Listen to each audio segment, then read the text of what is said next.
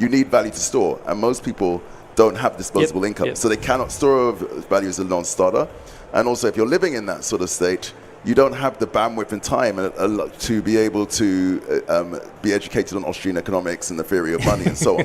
What blockchains are. And what we're seeing is something I say is BTC, backwards thinking, is correct for the vast majority of people. And you start with the necessity: food, water, electricity, power in the case of people like gridless and so on. Give them a necessity, but make sure that you can only pay for it in Bitcoin or in sats. And so you start with necessity, you go straight to medium of exchange. As the medium of exchange, you naturally start thinking, at least for that expenditure, in the unit of account. And then what we're seeing is, even without being prompted, within a few months, we're seeing numbers like 25 to 30 to 40% are starting to realize with their savings, those savings give them the money to now disposable income. Love that. And they themselves decide to store it as Bitcoin. Yep. And a few people may want to understand how this thing works. Yep. Over time, and then we give them the education when they want. But just like your microwave, your car, your TV, your mobile phone, you can use it for the rest of your life and not understand how it works. You don't need to no gain the inherent need. benefit. 100%. I love all this. Aaron, I want to come over to you. You've been covering Bitcoin now, I'm going to say, for over a decade, if I'm not mistaken, right? So working as the editor-in-chief of Bitcoin Magazine, covering Bitcoin, educating people about Bitcoin. We're seeing Bitcoin sort of, I think, as Obi was alluding to, sort of move in different directions. We have the financialization of Bitcoin. Then we have things like what Fedi is doing, getting people to use it on the ground, not even thinking too much about it theoretically or philosophically, but just using it practically. Where do you think we go? Do we just see these two things sort of diverge? Do we see Bitcoin eventually be thought of as money by a broader swath of the population? Where are we going, and what trajectory are we on right now? I mean, I think there's competing narratives in Bitcoin in that sense, and that's been the case for years and still the case. So on the one hand, indeed, you have the financialization, institutionalization of Bitcoin. You know, you see in the US even with the strategic Bitcoin reserve. On the other hand, you know, and these are more the values that I care about, are like the cypherpunk values, right? And I think it's important for Bitcoin that stays alive. So that's, you know, aspects like decentralization, privacy. Actually, I'm hosting a panel on this also today with Obi is going to be on it.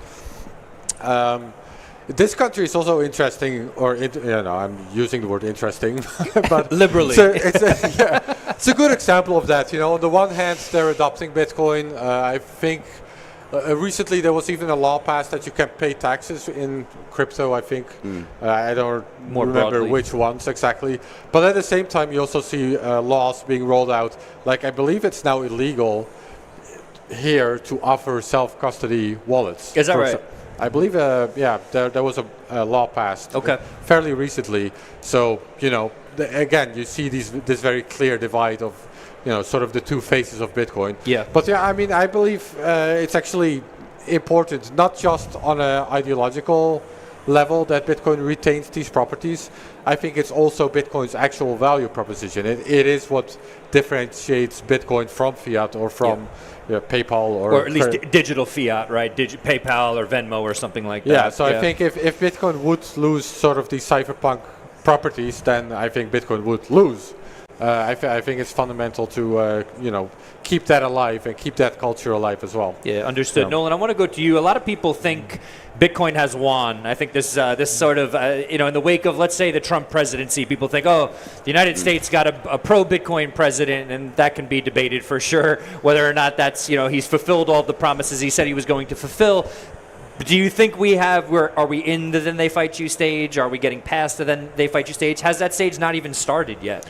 Well, clearly we're in they'll fight you stage because of the amount of manipulation of the price. The whole thing is a scam right now. The up and the down, it's nonstop. The incredible timing of Wall Street to offer all these products right when the market has a crash. So it looks like we're swimming with the sharks. We're on the main stage of this conversation. But to tie the two ends here, Bitcoin was always on a sort of double trajectory. It was there to change the money, and it was also there to fix these privacy issues and to remove that kind of censorship, the panopticon, the constant surveillance. I've always believed it's a two-step process. You get to the banking and the Wall Street section first, you change that configuration, and then eventually you start to realize that privacy has this importance. So we're still in a murky stage. We're still in a liminal stage because we're a bunch of people tearing down an elephant. We got the hooks and we're pulling it down, and looks like it's coming down. But there's a whole nother problem after that, and that is this cypherpunk realization. So it is a long trajectory to get to there, but it looks like the biggest obstacle we have is this Federal Reserve and is the legacy system that we all grew up in and inherited. So it looks like we're on schedule. I appreciate it. I'm actually, if I can comment on that real quick. I want to have you both comment because I know, Obi, you also contributed to the piece to Bitcoin Magazine, but I just got word we do have to head over to commercial break just for a moment, but we're coming right back here to the live desk after this. We'll be right back.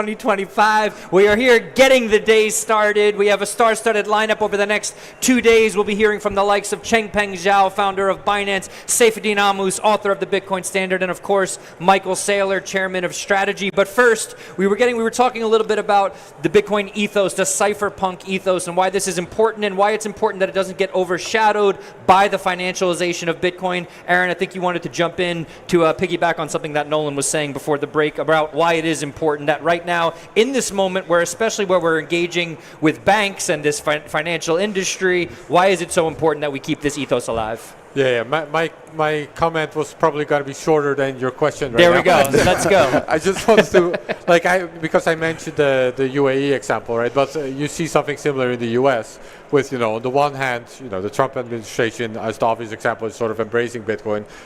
On the other hand, Samurai developers are going to jail right now or sitting in jail right now. Yeah. So not in jail yet, but sentenced. They've been sentenced to jail. Okay, fair enough. But so to your question, are we in the fight state? Then they fight you. Yeah. Then I think it's it's happening simultaneously. Okay. Like on the one hand, they're embracing aspects of Bitcoin. On the other hand, and by they I mean government or and on the other hand they're fighting it actively also still. Yeah. Yeah, it is kind of two things playing out. It's been kind of very tough to cover both of these when I was doing so for Bitcoin Magazine. But Obi, I want to go over to you. You published a piece for Bitcoin Magazine just a few weeks back around, I think it was Eric Hughes, cypherpunk ethos, why privacy is important. Can you talk about, especially in the context of what you're doing with Fedi, how you're offering people privacy and why it is so important, especially in the context in which you're serving people? Yeah, well, first of all, I want to comment on something. And my view is that these things do happen in parallel, but you have to have a zero tolerance on letting go of privacy on Bitcoin. It's one of these things where it may not be possible to get back once you lose it. So that process has to be this constant. I did an article recently on that, and we'll be discussing it later on today, in fact. But there's something called the cypherpunks manifesto. And many people who are in Bitcoin now may not even be aware of this. Please teach us a bit about and this it. was the cypherpunks were this group of incredible people who, very early on, they were very prescient. They understood that even in the early days of the internet, that it was very important to maintain certain values to protect this incredible resource that had been created for the world. And one of them, Eric Hughes, decided to take a collection of different conversations and summarize it as a manifesto of certain terms. And it was called the Cypherpunks Manifesto. It's often, if people do remember it, as this famous line, cypherpunks write code. Code, right. Which is true, saying that code is the way to help solve an action change in the world. Whatever world you want to see, proof of work versus proof of talk in code. Yep. However, that wasn't actually the main message of the manifesto, even though it's the one that's often cited. It was mentioned 3 times. And in fact, 3 years later, 2 or 3 years later, he even corrected himself on that line. Eric Hughes did. Yes, Eric Hughes did. But what was mentioned 22 times in the manifesto was the fact that privacy is extremely important. In fact, it's essential. The first line is that privacy is essential in an open society in the internet, for an open society in the internet age. Yep. And he went on to explain what privacy is, which is not the same as secrecy and so on and so forth, and repeats this again and again and again and again. 2 or 3 years later, he even said, okay, cypherpunks write code, but without a general acceptance in society of privacy, so he doubled down, code is not enough. Yep. So it's all about privacy. Now, this document, this treatise, inspired a number of people around the world. And it led to things like WikiLeaks, it led to things like Signal, the messaging client, app, right? And it inspired Bitcoin. In fact, it was mentioned, cypherpunk's ideologies and so on were mentioned by Satoshi Nakamoto on a number of occasions. So that's a clear basis. It's not a non-negotiable. We have to have that. So in Fedi, we use a protocol called eCash behind the scenes to provide people cryptographic privacy while for their monetary transactions, custody, and so on. The same way giving cash from one person to another provides privacy. Exactly. Right. And we use a protocol called Fediment, originally created by my co-founder. It was the first Bitcoin eCash protocol. We also use other protocols to provide private communication as well. And we allow people to access the web, browse the web, with a curated set of websites that effectively use Bitcoin and also protect your privacy. The point with this, though, is with privacy is that today the average person doesn't care. So it has to be something which is as easy or easy. Is it that they don't care or they don't think about it a lot? There's a really crazy paradox. When you actually ask them, they really care. Okay. When you look at their buying behavior, they always choose convenience over privacy. Right, okay. So the lesson is you have to meet people where they are. They need privacy, they just don't realize it. If I'm a child, they need certain protections, for example. They may not realize it. You just have to give it to them. Yep. You have to give them the medicine with the vegetables or whatever it is. Yep. So we give them privacy, but the user experience has to be as good or better than what they have now. The normal apps, So that's why in my first statement I didn't mention privacy. It's just you just get it. It should be privacy should be considered a human right. Yep. And you just get it as standard. Just like you have your program uses code, it should just have privacy built in. And separately, the way we describe it is private is key. We talk about private keys. Private is key. Love it. And what's really exciting is we're seeing more and more, and I'm hoping to see a lot more of that over the next year. More and more Bitcoin companies are starting to add privacy by default into their apps, which is reversing a trend, which was of less and less privacy in Bitcoin companies over the last few years. So I'm really excited about that. Okay, amazing. Please, Nolan. That's exactly why I see it as a two-stage process, but not as a... they can't be separated, I agree, privacy and the financial side, but like you said, humans are not logical. Even Bitcoin has proved that to me. If it was just a question of IQ or access to information, we'd be on a Bitcoin standard today. The truth is, and large language models have sort of taught me this, we're sort of a sum of our wants and our fears. We make decisions based on our wants and our fears. We're emotional creatures. Yeah, and then we call intelligence the sort of reverse engineering and explaining it to ourselves of the decision we've already made. But that's why the financial side, recalibrating our wants and our fears so that we understand what the value of privacy really is. We're just not there as a society now. Even myself, if there's something I have to sign up to, I have to scan my face or something, I don't think twice. And we're just not there to value and really want this privacy thing yet. And we don't really understand essentially why it's so scary to not have it. Yeah. I expect that to change a lot in the next 6 to 18 months. I agree with why, you. if you don't mind me asking? AI. Yeah. Okay. Because everybody talks about, right now, your information has probably been hacked or exploited on multiple centralized databases over the last however long you've been on the internet. Yep. So if you've been on it for 15 years, it's been exploited. There are sites you can go to, put in your email address, and you can look very depressingly at how often your details have been shared.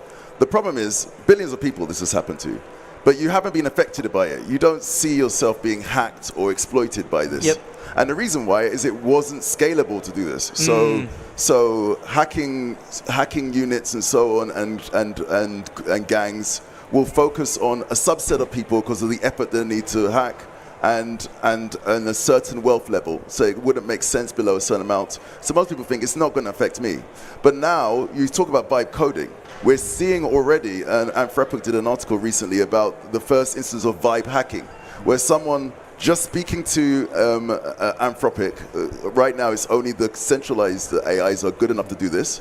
But the open source decentralized ones are only 6 months behind. So they were able to see people using Anthropic to vibe code hacking software, which would automatically check these databases, attempt to hack these systems, and actually successfully hack and exploit. But this would now cost people pennies, and they had no skill, no coding skill needed. So once people can see that works, that's going to spread. And when every mischievous kid at at school can hack all of their friends and teachers, every disgruntled employee can hack their boss, and it starts happening way more frequently, and it becomes real. And now the amount that you want to get from it, also you don't even have to hack for money. You could just hack for information that's valuable for you to keep private, but for no one else. And someone will pay $20, $30, $50 to keep that sensitive picture or so on private, even though no one else values it. They value it. Of course. And so when that happens more and more frequently, people are going to start thinking, this is happening not just to some random person far away, but it's happening to my friends, it's to my colleagues, or to me, again and again and again. Maybe I should start thinking about taking my information off centralized databases. Maybe I should start, but then where do I put it instead? And that's when solutions where you can take control, or your community can take control of your money, of your data, your communication, becomes significant. So I think, in a weird sort of way, AI is actually going to accelerate adoption of privacy-preserving tools. Appreciate that. Aaron, I want to go to you. Again, you've documented this for a while now, over a decade. Do you feel like we are getting to a point where people are going to experience this vulnerability? Is it inevitable that basically pain is going to become a teacher for a lot of people, right? They're going to see something's going to stop being theoretical, like, oh, this could happen. They're going to experience it. Is their behavior going to change as a result? Do you agree with everything that Obi's saying? I mean, generally speaking, people do care about privacy when it's like very tangible, right? Like people close their curtains, or they will close their bathroom door, or like in these aspects is very, people understand why they care about privacy. So yeah, the more tangible it becomes, the more obvious it will become to people why it matters. And I think also right now, in some countries, it is already much more important, to protect your privacy. But what Obi is doing is very interesting, because you're using eCash, which is in itself, one of the predecessors of Bitcoin, which, by the way, which camera are we on? I think we're on one of those two over there. Right or left? The Genesis book. Just one of these. Today I wrote. Aaron von Weerdem, author of the Genesis book. But it's very cool that you're using one of the predecessor technologies of Bitcoin now on top of Bitcoin to get these same benefits. That's and like super predecessor, 1980, I think it was developed, 1982, right? It's about 25 years older than Bitcoin itself, right? Bitcoin itself. It provided incredible privacy. It was very, very easy to use, very intuitive. If you ever use an eCash wallet, it actually fulfills the promise of cryptocurrency. With one problem: it required a trusted third party, and we've reduced that trust by making it federated, and backing it, instead of backing it by a fiat currency, we backed it by the most decentralized money the world has ever seen, which is Bitcoin. So it was actually an idea before its time, and I think it works way, way better on Bitcoin. And but just going on to, you say certain parts of the world, there's certain parts of the world where they need privacy. We work with people, activists authoritarian regimes, or journalists who are working in these areas where, if they were to communicate in those regions, their conversation could cause them to have significant issues, or their families. If they were to transact in those environments, they could be at significant risk. And so they are effectively living in that future where, as Aaron said, they understand that private is key. And so I was at this in Africa just last week. And a statement from one of the keynotes was that if you're thirsty, you know what water looks like. Yep. And it's the same with privacy. If you start seeing the impact of not having privacy every day, you'll very quickly understand why you need privacy. Yeah, appreciate that. We have to go back to the main stage in about a minute. I just want to maybe close with Bitcoin in 2026. What are you looking forward to? What do you hope happens? Nolan, I'll start with you. Well, yeah, I think it's exactly on the theme of this, right? We're seeing more or less this conversation about the macroeconomic situation take shape globally. It looks like we're entering a new financial system. It looks like Bitcoin is front and center in this. But indeed, passing the narrative to this privacy thing. So I think it's actually, in a way, I don't wish this terrible responsibility on the Samurai Wallet folks, but it is kind of weirdly coincidental that their story in America is now starting to push its way into the national consciousness. For sure. It's starting to come main stage as well. So it looks like 'twas written in the stars, and 2026 is going to be, like 2025, exactly what we need and want. I like it. Appreciate that, Obi. Prediction, or what do you hope to see happen? Three things. One easy prediction that's very personal to me and to us at Fedi. We promised nearly 18 months ago that on January the 3rd, 2026, which is a very key date in Bitcoin history, January 3rd, that Fedi will go completely open source. And so we're on track for that to happen. Amazing. And so watch this space. But the difference is we're a highly resourced company who's built a very commercially strong product, fully security tested and all this sort of stuff. And we're giving it away fully open source, so we're excited about that. We appreciate that. The other two things are privacy. We already discussed that, so I don't need to discuss that more. I think that's going to become more on the agenda next year. And also communities. It was really exciting to see all the work from Bitcoin Beach, Cassie, and Bitcoin circular economies around the world. And I think you're going to see the expansion of the idea and the lessons coming from the global south on how to do this right, expanding to the west. I think you're going to see some very exciting projects happening in the west, which are going to be very innovative in using Bitcoin circular economies and community and using that as a superpower. Yeah, I'll add quickly on that. I was just at the La BitConf in Argentina. That was a big theme down there, and I'm already getting people saying I want to talk about the whole circular economy thing in 2026. I got people saying, hey, can you put me in touch with the Bitcoin Magazine organizers of the event? I want to talk circular economies. I hadn't seen that before. I hadn't seen people pitching that, and now it's here. Appreciate that, Aaron. We got to go back about 15 seconds. A final prediction. What are we looking forward to in 2026? 15 seconds. Oh my God. Let's go. Pressure. Let's give you 30 seconds. I'll hold off our producer. You go for it. I mean, it's a completely different topic than what we discussed, but I think we might see a contentious soft fork attempt in the new year, right? Let's just go into that. 15 seconds, we're done. I'll summarize it. I mean, I think that will be, or maybe it's not going to be interesting.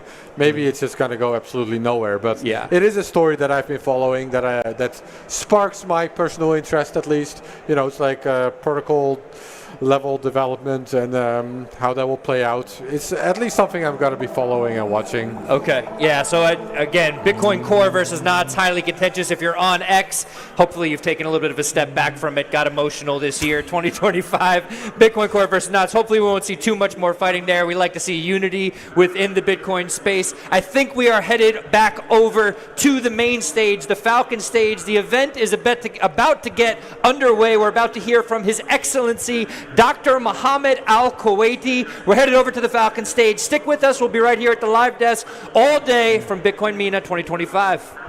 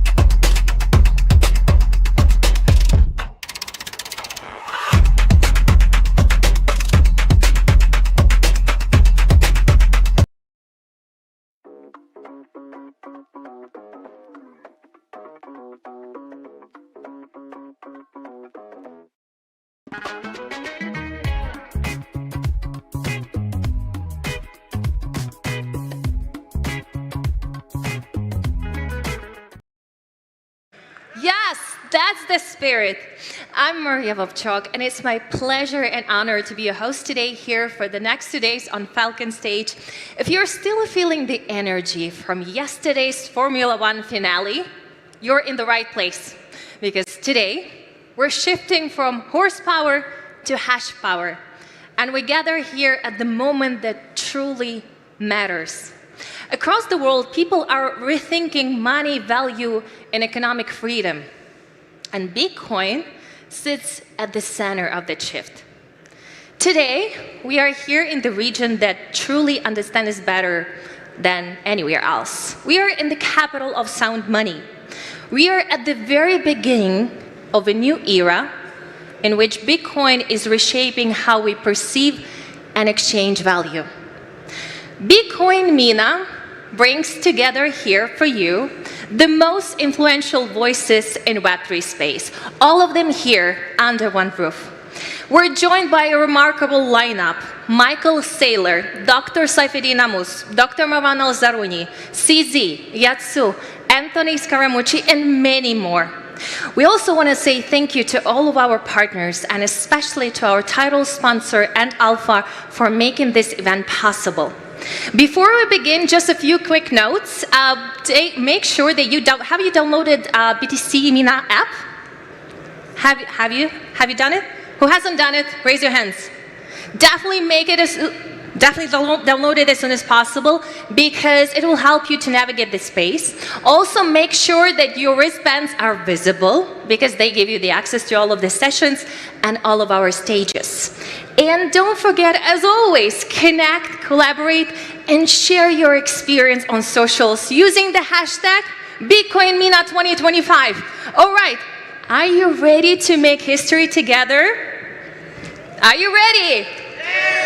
That's the spirit. So let's start by welcoming our first speaker. When I said that we have a remarkable lineup, I'm so happy to welcome on the stage, and please give him a big hand. His Excellency Dr. Mohammed Al-Kuwaiti, Head of Cybersecurity for the UAE Government, Cybersecurity Council. Please be louder.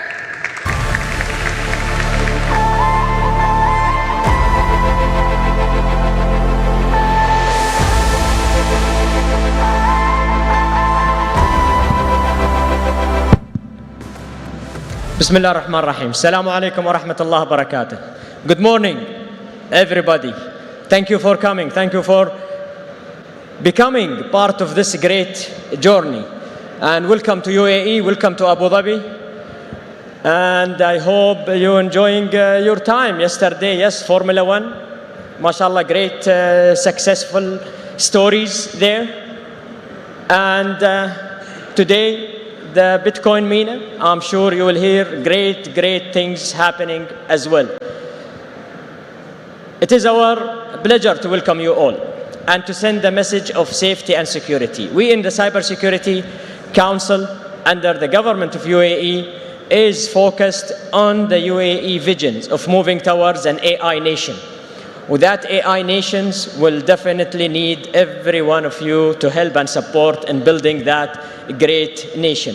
Here in Abu Dhabi, capital of capitals, working in many of those investments aspects, and I'm sure you've heard as well about the Abu Dhabi Financial Week, which actually focuses on as well so many of those investment. And there is another event happening as well, which focuses on basically called Bridge and the content creation of so many of these great aspects.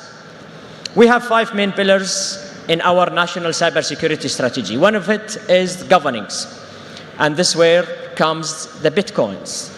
Laws, legislations, regulations, policies, procedures, many of those things are needed and always will help how we navigate this new era of AI. Second pillar is to building that relationship, building technologies, building great supply chains, and working together in order to actually build that message that we send to everybody, cybersecurity culture. And this brings us to the third pillar, which is focused on our main mission, to protect and defend. I'm sure you walked through many of those great partners outside there, be it in the mining, be it in the supply chain, be it in, again, content creation, or be it in many of the cybersecurity and things that they're actually working on. Many of this need that umbrella pillar of to defend and to secure. And that's what we are actually sending the message of. That UAE is #1 in safety and security across the whole, alhamdulillah, world, based on the United Nations, as well as many of the competitiveness rankings.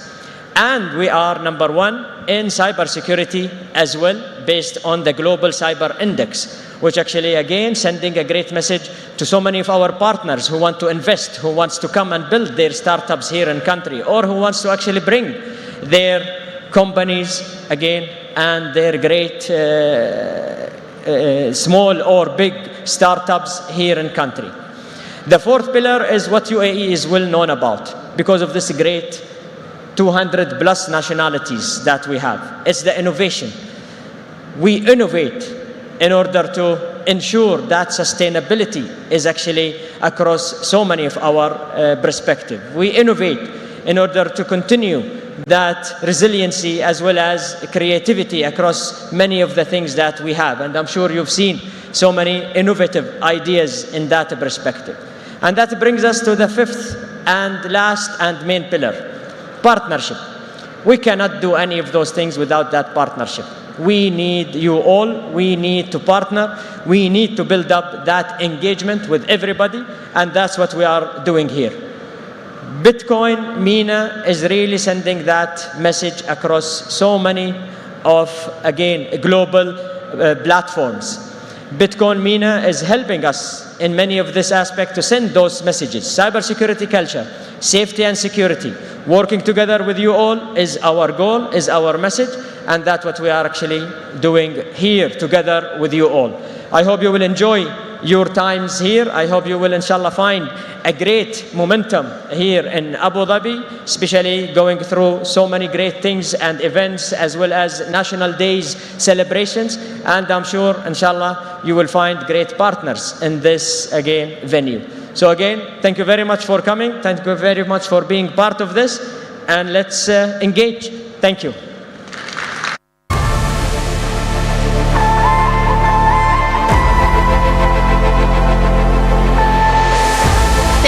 Thank you so much. I truly believe that it's also, as His Excellency Mohammed Al-Kuwaiti said, about building relationships and about building the right technology. I'm so excited to welcome on the stage, and please give him a warm welcome, His Excellency Mohammed Al-Shamsi. Please welcome him on stage and be louder. Louder, please.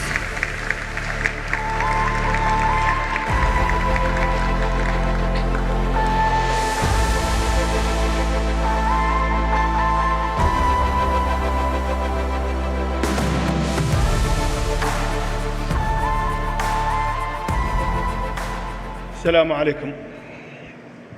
Good morning, everybody. I'm so glad to be here with you, and it's a very good opportunity to announce about Mazoon Company, investment company, belong for His Highness Sheikh Mohammed bin Isa bin Zayed. We just start months ago, and it's a very good start to be from Bitcoin MENA. Today, we are living in historical phase in which future of the world economy are changing at unprecedented speed. Bitcoin is no longer just a digital asset, but has become a key pillar in the future of financing. And with it comes the rule of mining as the beating heart that maintains the strength, security, and continuity of network. Today's mining is not just 24 hours devices. It's integrated industry that relies on energy efficiency, accuracy in calculation, and ability for scale.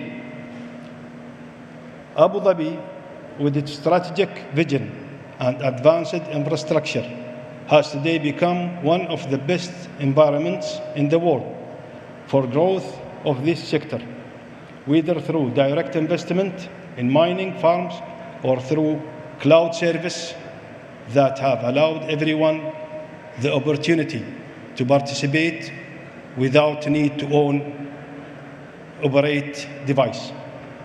Cloud services are not a luxury, but a smart step to enable companies and individuals to enter this field safely and transparently, while reducing operational risk, increasing the ability to expand quickly, and taking advantage of latest cooling and energy efficiency technology. As the world enters a new place based on artificial intelligence, big data, and web technologies, it has become clear that those who have the ability to process and compute, whether in data centers or mining platforms, will have the key to the future. Here is come important question: what required from us today? Investing in knowledge to understand technology deeply before investing financially. Collaborate between the public and private sector to build an infrastructure capable to supporting computing and clean energy interests. Embrace innovation, whether in mining, energy efficiency solution, or in cloud platform. Move quickly, because the future will not wait for anyone, and those who are late today will pay for being late tomorrow.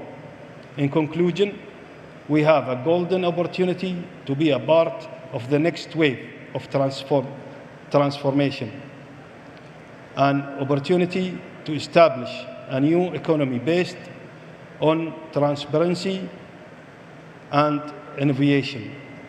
I'm confident that the UAE, especially Abu Dhabi, is capable to being a global center that leads this future with all its strengths.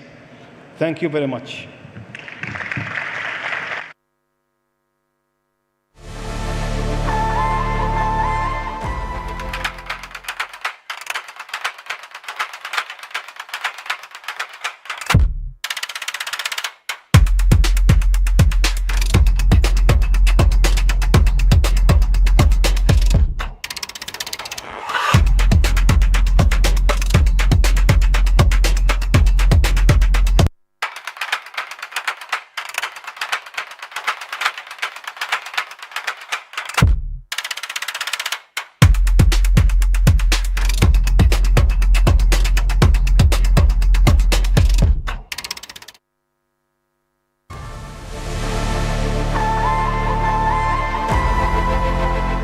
Thank you so much, Your Excellency Mohammed Al-Shamsi.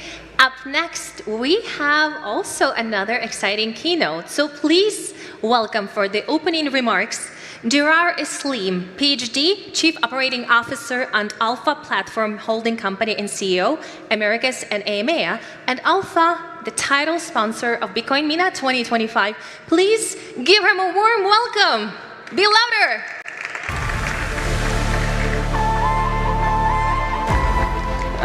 Assalamu alaikum.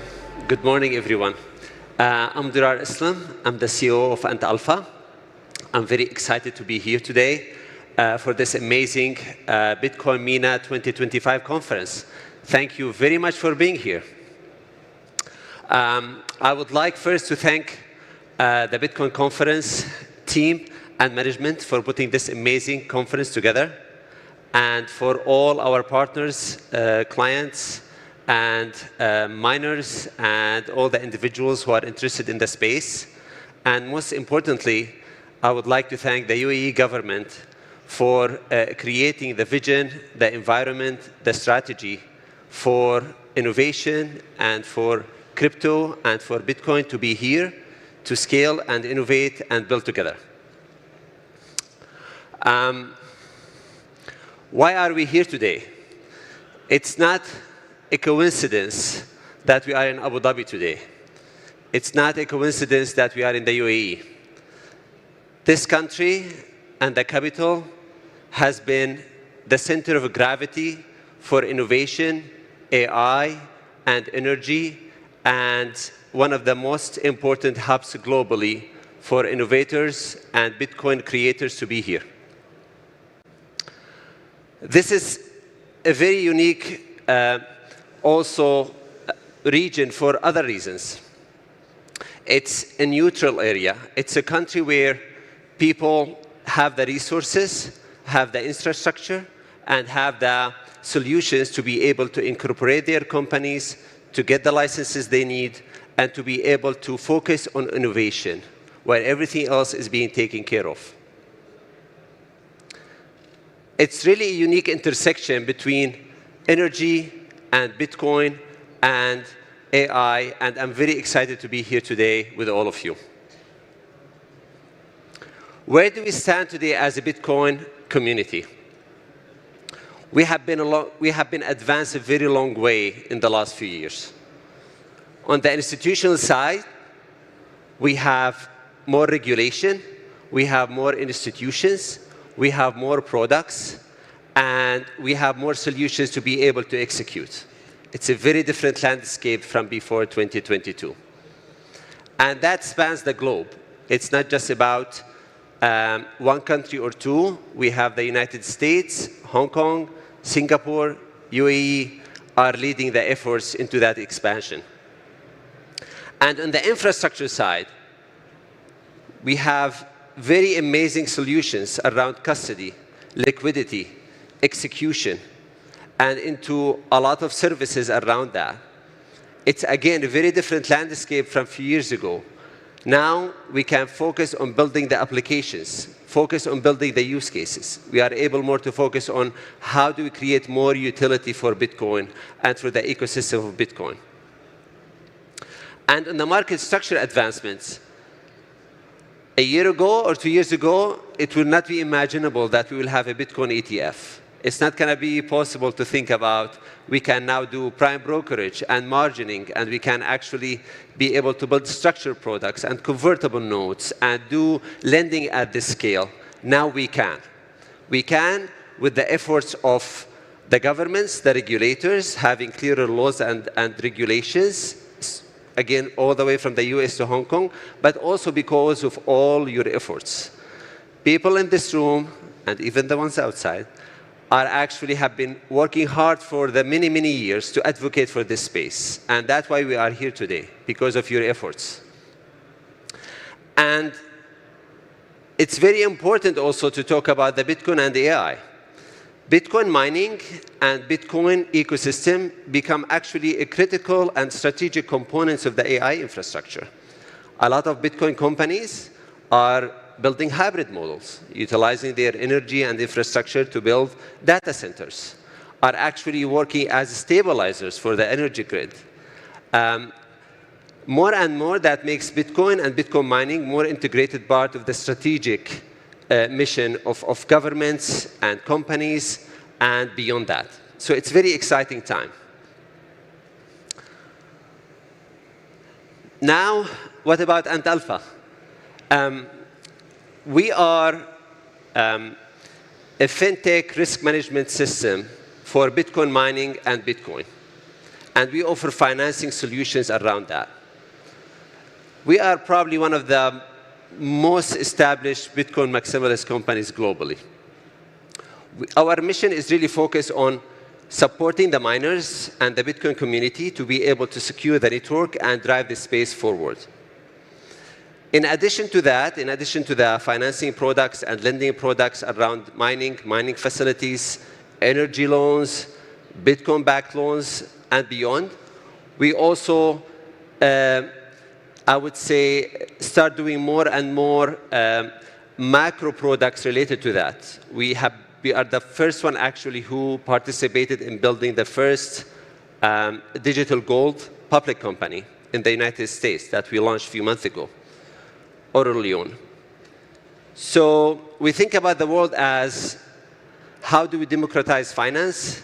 And that starts with enabling the infrastructure, enabling people to access digital assets safely and enable them to scale, and also adding products over time that supplement that, including digital gold.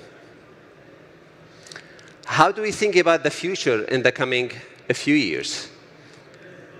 We already, as I said, advanced a lot, but there is still a lot to do.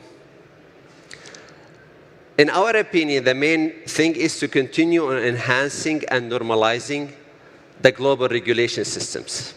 Bitcoin was created to be able to move money seamlessly between people globally, instantly. And we cannot do it now without having a compliant and a clear paradigm globally. So the more we have clearer laws, the more we have more advanced regulations, like what's happening here at ADGM and at VARA, and what's happening on the SEC side in the US and the Hong Kong Financial Authority, the more it's going to be easier for us to be able to move money seamlessly and democratize finance over time. So we continue to focus on that aspect. And we need to continue adding services. We are mainly operating out of Hong Kong and out of Singapore and the US, but actually we are also creating a presence here in the UAE by next year.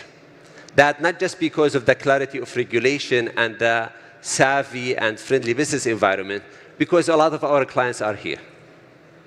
One probably out of 5 clients I speak with, they say they are in Abu Dhabi or Dubai and they are very happy. And we want to service those clients. And we need to be closer to them. So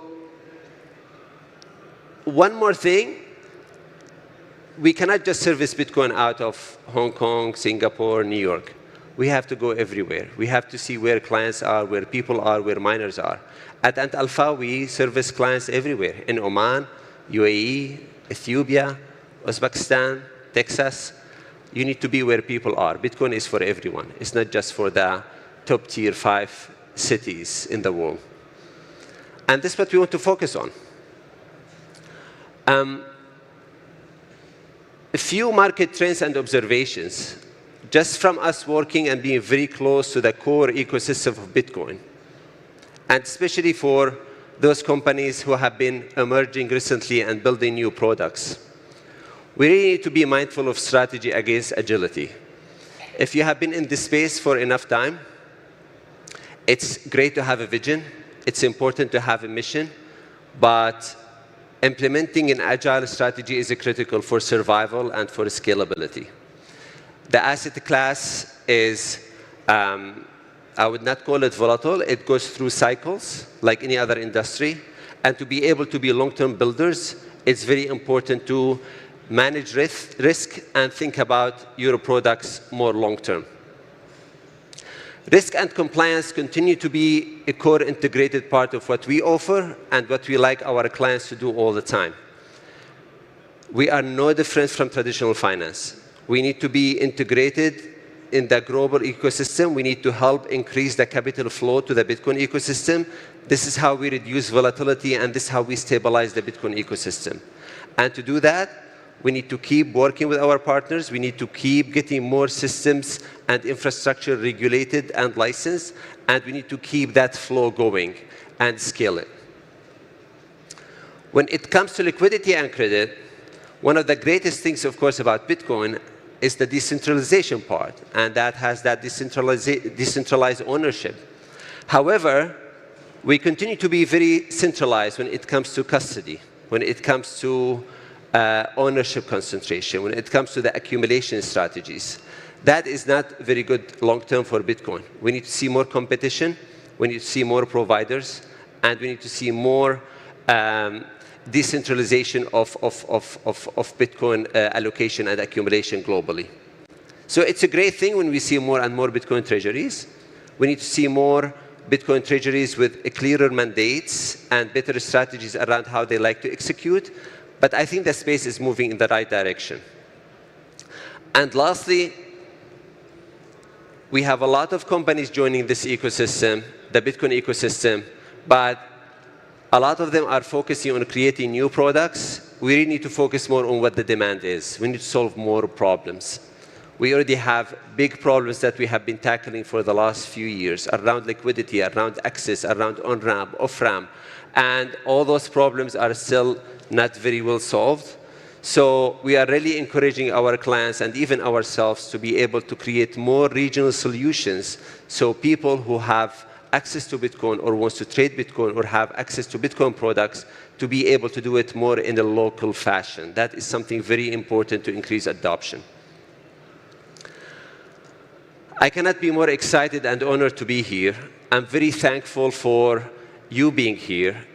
It's an honor for us to be the title sponsor for Bitcoin MENA. This is just our commitment for building a long-term value for our investors, for the Bitcoin community.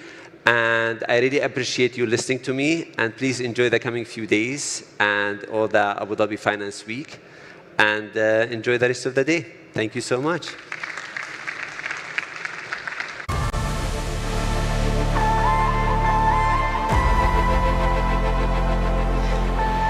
Thank you so much, Durar. I truly believe that Bitcoin is for everyone. Is that right? Isn't that right? That's the spirit. We'll be back shortly. Stick around because we have something very special for you in just a few seconds. All right? We'll be back.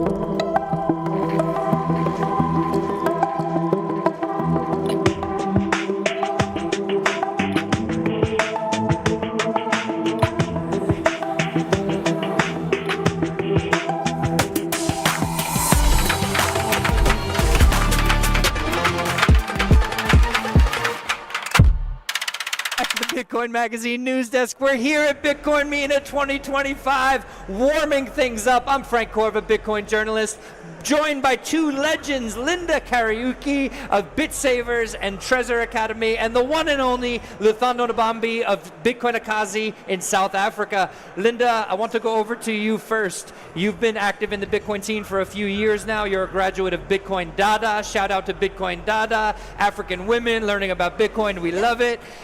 What has it been like? What sort of work are you doing now? And what is it like building community in the Bitcoin space? Yes, thank you, Frank, for having me. My pleasure. So, just because, just as you mentioned, I am a beneficiary of Bitcoin Dada, and it only makes sense that I can carry the same thing and I extend it to the larger community. So, having had the honor to host Treasury Academy Kenya, I have been in a position to build a community rather of over 130 people. Ooh, yes, I have my own project. So, we've graduated 120 people so far. Amazing. In 3 cohorts, and our project is based on embracing Bitcoin as a store of value. Okay. Why Bitcoin? Because when it comes to Africa, we have so many currencies and also some of the most unstable currencies.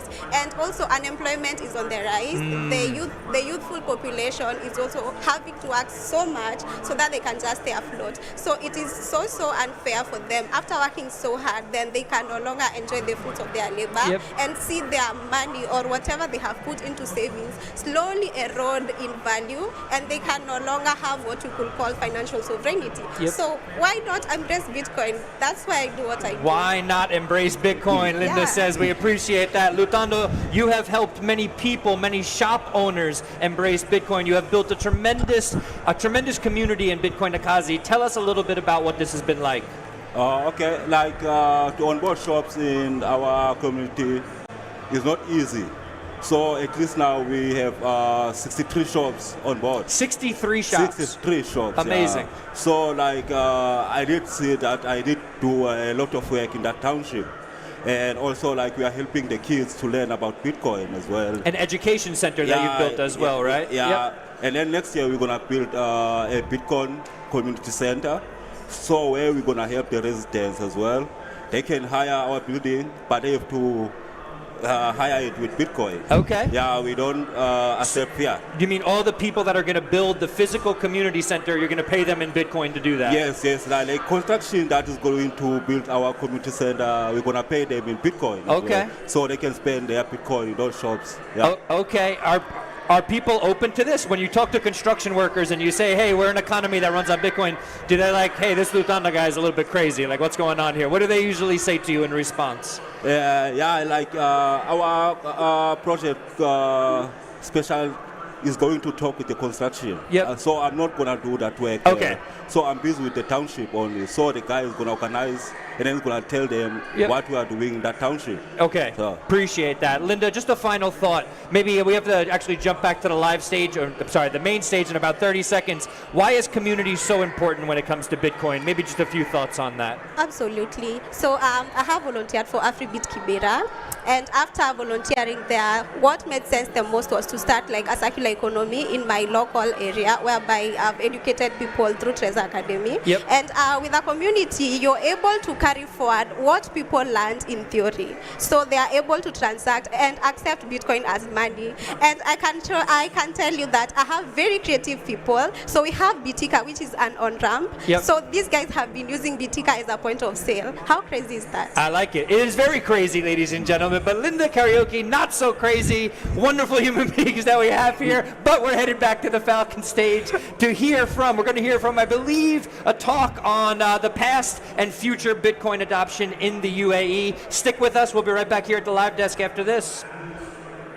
I met Dr. Marwan 13 years ago when I first came to UAE because I was doing some Bitcoin business in the state of New York, and the state of New York came out with the Bit license, which was basically a de facto prohibition against Bitcoin business. And after investing already a lot of Bitcoin and a lot of time and energy to have my business shut down in New York, I started thinking, where can I go that they would welcome economic innovation and freedom in currency transactions and such? So I had never been before, but I booked a flight to Dubai, and when I landed, within 48 hours, I basically put on the internet a post saying I'm looking to buy or sell Bitcoin, which was my line of business. And within 48 hours, I was on the phone with Dr. Marwan here, who at the time, it seemed, was probably one of the only people in this entire country who knew what Bitcoin was and was actively trading Bitcoin, but it's been a long time. So how do you remember that, Marwan, in the past of Bitcoin in the UAE? I think when I started back in 2012, and it was basically, I was a forensic investigator for Dubai Police, and I attended a law enforcement conference here in Dubai, and somebody was talking about Bitcoin and how it was used in illicit activities.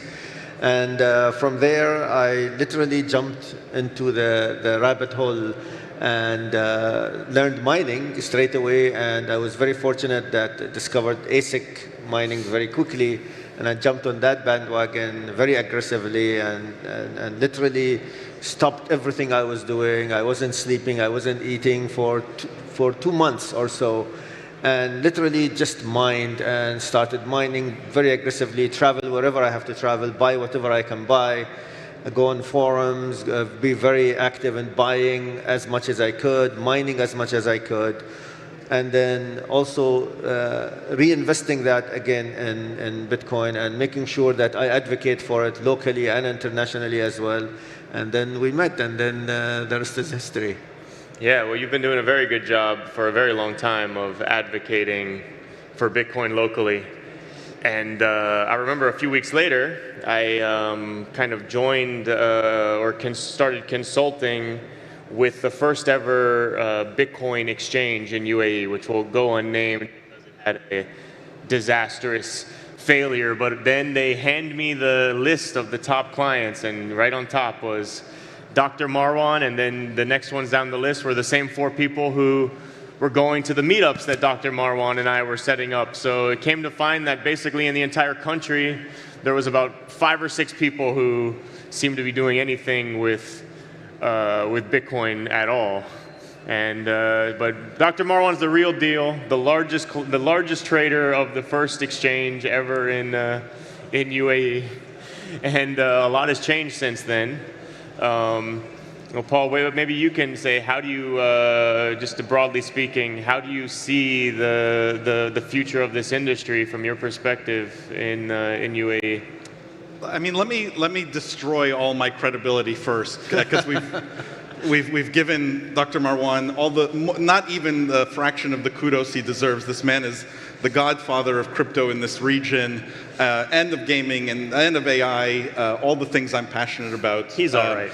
So I'm honored just to share the stage with him. Now, my 2012-ish story is much less glamorous. I was a gamer, a hardcore PC gamer, and a tech nerd through and through.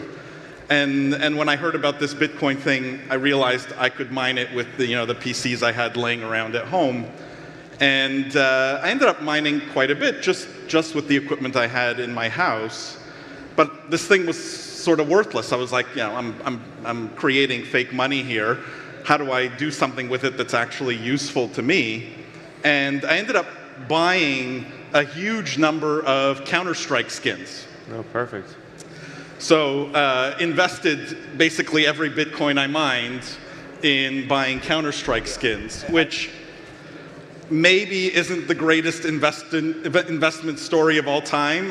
Hopefully destroys all my credibility here, because the sheer dollar value of what I spent on Counter-Strike skins in today's dollars would make anyone blush, I think. But that was my start here. And I would argue, just look around the room today and look how far the industry has come in this region. I will say, compared to other crypto conferences, you see many more people in ties here. And when we're thinking about the future of Bitcoin, I'll go just to the recent past. I think we've seen this adoption based on speculation.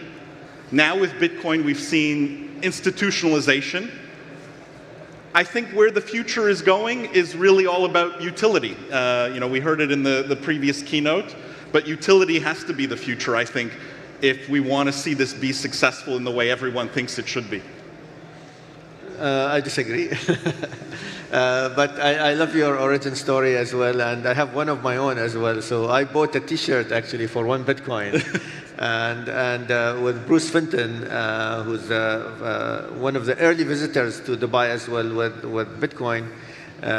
He helped organize the first conference, but what people don't know is that we used to organize pizza nights as well, where you used to pay in Bitcoin, and we convinced the person who was running that pizza shop to accept Bitcoin. So Dubai and the UAE has a pizza Bitcoin story as well, and it originates with some of the cool people that visited us and really wanted to use that utility of Bitcoin. But I think right now, and I think moving forward, Bitcoin becomes more of a store of value rather than a medium of exchange. The utility of Bitcoin becomes more about its longevity, and it's really, for me, it's very kind of not the vision that I envisioned Bitcoin for, but I think this is where we're moving towards. I think this is the thing that we're trying to escape when Bitcoin and the financial crisis that happened in 2008 was spinning off this idea of Bitcoin with Satoshi Nakamoto. It's going to be a very interesting time, this convergence also between Bitcoin, crypto, and AI. We're going to either go one way or the other, but I think having an in-between kind of society where you have Bitcoin enablement, privacy enablement using blockchain, but at the same time not having that much concentration of power, whether it's in the cloud compute kind of companies and big tech companies and AI companies and data center companies, where blockchain can at least nudge that kind of ecosystem towards more kind of equal playing field for the normal person, because your data is more concentrated. If you're worried about the internet with the privacy, now you're worried even more about your privacy with AI. And crypto provides a safe haven somewhat for that, but Bitcoin is the ultimate kind of safe haven for pseudo-anonymity. But again, the world is changing, and we need to really be wary of those privacy concerns, but at the same time, the spread of wealth concerns as well. So it seems the UAE's been very successful, in the very least, in attracting like crypto influencers that like to go on Instagram and Twitter or whatever they do. And for a time period, though, there was a point, which you remember, Marwan, where people who were actually trying to build Bitcoin businesses were actually leaving the country because, in my experience, it was mostly related to the basically the prohibition from the banking system here for until basically 2022 or so. I don't think there was a single company who was open, except for one, which was mine. I don't think besides that there was a single company that was openly banked as a Bitcoin or crypto company. And that was probably the kind of weak link in terms of developing here and building here. And I've heard that same story and same complaint many times. I mean, how many? Dozens, probably. But it does seem to be changing. I think recently there's the names escape me specifically, but there's been a couple banks that have they've opened up direct Bitcoin sales to their, I don't know if they're allowing withdrawals, that's another story, but at least some exposure in their native banking app. Yeah, so custody solutions with crypto. You can have crypto in your portfolio and directly exchange between. So no doubt there's some people who are going to come to this conference that are on the fence of where should I go to UAE to try to do some unorthodox business, some novel business in the industry. What is it that do you think UAE is finally ready to attract those types of businesses when nowadays for these types of businesses you can go to the US and you have at least for the time being, a pretty transparently positive regulatory environment. You can go to Singapore or Hong Kong or a number of other places on earth. Why should somebody seek UAE out as a venue to build their business? It's regulation clarity, regulatory clarity, and choice as well. So in the UAE, you are actually spoiled for choice when it comes to regulators, and all of them have passporting rules with each other, which means if you're licensed in any emirate, you can operate in the whole UAE. And in Dubai, for example, we have a made-for-purpose regulator, which is VARA, Virtual Asset Regulatory Authority. In Abu Dhabi, we have ADGM, and Ras Al Khaimah as well. Paul can tell us the regulations over there as well. So you are actually, no matter what virtual asset service you provide, you can actually get licensed in one jurisdiction or the other, and no matter how your business or your activity is, we're regulating you on the activity, not on the underlying asset. So we don't fall into this trap of utility versus security. We have really clear and straightforward regulation that's staying for a long time, and also regulators that are willing to listen to the industry and also to the consumers. And Paul, I think maybe the rack setup has gone under the radar. Could you shine some light on what the plan is there, or what makes it attractive? Look, at Innovation City, we have more crypto companies registered than any other free zone in the UAE.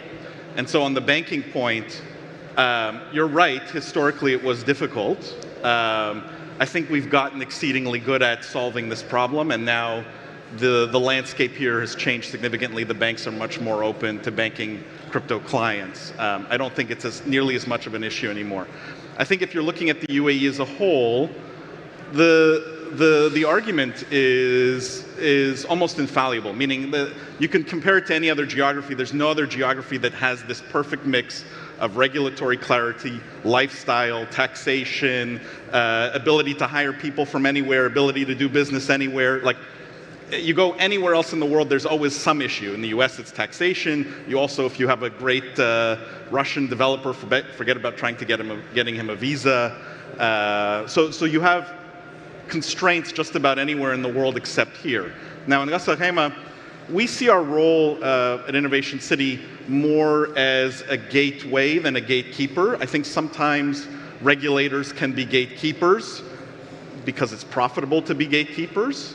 And we see our role as a gateway. So if you're coming in and you're doing something that's maybe doesn't need a regulator, that doesn't need heavy-handed oversight, we can license you quickly, cost-effectively, get you started, get you building the business. And if at some point down the road you do need a full-fledged regulator, VAR and ADGM, I would argue, are the best in the world. So it's this nice sort of in-between for people to come in, set up, get going quickly without the need for and that aspect is wholly unique to UAE, where there's a well, I mean, with DMCC too, so there's like probably at 4, but maybe even a half dozen competing, especially if you count onshore. So there's like a half dozen competing regulators that are vying for your business. And Marwan, where do you think that leads? What does the regulatory landscape look like? The banking landscape look like? And just the industry, the substrate for the industry look like in 5 years' time, from your perspective, for people who are trying to plan ahead now to perhaps make this? Yeah. I'll just correct. It's not regulators competing. It's licensing authorities that are competing. 100%. And I think this creates very forward-looking businesses, creates collaborations that are amazing. And I'll give you a couple of examples. So Bitpanda, which is a European exchange, actually moved to the UAE. They got a broker license. They partnered initially with Mina and more recently with Bank to offer direct buying and selling of Bitcoin on with your bank account. Another example is Bank. Bank just started offering AED, DeFi-enabled Zend AED, so you can buy and sell with the UAE-dominated. It's like a AED stablecoin? Yeah, AED stablecoin on DeFi, which is unprecedented anywhere apart from the US with the US dollar. And not only that, but it is backed one by one, so it's not algorithmic or any other kind of way of denominating a certain currency. And with good liquidity, and also with providing banking for the VASPs, so virtual asset service providers. And that's extremely, extremely aggressive when it comes to adoption, but also being completely a digital bank gives you that kind of speed of transaction. So as soon as you deposit money, as soon as you buy crypto, the finality is almost instant.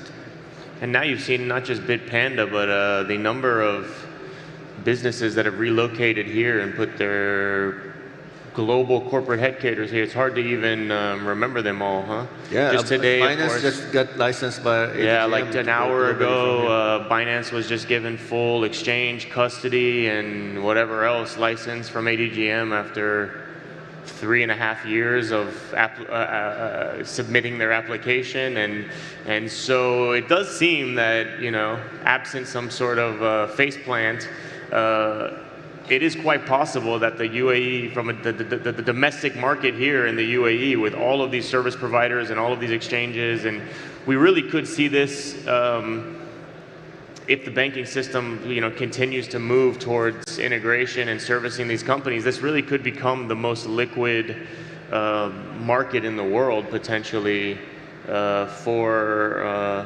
Bitcoin. And if Bitcoin goes anywhere near where I think, and others also hopefully think it could become, we could see this, UAE, I think, has a shot of being the Wall Street of the Bitcoin ecosystem, or the Bitcoin world.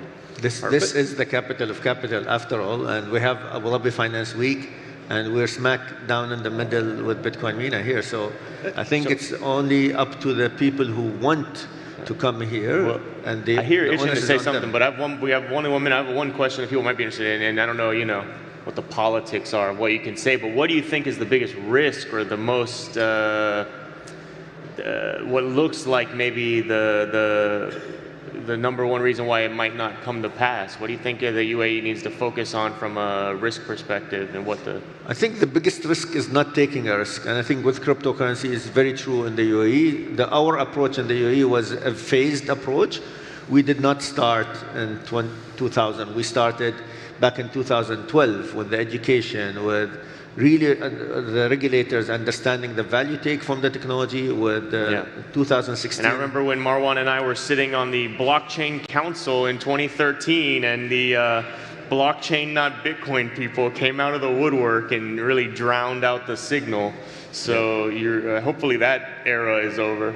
Yeah, 100%. And I think even 2016 to 2020, Dubai launching this blockchain strategy, and very soon after that, the UAE-wide strategy for blockchain as well came out. And then after that, we started, embracing crypto and really jumping headfirst into regulation, licensing. DMCC was the first to launch an OTC license. I was the first OTC license at that time as well, and this was 2018. I remember. But even before that, it was really allowed because it was unlicensed activity. RAC is one of those regions that can help you right now, today, to get a license for any virtual asset service. And Paul, with 1 minute left, what do you think is the biggest risk here, or the biggest challenge? The startup guy in me cannot disagree with Dr. Marwan. It's not taking risks. But I always think it's, I think it was Warren Buffett who talked about the ABCs, which are the three biggest risks to any industry or any business. It's arrogance, bureaucracy, and complacency. I think if any of those really sink in, and here's where the double-edged sword of the UAE comes in. The reason I think Bitcoin and crypto and this industry has been successful here is because it was not born out of rebellion like it was in some other markets. It was born quite thoughtfully. It was built quite thoughtfully with great regulatory frameworks, great government partnerships, great private partnerships. The risk of that, though, is that it becomes too bureaucratic. It becomes too slow-moving. It becomes sort of a prisoner of its own success. And I think the key going forward is to keep taking risks, to keep pushing things forward, to make sure the UAE is always on the cutting edge of both thought leadership, but also how we enable businesses to actually operate here. Well, inshallah, we see the Bitcoin-backed economy leading the way in the UAE for the world. Okay, so we're out of time.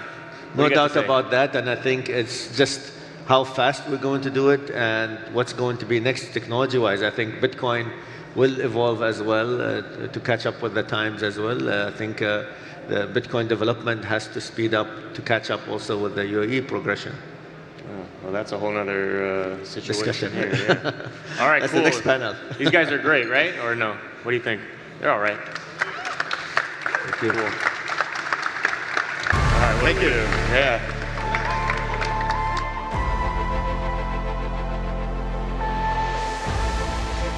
Fantastic. That was really insightful. Once again, give a big hand to our amazing panelists. And just a few seconds for a picture. And as always, I truly believe that educational is at the core of everything. So let's learn more about Bitcoin in just a few seconds. Keep your seats warm because our next session is about to unfold in just a moment.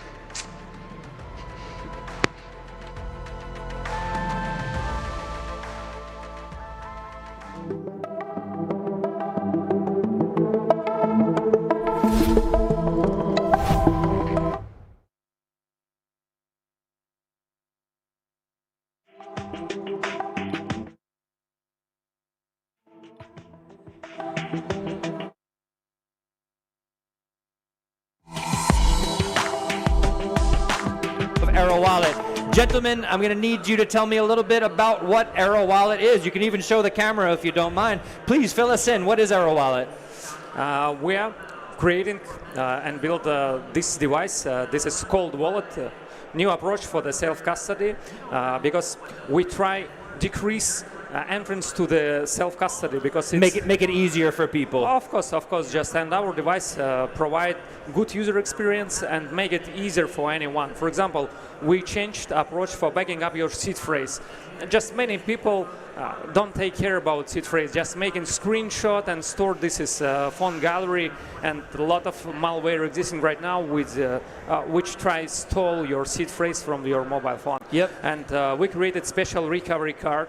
This equipped with special secure element with a pin protected and pin attention restriction on the 16 maximum.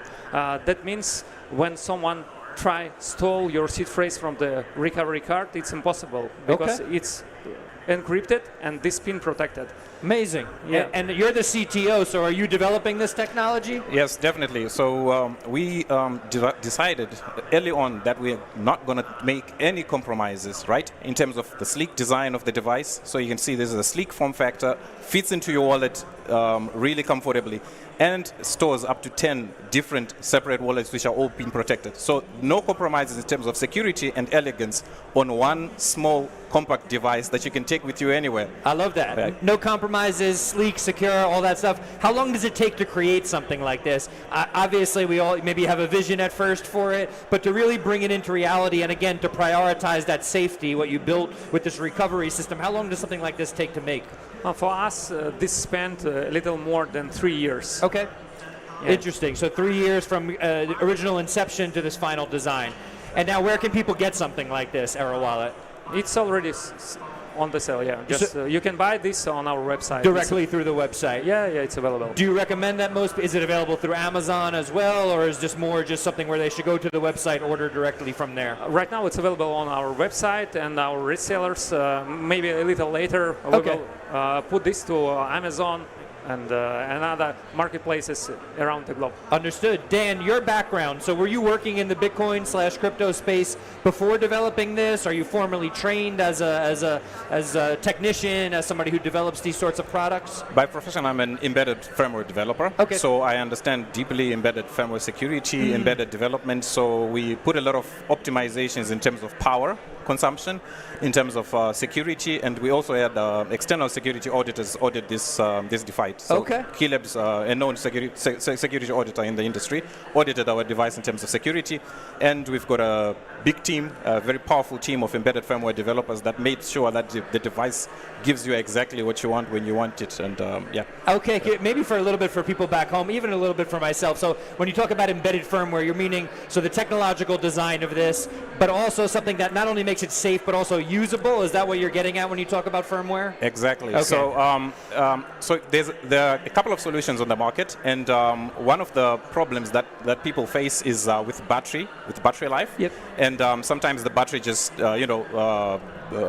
bursts out like that. So we were really focused on the embedded software, the firmware part of it, and the electrical engineering side of things, so that you've got a solution that doesn't compromise on not only on the security but on the reliability of the device, because that's what you want to store your money, right? Yep. You want something that is secure, you want something that is usable, you want something that is reliable. When you need it, you can use it. So we did that a lot. I appreciate it. You should also be involved in marketing. You speak very well about this. Secure and reliable. We're talking with the founders of Arrow Wallet here. We're headed back to the main stage to hear about Bitcoin in the portfolio of nations. Over to the Falcon stage. We'll be right back here at the live desk after this. Nation-state adoption and Bitcoin technology. We aim to facilitate acceleration of Bitcoin adoption across the world. Hello guys, my name is Abdullah Bari and I run the Blockchain Center in Abu Dhabi as an ecosystem builder here. Hi, my name is Bilal bin Saqib. I'm the chairman of the Pakistan Virtual Asset Regulatory Authority, where we're trying to incubate and regulate crypto in Pakistan. We have over 40 million crypto wallets in the country. Great. Why don't you introduce yourself, Daniel, as well? My name is Daniel Bannon. I'm the managing partner of CH4 Capital. We mainly focus on Bitcoin mining, which is one way that you can get a national strategic reserve from Bitcoin. I'm going to start off by asking Bilal. Now, for those of you who don't know, he was there to make an announcement at Bitcoin Las Vegas that Pakistan was forming a Bitcoin strategic reserve, and they were also going to use 2,000 megawatts of surplus energy for Bitcoin mining. Now, if you don't know, that's the equivalent of being able to power 2 million residents. Could you just give us a quick update on what's happening in Pakistan? Because that was an extraordinary and unexpected announcement. How's that going? Yeah, so we are kicking off with the first phase of that announcement, which will be happening very soon. And secondly, on our wallet as well. So we've, it's not easy trying to get the status quo to work on these new ideas, but we are there. So we've also set up our wallet, and the announcement will again be coming very soon. Right. And Abdullah, who's running the blockchain center, you're currently also running a $50 million investment fund. Can you talk us a little bit through how that's facilitating crypto and Bitcoin adoption in the United Arab Emirates? Look, for our investments are a thing that we are interested in the future. I remember yesterday in one of the talks I gave at a BNB hackathon was for us, when we do our investments or look into projects, we don't look for the next 2 years. We look at projects that are stable and actually can achieve something for the next 10, 20 years. Basically, we believe in the future, whether it's remittances, tokenized digital assets, Bitcoin on the balance sheet or as a treasury, etc. And I would say everything has to have value, basically. And when it comes to adoption, nation states are going to enter into an era right now. Everybody is saying it this year, for example, like everything is becoming more institutionalized and all of these aspects. But things when it becomes at a nation state level, for example, like Bilal and what they're building in Pakistan, etc. It's a different game there. It's not about mass adoption anymore. It's about what could we achieve bigger than this. Yeah. Well, you already have 30% of the population who's using crypto, which is extraordinary to get to that point. So now it becomes about what else can you do? I would say in terms of what else we could do, I think the next thing that would be interesting is the digital asset remittance market. We personally right now believe FX is going to be the next game. That's outside of Bitcoin, I would say. And I'm interested to see when the actual fiat currency in all countries start to vanish a bit and everybody starts looking into stable coins. And this is an important thing, by the way, because today you have central banks, treasuries backed by gold. So my question would be do we see a time where Bitcoin becomes a reserve currency for these central banks? Knowing about the volatility that we have, knowing about the ecosystem around the Bitcoin space and all of these things. We just had an announcement recently in the Czech Republic, I believe, that they had the Central Bank of the Czech Republic had decided to allocate a small amount as a test for Bitcoin. So very interesting to hear that this is a possibility for central bankers in the UAE as well. Prince Philip, you have been traveling the world talking to nation state level about Bitcoin adoption. How is that going at the moment? It's interesting. It's fulfilling work, but it's tough You're work. allowed to tell us about the challenges. I said to everyone, let's be honest, let's talk about the challenges that we face, because whenever you have a disruptive asset, you always have people by definition who are disrupted. Yeah. So tell us about the challenges you face. Well, Bitcoin is a very disruptive technology. It's one of the most disruptive technologies since the internet, since the car, since a lot of things like that. So at Jan 3, we are pushing to speed up nation-state adoption. We try to introduce, make meetings with presidents, prime ministers, ministers, even royals around the world to introduce them to the topic of Bitcoin and how it can help them and their country, their populace. Yes, Bitcoin is a bottom-up strategy. It's pure decentralization. Our strategy is a little bit top-down. And we feel that helps to give credibility to Bitcoin. That if we have a bunch of Bitcoiners like ourselves over here, taking a picture with the president or prime minister, that helps to wake up a few people and think, oh, I want to learn about Bitcoin.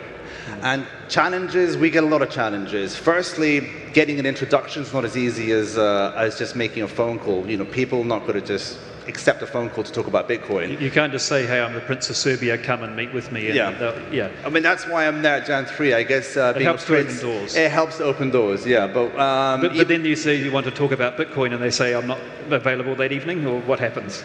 Well, here's the thing. We've come across a situation where we've spoken to some nation states, and a few weeks later, the IMF had then spoken to them. I don't know if that's a coincidence, or if there really is correlation there. And correlation does not equal causation, but it feels a little bit like there's pressure from the IMF for countries not to understand Bitcoin. I think one big example was El Salvador. Exactly 1 year ago, I remember I was at this conference 1 year ago, and we saw the announcement of the IMF pushing back on El Salvador's adoption. And this comes after they were one of the biggest first movers. Public first movers. In 2021, they announced that they will adopt Bitcoin as a medium of exchange, and also that they would adopt it as to release Bitcoin bonds and improve their energy infrastructure. Samson, the CEO of Jan 3, was there on stage with President Bukele, and that was fantastic news. Fast forward to almost 4 years later, and the IMF comes knocking on the door and says, hey, you got to scale back on your Bitcoin adoption. So it's difficult to get away from the grips on the compromisation of the fiat system. And so we're up against that. But it is what it is, and it's fun work, because we have seen some good success stories as well. We'll come to those, definitely. Bilal, similar situation as well. Prince Philip has mentioned the IMF there. Of course, Pakistan also has an IMF loan. What's been your experience, and what's been some of the challenges that you have faced? Yeah, I think history tells us that whenever you try to kind of bring change, you find a lot of resentment and different forces. And I think with regards to Bitcoin, it's a very interesting case, because you are trying to redefine a lot of things in the financial markets, and you are, and not just Bitcoin, and there are other sort of emerging technologies like tokenization. So I think people in policy making right now don't truly appreciate or understand the benefit of this. So I think that is we must do more on educating and telling people that yes, they want to talk about the price of the action, but I think that the price of the inaction is way more greater. Today at whatever price Bitcoin is, and the narrative is there, but if I talk about Pakistan, had we set this up a couple of years ago, we would have been in a different sort of economic strength today. This is the reality that Bitcoin compared, again, talking about the Pakistani perspective or other emerging markets, our currency has taken a hit. Why should our people be penalized at the expense of a monetary policy that is being created somewhere else? So why should we not adapt and adopt an asset which is not influenced by any politics, inflation, or printing? Our currency has been, and again, other emerging economies, the currency, if you look at a 10-year chart, it's depreciating. And, we are trying the same things and expecting different results. And then we look at the Bitcoin chart. So why is it not that, whilst we are doing all of these experiments and yet kind of not succeeding, we should start to allocate small resources towards this asset, whether it's through the budget or it's through providing energy. Exactly, and mining is one of the major ways that you can start to build up a reserve. Bilal was sharing with me off stage as well that had you invested in crypto and Bitcoin earlier, then maybe you wouldn't have even needed that IMF loan in the first place. That's how significant it can be to a nation state. Abdullah, different context, but when you're looking at the work that you're doing and how that dovetails for facilitating the expansion of crypto and Bitcoin within UAE, what are some of the challenges that you've personally faced? I wouldn't say there are challenges. It's about the understanding of what we could do with this asset. which is interesting today. Bitcoin today, in my opinion, and anybody who's here, that's all, from way back then when it was created, Bitcoin has failed to get to where it is. The whole intention of doing Bitcoin was to use as a peer-to-peer transaction monetary system, which is not what we look at it today. Some people strategy came out with the Treasury idea and through credit facilities. Other companies are saying, oh, this is digital gold, and all of these aspects. In my opinion, some of the challenges that we are facing today is that how to get adoption more wider into what we want to do. Like I told you, do central banks down the line use it as a commodity, for example, to back their treasuries? Should we peg it with stable coins, or should we actually start looking at it to what it was intended to be, as a peer-to-peer transaction system? What's your vision, personally? My vision is unlocking the liquidity of Bitcoin. Basically, one of the projects we look at are working on something, I would say, coming out in Q1. My vision is Bitcoin becomes more programmable. Mm-hmm. Okay. Philip, you were mentioning before about you had some positive wins. I know some of them you cannot reveal here just yet, but some of them you can. Talk about some of the successes you've had and what has worked as you've adopted your approach and you've adapted over time. Well, I can't really announce it, but Bitcoin bonds, very bullish on Bitcoin bonds. And for those of you not aware, a Bitcoin bond, to simply describe it, is a fixed income security backed by Bitcoin. So, for example, you raise $1 billion, half of it goes into buying the actual thing, Bitcoin, and the other half will go into the energy mining infrastructure to mine more Bitcoin.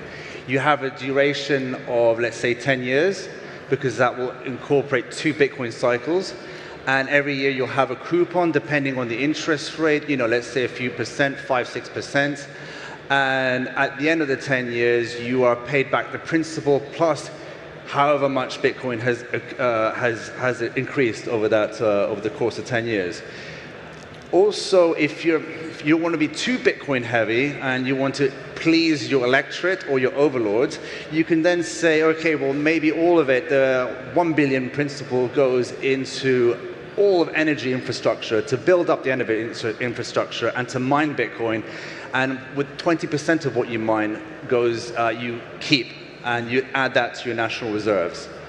Over time, this Bitcoin will accrue, and it's a very friendly, budget-neutral way of adding Bitcoin to your balance sheet. I think that's a key thing, isn't it? So what you're doing is you're saying to a nation-state leader, look, it may not be politically acceptable for you to use taxpayer dollars to purchase Bitcoin, but if we can provide you a way to do it in a tax-neutral way, then you're helping them to solve that problem, aren't you? Exactly. It's because the other way which we've seen that people, like, for example, the US, the way they are getting Bitcoin on their national reserves is through seized coins. We don't want to set that precedent around the world. We don't want to incentivize governments to accrue seized or stolen coins. So we want to do it in the best form possible, and that's through mining. And Bitcoin is Bitcoin is a monetary renaissance, but it's also helping to create an energy renaissance as well. I'm just going to repeat what you said, the best way possible, and that's through mining. I love it, as somebody who finances mining. Do you want to tell us a little bit more, Bilal, about some of the successes you've had recently? Because obviously Bitcoin mining is a big part of it, but where are some of the wins you've had recently in Pakistan? So I think the win is in the past 6-7 months, I think turning confusion into clarity, because clarity attracts capital. And I think that is a great signal. Pakistan is in a very interesting sort of a situation, because we've had great adoption, but that has not been through any framework, regulation, or even a classroom. And the average age of the country is 23. We are 250 million people. So if the youth of the country was to be an independent country, it would have been the 9th biggest crypto-friendly country in the world.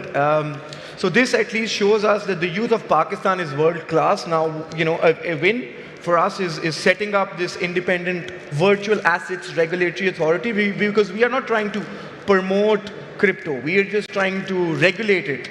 The adoption is there already. It's happening already. In remittances, yeah. The youth of Pakistan is living on chain, living in stable coins, because we also happen to be one of the biggest freelancer markets in the world, and they get paid in stable coins. So I think WIN is putting the right signal out to the world that we have the clarity to create Pakistan as a great case study on how emerging markets should adapt, digital assets, using our excess energy to turn into digital gold, setting up a wallet. Again, we are following the US example, where at the moment we are budget neutral. We are using our confiscated assets, and at least, starting that journey. Rome wasn't built in a day, but they were laying bricks every single hour. So if we want to go into that Renaissance era, so we need to start off with this non-inflationary asset where Pakistanis and the Pakistani government should be accumulating it and should be using it as a reserve for a future. We want to plan for 2050. We don't want to look back and we want to regulate our country for the future, not for the present or the past. I think Michael Saylor's been involved in Pakistan as well. He's still involved. What role is he playing in this? I think, again, we are very sort of blessed that anyone, all these OGs and all of these guys are supporting Pakistan because they truly believe, because of the adoption that we have and the political will, that they want us to succeed. So Michael has been very sort of supportive, and he's been advising and again, doing the most important thing, which is educating the policymakers and the leadership on the price of the inaction. Abdullah, very interesting to see some of these areas of the world where Bitcoin adoption is accelerating: El Salvador, Pakistan, UAE. What is it from your perspective about UAE which has made it a friendly environment for Bitcoin adoption? And what can the UAE do to, as you say, further that opportunity? Could you repeat? I couldn't hear that. Yeah, so the UAE at the moment has the #1 crypto adoption in the world. What is it about what the UAE has done that's been successful, that has facilitated that? And where do you see the future going? Look, I would say when it comes to the Bitcoin adoption, as you said, the UAE set a standard since 2017 when it comes to regulatory frameworks and all of these things. In other countries, as you would say, like, there would be mass adoption but no clarity. Mm-hmm. We had clarity before mass adoption. That was an advantage. So regulatory clarity is absolutely key. Exactly. So by doing that, you actually know what you have to do and what you don't have to do. Then came Bitcoin. Then came Bitcoin mining down the line, where they were using the excess energy to do Bitcoin mining and all of these things. That was also happening at a couple of years ago, at a very early adopted stage. So I would say, like, the pathway to innovation here, there is no ground zero for it. If there is an innovation, they would look into it and actually adopt it, and having a pathway towards that innovative idea. Nobody's going to stop innovation here. Nobody's going to tell you this is illegal or not to that aspect. And they try to adapt to the ecosystem. The central bank came up with a couple of licenses that speaks about digital assets, where in most parts of the world it was a gray zone. The federal regulator saw how free zones are doing within licenses and came up with their own framework. And all of these aspects, they go into very tiny details as well, like how would retail look into leverage trading and all of these things. They differentiate from what we call Web 2 to Web 3. Mm-hmm. They understand how it's happened. So I would think the biggest advantage into adoption is basically a clear regulatory guidance that allows the users and institutions to basically have a free flow in the space. I think that's one thing UAE has done exceptionally well, is bringing the regulators, the policymakers, the central banks even, to the table. And a precondition to regulation is education as well. When did that education process start? How long ago was it? Education process here started between the community. It's ongoing, I know. I would say the word of mouth, not only in the UAE, but in the Middle East is a very good thing. It's very good. So everybody would speak about Bitcoin, tell their friends, their family, or digital assets, or if you put 1,000 AED into this thing, you would make like 2,000, 3,000 tomorrow. And most of them lose money, by the way. I'm talking about the regulators and the policymakers. They've been included in this education process, and that's something we haven't seen to the same extent so early in Western nations. Regulators and policymakers have been working hand on hand with institutions in this space. Basically, they would listen to the institutions and other companies that are in this space. And they try to look at what they're building, how are they doing it, how can they improve better. You know, let me give it an idea. The Security Commodity Authority, when they released their framework back then, they spoke to a lot of the centralized exchanges before even releasing the regulations and asking them like, what do you guys think about this bit of part and what do you think about that part? And they are very open to these discussions. And basically, when you have a clear framework and everybody's saying UAE has one of the best regulatory frameworks, it's because of the power of partnerships. His Excellency Mohammed Al-Kuwaiti said it earlier, like without partnerships, there is nothing to achieve on a big scale. So we do believe in partnerships. We do believe working hand in hand with the private sector, with the public sector and the government sector. And that way you could grow. Yeah, wonderful. Let's get a quick 30-second wrap-up from each of you from your perspective. 5 years' time, where do you see nation-state adoption? Starting with you, Bilal. I think a lot of emerging markets especially are keen and are really looking forward, but they are still trying to are unable to touch and feel what is the right way to do it.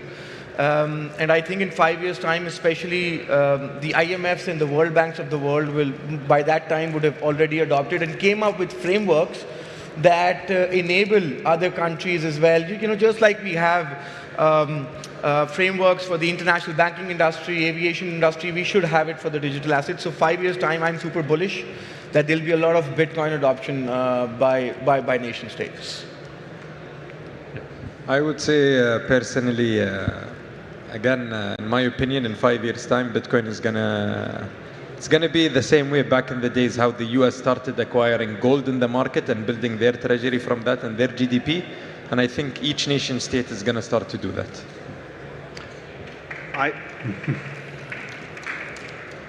I see smaller, more nimble countries being able to adopt Bitcoin. I also see more monarchies adopting Bitcoin. I see more success stories like the Kingdom of Bhutan, like the UAE, another monarchy like Oman, which in 2023 they invested $1 billion into Bitcoin mining infrastructure. I see the West. I don't see the Western world catching up with that so much because of the some crazy ESG narrative, but I think that will change with more education. Yeah, and there will be some education, but they'll be lagging. I see the emerging, the global south taking the lead on this, which is great because they're the ones who've been hard done by the fiat madness over the last 100 years. So. Absolutely. Bitcoin is a global ground-up asset, but it's also a top-down asset, and it's not an either-or, both are required. We're extremely fortunate that we have three amazing people who are working on nation-state adoption. Thank you for sharing your wisdom. Please give them a big round of applause.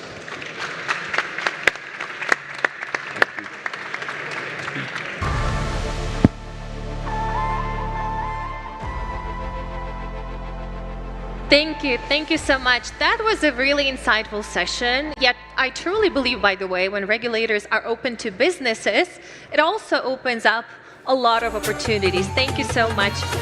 As always, we'll be back with another exciting keynote. That will be just in a few minutes. We'll be back with Crypto.com. I'm here with two gentlemen from Era Wallet. We were just talking about how Era differentiates itself from other wallets like it out there. Something like wallets like that Ledger produces or that Treasury produces. So quickly, if you don't mind, Alex, maybe some high-level differences between what you've created here with Era Wallet and some of the competitor wallets out there. Yeah, just when we thought what we can do, how we can improve for user experience, we thought, okay, we should build this device with excellent user experience, big screen, touch screen, and also we take care about security, not only software security. Device, of course, should be protected from software attacks, but at the same time, we're focusing on the hardware security, like, for example, waterproof. And what differences between existing solution and our device? Of course, just our main idea, don't trust, verify. And how it's working, Arrow Wallet. This is device which equipped camera and every signing transaction based on the QR codes. Just when you use device with a Bluetooth connection or USB connection, you never know what's going on behind. How information is getting transferred, yeah, right? Of course. If you're not technical guys, in case of Arrow Wallet, you can take a picture and send this to ChatGPT and ask ChatGPT, hey ChatGPT, I use Arrow Wallet, I took a picture, what is contained?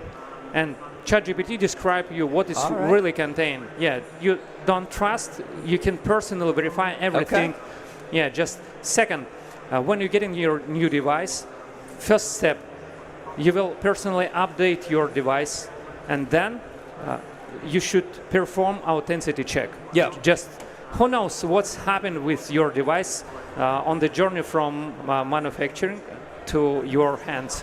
And first step, you should verify that it's fully original and not compromised. Okay. After this, as I mentioned, you don't trust anyone when you're creating your private keys. You personally influence to this process. We provide to user 3 source, like swiping on the screen, shaking device, and camera surrounding when you're generating your private keys. Oh, wow. Yeah.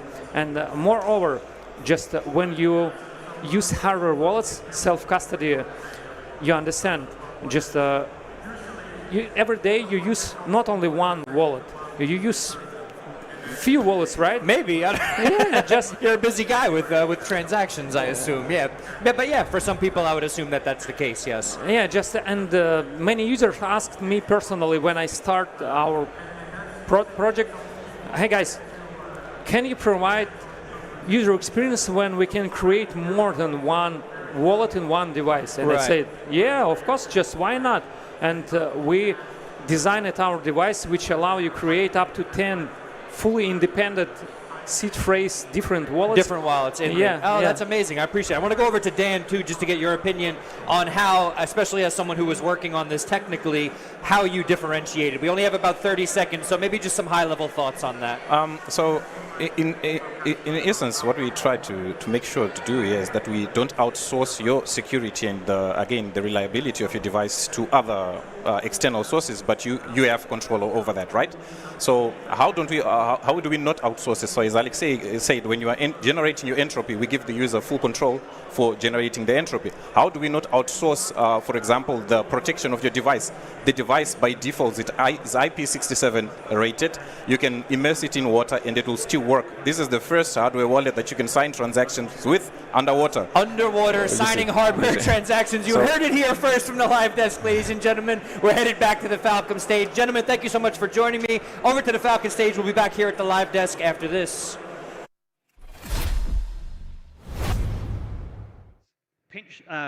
Hedge funds and wirehouses put together, they're starting to allocate to Bitcoin, but are they going to allocate as a tiny little tech stock or as an asset class? Well, that's to be decided largely by us. Now, to put that in context, I brought one of these out. This is a US $10 bill.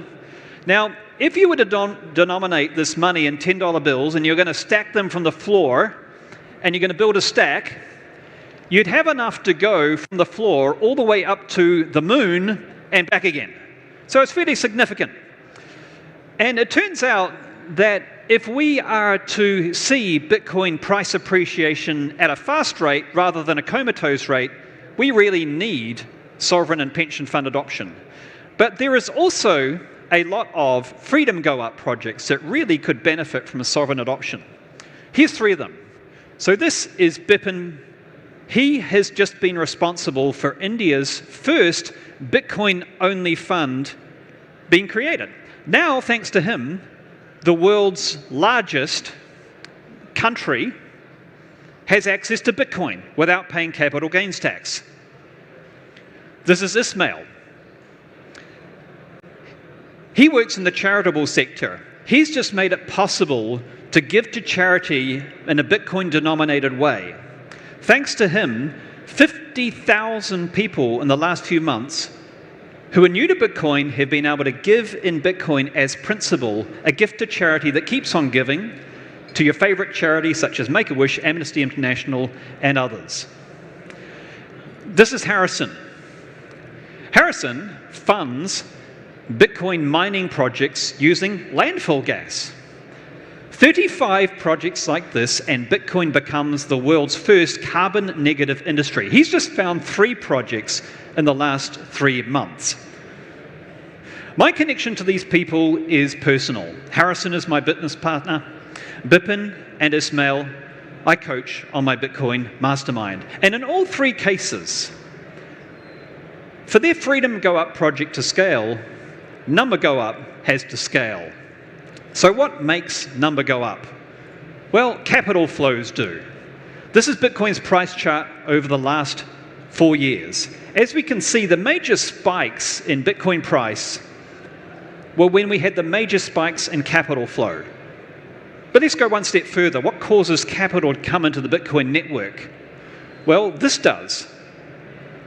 MSDR, ETFs, and Trump. But let's take a step further back again. What caused these events to occur? Well, a single conversation between Eric Weiss and Michael Saylor caused MicroStrategy. A single conversation between David Bailey and Donald Trump. And a single conversation between Larry Fink and a Bitcoiner who will remain anonymous, not me. 3 conversations, $70,000 of price movement. Are you getting this? The right chats can move charts. But right now, we've been having these chats of high impact around once every year. Well, what if we had these chats once a week? Now, what would happen if we were to start to have these conversations with patient capital more frequently? A single conversation with an average size sovereign fund would move, if we had a 3% allocation, would move Bitcoin price up by almost $2,000 directly, almost $20,000 through the halo effect. Fairly significant.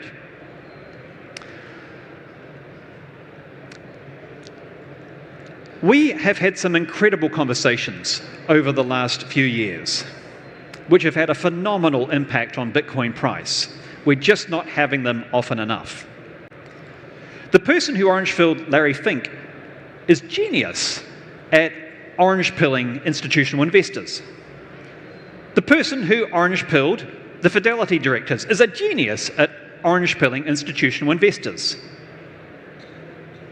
We have enough connectors in the Bitcoin network that these people could be having these conversations once a week.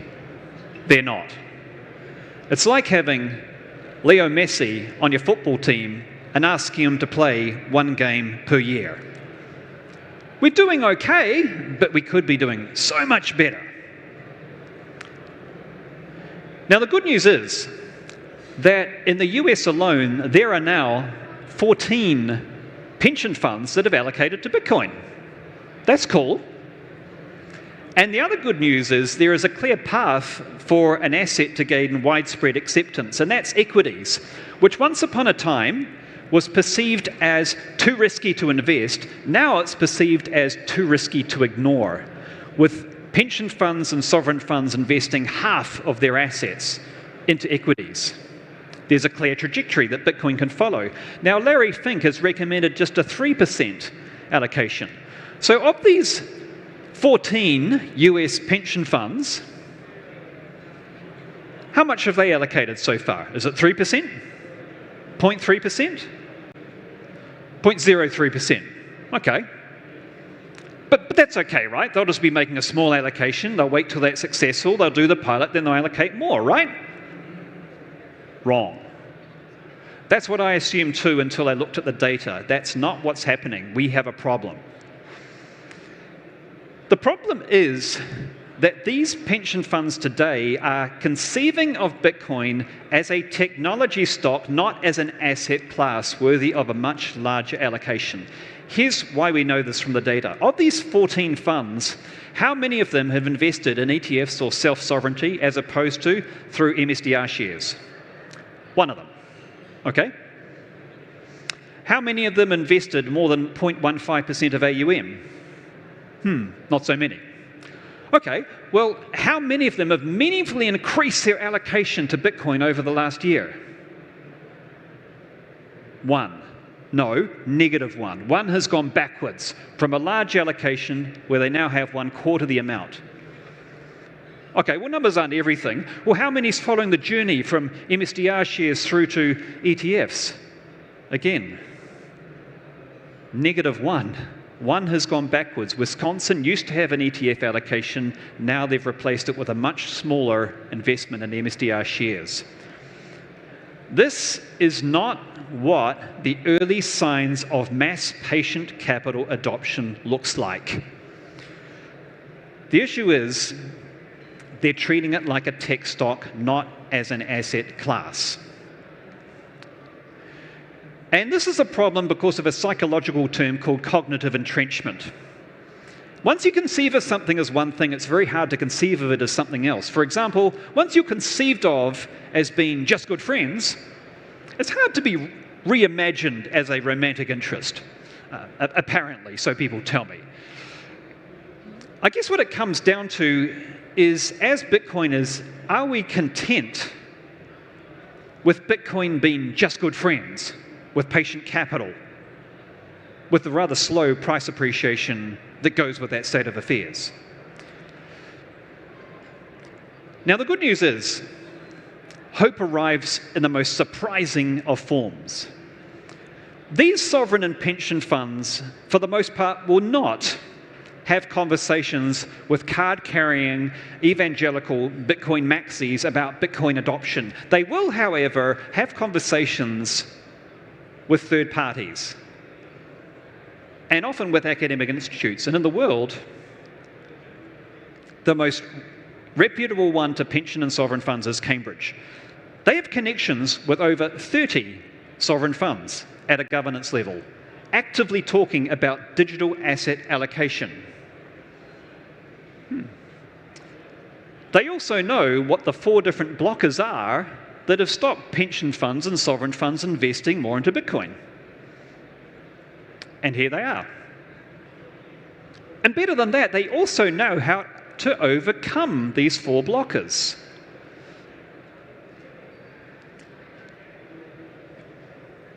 This is just one example of a large pension fund that they're engaging with. Now, the great news is, or rather the blocker is for them, why haven't they been able to go faster? Well, the reason is that it takes artifacts, it takes resources to be able to give to patient capital, to be able to give them the confidence that the 4 blockers they have can be overcome. These blockers are not fundamental, they are educational. If we are able to overcome these blockers, we could have 30 sovereign funds, just like this one, start to entertain Bitcoin as a digital asset. And there is a mechanism where we as Bitcoiners can do this, where we can help give them the resources in an arm's length way so that Cambridge is able to prepare this documentation that it needs to orange pill the world's patient capital. Now, the great news is that there's something else we can do as well. As well as working with entities like Cambridge, we can also do a whole lot more of what we're already doing that's working. So what is working? We just need to do 20 more times of it. Well, what's working is, well, where did all the environmental FUD go about Bitcoin? Well, we killed it. Where did Greenpeace's Change the Code campaign go? We ended it. Why did Larry Fink, KPMG, Fidelity, and Bobby Kennedy get orange-pilled. Because we orange-pilled them. We have had some phenomenal conversations over the years, and in Bitcoin we have some of the best communicators you'd ever wish for. People who can paint the world orange, starting with our sovereign and pension funds. And we also have people in Bitcoin who are some of the best connectors you'd ever hope for, who can introduce these people such that we could be having these conversations on a weekly basis.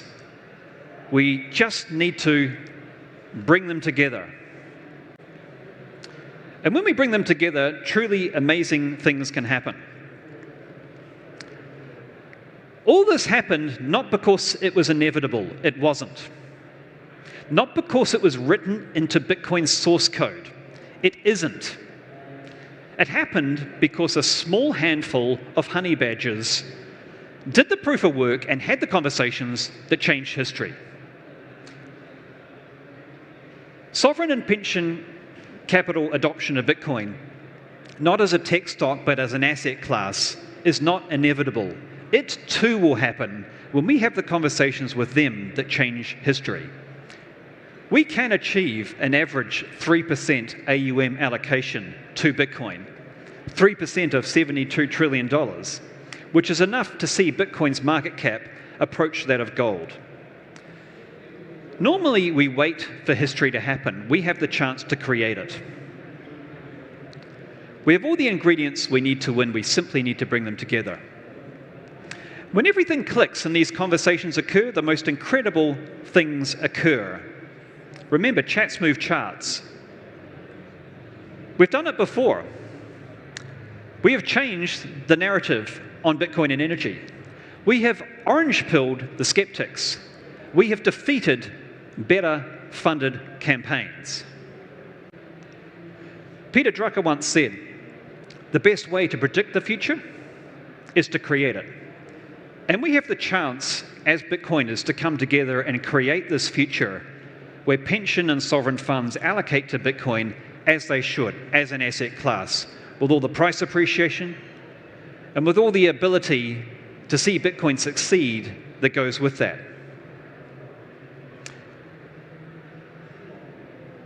Chats move charts. And if this is a conversation that you'd rather be part of creating rather than watching, then let's continue this chat, because good chats can move the charts. Thank you.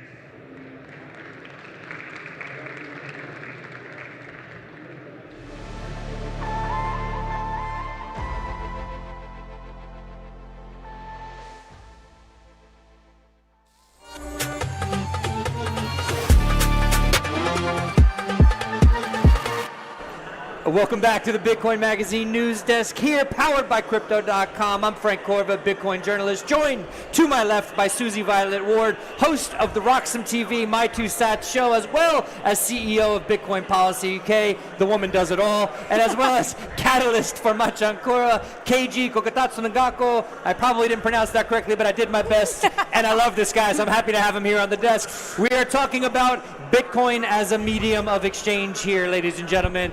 KG, I want to go over to you first. Please tell us a little bit about some of the work that you're doing specifically in South Africa. Cool. Yeah, so we'd like to see more and more people using Bitcoin on a daily. But one of the biggest problems is like a digital divide. Not everyone has a smartphone or internet connection all the time. So if you're going to send somebody Bitcoin, how are they going to receive it or confirm that they received it? So we build out a wallet which allows a person to access a wallet via their Bitcoin balance via USSD or SMS or WhatsApp or whichever a texting medium. Service, basically. Got it. And yeah, so that's what we're doing. And since regulations came in, we got our license, and we are now integrating with the financial system so that a person can buy Bitcoin using their bank account, pay out to bank accounts, and do whatever they feel like doing with their Bitcoin, basically. Amazing stuff. Susie, you just came from the African Bitcoin conference.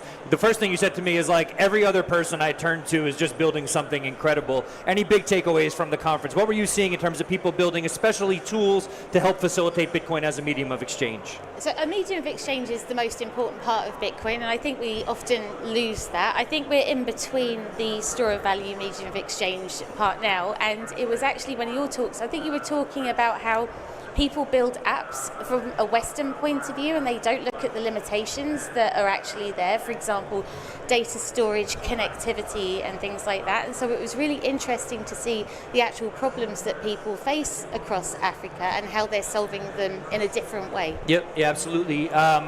There's not only certain issues facing Africa right now, things in the UK right now. We're seeing a lot of control, a lot of censorship, fight against privacy. Is it as bad as we're hearing on X? We know people tend to be hyperbolic on X. Should we be believing all the noise that we're hearing about this on X? Okay, so one stat that I did hear was 12,500 people got arrested for tweets this year. So that's pretty shocking. Yeah. However, last week, when we were at the African Bitcoin conference, we had a major breakthrough with the laws in the UK. So we have now a third type of property which recognises data objects.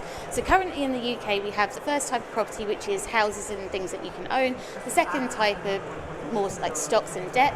Now we have a third type of property which recognises data objects, which now means that Bitcoin is considered property, and that is a huge win. Let's go. We like wins on this live desk. I want to go over to UKG. I know there have been some shifting laws in South Africa, and I know with Machankora you want, so Machankora is a slang word for cash, if I'm not mistaken. Yes. You want Bitcoin to resemble cash as much as actual physical cash as possible, but there have been some KYC laws, some things that you've had to work around. Can you talk to that a little bit? Yes. So basically, in South Africa, Bitcoin is seen as a digital asset, right? And then the regulatory body for assets and digital assets sees it as an investment, right? So more on the store of value side and everything else that comes with it, property and everything else. And so, we are legally required to do KYC on all the customers and before we do any business transaction with them. But I think from a technical perspective, you can still do like a privacy preserving digital asset, since it's technically possible, like e-cash and everything like that. Right. But as long as you are ticking all the right boxes from a regulatory perspective, right? And do you feel like that's easy to do? Do you feel like things are sort of shifting purposely to make it more difficult for entrepreneurs coming to the space, or is that maybe a little bit too cynical of a view? Well, I think we have to be willing to fight for it, right? Okay. We have to be willing to argue for it, right? We are seeing like a lot of stuff happening globally for the right to self-custody, the right to private payments, whether this is Free Samurai or in South Africa, even the KYC laws. And for us, we just got off the grey list, right? The FATF grey list. Yep. So now they're still going to probably enforce more and more FATF recommendations that don't necessarily seem necessary, but we have the technology to actually say, you can still have that, but then a person can still self-custody and privately own their Bitcoin. Okay, appreciate that. Ladies and gentlemen, we do have to head back to the Falcon stage. We're going to continue with this conversation right after this, but over to the Falcon stage. We'll go right back here at the live desk right after this. Okay, let me start out. What is a DAT or a digital asset treasury? It's essentially like a shell normally listed equity that basically decides to hold a specific crypto asset. Bitcoin with MicroStrategy was the first one as a treasury asset. Now the question is, why should they be trading at a premium towards an ETF or the spot? I think there's like two high-level views why it could be. On one side, if you have a listed company, you basically have the asset, but as well you have on the liability side of your balance sheet, you have the possibility to do financial engineering. Something like issuing a convertible and basically selling the volatility premium to other investors. Second one is, if the management team is competent, you could expect them actively deploying their funds or their treasury assets to generate an outperformance then compared to just holding. Okay, awesome. And why do you think they're converging to kind of premium? Do you think there's a point where these companies are going to have to start selling their Bitcoin. MicroStrategy, there's a famous kind of meme that it's I see Mo laughing over there. There's a famous meme, or there's a meme at the moment going around retail where people are saying that they're going to have to sell at 75,000. If Bitcoin hits 75,000, that could be a cascading effect. Is there any truth to that? And if so, why is that? Or is there another price or price range that makes more sense? Maybe we can start with Mo, because I see you like that question. Yeah, I mean, first of all, thank you so much for having me. Look, I think the whole DAT play is super interesting. There's a big decision coming up in the US on January 15th, but we're going to see what happens there.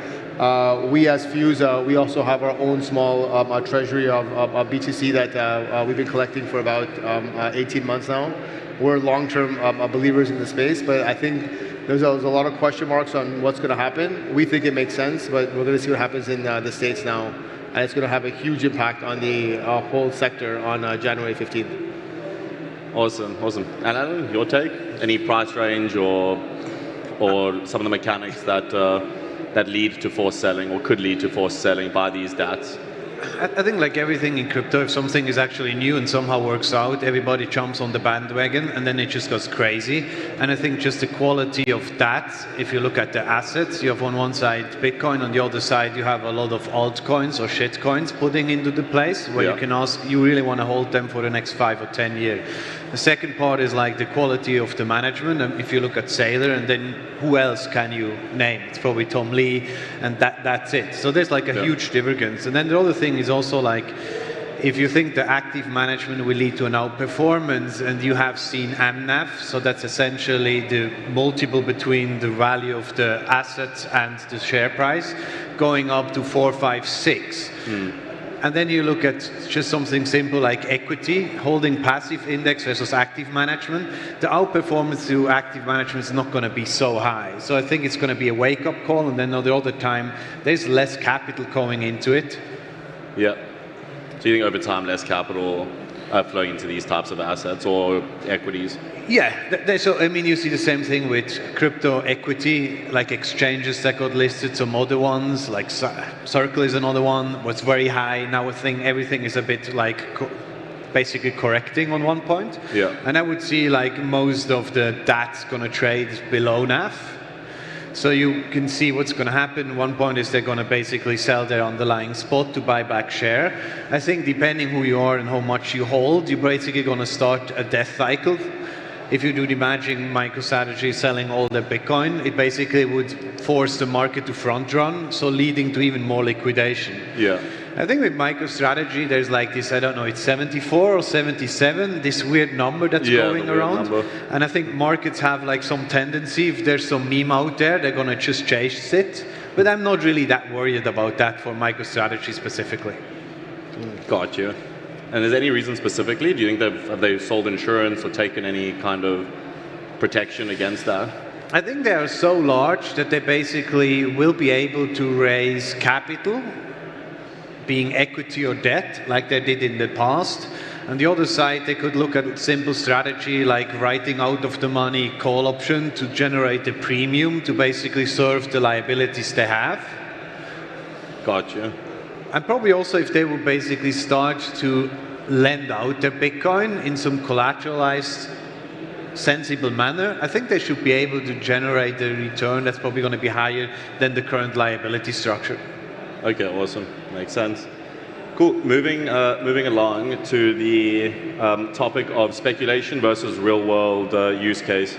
So Bitcoin and crypto is starting to really play a big role in global payments, treasury management like we just spoke about, and real-world use cases.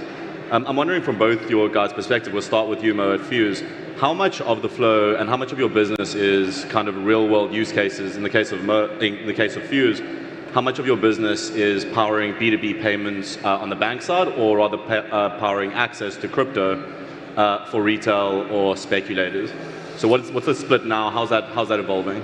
Yeah, so for us, so we have two different stacks. A stack for wealth, where customers can go to their favorite bank or their fintech app, and they can buy, hold, and sell a crypto. We've powered a number of banks, conventional, and also a Sharia compliant offering, which just went live about 2 weeks ago. It's the world's first Sharia compliant BTC offering at scale. So that's super exciting. On the stablecoin orchestration stack, we have several clients, more fintechs, and we're seeing a lot more demand, especially in this part of the world, across what we call broadly SAMIA. There's about $1.5 trillion of B2B trade, and everybody wants to work in dollars, but no one wants to touch SWIFT.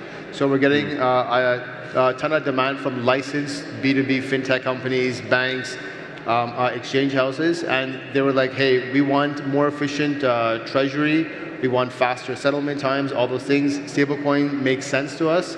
So how do we enable them without getting into the complexity? We don't care what the underlying infrastructure is. We don't care about the chain, the token, the rail. We just want to be able to have a local on-ramp in local currency, and then have a local off-ramp on that side. And stablecoin is basically the connectivity tissue that connects these two parts. And there's a huge amount of interest from businesses. Most of the businesses, the banks and fintechs in this part of the world, they operate in multiple markets, and there's a lot of trade. And UAE is not just a tourism hub. They've really established themselves as a commercial and a financial hub. So we see a lot of trade from Hong Kong, Singapore, into this market and down into India, Nigeria, all these places.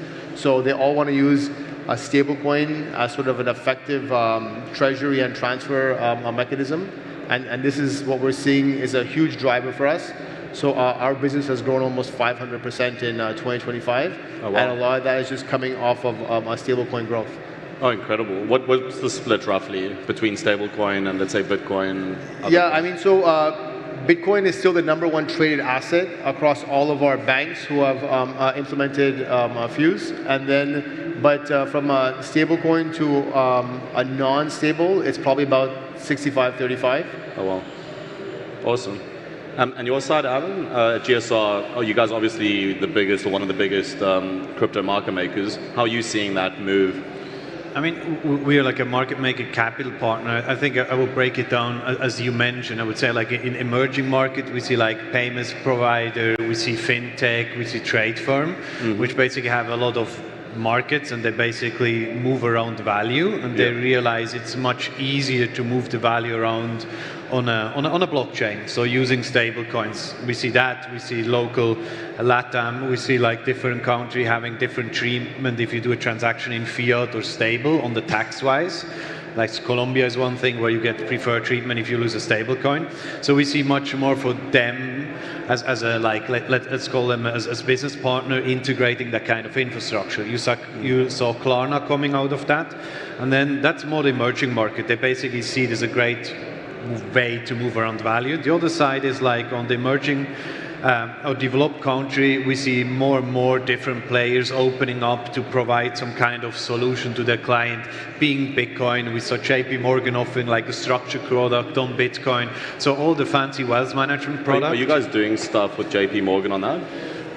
No, we're not directly working with them. We have some other banks, I would say, in Switzerland and Europe. They do some more structured product with us. And do you know if JP Morgan are actively involved, or it's more PR and they actually issued a structure note which is path dependent. I mean, it's probably a caveat to mention they don't do it on Bitcoin spot. So they're actually not really forced to hedge or create a product to touch Bitcoin themselves, but they can use CME future, they can use the ETFs on Bitcoin. But it's already the first step. They first give their clients the exposure through some other paper solutions, and then the next step is they actually directly deal in the coins. Actually, so one of the things that we see, and I'd be curious to know if you have the same thought, like the market for spot trading is saturated, but structured products and all those kinds of things, there's so much depth here, and people have just started getting into that space in this part of the world. Yeah, we have been running around exactly what you mentioned. We were always telling everybody, if you look at every asset class, the option volume that you see is like 3 to 4x, and spot is like much lower. Only crypto is around, but so far everybody loved the 50 or 100x perps, there's just leverage, and option was just like a high volatility. Yeah. So nobody wants actually to buy it, but I think now we see foundation looking at risk management solution, we see banks creating products, so it's like more and more coming up a both way flow on the option side. So I'm very excited to see that. Yeah, it's very in the early steps. Do you guys do any derivatives or? No, we don't have a license for that. We're only licensed for spot trading. So that's what we do now. We are looking at different ways to do this in a very regulated fashion. But right now, all of our trading volume is all in spot. Awesome. Yeah, no, the volumes that we see on crypto, Bitcoin and stablecoins in Africa are honestly eye-watering. You wouldn't expect such large volumes out of these third world countries. But the reason is because you have pretty much the entire economy moving over to crypto, to Bitcoin and stablecoin rails. Like you mentioned, Mo, compared to SWIFT, a stablecoin or a Bitcoin transfer is like an email versus a snail mail postcard. Yeah. I mean, like for us, so we think that with the moment you step out of this market. Any market where the inflation is high, currencies are depreciating, there's so much demand, and like the crypto infrastructure economy is very circular, so the crypto infrastructure economy has really enabled other fintechs to have like a dollar account in their apps and that kind of stuff. And across emerging markets, more broadly speaking, there's so much demand to have a crypto backend and a fintech front end, and that's what we're starting to see. And even though many of the B2B exchanges or the B2B flows, C2C flows are still fiat in and fiat out, I think we're getting to a world where we'll keep more value on chain, and then you'll have more opportunities for investment and yield and all that kind of stuff. But we're definitely moving towards that space very quickly. Awesome. Yeah, it's exciting to see. At OBEX, we have licenses in South Africa, the UK, EU, and some other markets. And we're seeing the licensing landscape, especially this year, evolve quite rapidly, which is exciting to see. Alan, this one's for you. How do you see the framework around assessing counterparty risk when it comes to OTC clients? How do you see that today? How has it changed over the last few years, and how do you see that moving into the future?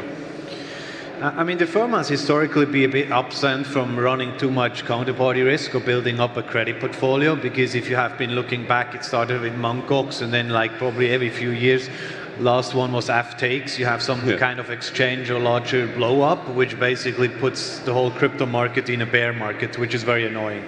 I think today, given more regulatory clarity and more sophisticated player, there's always like one way that you basically ask for a fully collateralized trade. So you don't really have a counterparty risk.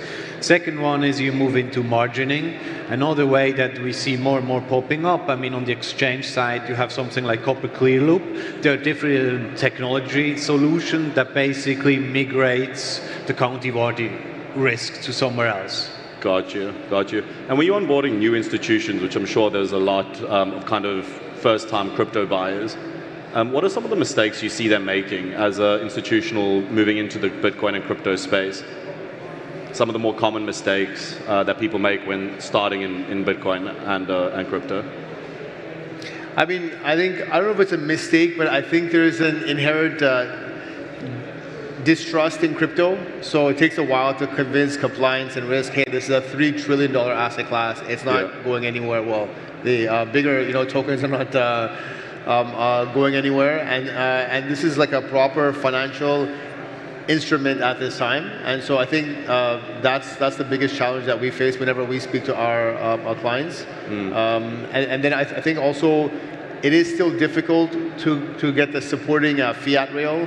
Many of the banks are still Do you see that using off a lot, both the skepticism from clients and the difficulty in fiat rails? Yeah, so I think those are like, it's not really mistakes, but it's more challenges that we have to overcome when you sell to some of these larger and is it getting easier and easier? Is it getting worse? I think all the work that's happened in the US over the past year, regulations are becoming more clear. Just last week, there was a number of big banks in the US who announced that they're going to start to distribute Bitcoin investment products. All that stuff definitely helps. US has always been a leader in financial markets, so when you see the largest country moving a step closer towards really democratizing Bitcoin, there's a lot more interest over here as well.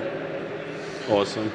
I mean, two mistakes I would mention. One is for crypto natives. We work with a lot of new projects together that issue their own native token and then basically want to be a business, and it's some kind of funding mechanism. The biggest problem I would say there is that they hold 90% of their treasury in their native token and don't diverse into something like stables or Bitcoin. They basically expect their token to always moon, so they never want to sell. But you need to sell to have enough cash to run your business. That's just good finance 101. And diversification is probably in the same thing. A big mistake we see when we talk to TradFi people that come into, I think one of the interesting topics they see is real-world asset and tokenization. So like everybody wants to tokenize their money market fund or their credit fund and all that. But I think that's a very good starting point, and it's good to get some internal learnings. But I think they also should ask themselves, so now I have my tokenized fund, so what? Because if you just hold it and you keep it in your same closed garden as before, and you don't put it on chain and put it in the free wild, and basically use the composability that kind of new technology offers you, you're not going to harvest all the power it has. And it's basically the same thing as before. Yeah. It's the same thing like if you would launch a stablecoin, but you only accept it between 8 banks. Yeah, it's not really unleashing any power. Yeah, no, that makes a lot of sense. And yeah, everyone always wants to know, we don't have much time, so this is the final question for both of you guys. Everyone always wants to know what's happening with the price. Why is Bitcoin down? You have M2 kind of exploding, S&P close to all-time highs, gold up 30-40% on the year, Bitcoin's down 30% from the top. Let's hear from each of you, starting with you, Mo. Why do you think that is? Why do you think Bitcoin is down 30% from the highs when everything else is up? When do you think that reverses? And finally, obviously, no one's going to hold you to it, but where do you see Bitcoin at the end of 2026? Yeah. Look, so it's you'll hear all these different, theories about what's going to happen next. I think it's really hard to predict the price. The whole 4-year cycle has really changed now, so nobody's really sure. I think there's a lot of fear in the market still. Even if you look at what drove the price up in the past couple of months, institutional demand really drove it up. Retail is still very skeptical. My earlier prediction was 150 by December, so which means that I'm completely off. So anything I say now, what do you think it will be by the end of the year? Do you have any ideas? In the next couple of weeks, I think maybe we'll get a small bump at the end, but around maybe 90K. But I'm still quite positive on 2026. We're going to hit that 150 mark. 150 end of 2026. Yeah. Awesome. And you, Alan, what are you saying? It's very hard to say. I probably think we're going to end somewhere between 80 and 100 end of month. Huh? So it's not hard. I probably think we're going to see 250 in the next 3 years. 3 years? Yeah. Okay, awesome. 250. That's not fair though. He's giving these like ranges of like 3 years. No, it's like 88 by the end of the year. That was interesting. Yeah. We're gonna need your December prediction. So let's do nice number, 100K. All right. There you have it, guys. No financial advice. No financial advice. Just that you all have to disclaimer. See how we got a short and we got a long by the end of the year. Thanks a lot. Thank you. Woo.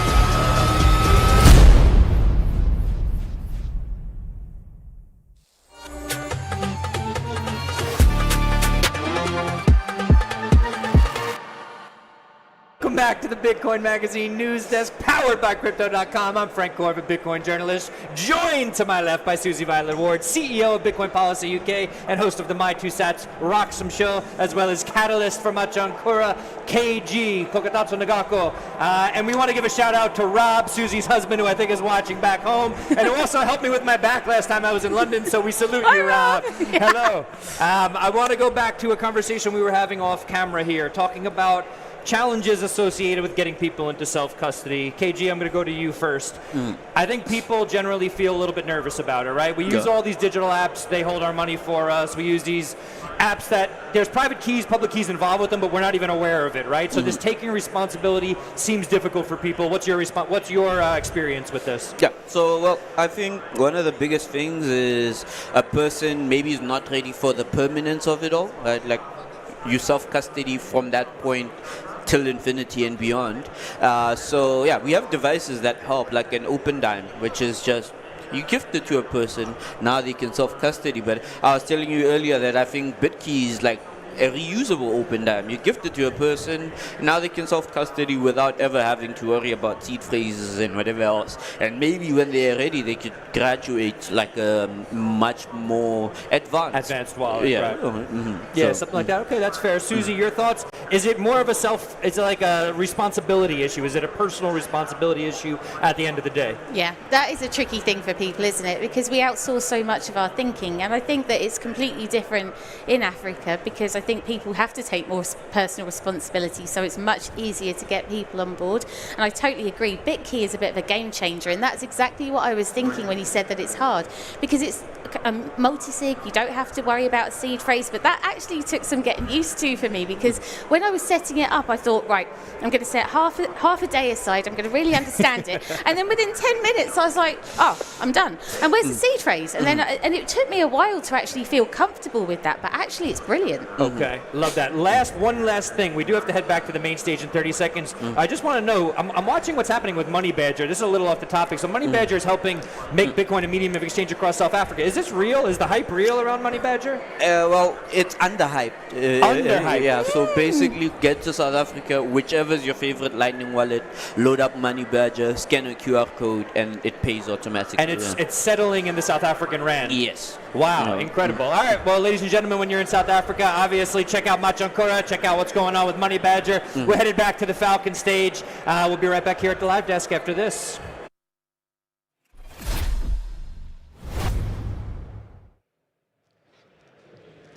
Thank you, everybody, for joining. Of course, a huge thank you to Bitcoin MENA and Abu Dhabi for hosting us for what is a fantastic week of digital assets leaders, joined by 4 of the best here today. As our MC said, I think we can all see how the UAE has rapidly risen as a leading digital assets hub and financial services hub more broadly. And we'll explore what's driven that growth today, what's needed to maintain that growth trajectory, and a bit of a look ahead to the future of what our esteemed panelists see as the real key growth opportunities. But just to kick us off, I'll invite each of you to just share a bit about yourselves and organizations. Peter, do you want to kick off? Yeah, definitely. So my name is Peter Abu Hashim. I had growth and strategy at Hub 71. I'm sure a lot of you know Hub 71, but for those who don't know, Hub 71 is the government-backed tech hub in Abu Dhabi. We're tasked to do one thing: build a global tech ecosystem out of Abu Dhabi. And that's the role we play. And our job is to create that global tech ecosystem. We've been doing it for the past 5 years. And hopefully on this panel, I'll get to share more about how we're doing it and the relevance for Web3 and digital assets. Absolutely. Mohammed.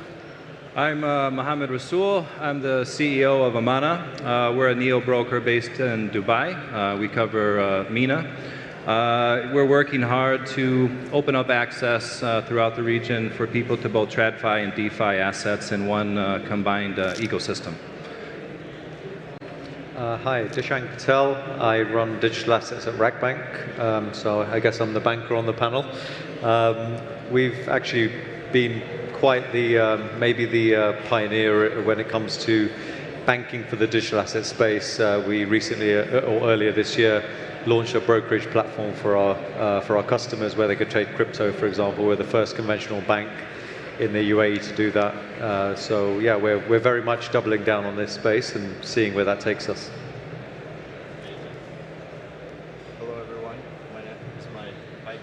No. You might have to shout a bit louder, or if someone backstage can help with the mic. My mic isn't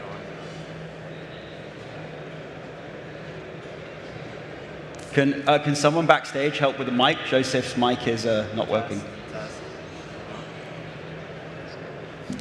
Maybe just to kick things off, we'll come back to you in a sec, Joseph. Can you hear me now? No. We'll come back to you in a sec. We just try and get some attention. But just to kick things off, Peter, I think obviously with all kind of hyper-growth markets, obviously building the right ecosystem is key. And there's a number of different market participants that make that ecosystem key. You have the builder-operators, the investors, obviously government. In your view, at the kind of center of all these intermediaries, how has the UAE cultivated and continued to grow the right ecosystem at the right time for the asset class? Yeah. Shall we just do a quick intro for I answer? Okay, perfect. There we go. Amazing. Saifuddin was having problems with his mic as well, so apparently us Bitcoiners are being pranked right now. My name is Joseph Delago. I'm the co-founder and CEO of Rain. My co-founders and myself have been advocating for this industry since 2013. And that culminated into the creation of Rain, the simplest and easiest to use crypto exchange in the region. We were also the first licensed crypto exchange in the region, so you can say that we've had a front row seat to all of the regulatory and market developments here in the Middle East over the years, which has been an incredibly exciting journey. Yeah, I think at the end of the day, people really respect us for our very measured, long-term approach towards the industry. Because at the end of the day, we're really trying to we're working to build a financial system on top of this technology, which has been a really fun journey. This is one of my favorite conferences to attend. I think the conversations here are very elevated. So yeah, really excited to be here with all of you today. Thanks, Joseph. So yeah, just returning to kick things off. How's the UAE built the ecosystem it has? So I think that the word ecosystem I get made fun of a lot by using the word ecosystem more than 100 times, maybe an hour. We do that because the word ecosystem is very important to the success of anything. The way the UAE was built as a country, as a young country, is through creating an ecosystem of all the different nationalities coming in, through having an open mind. Just like blockchain technology is borderless, the UAE became a borderless country, and that's in the vision of the leadership and the ethos of the country. Now, how does this translate into Abu Dhabi and Hub 71 is very interesting. In 2019, the government came to us and said, we need to build a global tech ecosystem. Now, there's a lot of ways to do this. You can run acceleration programs, you can do physical offices, bring startups in and incubate them. But what we wanted to do is actually build an ecosystem like startups build product. So we started iterating in different phases and getting MVP 1, getting our product market fit, MVP 2, and iterating how it looks like. What does it mean? Step 1 was we actually brought the startups at the center of that ecosystem. The startups that left their families, left their job, took a big risk, believed in a vision, and said, I want to build products out of Abu Dhabi and out of the UAE. That was the first step. Step 2 was to build an ecosystem around it, or a community rather than ecosystem, which is get them the right partners. Who will regulate these startups? I need regulators. Who will actually procure services from these startups? I need corporate entities, banks, telcos, large companies that will actually get this procurement. Who will fund these startups? VCs, family offices, angel groups. Who will grow these startups? The talent, universities and academia. So we've created that community around the startups, which are these 4 key pillars that we always believe in. And then MVP number 3 was, we need to focus. We cannot just put everyone in one room and say, okay, now you build. We need to focus on themes. So we started looking at where is the UAE unique, where is Abu Dhabi unique when it comes to different sectors and verticals, and we started launching sub-verticals. And the first one we did was digital assets. ADGM has been regulating everything related to crypto and digital assets in 2017, 2018, while the world was kicking out all these companies from their jurisdictions. So we went ahead and said, okay, it's a borderless world. These companies need a jurisdiction that will welcome them in. with the right ecosystem. So we started launching verticals, digital asset, we moved to climate tech, we moved to AI, and then life sciences. And that's how we created the focused ecosystem rather than a generic ecosystem, and we can touch upon this in a bit. And look, the growth of it is tangible. As I've been privileged enough to be a mentor in some of your accelerators, and the caliber of organizations, a number of Y Combinator cohorts that are kind of setting up here is really impressive. You touched on two things. I think we'll take each in turn.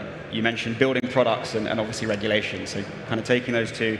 Joseph, coming back to you, you said yourself, you've had a front row seat to the kind of ascent of the UAE's crypto sector from 2018, I think, when you guys set up? Yeah, licensed in 2019, but since 2017, yeah. So from the perspective of kind of a crypto native founder, what to you explains the kind of real surge in digital assets in this market specifically? Yeah, I think the asset class largely speaks for itself. I think it's a very innovative and interesting foundational technology. That is really, if you think about it, it's kind of like an accounting revolution. If you look back to the last accounting revolution with double entry accounting back in the 15 and 1600s,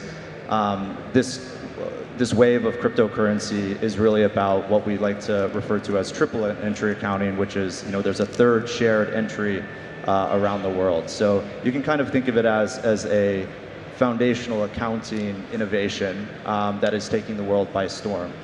And I think that the countries that have embraced that innovation the earliest and the quickest and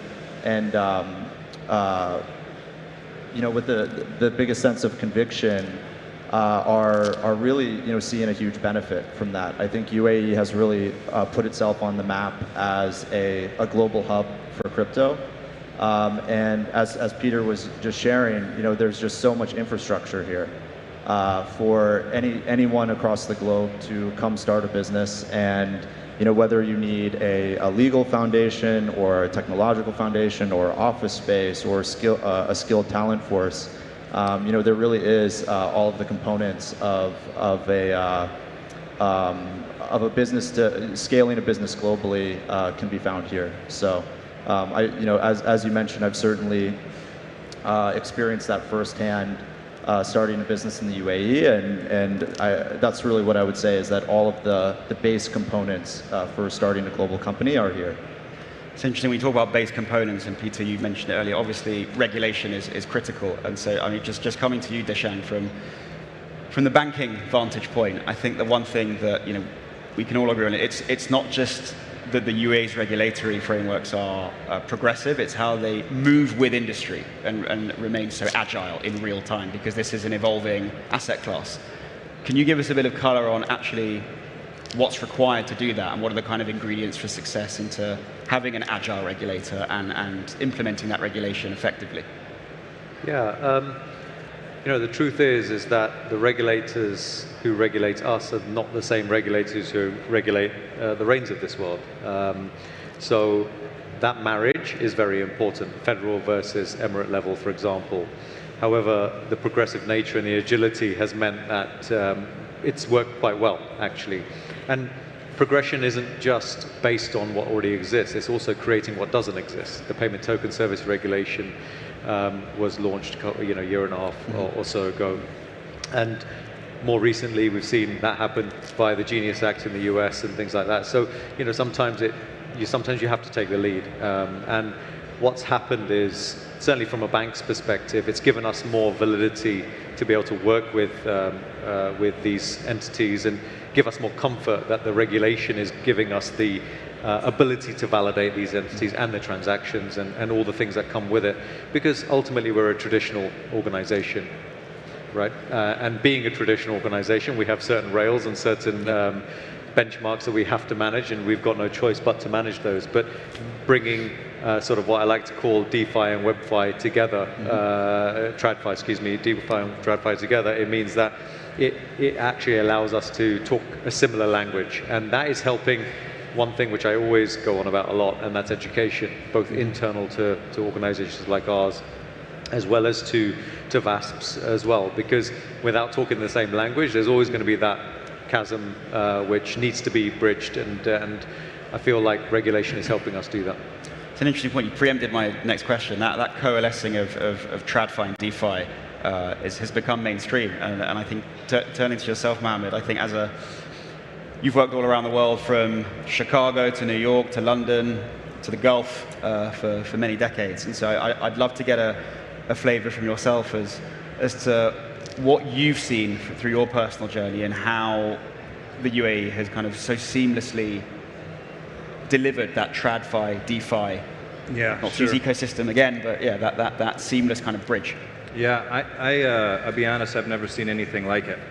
I started in the capital markets in the 90s, and at the beginning of the technology kind of coming into the capital markets, and whether it's the US or London or continental Europe, I've never seen anything like what's happening here in the UAE. And I think that starts from really the top, the organizational structure. The UAE is very end-directed, right? It determines its plan. When I started coming into the space in 2006, there was a plan about building this ecosystem, and I think that that's a brilliant word to describe what's happening here. And planning is not necessarily new, but the adherence to the plan, through the dips, so to speak, I think that's what separates the UAE from everywhere else. And the support that you have here from the government, from all the different incubators, it's amazing. And the rest of the world and many of the cities around the world that used to be financial epicenters are very much in an identity crisis, and that couldn't be further from the case here in the UAE. So we're extremely happy to be here. I think it's the place, anyone in capital markets, whether it's traditional TradFi or DeFi or like us, bringing the two together, I think this is the place to be, regardless, throughout the world. It's interesting when you mentioned the point of an identity crisis, and I think often when speaking about this sector and asset class and the kind of authorities around it, there's always that necessity to toe the tightrope of innovation and security and responsible innovation. So I guess not to bring it back to responsibility. Yeah, one thing on that I would say is because this end-directedness of the UAE is about growth, but it's also been about structure. Right, so you have one of the best regulatory structures here in the UAE, and that's not an accident. And I think in many ways, without a proper regulatory structure, you don't really get true long-term growth.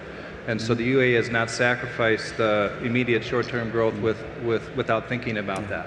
And that's super uncommon. I've never seen it before. And the structure's the foundation, right, on everything on which everything's built. 100%. I guess, and staying on that theme, that kind of innovation, but responsible innovation. Dishang, from your kind of, you straddle the digital assets with the traditional financial institution. We've spoken a bit about, the regulators, but what role do large financial institutions have to play to enable and help government and the local market to be able to toe that line effectively? Look, the simple fact is without banks, none of this works. That's a simple fact. And we can talk as much DeFi as we want and moving money on the blockchain, but ultimately people want off-ramp and on-ramp. And to do that, you need banks to do so. And I feel like this is where that line is being towed, right?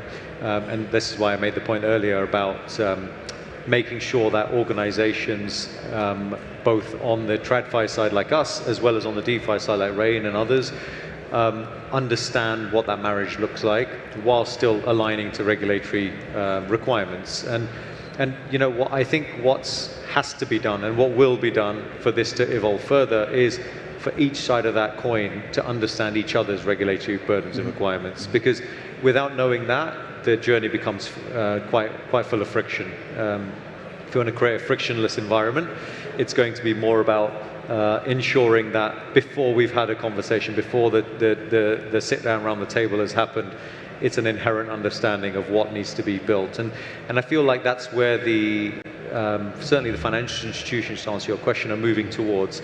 It's a slow burner because this is all very new. Even in the UAE, where it's more progressive, I think this is why the regulatory landscape is so important, because it gives a level of comfort and certainty to the traditional bankers and the traditional financial institutions to be able to help this ecosystem grow. but I do feel like it's an inflection point, and the proverbial, to talk a bit of Amana Capital wording, the hockey stick is potentially coming with reference to how the market adoption will take place. Well, it's interesting you talk about that inflection point. I think one piece is always around institutional adoption, right? So obviously the explosion of the asset class came about. There was a lot of retail adoption, but we're seeing that bleeding into the institutional world. And to that point, I guess, Joseph, coming to you, you've spoken before about kind of building the tech rails needed for digital assets to be a legitimate part of institutional finance. Can you help for the audience and kind of unpick that a bit more in terms of what infrastructure really needs to be prioritized by players like yourselves and other market participants in the space to drive institutional adoption? Yeah, absolutely. So at Rain, we really think of them as two different user profiles, let's say, or two different types of customers, right? And they both have their own, independent needs. So for institutions, there's a whole slew of, probably 100 different little details that you need to think of when it comes to institutions. Obviously, they're managing a larger amount of money. There's a much higher sensitivity to precision and fees and limits and all of these such things. There's a longer integration process. They tend to need API access. So there's just a lot of realities that businesses operate under that a retail customer, an everyday person, a lot of considerations that they won't have. So we definitely think of them as two kind of different business models, and we serve both. We've onboarded thousands of institutions, and we have dedicated products for each institution. So I think from our end, serving both individuals and institutions in the space, it really comes down to just creating really tailored experiences for both of those different types of customers. And the other thing I would say is that our regulatory backing and the way we build relationships at Rain has been really huge for us. So having being a licensed entity in every jurisdiction where we do business is a really important quality bar to achieve, because immediately customers they already understand that your business has been completely audited and reviewed by the regulatory bodies that be, and they gain a lot of trust, obviously, from that process. And on top of that, the way we build relationships is with a very long-term view in mind. We're really building a financial institution that's going to last decades. So with that in mind, we're building long-term relationships, and we're not trying to rush into relationships that maybe aren't a good fit. So those two qualities, I think, have been especially important for Rain and serving institutions. So we've touched on a lot of foundational pieces here: structure, regulation, market education. But your point on relationships is really interesting. And I want to turn to you, Peter. Hub 71 is the kind of de facto connective tissue, right, for relationship building for all these aspiring founders and great companies looking to scale here meaningfully. Putting your feet in the shoes of kind of the founders or business leaders or CEOs that will want to come to the region and come to Hub 71 as a conduit to build those relationships. How should they be approaching the region and gaining that connectivity? So I'd first like to comment on the responsible innovation bit, and then I'll link it to how ecosystems work. Please. So I think typically when you look at regulators, I like to use that analogy. Regulators are like Middle Eastern parents around the world. When you ask for something, the automatic answer is no, and then they figure out if it's a yes or no. In the UAE, it's not like Middle Eastern parents.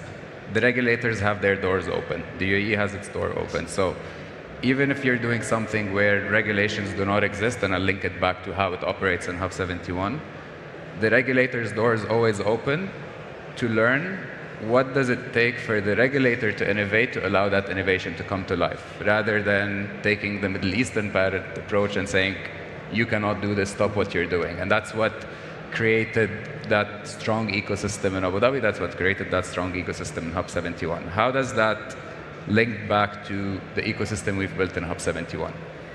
This year alone, we got 5,000 applications to join Hub 71. We've accepted less than 1%.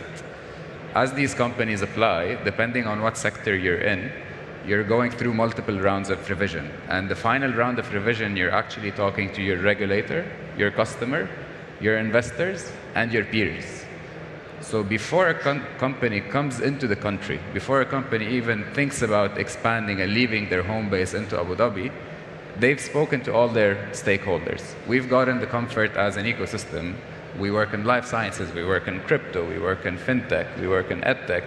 We cannot know the right answer for everything, so we rely on this ecosystem. So as this ecosystem is integrated, from before we even engage with the companies, selecting the companies, then onboarding them. As you onboard them into a new city, within 2 to 3 days, they've met everyone they need to meet. Then you go through a program where, along this program, companies are being taught how to build your product market fit specifically for that region. How do you approach investors, and investors differ between the US or Asia or Middle East. How do you approach these investors? Talking to the regulators to either understand what regulatory path you need to follow, or if the regulation does not exist, allowing the regulator to use you as a guinea pig in a way to learn what they need to build. So I think it all links back to the speed and innovative and borderless mentality from the leadership of the country that cascades down into all the stakeholders that are required. The doors are always open. The doors are always open for innovation. I'll give one example. We were talking to a biotech company that's working on gene modification. They have the best team from Stanford, from Silicon Valley. They have the best investors, 4 times founder, have the best advisor on board, and they're doing clinical trials in Abu Dhabi, even though they've built their product in Silicon Valley. And the question we asked them was, why are you guys here?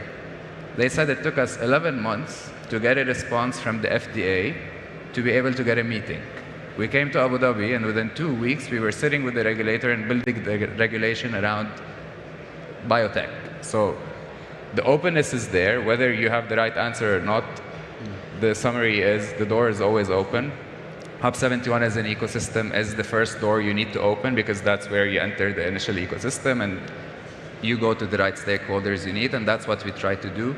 Productize that entry point into the UAE, into Abu Dhabi, through a single door that you open for a founder, for a startup, and from there go to different stakeholders. And that's hopefully answers your question of how do you connect with them. Definitely, and the point on openness is so true. I think the thing I've found so profound here is that balance of regulatory enforcement, but a regulatory enablement. And I think you get that here far better than anywhere else in the world.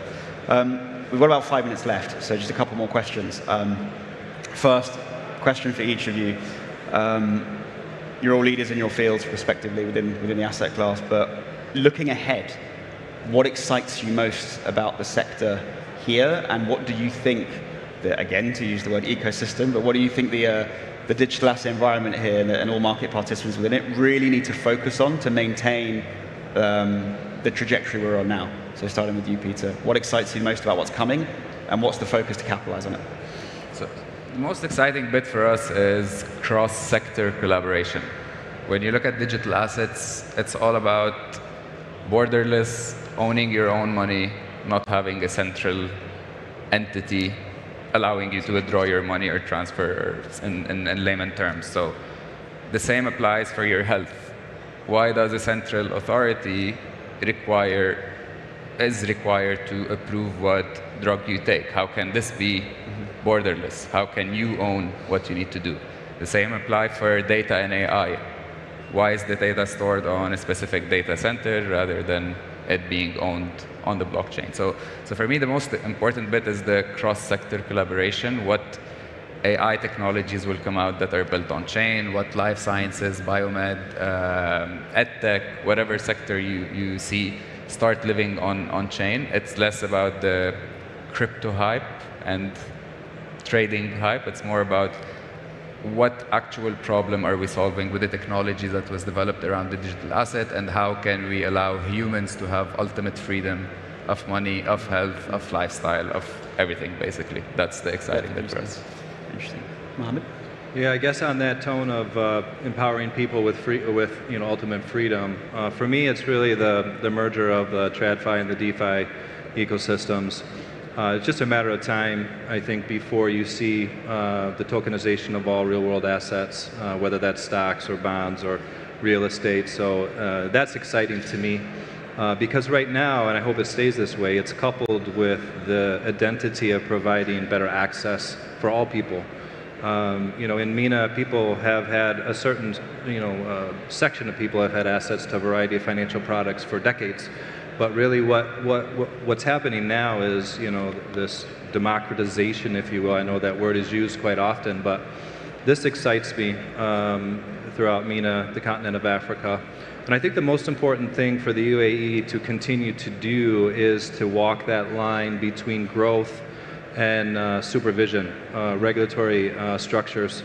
And if I had to pinpoint one area in particular, it would be around fraud.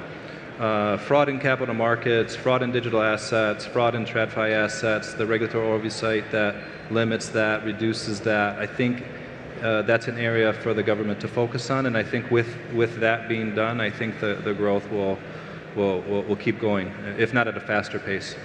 Absolutely. Dishang, what's your take? I mean, I couldn't agree more with reference to accessibility. I think that's really important. I think doing things like we are doing and making things more available to the masses is really important. But I mean, I think you just have to look at the stage. A VASP, a bank, capital investor, and an ecosystem enabler. And this is what excites me, the fact that we're now talking collectively. Sure. A few years ago, this wouldn't be the case. I'll be very honest with you. I mean, the market has evolved very quickly and is evolving very quickly, which is why I mentioned the adoption curve earlier.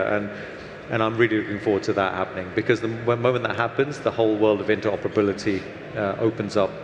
And when interoperability opens up, that's when the mass accessibility becomes a reality. And as a bank, we have a responsibility to enable the ecosystem in one part of that ecosystem. But we can't work alone. It just can't happen that way. Absolutely. And it goes back to your point of bringing all the right market participants together. Yeah. To wrap up, Joseph. Amazing. Yeah, so I think what gets me excited is the foundational technology continues to fascinate me and excite me every day. So I really feel like I'm waking up doing something incredibly exciting every day. I think in the last few years we've reached a scale as an industry that few of us dreamed of, over 10 years ago, and it's really no one really has to. No one's asking what is Bitcoin, what is crypto these days, right? So we've reached an incredible scale globally, and I'm just really excited to continue to bring this technology to the masses and to the rest of the world. And I would mimic what Mohammed mentioned as well, that we need, as we do that, we also need to exercise caution. We need to mirror the sentiments and the style of the leadership here in the UAE and lean towards growth, but also do it in a sustainable and smart way at the same time. Yeah, continues to be exciting to advocate for this technology. So borderless innovation, robust regulation, ongoing education, and continued growth and breadth of use case. We are at time. Thank you everyone for listening in, listening to our experts. Thank you again to Bitcoin MENA and Abu Dhabi for hosting us here. And of course, a huge thank you, Peter, Mohammed, Dishang, Joseph. If everyone can kindly give our panelists a round of applause, and thank you very much.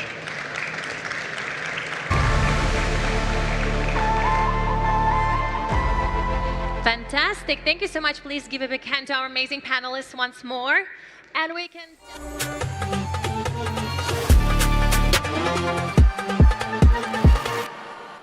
Welcome back to the Bitcoin Magazine News Desk. We're here at Bitcoin MENA 2025.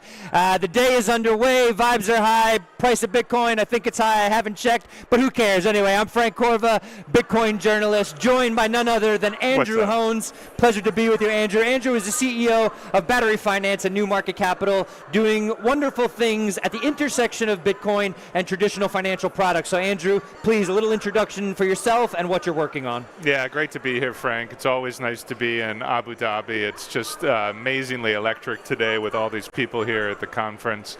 We're working to integrate Bitcoin into traditional financial products and really provide people with tools to realize the ambitions that they have with their Bitcoin savings, draw financing against them, and build things in the real world. So not necessarily holding your Bitcoin to a point where it hits a certain price level. Like I think the way you said it was maybe bringing the value of Bitcoin forward. Could you talk about that a little bit if you don't mind? Yeah, because I mean, if you've stored a certain amount of value in Bitcoin and you have in mind that you want to develop a project or buy some commercial real estate or make some contribution to your community, a lot of people, they defer that and they say, well, we're going to wait for Bitcoin to level up again. And then when it gets there, they might say, well, I'm going to wait for it to level up again. Right. And depending on where you live, there can be also really significant tax implications. And what we're saying is well, time out. This is a great collateral. It's got really wonderful properties from a lending point of view. Why don't we instead create a structure where we can make a loan that is supported by both the traditional asset as well as the Bitcoin. Yep. So we have a better collateral package. We can deliver a cost of financing that's awfully attractive because we share in the upside of the Bitcoin over the life of the loan. And I think that's really the key point right there. So what does that sharing look like? What are the details of that sharing in the upside? So you're both taking a little bit of, let's say, the profits or the appreciation of the value of that Bitcoin? Well, I'm glad to be talking about it here in Abu Dhabi because it's actually highly in line with the principles of Islamic finance. And there you have this idea, let's not have interest. Instead, let's both share in the risk as lender and as borrower. So our concept is that by the end of the life of a financing, the sharing between the borrower and the lender, generally, let's say 50-50, maybe ranging between 40 to 60%. But the earlier that the borrower repays the loan, the larger the share of the upside for the lender. And so within the structure, we encourage the borrowers to just stay in the financing, not worry so much about trying to, optimize the cost of traditional financing, but instead just let the Bitcoin do its thing. Right. Let it appreciate over the years. As it appreciates, everyone is better off. We receive a gradually smaller share of the upside. The borrower gets more, and they don't have to stress so much about the financing structure. Well, this sounds pretty good. We don't like stress here. We like the vibes to be high, carefree. We're enjoying the day here at Bitcoin MENA. We're headed back over to the Falcon stage, but we'll be right back here with Andrew right after this. Bitcoin MENA hosting this important forum in the United Arab Emirates in Abu Dhabi, a signal of how the entire UAE from Dubai to Abu Dhabi and beyond is working as one to make this country the global capital of the digital asset economy. This is also the right moment to discuss how digital assets are reshaping global financial architecture, not in theory, but in practice. And the UAE is the right place for that discussion, a country that has positioned itself at the intersection of global trade, innovation, and the digital economy. Bitcoin's role in this shift deserves clear recognition.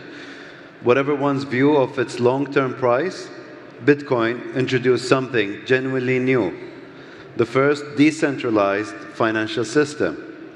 It forced reconsideration of how trust is created, how value is verified, and how settlement occurs across borders. It challenged censorship. It challenged bailouts. It challenged monetary debasement. It also challenged the single points of failure that underpin legacy systems. Its importance lies in how it pushed global markets to reevaluate transparency in intermediaries and system designs. Michael Saylor described Bitcoin as the first time in the history of the human race that you can give property rights to 8 billion people. In many countries, savings can be diluted, frozen, or erased. A decentralized, verifiable ledger provides an asset that is difficult to confiscate without cause. It is a tool for safeguarding what people have earned. Jesse Powell summed it up directly. It is a vote for freedom. For decades, global finance has relied on a small number of centralized systems for payments, settlement, and risk management. These systems remain necessary, but they also concentrate risk. When a central intermediary fails, confidence fails with it. Decentralized systems distribute trust, operate continuously across borders, and run on open, predictable rules. As CZ noted, Bitcoin never needed a bailout. Traditional banking will continue to underpin monetary policy, consumer protection, and credit. But decentralized networks offer what centralized systems cannot: resilience without single points of failure, transparency by default, and verification without relying solely on trust. We're also seeing something significant. Central banks, global standard settlers, and regulators aligning how to integrate these technologies and integrate these technologies into the financial system safely. This signals coordination at the highest level and reinforces the credibility of the UAE and DMCC's position within that global shift. This is not a question of choosing between models. It is about combining the strongest elements of each. Competition between systems is healthy. Global trade has always proven that networks function best when they are distributed, interconnected, and open. This shift is what the UAE identified early. Long before digital assets became a mainstream policy topic, the United Arab Emirates recognized that they would shape the future of economic activity. That understanding was matched by action, and DMCC has been part of that journey from the start. In 2018, we issued the UAE's first crypto trading license. In 2020, we partnered with Crypto Valley through CVVC to deepen international expertise. And in 2021, we launched the DMCC Crypto Center, now home to more than 700 Web3 companies across every major subsector, itself part of a wider community of over 3,500 tech companies, including DMCC tech companies, including a dedicated tech ecosystem of over 1,000 companies across crypto, Web3, blockchain, gaming, AI, and robotics. I have to say, gaming is not sports betting, it's esports and VR and immersive stuff. In parallel, the UAE built what many jurisdictions still lack: regulatory clarity delivered at speed. Government, industry, and founders work together to remove uncertainty before it becomes an obstacle. For over 26,000 companies operating in DMCC, this provides confidence from the outset. The point is straightforward. In the UAE, digital assets are already part of the real economy, not pilot projects. And in 2025, we saw the rest of the world move in our direction. Long-awaited clarity in the United States, a pro-digital asset administration in Washington, and new frameworks emerging across Europe and Asia. The global tailwinds are finally strong, and the UAE remains years ahead. A key part of that progress is DMCC Phoenix, the platform connecting trade, capital markets, and digital assets. It provides the infrastructure to make global commerce faster, more transparent, and more efficient. Through our partnership with Dubai's Virtual Asset Regulatory Authority, or VARA, we continue to build the frameworks required to tokenize real-world assets in a regulated, trusted environment. The results are immediate and measurable. 2 weeks ago, at the Dubai Precious Metals Conference, we unveiled the world's largest silver bar with SAM Precious Metals, a 1.9 tons bar. To be exact, 1,971 kilograms, reference to the year of unification of the UAE. Now being tokenized on DMCC's trade flow platform through a startup called TokenVest that operates out of DMCC Crypto Center, with Brinks providing storage and logistics. It is a practical example of how UAE can take an abstract concept like digital property and implement it at global scale. This is where decentralized technology becomes real economic value, and the UAE is leading that transition today. As we move forward, we remain practical. Central banks and traditional institutions will continue to be essential. But decentralized systems and capabilities that legacy systems cannot match, real-time settlement, full visibility, and operational resilience. The future seems to be hybrid, using each model where it performs best. For global trade, the benefits are clear: faster cross-border payments, new liquidity channels for SMEs, stronger collateral structures, and transparent, auditable supply chains. This is why DMCC views digital assets as part of an evolution in market design, one that links freedom, property rights, and efficiency. And even as we talk about tokenization and digital asset, it's worth noting one parallel. The New York Fed, through its gold vault in New York's financial district, holds the largest monetary gold reserve in the world at approximately 6,331 metric tons of gold, valued at over $582 billion in today's prices. Well, DMCC has its own financial district with over 1,620 companies within DMCC Phoenix already. And we also own DMCC Vault, the region's largest non-sovereign precious metals vault, operated by Brinks. I know for a fact that the next one or two major vaults will also be established at DMCC, because this is the ecosystem that is now the natural home for them.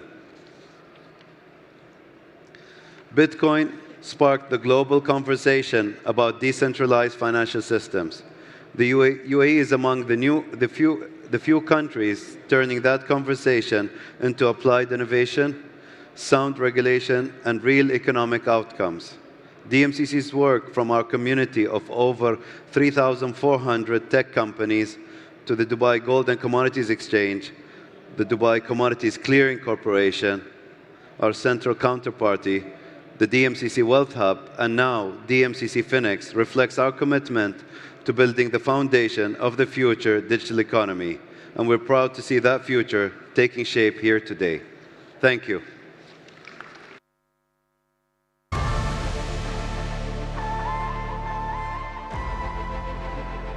Fantastic. Thank you so much. Please, once again, give a big hand to Ahmed bin Sulayem for his amazing keynote. I would definitely say that it was interesting to learn about all of the achievements that DMCC has achieved. But also, we are having one very exciting panel ahead. So stick with us.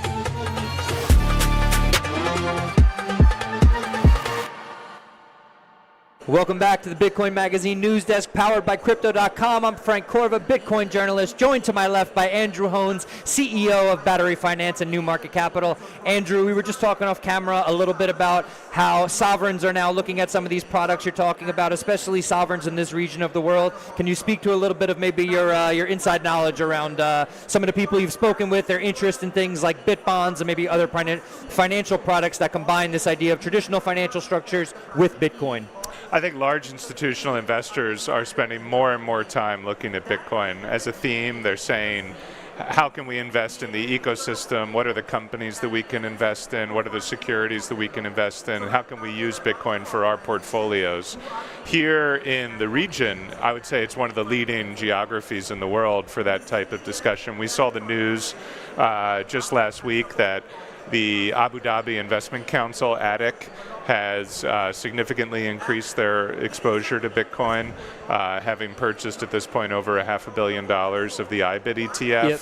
That sounds like a lot of money. It is a lot of money, but on the other hand, it's not a tremendous amount of money relative to the size of that institution.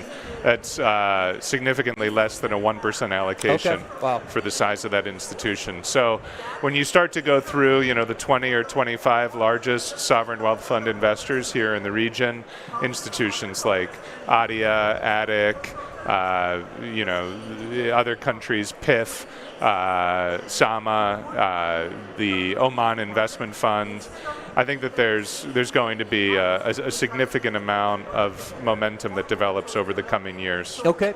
Speaking of momentum, Bitcoin is now, it's kind of only shifting out of being a taboo entity thing in the minds of many to now more looked at as maybe like a macroeconomic asset. What is it like? What has it been like having the sorts of conversations you're having in terms of getting people to see what you see in terms of the value of incorporating Bitcoin into these products? Well, you can't ban Bitcoin. You can only ban yourself from the benefits of Bitcoin. And I think that here in the region, one of the really interesting things has been the route into the discussion has been through Bitcoin's industrial use case. So, you know, what you have in the area is very hot summers with a huge need for air conditioning and extremely pleasant winters. You know, I mean, right here where it's 85 degrees or, you know, I don't know how much that would be in centigrade, 26 or something, I don't know. It's hard math.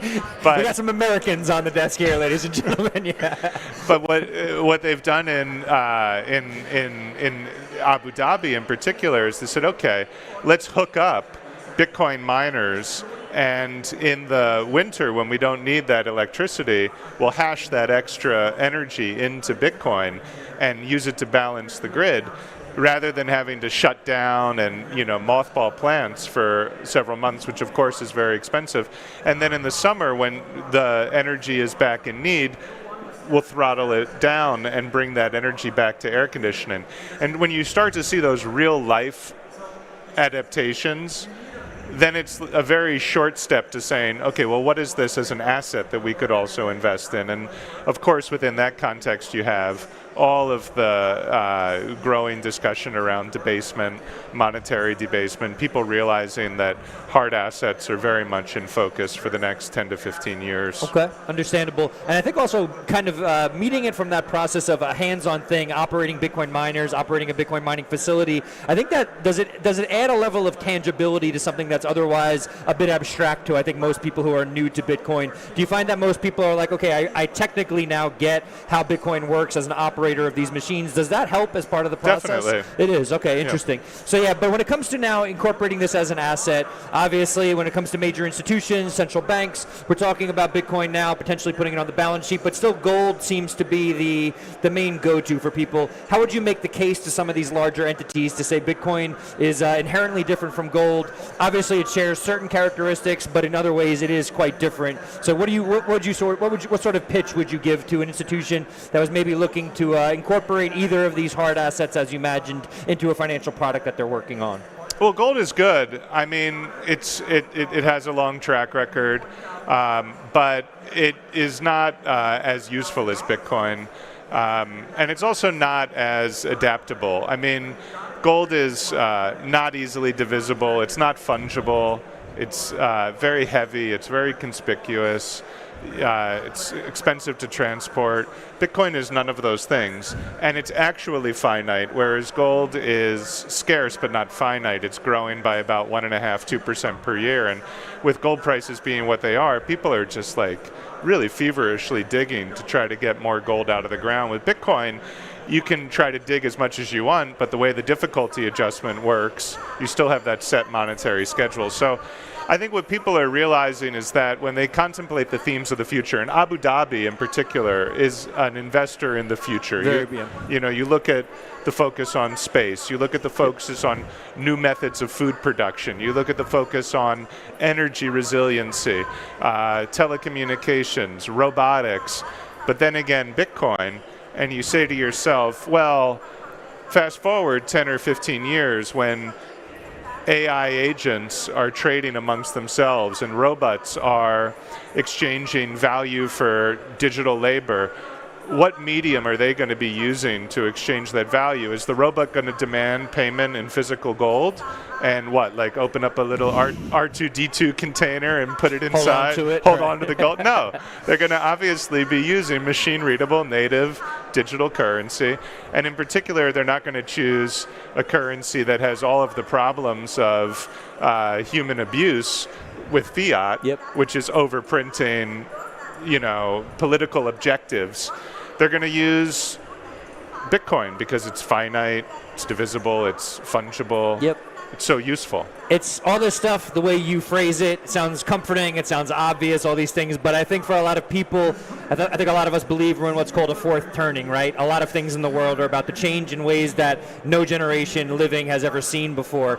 I'm sure a lot of the work you do is not only helping people wrap their heads around this on a cognitive level, but sort of on an emotional level, a lot of it comes down to the way that you sort of portray this for them. So when it comes to that, what do you lead with? When it comes to all of this work that you're doing, how do you sort of get people to say, like, look, this is sort of an inevitability, we're moving in this direction, it's not something to be scared of, it's something that we should embrace. How do you get people to that place? Well, The Fourth Turning is a great book, really interesting book. So is The Sovereign Individual, two excellent books to read together, both written in the late 1990s. But here's the good news about The Fourth Turning.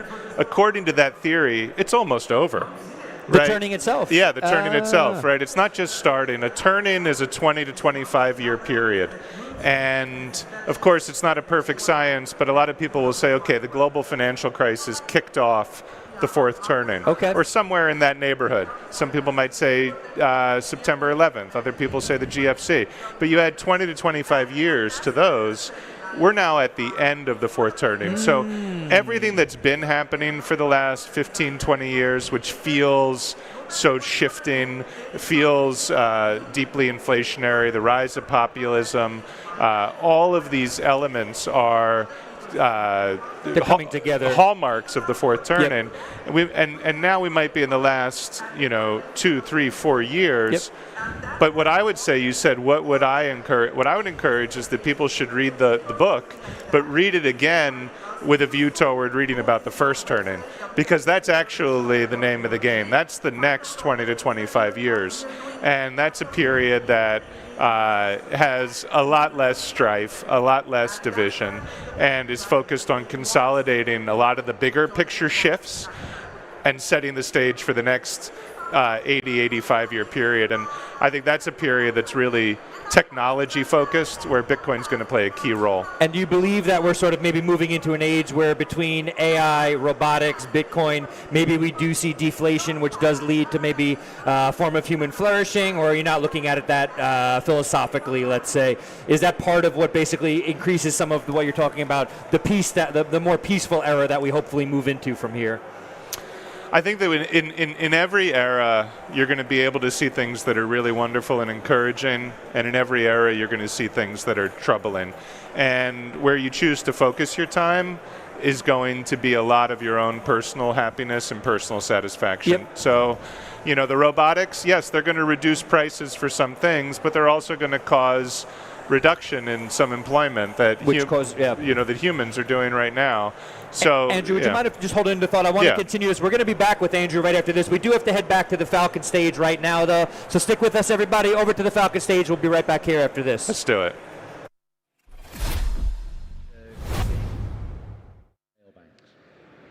Yeah, I don't think it's going to be the smaller banks. I think the larger banks are going to step in a big way, and we've started to see that.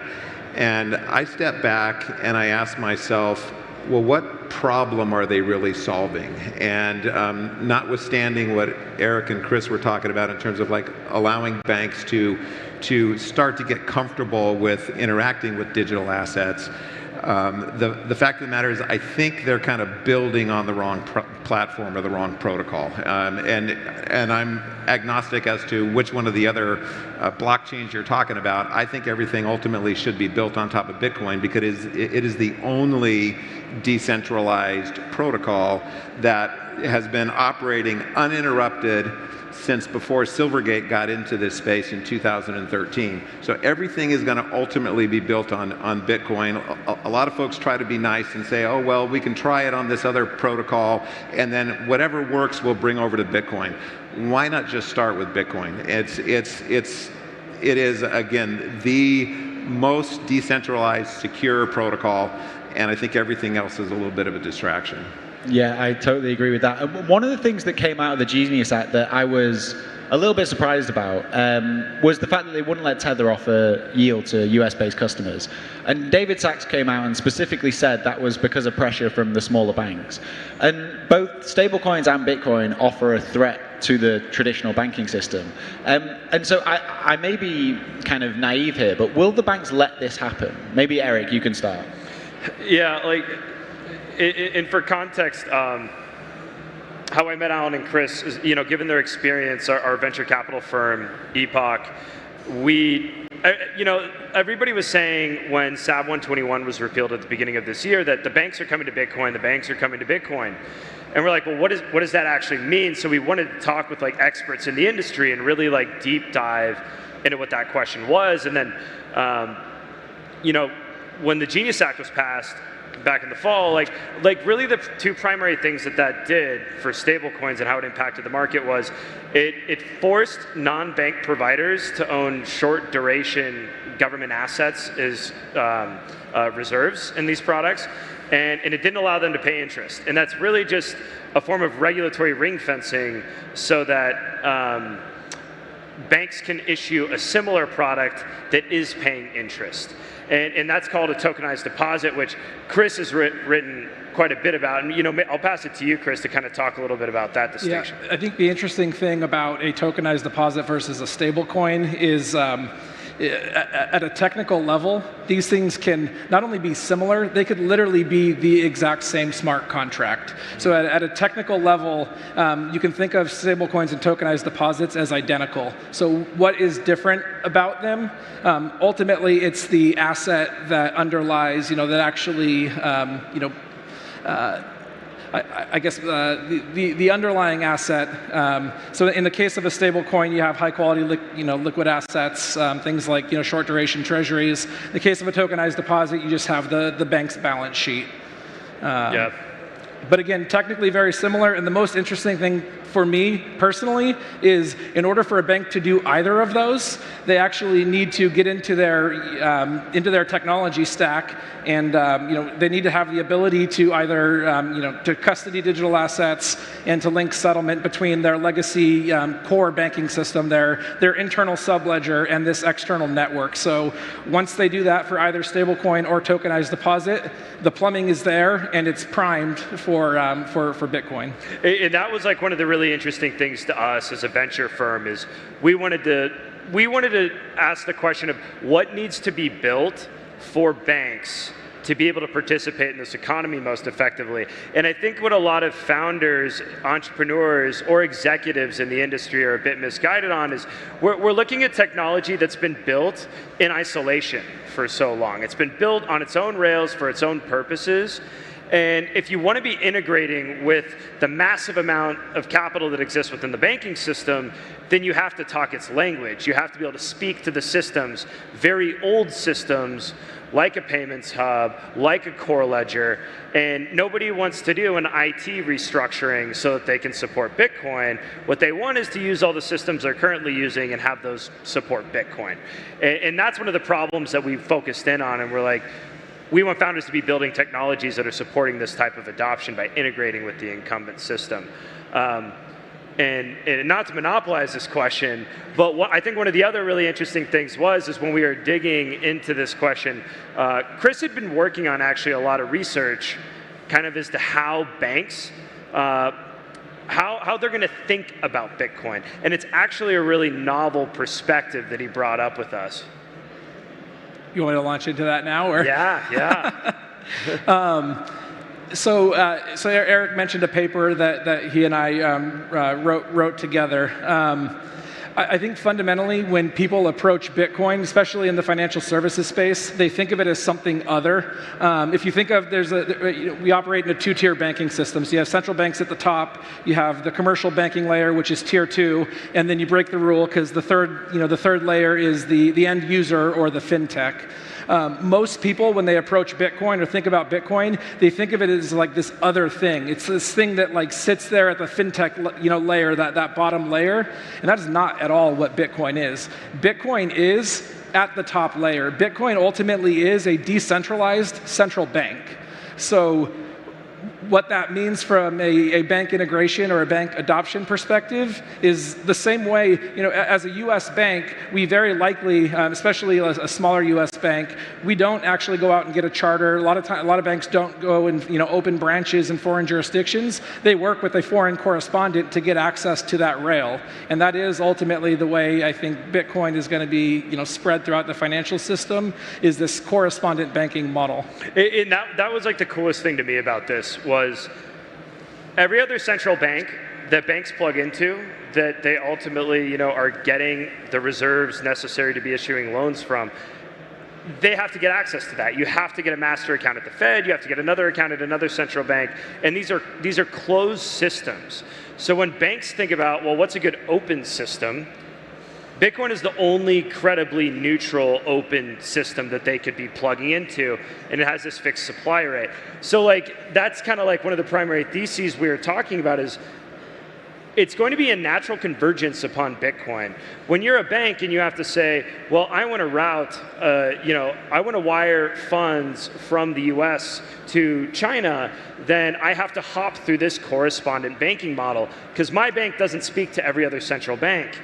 And all of them are eventually going to start naturally converging on, well, why don't we just all plug into Bitcoin? Because this is the only neutral and open one, and I don't need to get permission to plug into it. And that's going to be one of the natural evolutions. I think you're a little bit more optimistic about the time frame in which that's going to happen. It's part of my job. I think ultimately you have to see fiat continue down the path that it's on. I think it's inevitable. I think it will happen. But right now, I think stablecoins are going to, it's the technology layer. It's going to blow the door open for digital signature-based assets into the financial system. Ultimately, it is Bitcoin that's going to benefit. It's the whole world that's going to benefit because you are going to have a actual, a hard money-based asset that underlies that. You can link settlement, using this, this hard money-based asset with a tokenized fiat. Mm-hmm. But I do think that raises a really interesting point around the neutrality of Bitcoin, because if we're talking about why Bitcoin is going to be the future of banking, not stablecoins, one of the big things in my mind with the issue with stablecoins is that, we talk quite specifically about US banks so far, but this is a global thing. And with the kind of move to this multipolar world, the BRICS currencies, are these other countries going to want to adopt a US dollar stablecoin that helps prop up the Treasury market, or are they going to just move to something like Bitcoin? I don't know, maybe Alan, you can start on that. Yeah, I think that's the end state. It just, as Chris was saying, it depends on how long it takes for us to get there.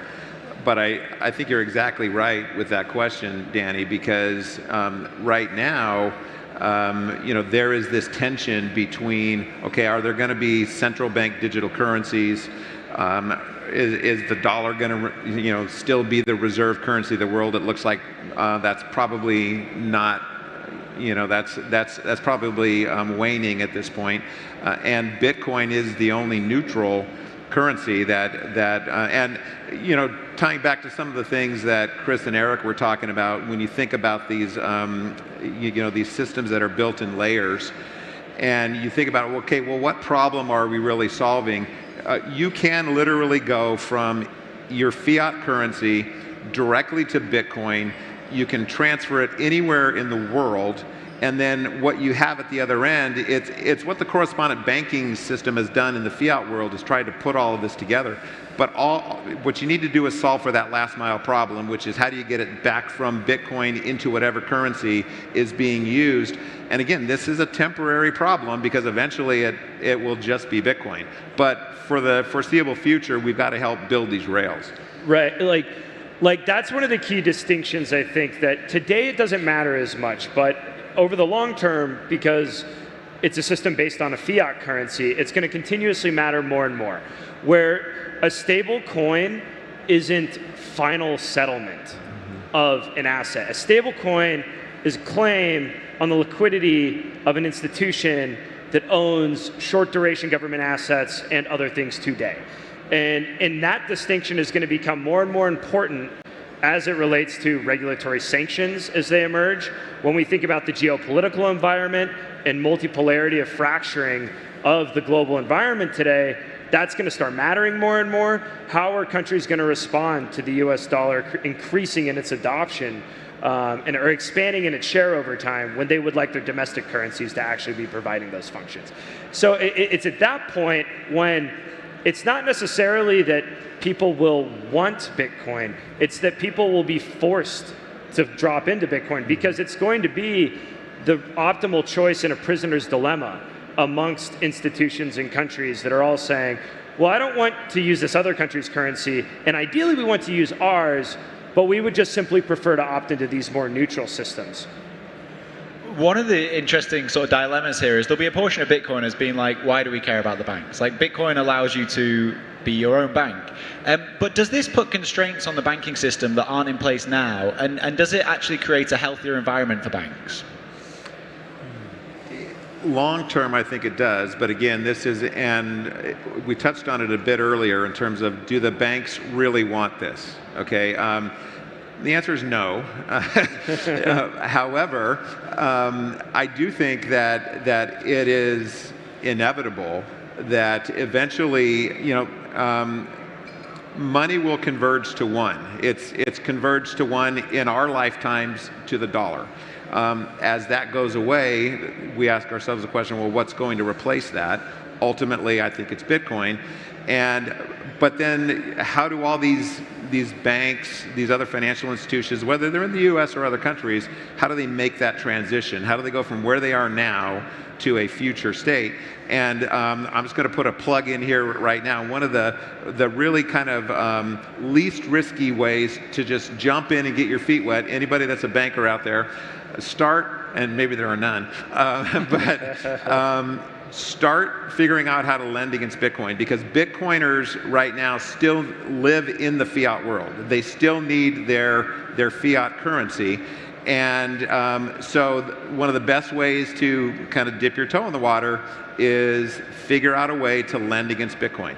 At Silvergate, we had a very successful program that we stood up over a couple of years, and even during the 2022 liquidations of exchanges, et cetera, we never took a loss because it was over collateralized. And we've talked a lot about the decentralization, but Bitcoin is a digital bearer asset. It's the only truly bearer asset that a bank can lend against. You can take possession or control of those keys, and when you have control, then you have that collateral. If your borrower doesn't pay you, you liquidate the collateral. The interesting there was the idea that money converges to one, which is clearly true. And like you say, it's been the US dollar in our lifetimes, at least in the US. But there's still however many fiat currencies out there. Before the world converges on Bitcoin, do you think all the other countries are going to converge on the US dollar through stablecoins? Well, I think that would be the view of the US. But I'm not sure, actually, yeah. So maybe, I mean, we're running low on time. Maybe to kind of close out, we can look at what you think the future of Bitcoin banking will be, both sort of short term and then longer term. And Eric, you kick us off. Yeah, like to the points that Chris and Alan were making earlier, near term, the name of the game is lending. You're a bank, you earn net interest, and Bitcoin is this completely mispriced risk. You can drastically increase your net interest margin by becoming hyper-focused on Bitcoin lending, and having all the right technology and everything associated with that, having the custody, getting the brokerage functions, all of that's kind of like the near term. And then over the long term, I think that there's the correspondent banking model that we were talking about, and how that's going to start expand for cross-border payments and being this like neutral central bank that banks are plugging into. And then I think that will eventually expand into Bitcoin becoming a part of reserves. And like that was kind of one of the key ideas that I pulled out of our research into all this, is one way or another, Bitcoin is like gravity. It's something that, because it is valuable, it will attract demand from people over time. And it's going to infect the reserves markets of everything. We look at Tether today. They have over 5% of their reserves in Bitcoin and another 7% that's in gold. Like, commodity-based assets are going to give them a competitive advantage when we see tokenized deposits or we see offshore stablecoins paying out interest. And what is going to be the ideal form of reserve backing that's going to give you the best competitive advantage at being able to supply that if you're over reserved on one of these assets? So I think over the long term, we're going to see it start stemming into those assets as a reserve asset more and more. It's already a major part of the largest. And I think as the correspondent banking model sets in over the much longer term, the reserves of a bank might start to look very different. Yeah. Not to completely disagree with you. I think timelines is what's important here. In my opinion, the end state is commercial banks getting back to just the business of banking, which is lending. The end state, banks will not be in the payments business. The reason they're in the payments business today is because money is essentially a ledger, whether it's fiat money or digital asset, Bitcoin, cryptocurrency. Money fundamentally needs to be a ledger in order for payments to work, and the only ones that can provide the ledger over the last several hundred years are trusted parties and banks. But ultimately, we have a better solution for that now, and banks will get back to the business of lending only. And are there any remaining regulatory challenges with this, or is it open water for anyone who wants to attack this? Well, the one I was going to mention when Eric was talking about Tether's reserves, 5% being in Bitcoin as an example, and ultimately banks having a portion of their reserves in Bitcoin. Currently, Bitcoin is not a permissible asset for a bank to hold. And so that's one of the biggest things. I mean, you can pass Genius Act, you can pass, right now, the OCC just issued some new guidance within the last week or two that said that a bank can hold a digital asset for the purposes of using it in settlement. So if a bank is working on a stablecoin project and they're using one of these other blockchains, that they didn't specifically mention Bitcoin, but theoretically, if I was building a stablecoin project on Bitcoin and I needed to have some amount of Bitcoin, even if it's just to pay the fees, those blockchain fees, as it's moving along, then I as a bank would have to hold Bitcoin on my balance sheet. And that's something that so far has not been permissible from a regulatory perspective. Okay, so if you have a bank out there, it's time to add Bitcoin. This has been awesome. We're out of time. Let's have a big round of applause for the panelists.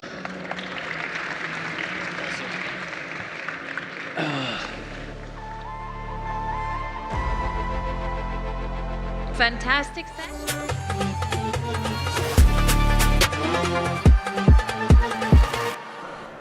Welcome back to the Bitcoin Magazine News Desk, powered by Crypto.com. I'm Frank Corva, Bitcoin journalist, joined to my left by Andrew Hones, CEO of Battery Finance and New Market Capital. Andrew and I were just talking off camera about something, I guess, a little more playful, something we know the plebs out there like to hear about. We like to speculate upon where Bitcoin's price is going in the near term. Did the cycle just end? Is there a 4-year cycle anymore? Where are we at right now as far as Bitcoin's price, Andrew?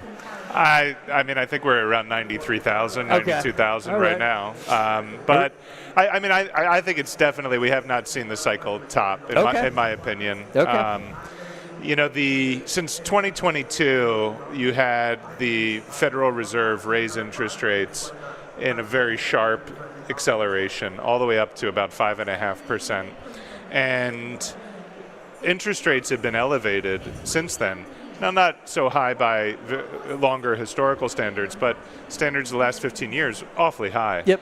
And even in that environment, Bitcoin price has gone from, the cycle low, 16,000, to at 1.7 times as much. Yep. Now we're around 5.5 times as much. You can already see the interest rates coming down. The Federal Reserve balance sheet has pivoted from quantitative tightening to quantitative easing.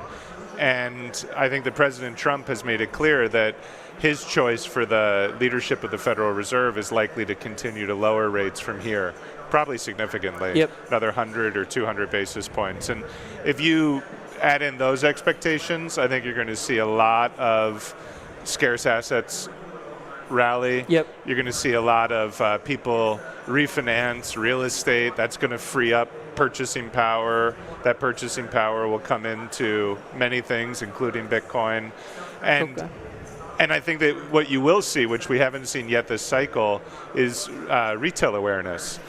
That was my big question, but there's one thing. I read this piece in Newsweek this week, on how retail people are struggling right now. They're struggling to make ends meet, which makes me think, do they have the discretionary income to jump back in to buy some Bitcoin? And also, is unit bias an issue? And once we start getting to these elevated Bitcoin prices, do people feel like buying a 100th of a Bitcoin or a 1,000th of a Bitcoin? Does that mean something to the average person? I think it means a lot. I mean, you look at the results of using the stimulus checks from COVID and investing it in Bitcoin, and I think $1,000 of stimulus is worth something like $9,000 or $9,500 now.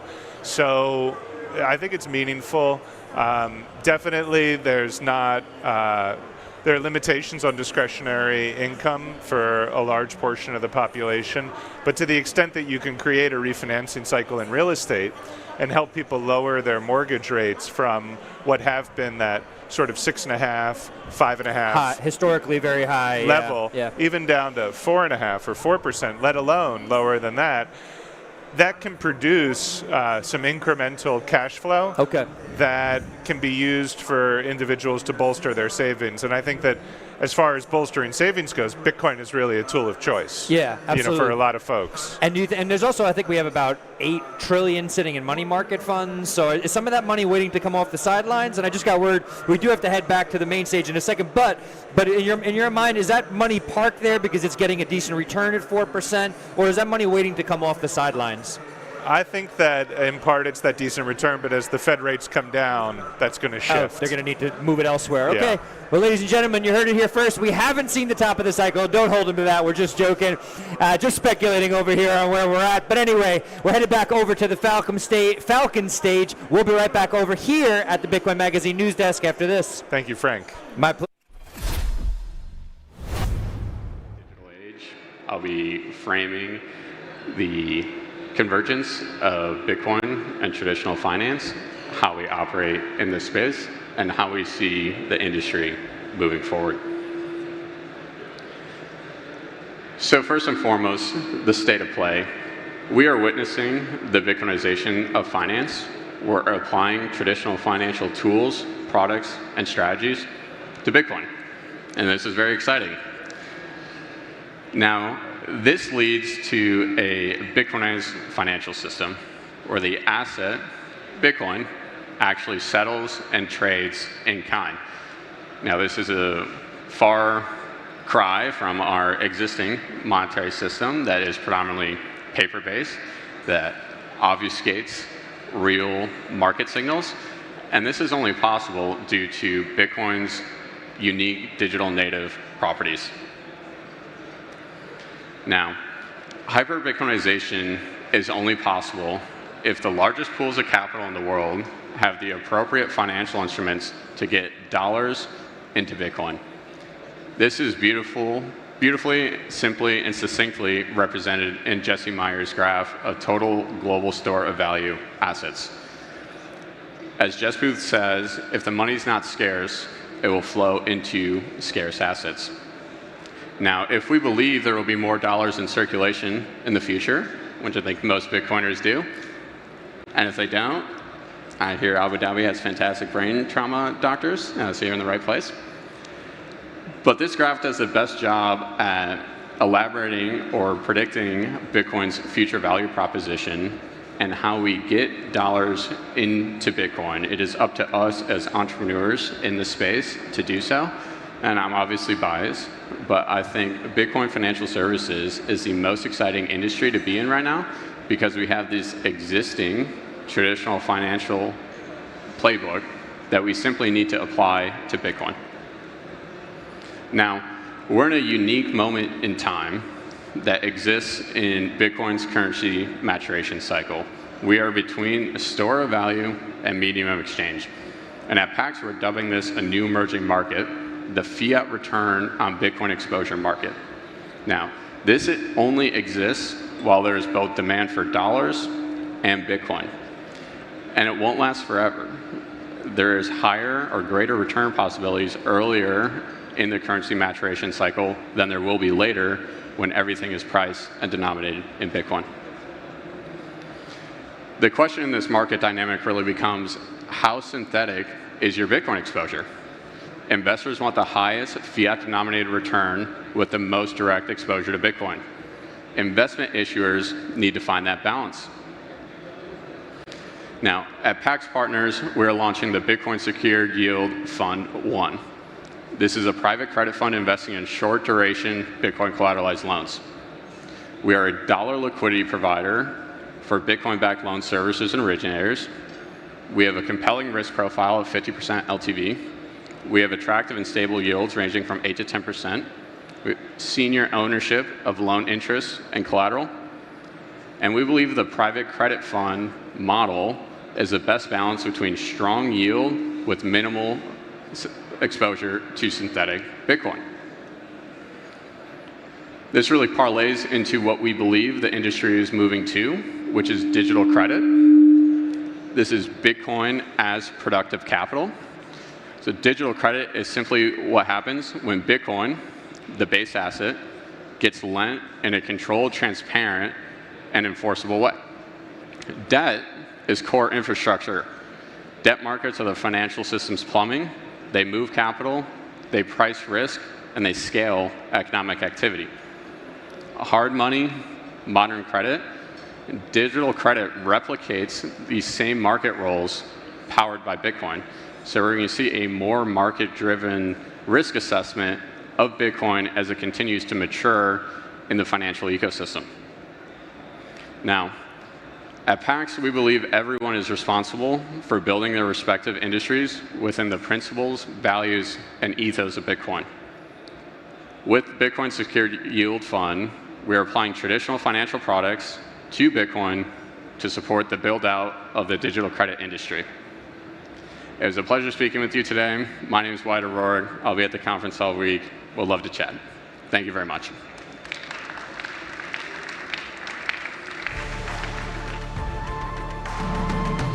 Fantastic. Thank you. Thank you so much, Wyatt. I believe that this is definitely one of the developments we have to follow and definitely look into in the future. We'll be back after a very short break.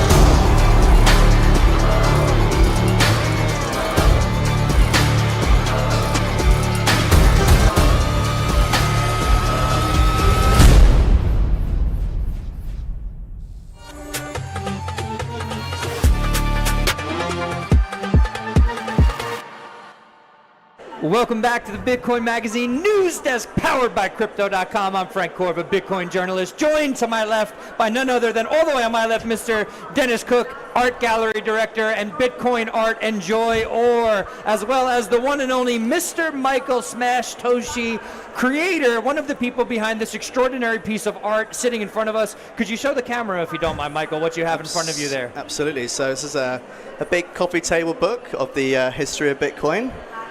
Told through the medium of art. You say this very modestly. This book is quite a work. Please give us a little more background than that, if you don't mind. Cool. So this is 4.5 years in the works. There was over 300 people involved in this project. So basically, the way it worked is we kind of felt there was a need to teach people about the history in a fun and digestible way, and we think kind of art is the absolute perfect way of doing that, because I think sometimes Bitcoin can be a little bit scary to people. And if you go to lots of meetups and stuff, it can be very male. And I think we're all getting a bit older as well as these conferences go on. We all seem to be aging. And middle-aged men. That's not intimidating. And I think it's really important we get a bit more diverse and get younger people involved as well. Because Bitcoin could be intimidating. Why should I know what proof of work is and mining and all the rest of it, and the importance of the 21 million cap and all the rest of it. So this is our kind of Trojan horse to try and educate the wider kind of world about the history. And so we had 120 artists involved in the project. Each artist was owning a moment of Bitcoin's history. So somebody would own the white paper, somebody would own Pizza Day, somebody would own the first time Bitcoin was ever mentioned on a TV show, and really kind of their opportunity to pick that moment. So maybe I could kind of show the camera some Please. of the some of the pieces. Let's go. So actually the book kind of kicks off pre-Bitcoin. teaches people about the technologies that allow Bitcoin to ever happen. So I think lots of people think Bitcoin was almost this biblical thing that came out of nowhere, but of course for decades before, people were discussing, cryptography, and there were lots of inventions that came for Bitcoin to ever happen. So yeah, so this piece, for example, is kind of teaching about the Merkle tree, and then of course introduces the cypherpunks, the essay by Eric Hughes, making a manifesto. And then introduces the mailing list, and who knows, maybe one of these was Satoshi.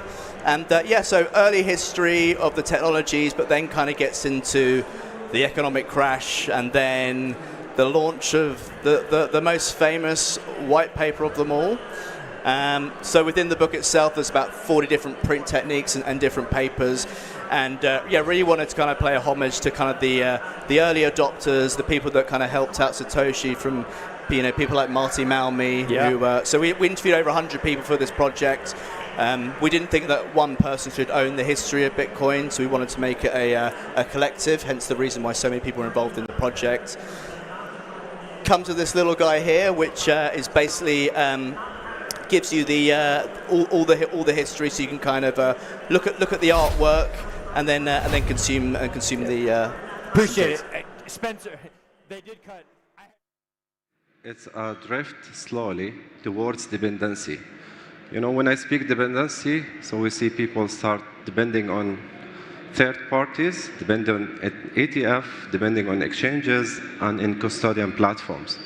So let's explore together why this shift really important, if it exists, and also we'll look at what is our mission if we want to balance the ecosystem. So I would like to start with the first definition and principle of Bitcoin. So the first definition of Bitcoin is a peer-to-peer electronic cash system. And when we say a peer-to-peer, it means a peer knows how to self-custody, and a peer knows how to transfer Bitcoin. And Bitcoin is made as a revolution for all street. It's not made for only one street. And if we look at this revolution, it should allow everyone to participate, regardless where they are and regardless, about their knowledge. And what we see today is the corporate and government treasuries, after 14 years and 10 years from the day one of the Bitcoin, they start accumulating a lot more Bitcoins. And the Bitcoin grow 100x in value.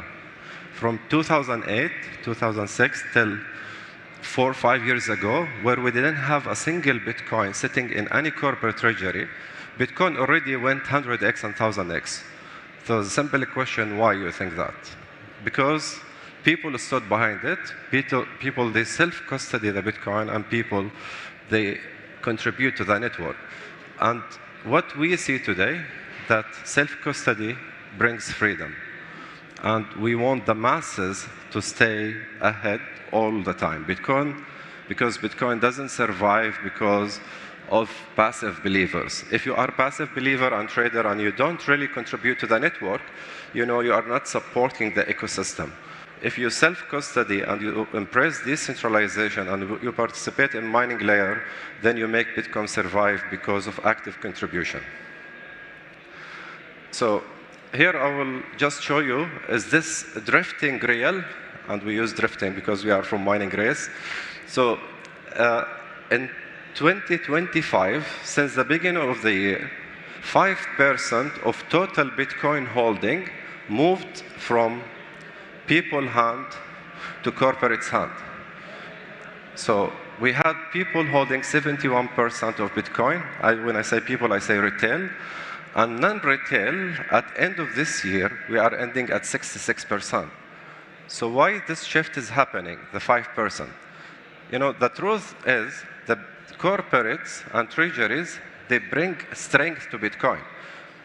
But people make Bitcoin unbreakable. And during this year, we have only 1% if total supply mined. So if someone tells me that this shift happened because of miners, no, not because of miners, because only 1% mined during this year. So it's 4 to 5% of Bitcoiners sold their Bitcoin during this year to corporate or they give it to self-custody organization. And that's here the momentum. Because if you see on the left side, the institution, we all know public companies, self-mining companies, ETF issuer, government holding, they gain the momentum. Why they gain the momentum? Because they understood the potential of Bitcoin, and the retail, they still understand the potential, but the push to the left side, it's 5% within 1 year. Why I think this is alarming and need rebalancing now? Because if we continue at 5% drift per year, we'll end up having 50% of total Bitcoin distribution circulated in only institution. So is it good or bad? Yes, good, but the perfect future where we keep the balance. So we work in the retail people to self-custody and know how to manage their Bitcoin and to contribute to the mining layer. And on the left side, also we have the corporates push and brings the fast momentum, because if all accumulation happen in corporate side, Bitcoin will be systematic. If all holding happen only on retail side, Bitcoin will remain pure, but will grow slowly. So the perfect future that both work together. And it's very obvious, do you want a solution? One side growing slower than the other side, we need to support retails by really educating them and bringing back, the adoption or speeding the adoption of retail. How this comes? By tools which gives people a self-custody in a simple way. But also, most important, we want to allow these people to participate in mining, to participate as contributor to the Bitcoin in a simple way. And that will unlock them because they don't become only passive believers, they become an active contributors. And they don't become only traders because then they depend on Bitcoin price, but they make Bitcoin stronger because of its people. So here come also the believer session. So if Bitcoin started as peer-to-peer electronic cash system, the knowledge is not exception. So the knowledge should spread from person to person. Otherwise, you cannot put 1 million or 2 million in conference halls and try to tell them the truth. So we need to educate people, to educate others, and multiply that knowledge across. And this is what we focus on. And also what we also thought of mining as mining race, we added a peer-to-peer distribution incentive system as reward for people who really take this knowledge and multiply it to others through also a decentralized peer-to-peer distribution system. So after we did that for 1 year, I would like to share with you some figures. So we have been able to create above 100,000 non-custodial Bitcoin accounts in 1 year, and we are one of the few retailers in the world that we can measure our contribution to the Bitcoin network. The second one, we mined around 2,000 Bitcoin in 1 year. The fact, I don't like this figure because of the number, but I like that 2,000 Bitcoin have been distributed to more than 50,000 people. So this is the fact. So we don't accumulate, but we circulate. And accumulation is good, but distribution and circulation, what is missing in the ecosystem for retailers. So we aggregated 1.5%. Today we aggregate 1.5% of global Bitcoin mining. And we contributed more than 10,000 L1 transactions. And we generate also through the online transactions more and more rewards to encourage the miners. Let me ask you one question. If we see 1 billion goes in and out as investment in ETFs, what the miners gains? If the trade and the people, they don't self-custody and we don't see the transaction in L1 layer, it is good to get institution in. But it's not good because there is no contribution as fees to the people. The last one is my favorite. Through past 12 months, we've been able to reach 10,000 direct peer-to-peer education from mining race to the people, and that multiplier comes by 5. And our goal this year to reach 50,000 people, that multiplier will come to 250,000, then we'll see the retail side really go faster.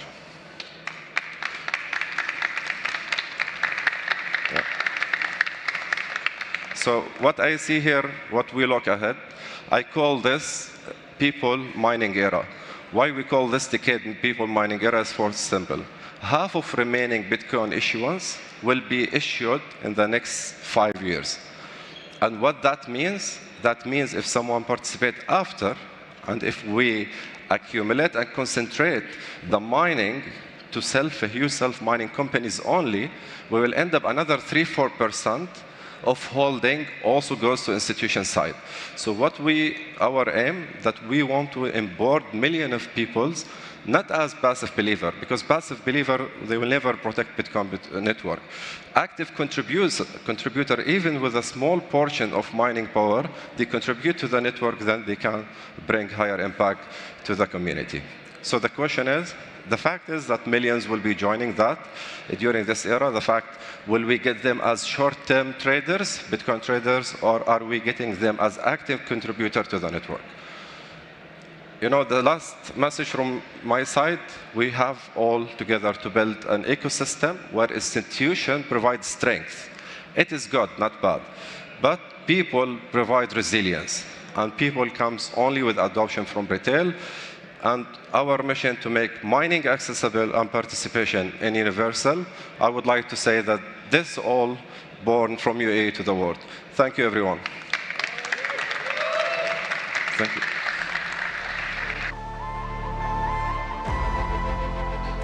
Thank you. Thank you so much, Rami. I believe that for everyone who is here in our amazing next.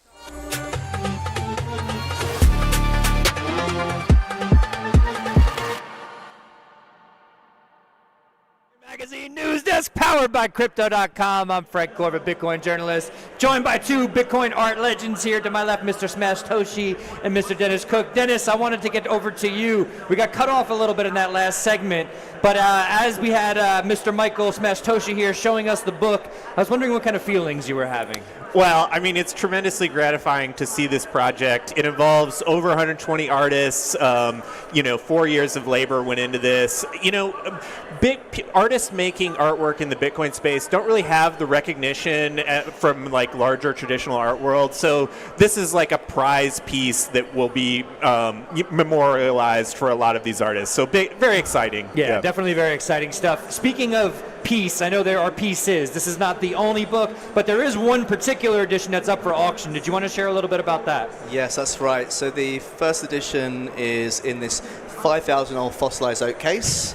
The same book is in, but also in the middle of it is a centerpiece by Asbury Studio, which was known as the Queen's Jeweler when she was around, and that is going to go it's in at Scarce City at the moment, up for auction, and the proceeds, so 79% of the proceeds are going to go to My First Bitcoin charity, and the other remaining 21% is being divided by all the 120 artists involved in the project. So yeah, we like to think a donation for the first edition is going to for the history is going to help kind of support the next generation of Bitcoiners. Okay, Mike, you seem very calm, composed, but when I look at this, all I think about is the amount of effort that had to go into it.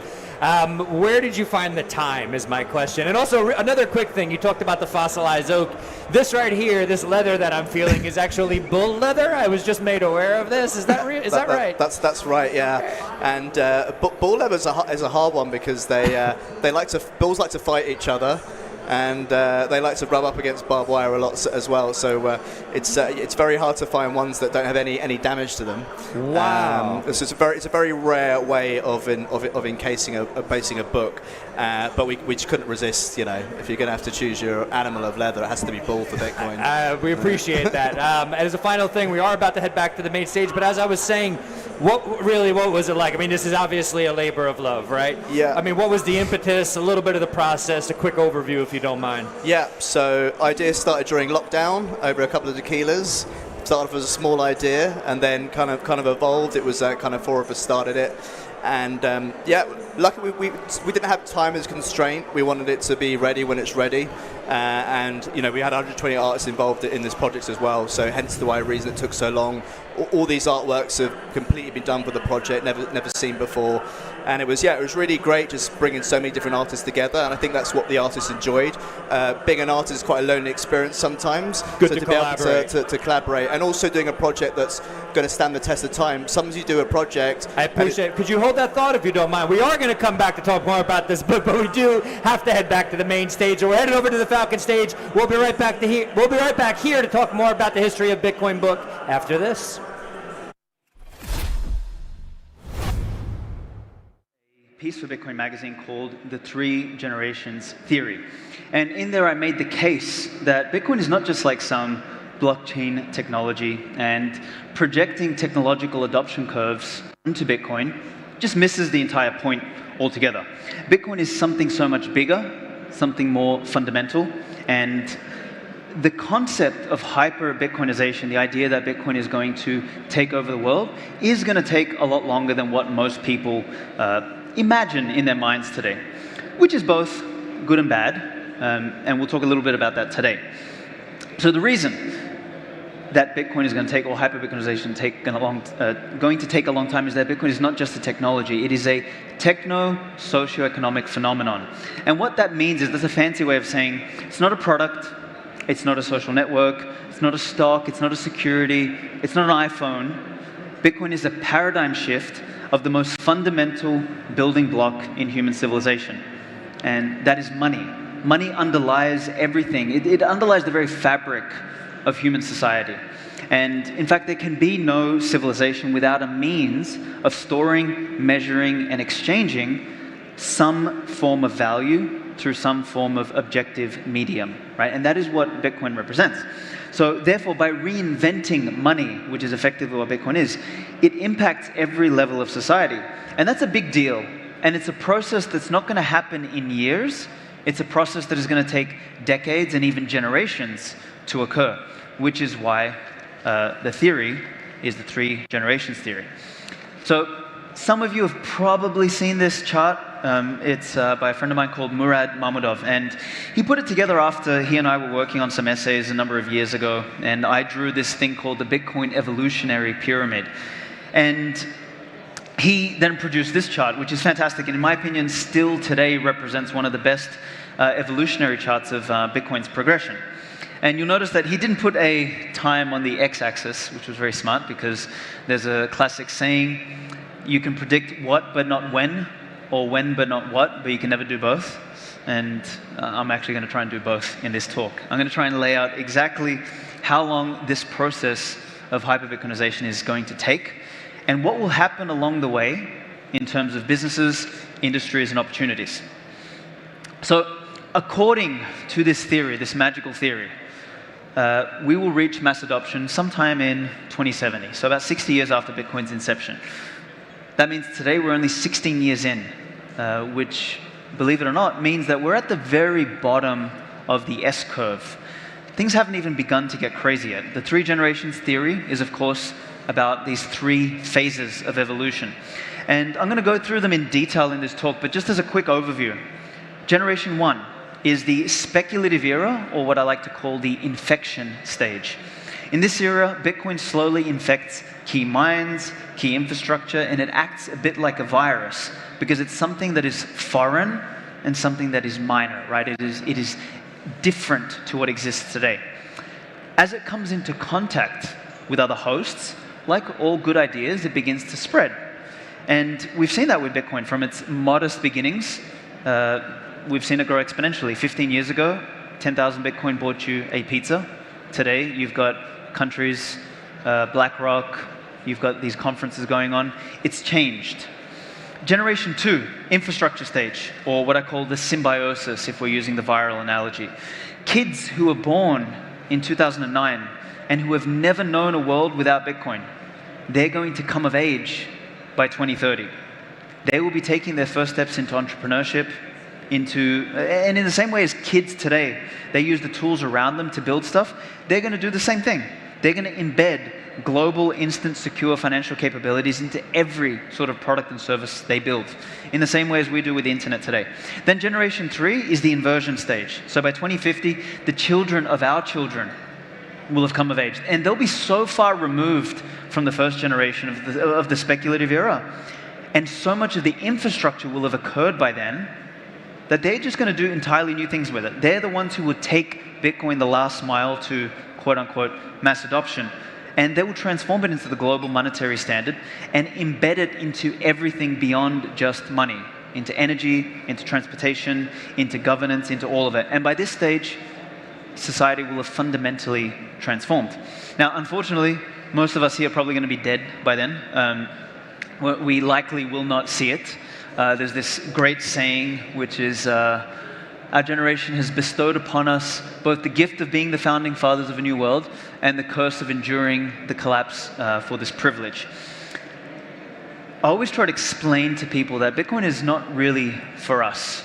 Bitcoin is for our children and our children's children. And I do believe this deeply. I hope to be alive for the third generation because I want to see how all of this evolves. But like the builders of the cathedrals and the great nations we live in today, we may not live to see the end of our project, but we get to be the ones who plant the seed that will shape what the future generations will do with the world. So, since this process is so long, the practical side of me wants to know, what the hell do we do now? How do we capitalize on this process? And what are the next big opportunities, and how can we, you, all of us here, position ourselves to capitalize on those? So to do that, let's jump into each of the generations one by one. So generation one, as I said, the speculative era or the infection stage. This generation was born with 1 foot in the old world and 1 foot in the new world. And we can't, like, we are all here generation one Bitcoiners, and we can't help but compare the new world, Bitcoin, with the old world, the fiat world. Much like how the older generations still compare gold to fiat money. And this applies to all of us because Bitcoin is so young. Bitcoin's only 15 years old or 16 years old. So as a result, any one of us who has the capital or the skills today to do anything with Bitcoin is fundamentally someone who had 1 foot in the old and 1 foot in the new. So if you think about like this generational conceptual relationship to Bitcoin, it's one of comparison. And if you understand that, then what kind of businesses, industries, and ideas might come from this sort of generational wide psychological viewpoint? Well, let's think about it. How to acquire, how to dispose of, how to exchange it, how to store it, how to produce it, and how to get as much as possible. So in other words, miners, wallets, exchanges being the big one, and now in the late stage of this initial cycle, of this initial era, is the strategy plays or the treasury plays, trying to acquire as much Bitcoin as possible. And the interesting thing about this era is it's not only the most financialized one, but it's the one where Bitcoin enters as a new idea, which is where the viral analogy comes in, right? Good ideas are like viruses, and they spread. And they infect not just the one branch. So Bitcoin infected the financial system, but it also infected literature, it infected philosophy, it infected entertainment, government, energy, and it's really starting to spread in this first stage, which is hence why I call it the infection stage. And this accelerates until we reach the next stage of evolution, which is the infrastructure stage, or the viral analogy is symbiosis, right? So the virus becomes part of the system. So in this era, it will be shaped by two profiles who each have their own conceptual, psychological relationship to Bitcoin. First, you'll have the entrepreneurs in their 30s, 40s, 50s, those who are around during generation one. And they've thus integrated into their worldview and to their toolkits, right? So they have the capital, they have the experience, and they understand Bitcoin, so they use it. The second is the younger generations, the up-and-coming leaders who they were born in 2009, 2010. They will come of age. They'll be 20 years old by 2030. And for them, like, they won't know a world without it. They'll look at Bitcoin as a tool, very similar to how we today look at JavaScript or the internet or language models, right? It's native to us. It'll be native to them. And this era of comparison will slowly lose its influence and fade away. And the way Bitcoin is perceived will fundamentally change. It will be appreciated for the problems that it solves and for the capacity of the tool that it is. And anyone at that stage who's ignoring Bitcoin or deriding it is just going to be left behind, right? They will not have access to an ever-increasingly global market that is on 24/7. And that's why I call it the symbiosis era. The virus will have gone beyond the point of infection, and it is now a part of the system. You will find Bitcoin in everything, everywhere. No longer for, this is really important, no longer for purely ideological or speculative reasons, but because it is a better tool to embed into your product stack. So kind of similar to how today the internet is embedded in everything, right? And we're talking here now 40 years later, and funny enough, we are 40 years into the internet revolution as well. Generation 3, the mass adoption stage. So this is the final evolutionary era. To continue the viral analogy, this is where the symbiote finally becomes the system. This is the inversion, where the entire system is reconstituted and the old is replaced with the new. And with Bitcoin having become a global utility like the internet by this stage, we're going to see the rise of totally new businesses, industries, concepts, and all the sorts of things that we can barely imagine today. And it reminds me of this meme, right? Like, I don't know if you remember, but the internet was originally all on copper lines, right? The internet ran on top of the telephone system. But now fast forward 20, 30, 40 years, phones and all of the communications runs on top of the internet. So you had this inversion of the system. And the same thing is going to happen with Bitcoin. It's going to unlock entirely new markets, entirely new ideas. But it's going to take time to get there. Trouble is, obviously, we may not be alive for this. So the question now is for us, what can we do? What is actionable for the people sitting in this room? Because Generation 3 is too far away. Well, in my opinion, we need to start thinking about what are the industries or what are the products and services that are going to be reinvented that we can build Bitcoin into. So a quick case study here is this concept of what I call the experience economy. As things move, we're going to see some industries die, some be born, some transform. The experience economy, in my opinion, is one of these new phenomenons emerging where people, like, not only do we have this whiplash from COVID where everyone was locked in their houses and all this sort of stuff, people want to get together again, but also the internet is changing. It's full of online slop, everything is content, everything is media, everything is ads. People want to catch up in person again. So you're seeing this rising sort of movement towards people doing things and stuff. And this is a trend that's not going to stop. This is a concept that will continue to evolve as the internet gets drowned out by AI. So if you combine these things, this is an example of what we're building. We're trying to capitalize on this concept by building a product that takes Bitcoin and embeds it into the native functionality of the product. So if anyone here is familiar with products like Luma or Eventbrite or things like that, we're building an events app that is Bitcoin native, that you can spin up an event, and you can do ticketing, you can do community, you can do all of that sort of stuff, and you can do it natively from anywhere in the world and not be bound by fiat rails or KYC or any of that sort of stuff. You spin up an event, you get paid, you run an event, and you can build a community or a creator or an event instantly. I don't have time to give like the whole pitch. I could go on and on, so I'm going to just jump straight to the end. And if anyone wants to talk to me about the product and everything, we can discuss that later. But basically, the point is this. Bitcoin's going to take another 40 to 50 years to fully mature. For the last 15 years, all the fortune has been made already with exchanges, wallets, miners, and more recently, Treasury strategies. And I would say there's probably another couple of years for that stuff to happen. What I'm interested in, what I suggest you all get interested in, is what is next? What comes after this era? And for me, that answer lies in what are the industries that are going to be transformed or created in this next era, in and around Bitcoin, that Bitcoin will become a part of. So I showed you the experience economy as one example. There's going to be many other examples. In my opinion, all sorts of industries, products, and services are going to get reinvented. So the question for you, and I'll leave you here, is what are you building? What are you buying? What are you investing in?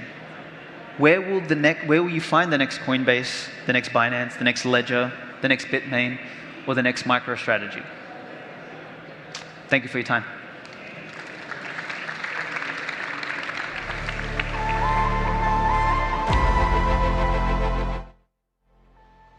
Thank you, Alexander. I believe that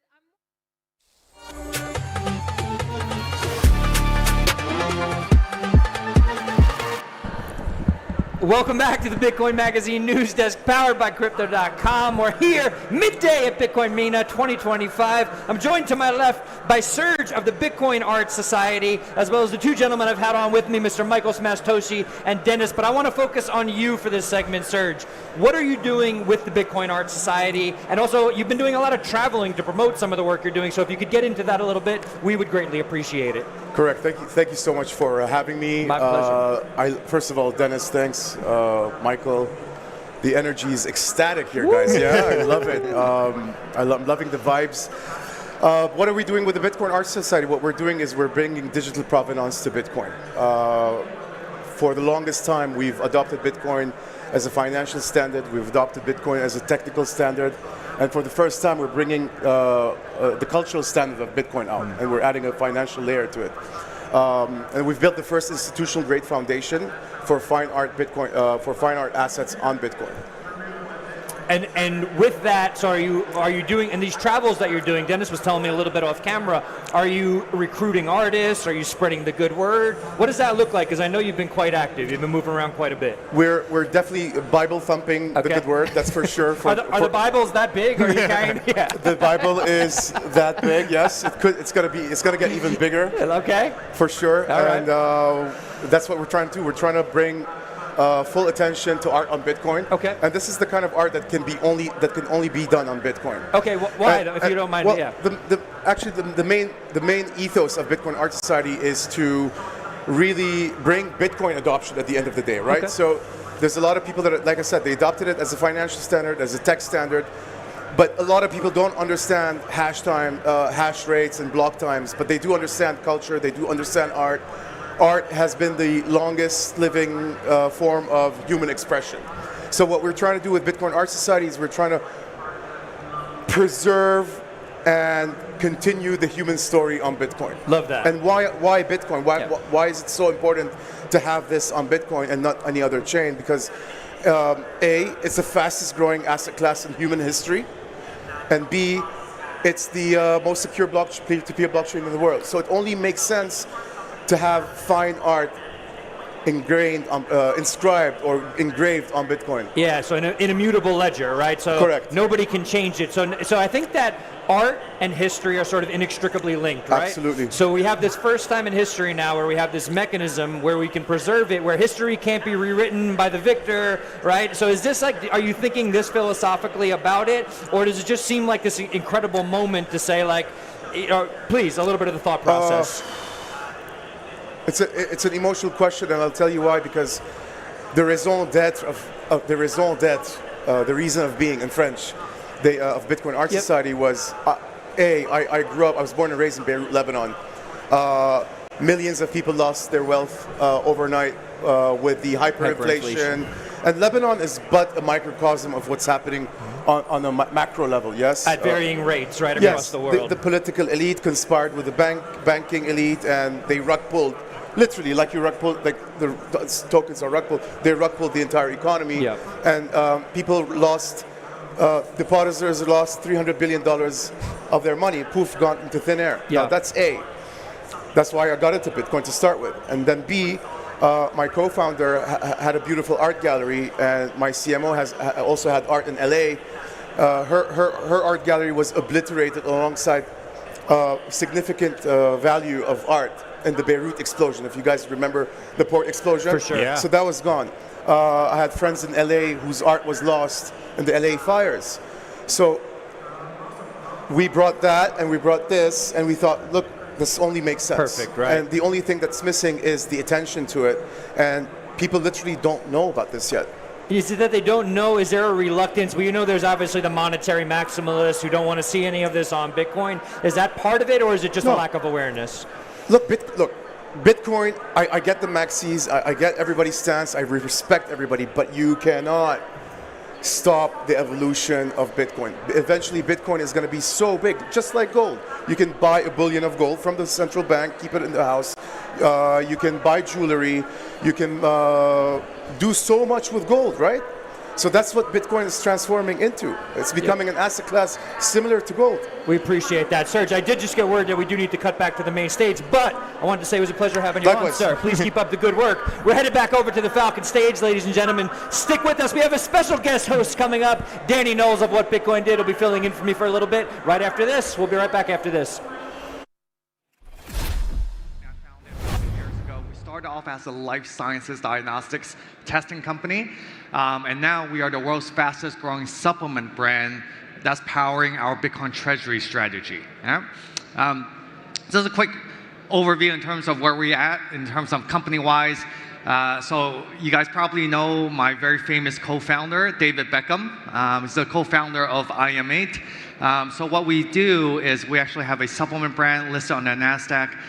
Current revenues this year are approximately $90 to $100 million USD. We currently have 70 plus million in cash.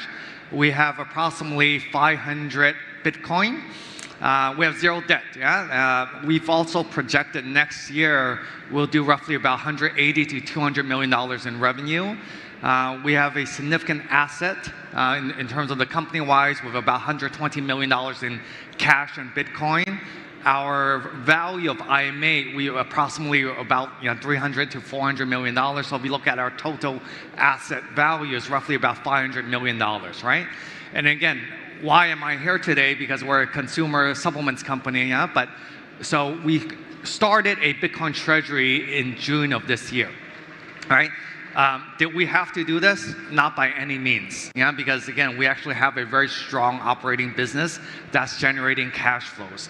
But the reason we started the Bitcoin Treasury program is that we felt we had excess cash. The business is growing insanely fast. And what do we do with our cash? Yeah? So I had a choice of putting into, let's say, JP Morgan fixed deposits of 3.34%, or do I put it into Bitcoin? So we've been buying Bitcoin basically since June, and now we actually buy one Bitcoin every single day, regardless of the price. Yeah, so we start off with $20 million in June, but every day afterwards, we started buying one Bitcoin. So it doesn't matter if it's 120,000, 80,000, 90,000, we buy one Bitcoin daily. And again, just give you an overview in terms of what Prenetics is. We have multiple business units, ranging from the life diagnostic side. But given the growth of IM8, we've already publicly mentioned that we're divesting all of our other assets to fully focus on IM8. That's going to be powering our treasury strategy, right? What is IM8? As mentioned, I started this brand with David Beckham about, actually, it's crazy to think, we only started this 12 months ago in December, and we've been able to grow it very, very fast. It's a supplement brand that replaces 16 different supplements in one powder that you mix with water. We've also been able to bring along a very strong scientific advisory board, which separates us from the rest. We brought along the likes of Dr. Don from Mayo Clinic, James Green, the former chief scientist of NASA, some amazing scientists and professors that actually formulate our product. We've probably been covered by every single media around the world since we've launched, just given the high-profile nature of David. Right? This gives you an idea in terms of how fast we've been able to grow since the last 12 months, right? So if you compare our revenue to even some AI companies, we've been able to surpass them in terms of growth. Certainly, if you look at other supplement brands, it's normal supplement brands, even if you're very good, it'll take you roughly about 3 years to reach 100 million in ARR, annual recurring revenue, and we were able to do this in 11 months. This gives you guys an idea in terms of just how crazy the trajectory has been. We launched last December. Our first month's revenue was 600,000 USD. Last month, we hit 10 million monthly revenues. Yeah, so the trajectory's been truly crazy. Again, I've been an investor, entrepreneur. I've never seen something like this in terms of this type of growth. Again, the market that we're playing in, I mean, it's a truly big opportunity here because given the supplements industry is roughly about $700 billion global opportunity. We hit 120 million ARR in basically 12 months. Yeah? I think the key metric here, when we think about this, is actually our payback period, which is it takes roughly 3.9 months for us to recoup our customer acquisition costs. Yeah? So if you look at the comparisons, Hims and Hers is a $10 billion company. Their payback period is 12 months, but we're able to do this in 3.9 months. So this gives me a significant confidence that we can continue to scale this business.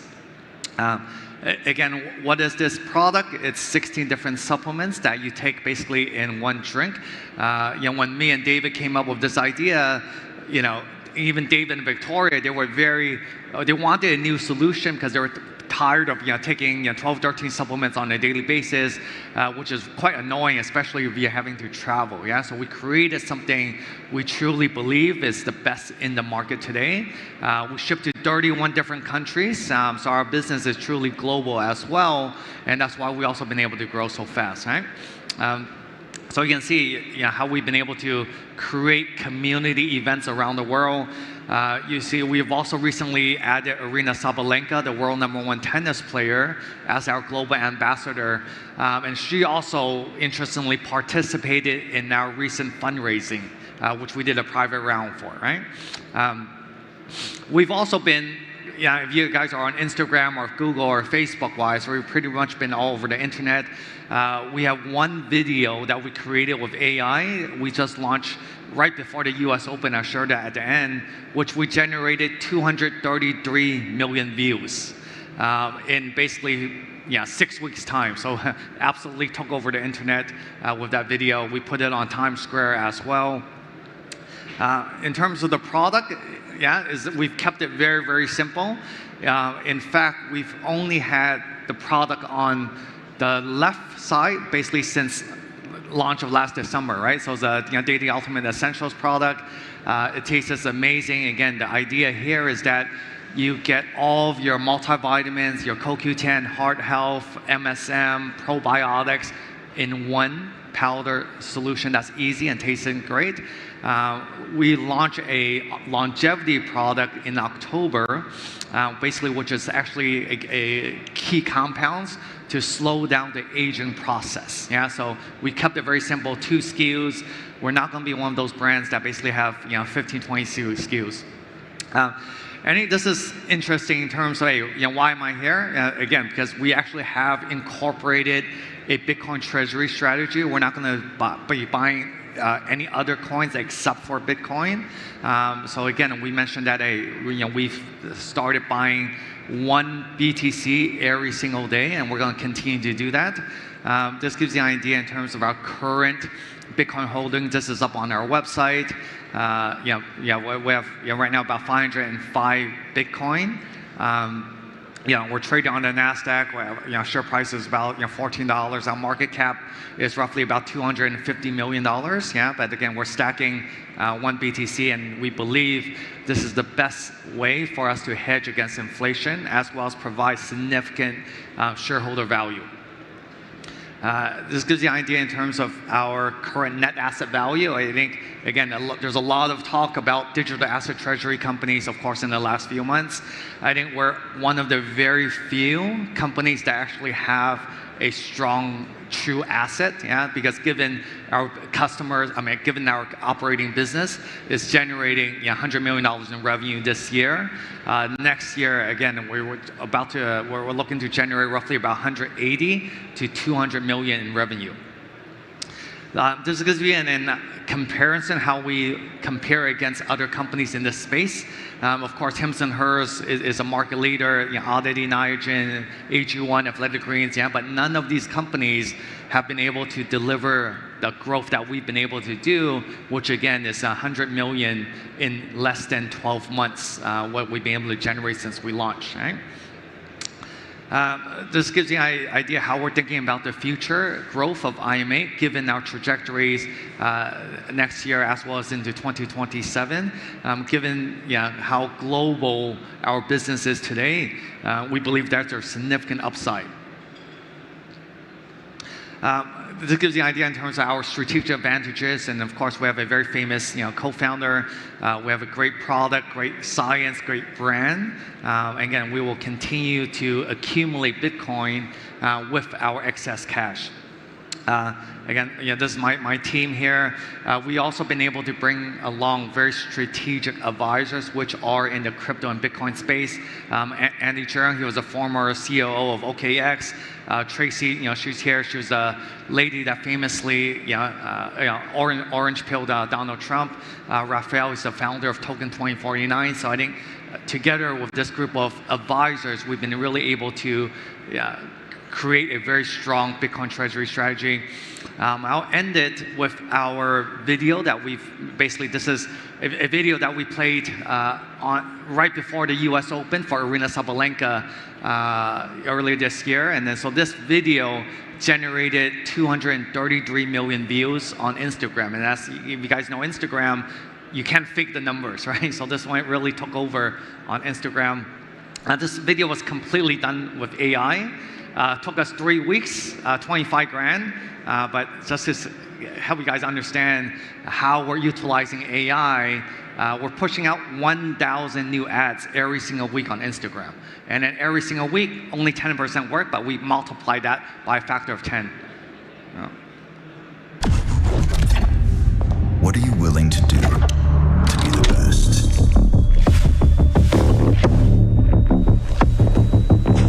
What if it all came down to a simple choice? Red or green? Red, you can feel it. Feel energized. Perform at your best. Developed by world-leading scientists, including NASA, to help you live with more vitality, energy, and longevity. Sure, you could choose green, but just because it's green doesn't mean it's good for you. This is your chance for peak performance, whatever the task. The best choose the best. Yeah.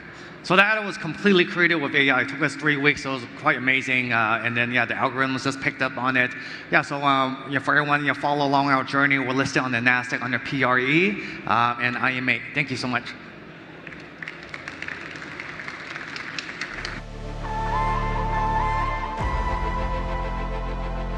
Thank you.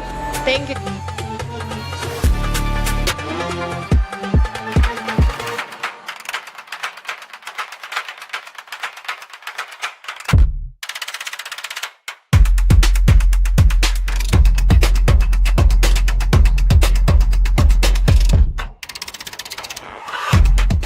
Something bold is coming.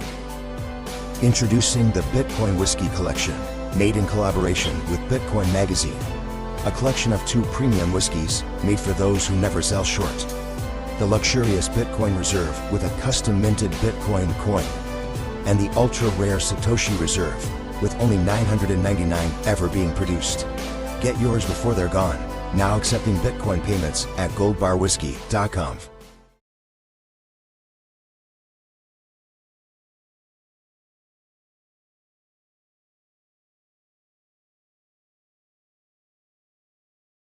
News desk. This is the What Bitcoin Did hostile takeover. We've lost Frank Korver. I think he's probably going to start a treasury company. That's what everyone does now, right, Sam? That's right. That's right. So we've got Eric Yakes, Sam Callahan, and Eric Hersman here. Eric, I think we should start with you. After the trip we've had recently, we went out to Africa. We saw the stuff that Gridless is building. Tell everyone about that trip. Well, I mean, I don't know if people really understand how far off grid you can get, but you guys got to see it. Eric, what was your take on it? Well, we got so far off grid that we were slaughtering goats far off grid. That's pretty far off grid. That's far off grid. Yeah. So we were pretty deep in the game, and it was electric that Bitcoin has found a presence in these parts of the world.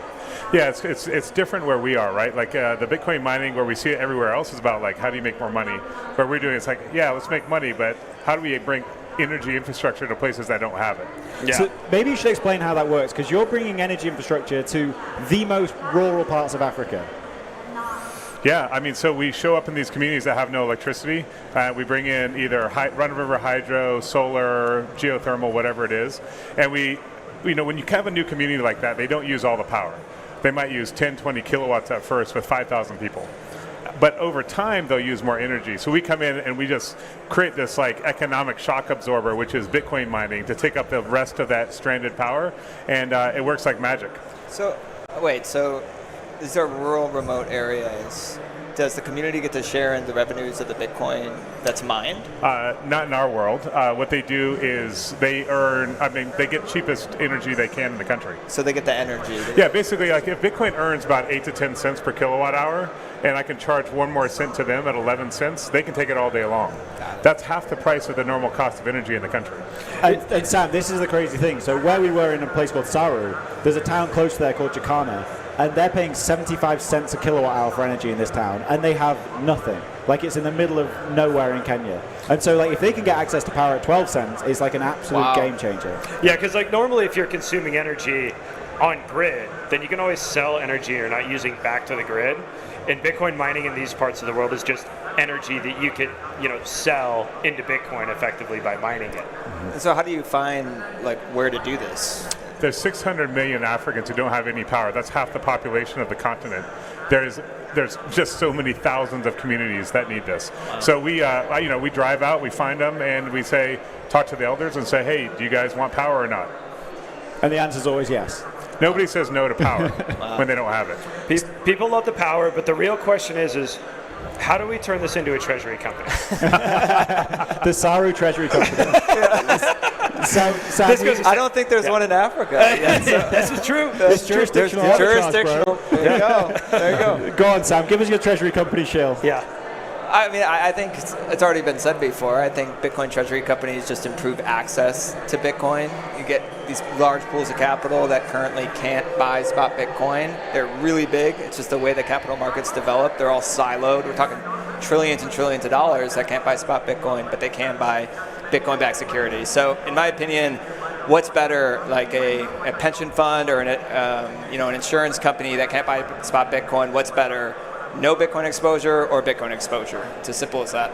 It's Bitcoin treasury companies buy Bitcoin. Like, that's good. That's good for Bitcoin. I mean, Bitcoin treasury companies almost bought more Bitcoin than every other cohort. The ETFs bought a little bit more last year than Bitcoin treasury companies. So it's added incremental demand for every single Bitcoin holder out there. So that's based. The question I would have on that is, like, how long is that demand there for? Because treasury companies are now trading generally like close to 1x or even at a discount to MNAV now. Yeah. Do you think we're going to see them sell Bitcoin at some point in the next few years?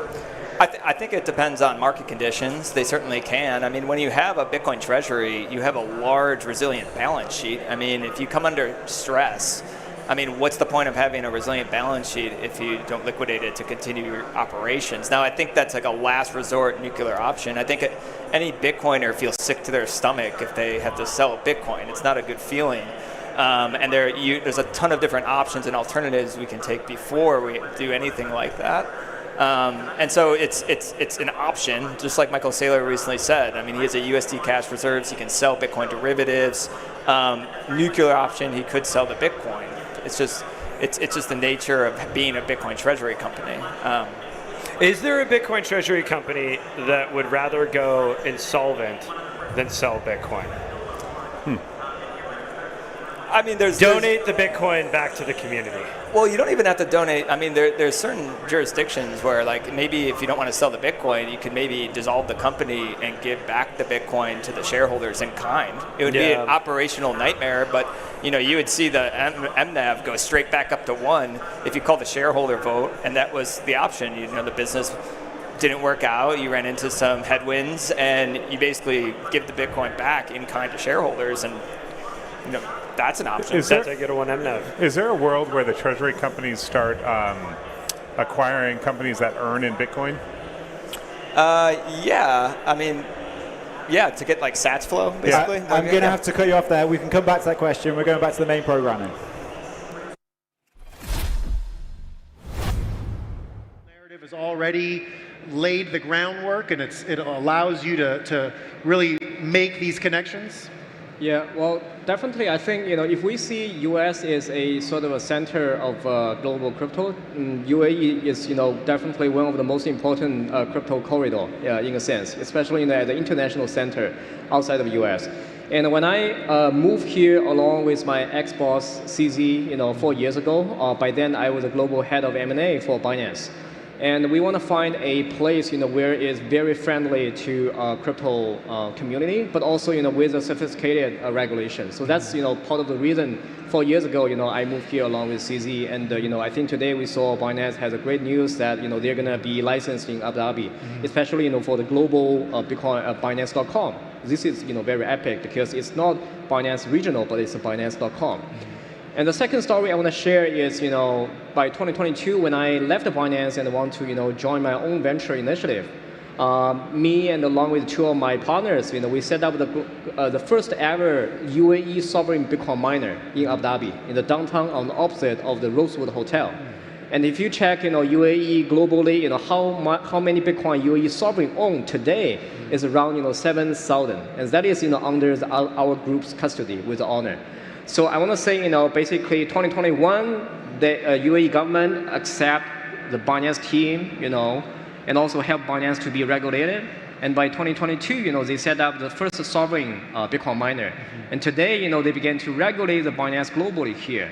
So I think, this is, sort of the degree the UAE, they can be a very perfect balance between nimble and, startup friendly as possible, but also without sacrifice the sophistication as a regulator. Yeah, well, the very predictable regulatory environment has been a big help in this area. And, in many ways, America sort of embraced Bitcoin and then did the regulation after, versus here where they really did get the regulation right and allow things to come through an attractive sort of force after, correct? Yeah, predictable is very important. Yeah. Now, Alexandre, you can see in a lot of sense that there is a certain regionality, let's say, to this institutional narrative, and you're just like Bill, you made the move down to this part of the world, you left Europe, came down here, obviously found what we've just heard from Omar, this really vibrant narrative that's going on, but back where you came from in Europe, where is the narrative over there? I know they're getting the regulations, but everyone's kind of like, who cares? What's going on over in Europe? Are they really seeing it the same way as America and UAE? Are they near to seeing it? Where are they at? Well, 2025 has been year one of institutional curiosity for Europe. At the beginning, the institutions were not paying attention. It was really Donald Trump's strategic reserve that made the click for many institutions that were listening to Bitcoin for years and thought that it was too risky for them. And then suddenly, it became too risky to at least not be curious about it from a management and professional career standpoint within the banks. And so when we started Capital B, in fact, 1 year ago, back at the last Bitcoin MENA conference, we had 3-4 institutions at the beginning within the capitalization table. Now it's 40-50 institutions, and many of them Europeans, but 90% of the capital that we've raised is still from international institutions outside of France itself. And really recently, after the big rise of the Bitcoin Treasury companies and then the drawdown in the price, still Capital B is up by 7x since the launch of the strategy. But now the institutions are realizing, oh, I missed the last run, the first leg of adoption, and maybe I will try to now look into this, understand what it is. And for the first time in the last month, I've had 70 meetings with institutions in France, specifically. Some of the largest independent banks and some of the largest systemic banks over in Europe, and some of the presidents of those banks. And they are now fully sold on the monetary devaluation. This is not a debate anymore. It's exponential money creation. And they see Bitcoin as the only way to get the attention of their clientele. They are losing the attention of their young clientele. They are losing the attention of their professional clientele. And they see Bitcoin as a potential way to continue to engage their clientele in that way. And so while Bitcoin is still very small within the financial system, it's taking a lot of attention. Why? Because the best performing individuals have been Bitcoiners, the best performing corporations have been Bitcoin corporations, and now the best sovereigns are looking into this, and that's also part of why we have decided to set up a subsidiary in Abu Dhabi, in ADGM, because there is this vision, there is this conviction on scarce resources and how to use them for the future, and that's a vision that we share very much. And you mentioned sovereignty and attention and how that vision of energy and resources that are finite move in the future. And it does remind me, you know, we've had in the past 2 weeks the two largest companies in the world. We had Jensen Huang just 2 nights ago talk about how energy and Bitcoin are fused and tied at the hip.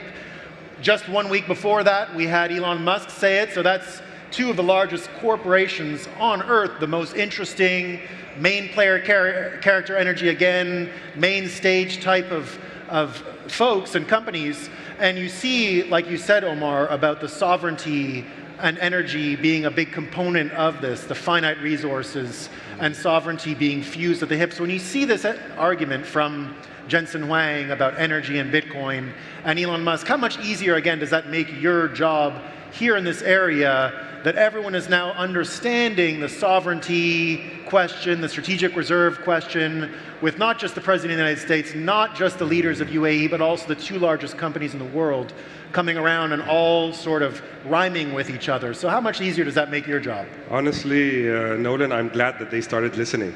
You know, it's like 10 years too late. You've been doing this for a long time. We've been doing this for a long time. We've been called crazy for a long time. I'm glad to see everybody's become as crazy as we are, let's say, in terms of adoption. But I'm so glad that the country has decided to take that step. You know, it was very challenging in the beginning, but I think right now that debate is off the table. It's now more about how do we acquire more Bitcoin? How do we make sure this industry is attracted correctly? How do we regulate it correctly? So I think we're on a right path, and a lot of people I think also see that. As you can see, you know, we have two great companies that have just moved here.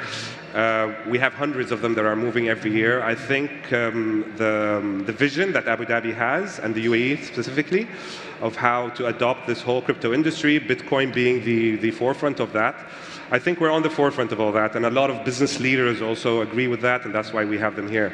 Yeah. So it's becoming easier. And I like what you said, it's about acquiring more Bitcoin, because that reminds me, there's this idea of moving past the sale in sales, right? Moving past the sale. The most famous example was Donald Trump used it with the wall in Mexico. It wasn't build the wall, yes or no. It was who's going to pay for the wall. You were already the wall was already getting built. Who's going to pay for it? And it feels like, and Alexandre, I think you're the perfect person for this, because I want to know how much is still, when you're dealing with people who are just getting their first taste of Bitcoin and what's going on, are we still in the world of educating people about Bitcoin? Do you want to buy Bitcoin? Or have we really gone to where we hear the black rocks? Is it 5% or you know, it's 1% or 5% or 10%? Because when you're saying about how much Bitcoin you're going to buy, you're not really selling people on buying Bitcoin yes or no. You're asking them how much they're already going to buy it. So how much? Are we past the point of having to sell Bitcoin? Or are we still having to sell Bitcoin and not about how much? Well, there was a point mainly last year where you still had to talk about whether Bitcoin is good or bad. And that is a very inappropriate question. The question is whether it works or not. And today, there is an admission by the large financial institutions in the world that Bitcoin works and that Bitcoin is here to stay, and that at the very least, as you mentioned, it is a diversification factor for the largest financial institutions. And so in that respect, the market size of Bitcoin has been really a few $1 trillion that's been allocated yet in the global economy. The size of capital is $1 quadrillion, and there will be a lot of frictions along the way as Bitcoin is integrating all of these different tools to enter capital markets. The first one has been equity that is backed by Bitcoin. The second one is becoming digital credit, credit that is backed by Bitcoin. And you can see systemic banks, the JP Morgan, Morgan Stanley, even players that were hostile to Bitcoin, Vanguard, now accepting Bitcoin and giving access to it, structuring products for it. And then on the other side, you see Bitcoin treasury companies taking the Bitcoin on the balance sheet and using that as a machine to provide Bitcoin per share to their shareholders and transform USD yield that is provided to traditional market into BTC yield in the form of additional Bitcoin per share.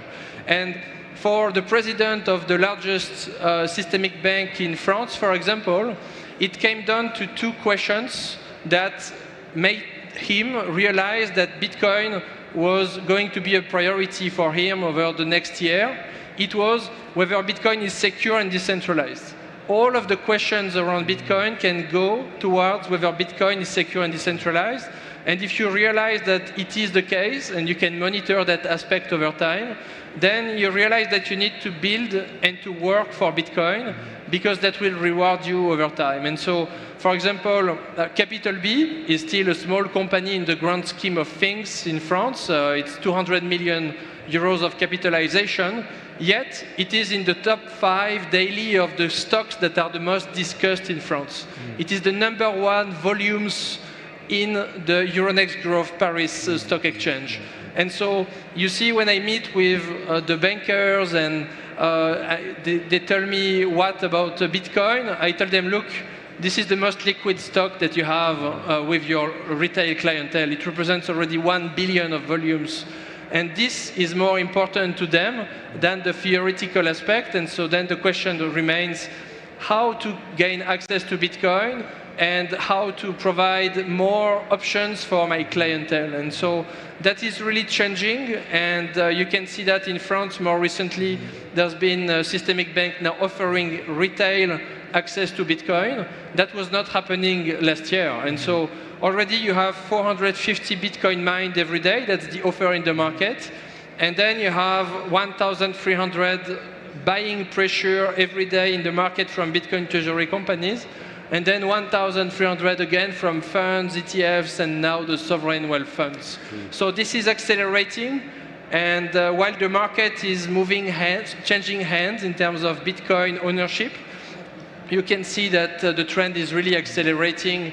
And while the amounts are not still that significant from a global perspective, you see Abu Dhabi is about $500 million of allocation. This will grow to billions of dollars. And so you better be ready before that happens than after. And you were talking about optionality and the different capital market products. You know, at Roxham, we believe in Bitcoin-denominated, Bitcoin-backed capital markets. That's what we think the narrative is going to be going forward. Bill, what are you thinking the narrative is going to be in 2026 along this institutional line? Is it like what Alexandre was saying, these optionalities, these different solutions, how to access Bitcoin, this vehicle, that vehicle? What do you see being the main plank of narrative building in institutional adoption in 2026? Well, I think in general, if we are getting to expected low interest rate environment in 2026, and definitely, Bitcoin along with the gold and the risky assets should be, part of the most important asset allocation to, bet against the low interest rate. And regarding the narrative, I think now the key issue is not about, whether there are some narrative or not. I think, Bitcoin is getting into a silent IPO moment, where people began to buy in the narrative. This is digital gold with 21 million fixed supply, and going forward, everyone should own a piece of it. The only issue would be like how much you want to own it, and for how long of the period of the time you want to average your cost to acquire your Bitcoin to some certain percentage. And I think that's part of the reason, why in past 1 year, Bitcoin is kind of, in the sideline with more institutional adoption, but, the price is sideline. And I think, there is a significant turnover between, the previous holder and the new investor. So I do think, going forward, it's more about, the massive adoption of the mindset, in a sense. Yeah, so for the individual and for the institution, people began to, buy Bitcoin, as part of the allocation. Well, I love it. It makes sense when you think of it in those terms, and I especially see it in terms of, even geopolitical peace, for example, we saw the United States and the president come over here. It's not just their idea of how to structure the economy. It looks like fundamentally America is starting to prefer the real economy of producers and energy makers. And you can see why the UAE and the USA are starting to really sing from the same songbook. So, you know, looking forward in 2026, where do you see these American and UAE type narratives taking the industry? Omar. Honestly, I'm hoping that we're going to be having a big share of the whole mining across the globe. I hope. At least this is part of our strategy, at least. I don't know how successful we're going to be in it, but I hope we will be. But I think we want to be able to control a certain part of that hash rate. It makes sense that we're an oil-producing country in the sense that we're doing it here, but also a lot of this is going to be happening in North America. There's going to be 7 gigawatts of energy coming online this year, just in North America. I think a big part of that is going to be focused on data centers, and a big part of those data centers would be Bitcoin mining. So I hope, at least us sovereignly, that we're going to be having a big chunk of that, and that's part of our strategy as well. Well, in some ways, people say anyway that Bitcoin mining has put the AI finance model ahead by about 10 years because of ASICs and then co-location and basically the anchor tenant real estate development model. Yeah. Bitcoin really perfected that, and you see AI slipping in on that whole same conversation and learning from what the Bitmains have already done and all these folks. So last question here for you, Alexandre. We've only got a minute to make sure you get to your other stage talk where you'll be with all kinds of interesting people. So just a last bit on that, on the energy front and the energy finance, and whether or not, you know, going back to your European perspective, if they're finally going to click for them on this energy finance narrative. Well, we are very far from this over in Europe. I think a lot of Europe, at least regulatory wise, is still stuck within the good or bad, while the rest of the world is within the working or not. I think this story is not new. It seems like we are discovering how scarcity works and what will be the industry that will be built upon Bitcoin, but in reality, this is not new. There was 2 private companies that were founded back in the 1800s and 1900s in England and in France with the objective to accumulate gold. And those 2 companies became the Bank of England and the Bank of France. So I guess that if you want to become the global reserve of the world, you want to accumulate the scarcest asset on earth, and then you will build financial services on top of it, you will build infrastructure, energy services on top of it, and you will build the whole economy on top of it. And so this is the global and the long-term vision of a Bitcoin treasury company. It is not a meme stock that you could have the impression of on the internet. It is literally the foundation for who will have the most Bitcoin and who will be able to maximize what it is able to do around it. Because the use case of Bitcoin is, yes, it's peer-to-peer cash electronic system with absolute scarcity. So it is individual sovereignty. Absolute scarcity applies to Bitcoin, but also the time on the clock. So time is also scarce, and we're out of it, unfortunately. Thank you, Alexandre. Thank you, Omar. Thank you, Bill. Warm round of applause for these fellas. Thanks a lot, everyone.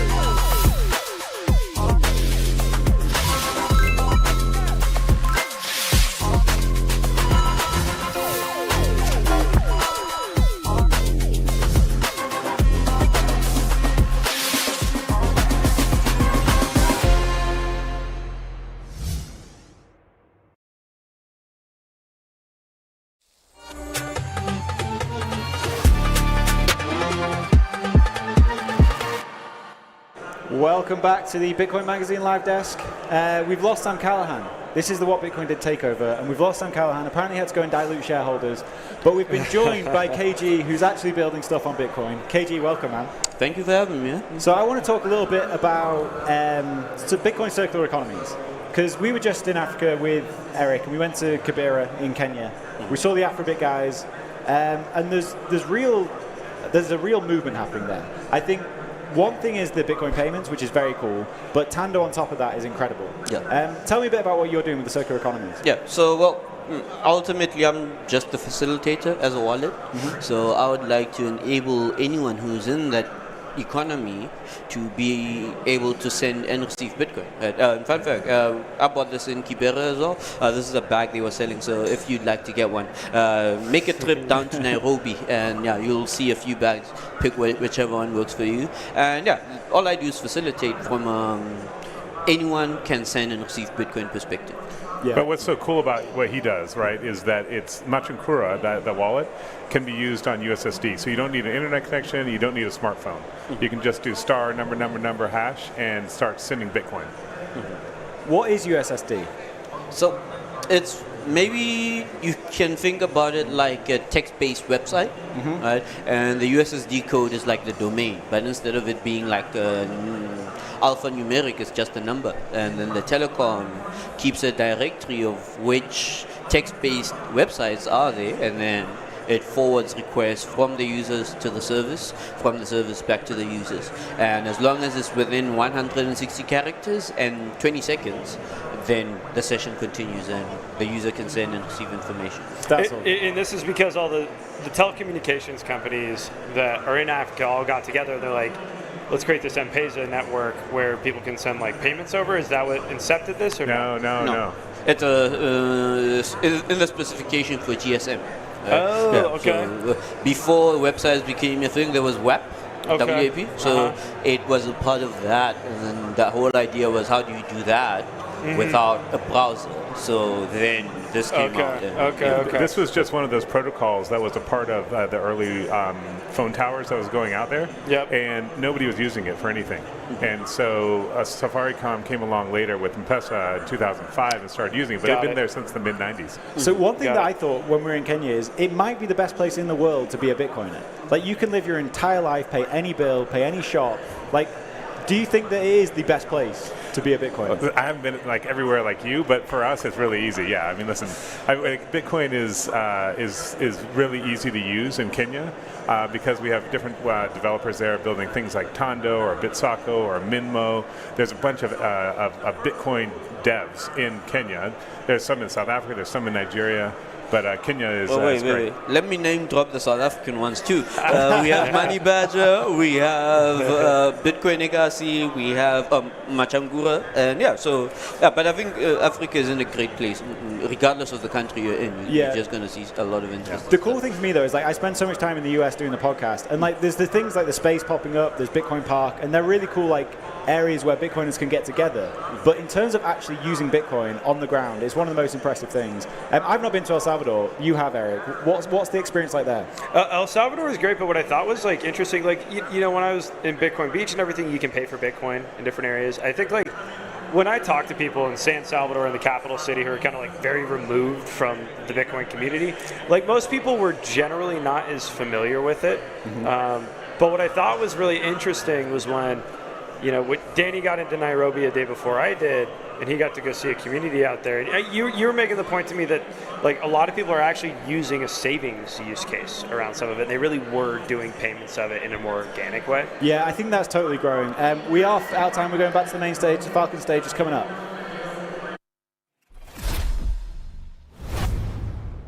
Really relevant to that quote. And the topic is a millennium of monetary mistakes.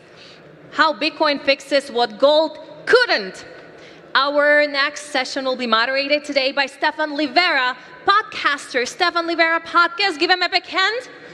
He will be joined by Rahim Tagizadegan, CEO at Ditsets, and of course, by the author of Bitcoin Standard, give him a big hand, Saifuddin Ammous. Be louder. The floor is yours. Please be attentive.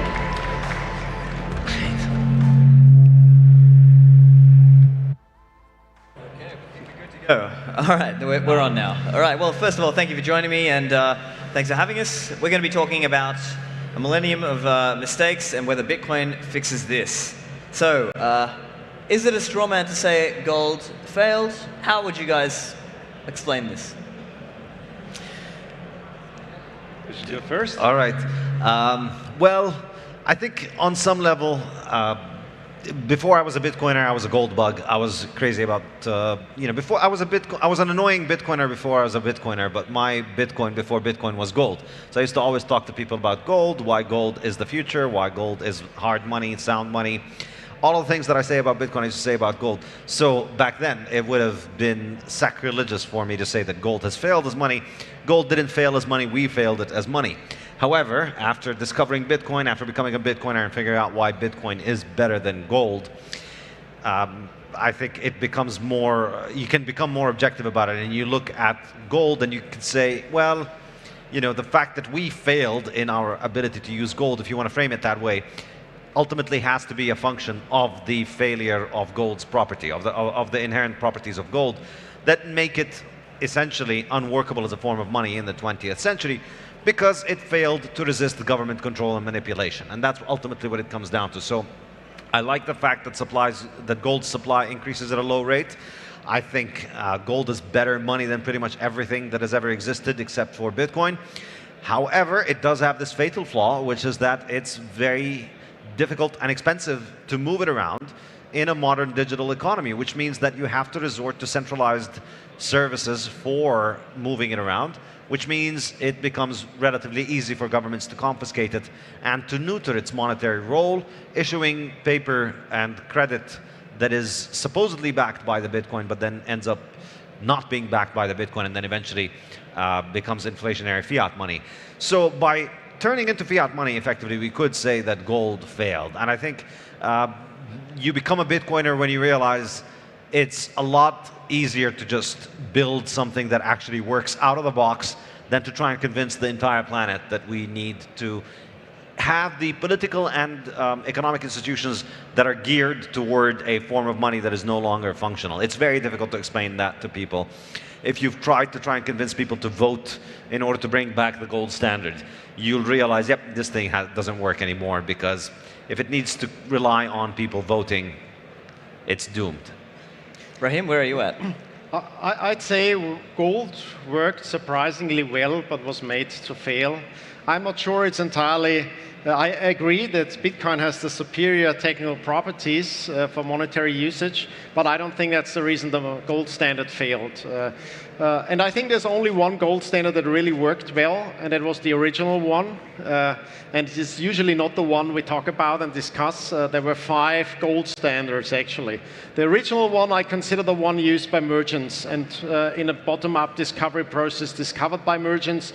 And they discovered that gold is useful as a money because you can define an algorithmic money. They realized it's not the face on the coins that determines the purchasing power of that money, but you could have a standard that just defines the fineness of the gold and the weight of the gold.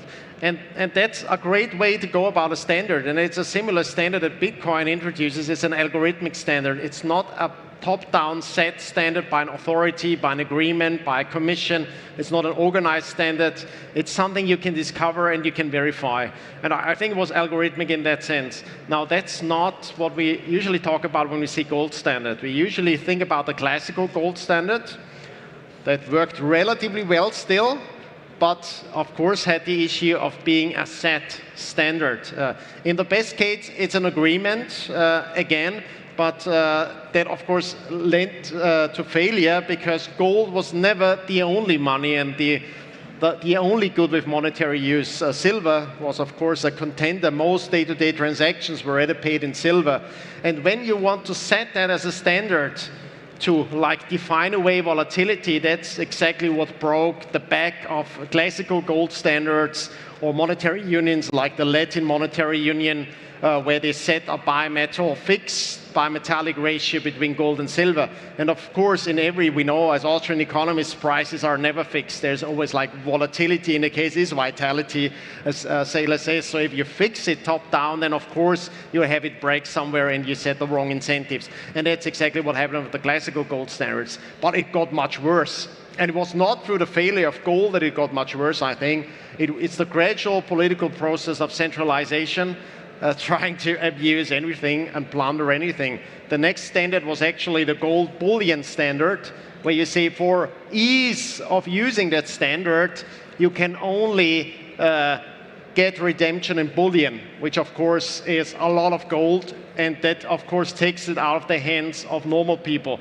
I mean, even gold coins were kind of upper middle class money because it has a lot of purchasing power. But a gold bullion is like only the richest would ever touch it. Right. And that was the step away. And of course, there's a centralizing process. And then you have the gold exchange standard, which is setting ratios between currencies that are supposedly gold-backed and are on a gold bullion standard. So you have a few currencies that are on a gold bullion standard, and then you take those currencies as the kind of backing, and that was the gold exchange standard. And then, of course, the worst form, but still much better than today, was the Bretton Woods standard, where you basically have just the dollar as a gold exchange standard currency. And that, of course, made it very easy to go the last step. And it wasn't really for the fall of gold that the last step was taken. It could be anything. And it, of course, could eventually happen to Bitcoin as well if it was centralized completely and it was like one paper Bitcoin available in the end, and one government decided to go that way eventually and not accept any redemption of Bitcoin or a different kind of Bitcoin and so on. Well, yeah, thank you. That's a great overview, Raheem, on as the topic, the millennium of monetary mistakes. So obviously, as Maxis, we like to say Bitcoin fixes this. So obvious steelman could be, well, can Bitcoin eventually centralize in the way that Bitcoin did, whether it's some kind of layer 2 that doesn't have the same full reserve assumptions built in? Now, of course, as Maxis will say, not your keys, not your coins. What is the worldview implied by that? Full reserve, generally. So can you gentlemen explain for us, the steelman case? Could Bitcoin centralize, and could we go back around full circle? Yeah, I mean, if I were to make the case for it, I'd say ultimately there's a limit on how many on-chain transactions happen on Bitcoin. Currently, it's around maybe 500,000 transactions a day. So that's obviously nowhere near enough for the whole world to be using Bitcoin on-chain. So if everybody wants to buy their coffee and groceries and cars and homes on-chain, then there is enough space on the Bitcoin blockchain for one neighborhood in Abu Dhabi, maybe. One tiny part of Abu Dhabi, not even all of Abu Dhabi. So clearly you can't have all the transactions on-chain, which you would expect then necessarily is going to result to second layer solutions that are going to involve some level of centralization, which is going to repeat the process of gold. And therefore, Bitcoin will be centralized, and then you're going to see the same thing. Governments will issue Bitcoin-backed financial assets, money, say paper and credit, digital currencies that are backed by Bitcoin, but then they'll suspend redemption of Bitcoin, and then you can't get Bitcoin for it. However, I don't think that this is likely to happen with Bitcoin as it did happen with gold, because I think there's a key distinction between the two, which is the ease of transacting outside of second layer solutions. So it might look like it's not a lot, it's 500,000 transactions a day, but 500,000 transactions a day of final settlement transactions is actually a huge improvement over what gold can do. Because with gold, it's really expensive to move gold around, say, from Europe to China or from China to the US.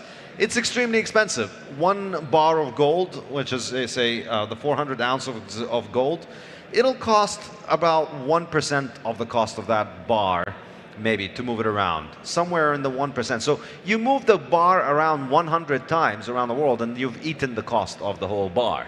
So if you want to move $1 million of Bitcoin, of gold around, you're incurring significant fees every single time. And if you do it for 100 times or so, you will basically incur the entire cost of it. And it's time consuming because it takes a lot of time to move physical gold around. Now, if you compare that with Bitcoin currently, we have 500,000 transactions that you could do for a few cents per each transaction, and you have final settlement in about an hour. So this is really fundamentally the difference. If you think about how fiat came into existence, it came into existence in World War I when governments confiscated the gold, or they already were sitting on the gold, but they confiscated the gold that was in their central banks, and they took the gold from the banks, and then they told people you can only use the paper to make payments, and you can only use credit to make payments, and you cannot use gold payments directly. You can't trade with the rest of the world with gold. That was really the key thing. International trade in gold was stopped in 1914, and you had no alternative. If you were a French, German, British person, Russian person at that time, you couldn't have opted out and said, all right, well, they don't want me to use gold, they want me to use their paper money, but I'm going to opt out. I'm going to trade with my Russian trade partner using physical gold directly. How are you going to do it?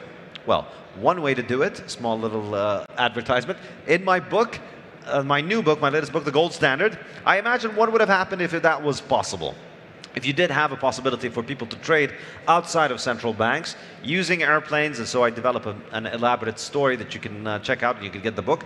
But in the real world, we didn't have that. In the real world, once the government said you can't use gold, you have to use our paper, everybody in France and Germany and Britain and the US had to abide by that. There was no form of gold trading outside of that. Well, with Bitcoin, even if governments centralize Bitcoin reserves, even if they issue financial assets that are partially backed by Bitcoin, you are still able to go on the Bitcoin blockchain and make a $1 billion worth of transaction across the world for a very cheap fee. And granted, I think the fees are going to go up over time, but they could go up 1,000-fold and still be cheaper than what it costs to move large quantities of gold around the world, which is what you would need to do to have a decentralized form of gold standard. So fundamentally, for me, the decentralized nature of Bitcoin, the fact that Bitcoin mining is open, that nobody can stop you from mining Bitcoin, anybody can build a Bitcoin mining facility, anybody can process transactions, and anybody can put transactions on a block, and the fact that it's so easy to obtain the technical requirements necessary to run a Bitcoin node or to send a Bitcoin transaction.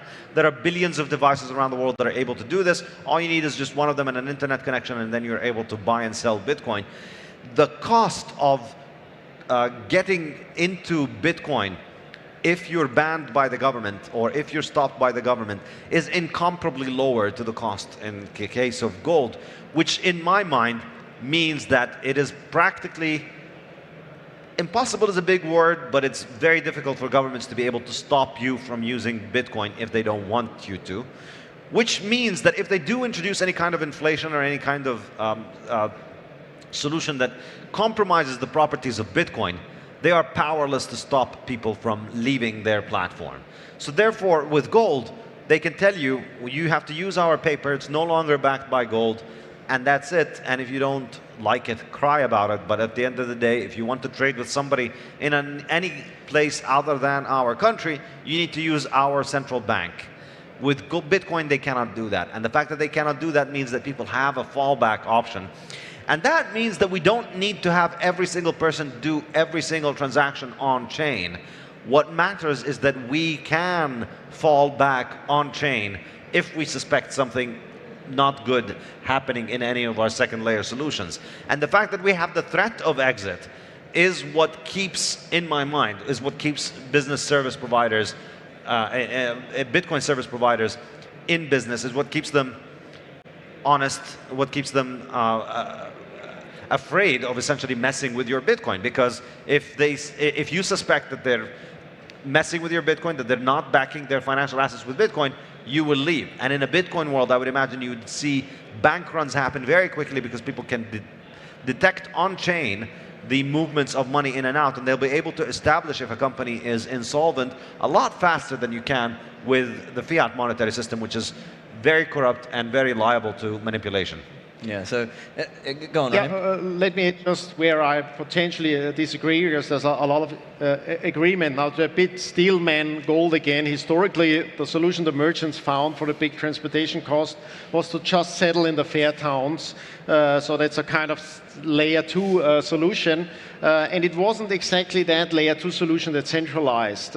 And I think Bitcoin is there even superior, and we already have the layer 2 solutions. I don't think Lightning or Cashew within themselves have the risk of centralization. Of course, there's a trust trade-off, as the merchants had in their settlement systems back then, but as long as they are voluntary, then of course everyone can assess that trust situation and could react to any change of that. It would only become dangerous if we have a regulatory step towards cartelization. If one day, like the Cashew mint, because there's so much usage, would form a cartel and you need to get a permit to become a Cashew mint, and those mints of course use that cartel privilege to enrich themselves, either by fractional banking or by not even having any backing, because they declare, oh, we don't really need that Bitcoin stored, you can trust us, kind of thing. And then, of course, there is a similar risk with Bitcoin. If regulation would become more monopolistic in the future, which fortunately the geopolitical tendency at the moment seems to rather go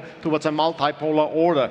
But if this kind of centralized oversight and control of finance would still increase its power of the people, and more people would in their trade-off say, oh, I need the trade finance access, I need to use a broker because that's how I work, then of course we could see the same risk, and we see that today, even though Bitcoin settles for very little money 24/7, Bitcoin in the banking world, or if you use a brokerage in between, it may sometimes take weeks because it's like, oh, it's Sunday, the compliance officer is not at work, we can't process that payment right now, you got to wait, and it gets much more costly, of course. You may say, well, you're not actually settling in Bitcoin, but some actually give you the illusion of using Bitcoin wallets, but they have to pass through a regulatory screen. Custodial KYC compliance. Exactly. So if that direction would be similar to what we've seen in history of gold, that of course could eventually be a risk for Bitcoin. So I think it's important to be aware that Bitcoin doesn't solve that general problem of if there is a more concentration of regulatory power. And I think the main hope we have is more decentralization, and Bitcoin should help with that, and hopefully it helps with that, but it doesn't fix it entirely. We need to work for more competitive jurisdictions, more jurisdictions, smaller jurisdictions, to allow Bitcoin to have its full leverage for liberty.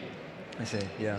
And so let me summarize some of that. So as Safety was pointing out, there's 500,000 transactions per day. And to be clear, even that, you can have a batch exit. So let's say one exchange does a withdrawal to 100 customers, and that's still one on-chain transaction, as an example. Now, of course, still limited by block space, but the broad point is we have these L2s. Some of them are very open entry. Anyone can set up a Lightning node if you wish. Of course, there are other L2s now, things like Arc, Spark, if you count Liquid and Cashew, and even other things that aren't invented yet. We have all these ways that people can still transact on higher layers without even having to hit the chain each time, at least. You can compress some of that off-chain. And then, as you were saying, Rahim, there's a risk around, let's say, KYC, regulation, compliance, that maybe blocks people if they need to go to fiat. Now, we've got about 7 minutes left. I think we've got time for one more topic, which I think we will find interesting. Let's say we're Bitcoiners, we're maxis, we're right about this, number is going up.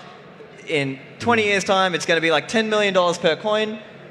What happens in such a world? Will people just directly transact in small fractions of a Bitcoin or in Satoshis? Or will there be some kind of fiat coin on top of that it's like hodl the Bitcoin and spend the fiat? Or is it, no, actually, we're going to live in the hyper-Bitcoinized world and we'll spend very small fractions of a Bitcoin? What do you guys think? If you ask me, I think monetary competition is a winner-take-all process. And so nobody wants to be using the second best money. Network goods centralize towards a winner-take-all dynamic, and money is a network good. So everybody would want to have the money that is the most liquid. This is one force toward one winner-take-all. And then the second one, which is the one that I discuss in more detail in my work, is the fact that the best money holds onto its value better. So it accumulates value while the worst monies will lose value. So even if you would say that people just want to use the crappier money, people like it, people are used to it because of traditions, doesn't matter. People like to use seashells as money, people like to use glass beads as money, people like to use all kinds of archaic little things as money.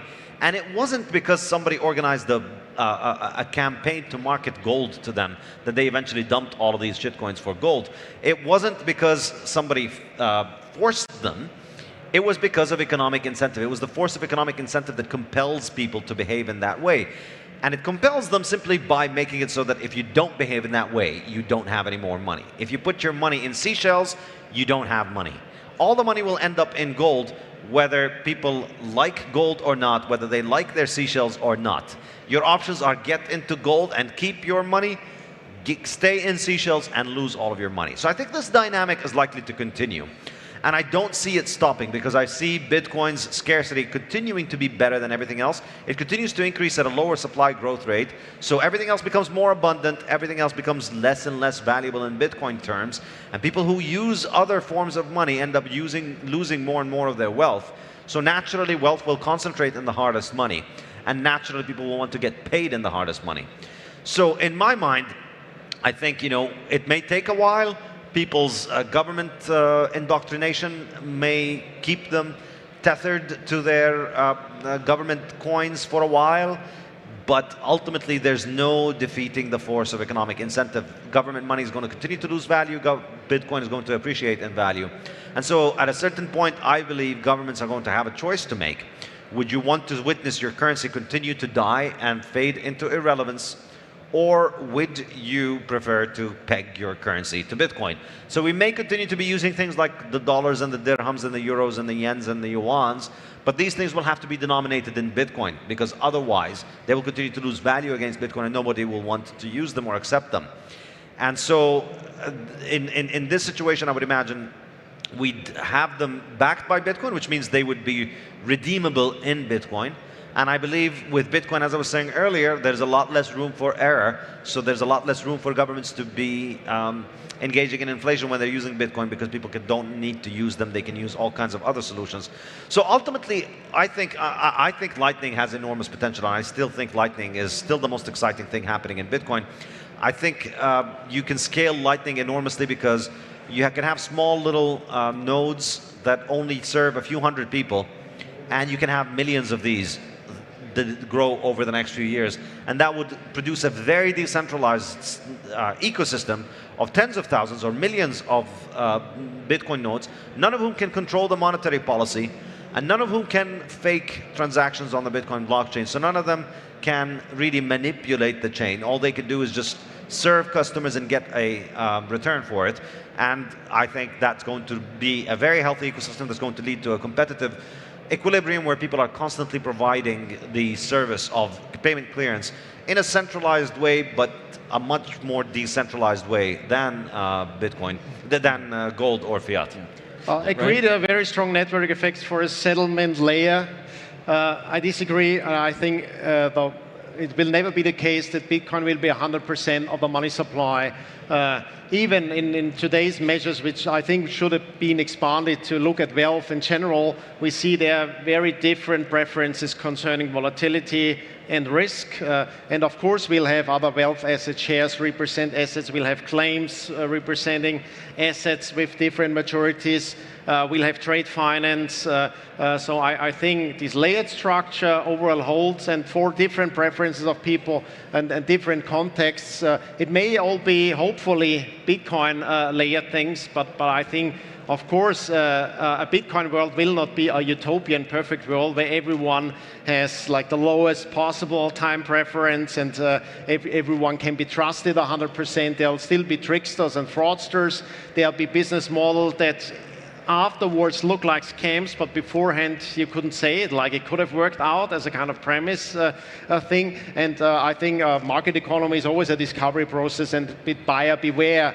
So I think, of course, there'll be experiments, and with some experience may lead to discovery, that people actually have different trade-offs and different timelines and perspectives, and some would like lower volatility instruments that hopefully have some Bitcoin relation and Bitcoin backing making, but may even use derivatives, may even be credit claims, where you have to assess collaterals and how risky are different collaterals and what's the maturity of financing. So I think we'd still have that, and I think we'd still need that at least in part.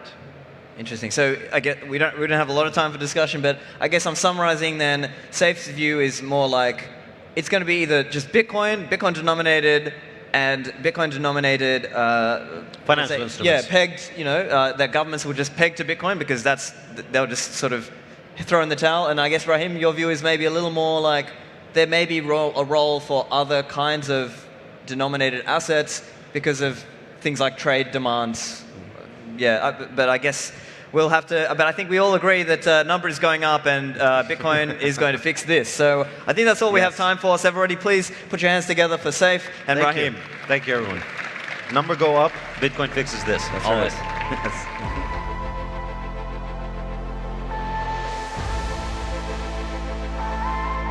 Fantastic.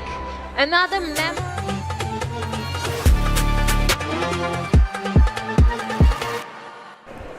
Welcome back to the Bitcoin Magazine live desk. We are joined by the Bitcoin Beach crew. We were just talking about circular economies, and I blasphemed. I said, I think Kenya has the best Bitcoin circular economy. What's your take, Michael? I haven't been to Kenya, so but you know, everybody knows El Zonte is where it all started, and I don't think there's any place where you can live on a Bitcoin standard like you can in El Salvador. So I'm obviously excited about what's happening in Kenya, and I hope they supersede what's going on in El Salvador. But I think you guys are the most now, popular. Yeah, far and away the most popular. Yeah. That's for sure. Well, I've not been out to El Salvador yet. Which is insane. Because what's you know, up with that? When we asked Peter to come, you know, he jumped on a plane the next day and was right there. And we've been inviting you for 2 years, and you still haven't made it. So. I will make it happen. Next year I'll make it happen. Or probably because you will start spending SAT. Right. Yeah, I've just saved my Bitcoin. Can you be a Bitcoin podcaster and not go to El Salvador? I think I'm living proof. I don't know. I don't think so. I don't think you qualify. Disqualified yourself. I think you're out of it. I will fix this problem. But so how long has it been since the El Zonte experiment started? Started in 2019 was when we first started rolling stuff out. So it's been about 6 years now. And have you noticed the town change since it started? I mean, it's like night and day. If you saw pictures, it's kind of like seeing pictures in Dubai when you show up 5 years later, how much stuff's going on. I mean, the town is really transformed. That's definitely what I noticed the last time I was down there. It's just like I saw all this construction for these brand new like high-rise apartments and stuff that are popping up out there, and it's like, I mean, it's probably just attracted like 20, 30-fold any sort of attention you ever expected. It's hard to keep up with all the things happening, you know, and real estate is one of the things that you can see. You can see like apartments, buildings. But the roads improving. Before it was like dirt roads with like open sewer, and now you have like, you know, the roads have been paved, the sewer projects have gone in. It's really amazing to see the trends. And the businesses, the local businesses that have sprouted up and are selling things in sats. And Bitcoiners that just show up like, hey, I'm here from Europe, I'm here from Australia, I'm here, you know, like it's a non-stop. Well, that's going to be me soon, I promise. But has this spread outside of El Zonte, or is it still just like this one sort of beach town that is really pushing the boat here? No, it's definitely spread outside of El Zonte. They have Bitcoin Berlin is a like mountain town coffee area that has basically tried to replicate what's happened in El Salvador, and I think they have a couple hundred vendors now. But even just anywhere in the country you go, almost every city you find several people that are selling in Bitcoin, all the major supermarkets, gas stations, like it really is possible to live on a Bitcoin standard pretty much anywhere in the country. Mike, what's like your perspective if we were to just like, you know, randomly select somebody out of the population in El Salvador? Kind of like, you know, the average San Salvador resident. Like, what's their perspective on Bitcoin at this point? Probably, if it's just an average person, they probably just have a little bit curiosity, but they're probably not using it on a daily basis. If they're on the younger side, then there's a much better chance that they've adopted it. If they're a business owner, then there's even more of a chance, just because they have people coming to them wanting to spend in Bitcoin. But it's still, you know, definitely a small percentage of the population that are using it on a daily basis. But this is curious because that was a survey that they did, and about like not how many people are using Bitcoin, but about how many people know about Bitcoin. And El Salvador, I think, is one of the countries that most of the people know about Bitcoin. If they're not using it yet, it's just a matter of time, you know? Well, it was crazy because there was 99% of the population knew what Bitcoin was, which is more than probably anywhere else in the world. Right. But when they asked them how many of them knew what Ethereum was, it was only like 6%. It It was was like that's weird. so it was huge to see the difference between Bitcoin versus crypto. We only have about 30 seconds left, but one thing I do want to know is how has Bitcoin adoption at the nation state level, the country buying Bitcoin, changed El Salvador? For me, it's the least important thing. I always think it's the bottom up, that we want to see people actually using Bitcoin as money. Bitcoin is increasing in value because they've seen they bought it at this price and now it's more than doubled. And so I do think it's helped the general awareness that it is the best money. And you cannot be Bitcoin country if you are not acquiring Bitcoin, right? This is true. So. And are El Salvador still stacking Bitcoin?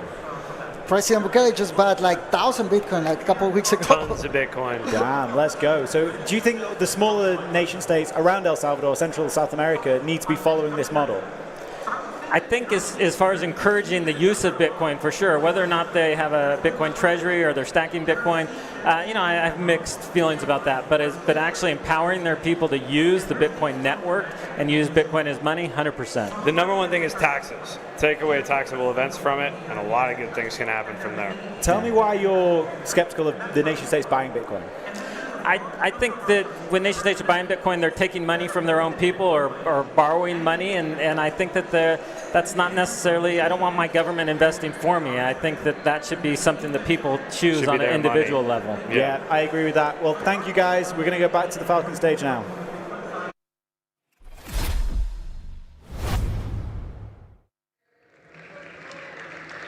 The floor is yours. Good afternoon, everyone. My name is Arsh Molu. I'm the head of operations for the Financial Freedom Program at the Human Rights Foundation. I'm joined today by two of my great friends, pioneers in the Bitcoin space in the Middle East region. We'll start with some introductions. Please, Roya first. Just tell us about yourself and your organization. Thank you very much for having me here. Good afternoon, ladies and gentlemen. I'm Roya Mahbub, and I'm CEO and founder of the Digital Citizen Fund. My organization is a nonprofit which is providing access to education and financial literacy for the girls in Afghanistan. We're building IT centers, we provide robotics education, we provide financial literacy, we also help the entrepreneur to start their own startups. Yeah, Faisal. Sure. Good afternoon, everyone. My name is Faisal Mutar, originally from Iraq, and I'm based in the United States.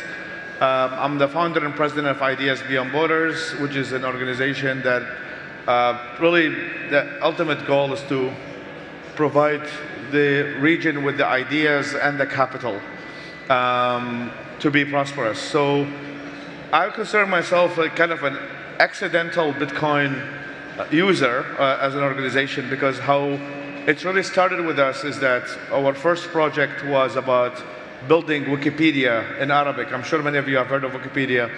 And most of the knowledge around the world is not available in Wikipedia Arabic. So when we started the organization, we started hiring a lot of the translators to really translate content from English, French into Arabic and build the Arabic Wikipedia with content about knowledge, science, etc. Then the second part is Innovation Hub, where we support startups and businesses across the region, but in particular focus for areas where there is not enough of capital. That's Iraq, Lebanon, and some of Afghanistan. And the third one is work related to policy and journalism. And you can see about every aspect of our work, the subject of money transfer comes up. Is that how we're going to be able to pay these people? And that's how we were able to discover, actually through the work of Arsh and Arsh's boss or executive person, Alex, who really kind of brought all of us to be familiar with the Bitcoin space, be able to utilize it to solve the challenges that are relevant to our organizations. Yeah, and you speak about these challenges, right? So today we're here to talk about Bitcoin as a tool for the unbanked, a topic that's been brought up in Bitcoin circles throughout the past years through the work and advocacy of HRF and many other organizations. When we look at the topic of unbanking today, right? It's almost 2026. We have over 2 billion people around the world that still don't have access to banking. I think one of the issues here is that it's not quite a technical problem. It's more of an access problem, right? So from your position, Roya, the regions that you work in today, what are some of the challenges that people are facing which causes them to be unbanked? Actually, just beautifully says that it's not a technical problem. It's all about the accessibility and also this discrimination. I think that many of people thinking if they're putting so many banks and ATM machines, they can solve the issues, but I don't think so, because I think it's all about the identity, access, and permissions. And one of the issues is the gender discrimination. Still many of the women in the region, they don't have a bank account because simply the family members didn't give them the permission to open a bank account, or if they don't have an ID especially in the rural area, when they're born, they don't get a birth certificate, so they might not be able to open a bank account. Or if they have receiving the money, usually the male relatives or the families, they wanted to have access to and controlling the finance. So this is the one gender discrimination. And then the second is that identifications. And as I mentioned, there are there's almost 1 billion people don't have an ID, but I think that the majority are the women, and this majority of the women are mostly located in the Central Asia and countries like Afghanistan, part of Pakistan and other places, which they don't have an ID, which is create a problem because they need to have an ID and documentation to open a bank account. And then another ways is that because the rural area don't have a bank, enough banks, and then they don't have the destination also is a problem because there is not enough bank in a rural area, in villages, so people can have access to the bank. And another one is obviously conflict, and which many of our regions is always there is a conflict and war is going on, which is making it danger for people to go to bank, to distance to get their monies, and inflation. I think that Faisal can talk more about that, and also the cash dependency. Many of our regions people are mostly use cash daily, and they are really heavily, especially in Afghanistan, we use most of the time cash, and that's another issue that I can see it, because it's created when you rely on much of the cash in your society. There is a corruption, there is a thief, there is an insecurity, because when you go out, if a woman have a cash, there is always like a risk with that. So there is no safety if you have keep the cash with yourself. So I think that unbanked, as you mentioned, it's not a only technical problem, but also is the accessibility and the discriminations, which is not designed for some people. I think the system hasn't designed to include everybody's. And you're right on the note with that one. There's several problems, right? And a lot of times it's region dependent. But for the Middle East specifically, right? Like Faisal, Ideas Beyond Borders does so much work in a majority of Middle Eastern countries, right? So from the perspective of your organization, what is the root problem that you're seeing today with unbanking? I would like to start with a story. So to show what the kind of good looks like, then to move on to the bad. So I moved into the United States in 2013. In the United States, you arrive, in our case, they give you a social security number. After getting a social security number, you are able to open a bank account.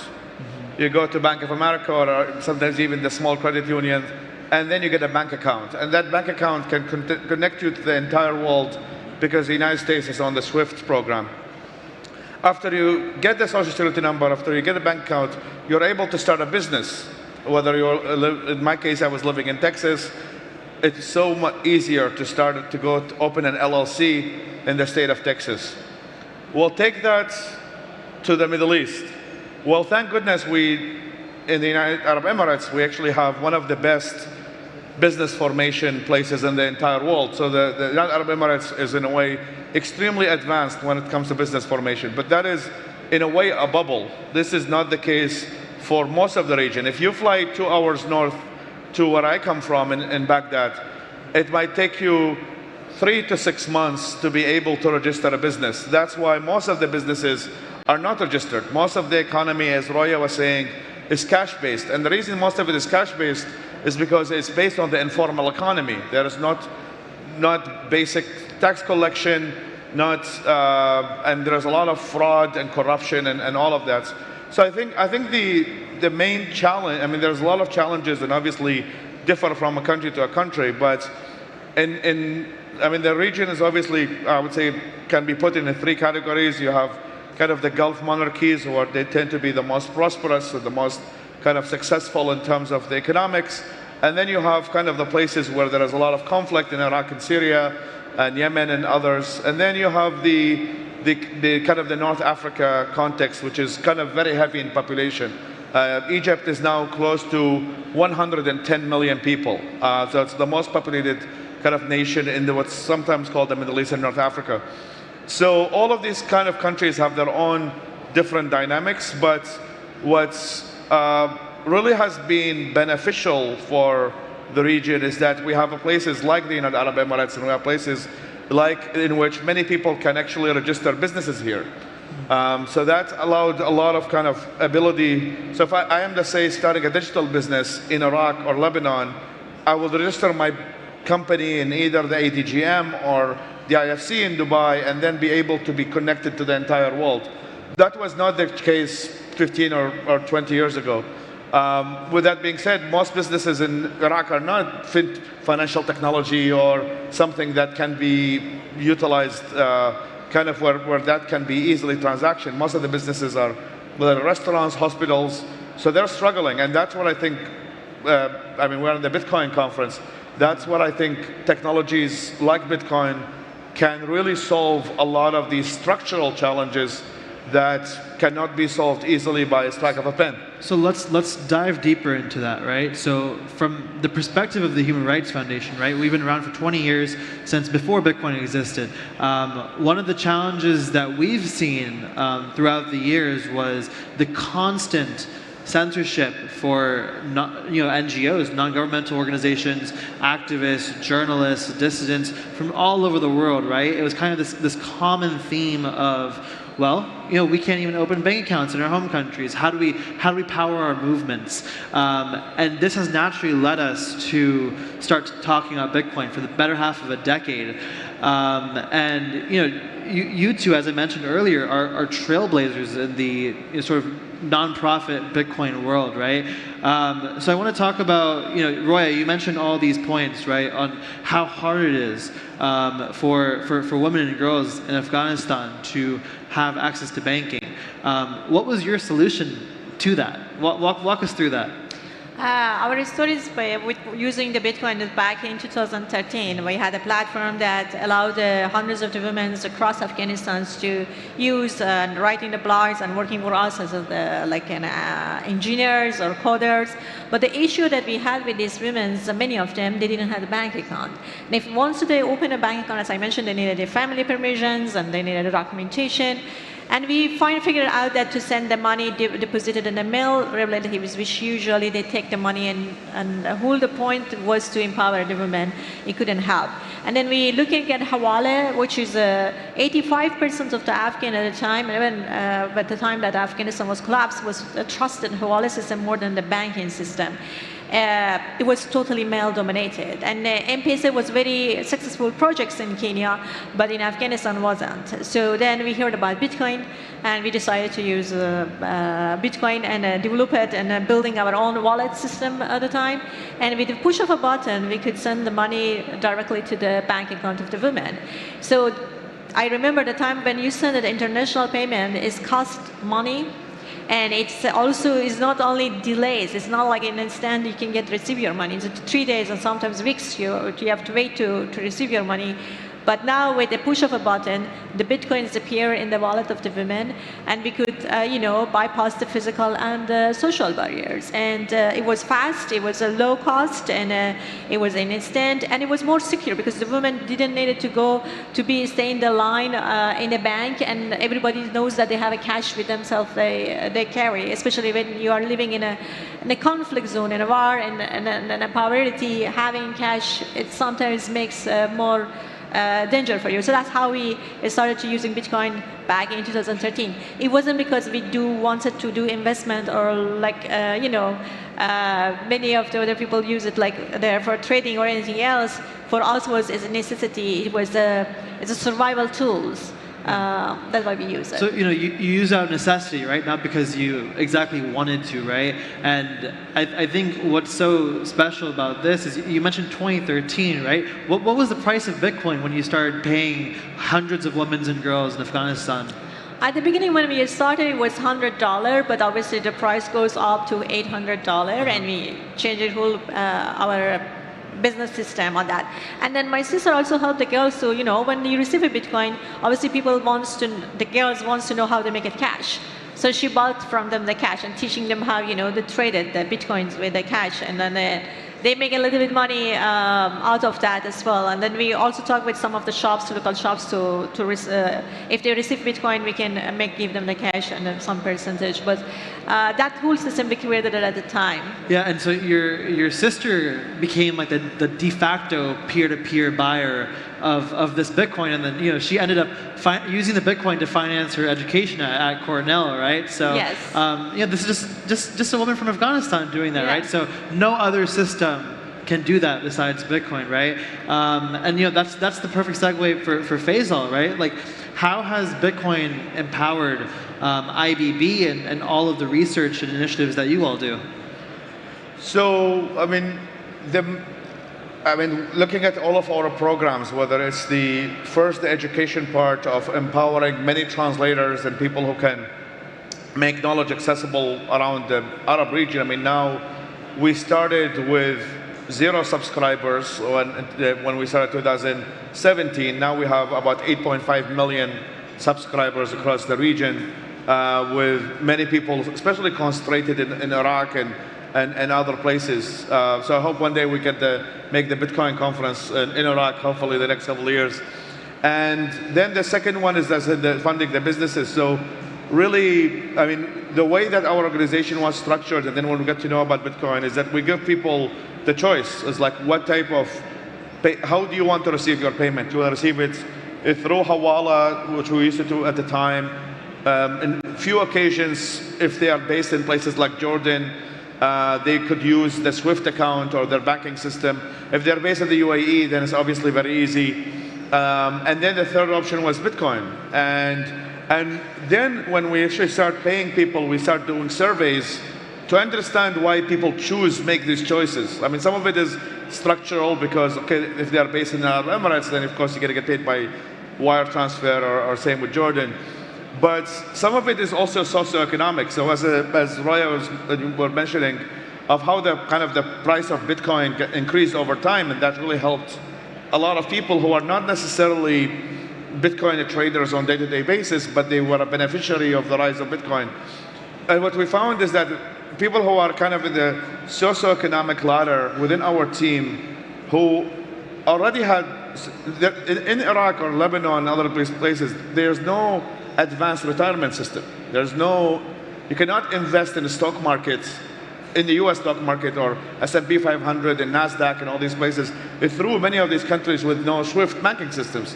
So in a way, Bitcoin became people's investments. So if somebody is in a socioeconomic level that is middle class or upper middle class, they will be like, don't give me the salary. I don't need the salary because I don't live paycheck to paycheck. But this is actually my investment account because there is no other way for me to access the regular investment accounts that most people around the world have access to. Like if you are living in the United States, which I'm guessing there are many people here, if you're an employee by a company, you have a 401k system, and then your entire retirement is connected to the stock market. Well, if you live in West Iraq, you don't have that option. Yeah. So in a way that Bitcoin became kind of like people's investment account as a result of that. So and at the same time, and especially in a case like Iraq, it's utilized also as a payment method in terms of diaspora communities sending back to people. The challenge has been, I think always the challenge is find the countries that are not on SWIFT or not as advanced, then you have to use exchanges to convert money into local currency in some occasions.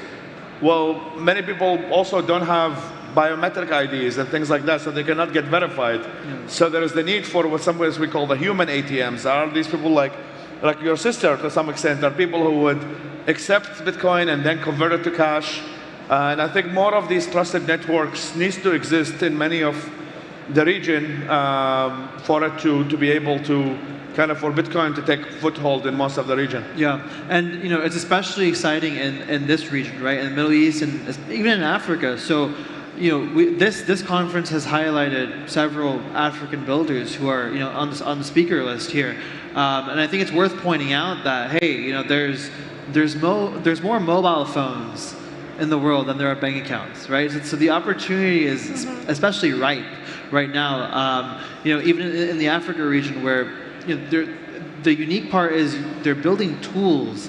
For example, sending Bitcoin without the internet, right? Like these are things that are the first questions of a lot of people in the West. It's like, oh, okay, how do I use it? Like, what's happening? But the barriers are being addressed and developed right here. In Africa, you have 54 countries and you have 46 currencies, which none of them talk to each other, right? So that's why we're seeing the uptick in Bitcoin, and same goes for the Middle East region.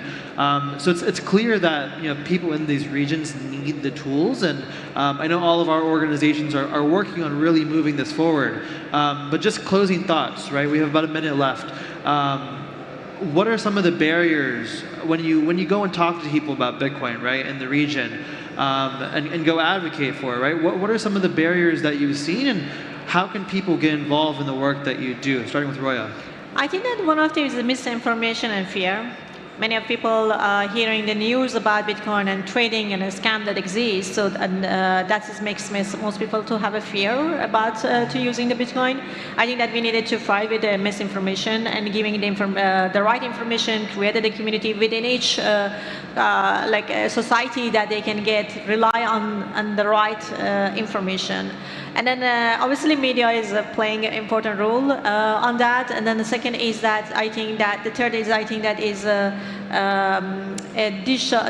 literacy of Bitcoins. So there is not enough education for the people to understand that.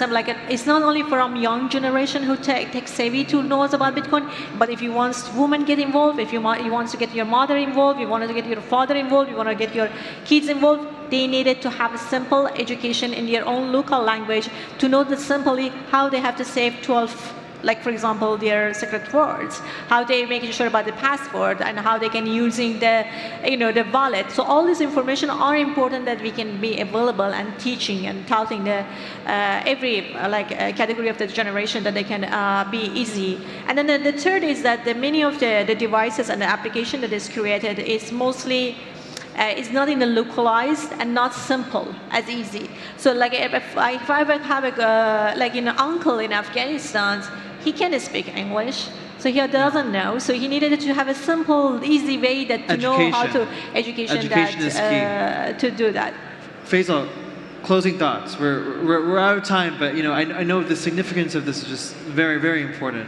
Yeah, I mean, I agree with everything Roger says. I mean, the second part is trust, really. I mean, building those trusted networks in which the Bitcoin adaptability becomes pretty high, that people can find people that they trust, that they can convert to local currency if they need to. I mean, ideally, there's adoption in most places, so in that way, you usually don't need to off-ramp. But I think if we're able to have more adaptability and more trust between individuals on the subject, I think there is going to be a big solution to the region on that. Yeah. I think one more thing that I want to add, because we want to provide part of the education, people have to know that Bitcoin is not good for using daily because of the volatility of the prices, and people have to know that if they wanted to use it daily prices, it's good to use the stablecoin, and using Bitcoin as a saving value for over a time. So the time that we bought the Bitcoins was like $100 to $800, and today is $92,000. It's I don't know how much today, but it's in the long term, Bitcoin make a lot of the money. So it's good that people knows that the difference between the stablecoin and using the Bitcoin. You've heard it here first, ladies and gentlemen. Bitcoin is freedom money. Pass it on. Let's give a round of applause for Royal and Faisal. Thank you. This way.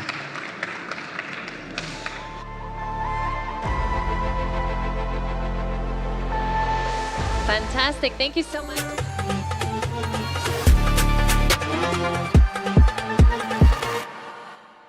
Welcome back to the Bitcoin Magazine news desk, powered by Crypto.com. We're here winding down the day of Bitcoin MENA 2025, and I'm joined by two legends, the one and only Ramon Martinez, as well as Mike Peterson of Bitcoin Beach. Gentlemen, pleasure to be with you here. How's the day been so far? It's amazing. It's great to be back here. Love it, love it. Yeah, we were here last year as well, right? Yeah, this is our second year here, and it's feel good to be here. Love that. And you're coming from Mauritius, where you also hosted this Circular Bitcoin Summit. I want to get to that in a second, but I wanted to ask a bigger question. Bitcoin Beach starts as an experiment. Did you ever imagine in this short a time to see so many of these circular economies burgeon around the world? Did you imagine, was this sort of not only on your bingo card, but in this time frame? I'll start with you, Roman. Definitely no. Okay. You know, but I think the most powerful thing that we saw in El Zonte is that if this technology works in our little beach, it's gonna work anywhere else, you know. And we just feel like honored that so many projects have been inspired and have been, they say, replicating what we did, but actually they want to replicate the fact that Bitcoin have been having in our community. Right. You know? So it's a model, but they're also doing it their own way as well. They're adapting things their own way. Mike, you're in touch with a lot of these communities, you're helping them out. What are you seeing that sort of, maybe some unique examples? What are some people maybe that are doing that's a little bit different than what you did that really seems to be working as well?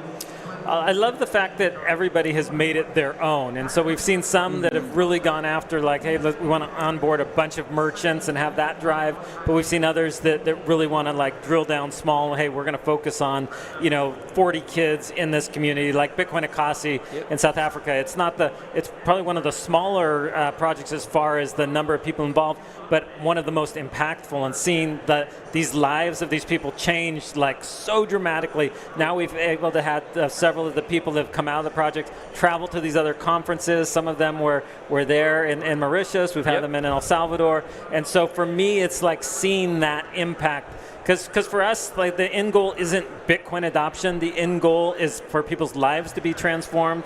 And so that's what it's all about. Yeah, empowerment. We have Luthando Nabambi, who's been on the ground in Bitcoin Akazi onboarding shops. Last question. We do have to head back to the main stage in about 30 seconds, but I just want to put it out there. It has to be challenging, right? So you're not only cognitively sort of getting people to understand this, but there's an emotional component to talking about money with people. Any recommendations, maybe to anyone out there that's watching that's saying, hey, maybe I want to start a circular economy, maybe I want to onboard more people. Any just small pieces of advice for them? I challenge everyone that need to visit one Bitcoin circular economy, at least one in life. Because if you're a Bitcoiner, if we get here and we want freedom, we need to use freedom, and it's there. I love that. Yeah, I would say to make sure that you're really investing yourself in the community. You're not just focused on trying to get them to adopt Bitcoin, but you're really trying to meet the needs and really understand what the needs of that community is. And just as a quick backup, you were in El Zonte for years before you actually started working with Bitcoin in that community, right? we actually brought Bitcoin into an ongoing operation that we had, and that's where we've seen the most success. Like Bitcoin Akasi is an example of that. They had for 10 years had already been working with the youth in that community, and when they brought Bitcoin in, they saw that kind of supercharge that project, because you've already built that trust and those relationships were hugely important. Appreciate that. So yeah, if you're out there listening, if you're working for a nonprofit or you're working in a community that could potentially benefit from it, you have two people right here who have set a model for you. We're grateful to both of you for the work that you've done, and we are headed back over to the Falcon stage. So keep it with us. Over to the Falcon stage now. We'll be right back here at the live desk after this.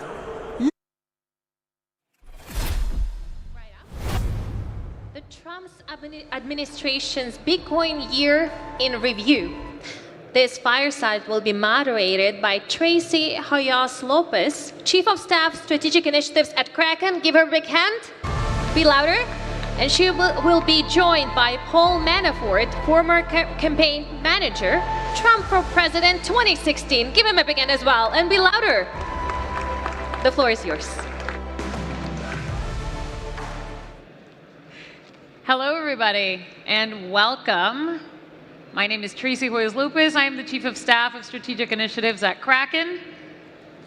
And this is Paul Manafort. Hi, Paul. Welcome again to Abu Dhabi. Thank you, Tracy. It's good to be here. It's very good to be here.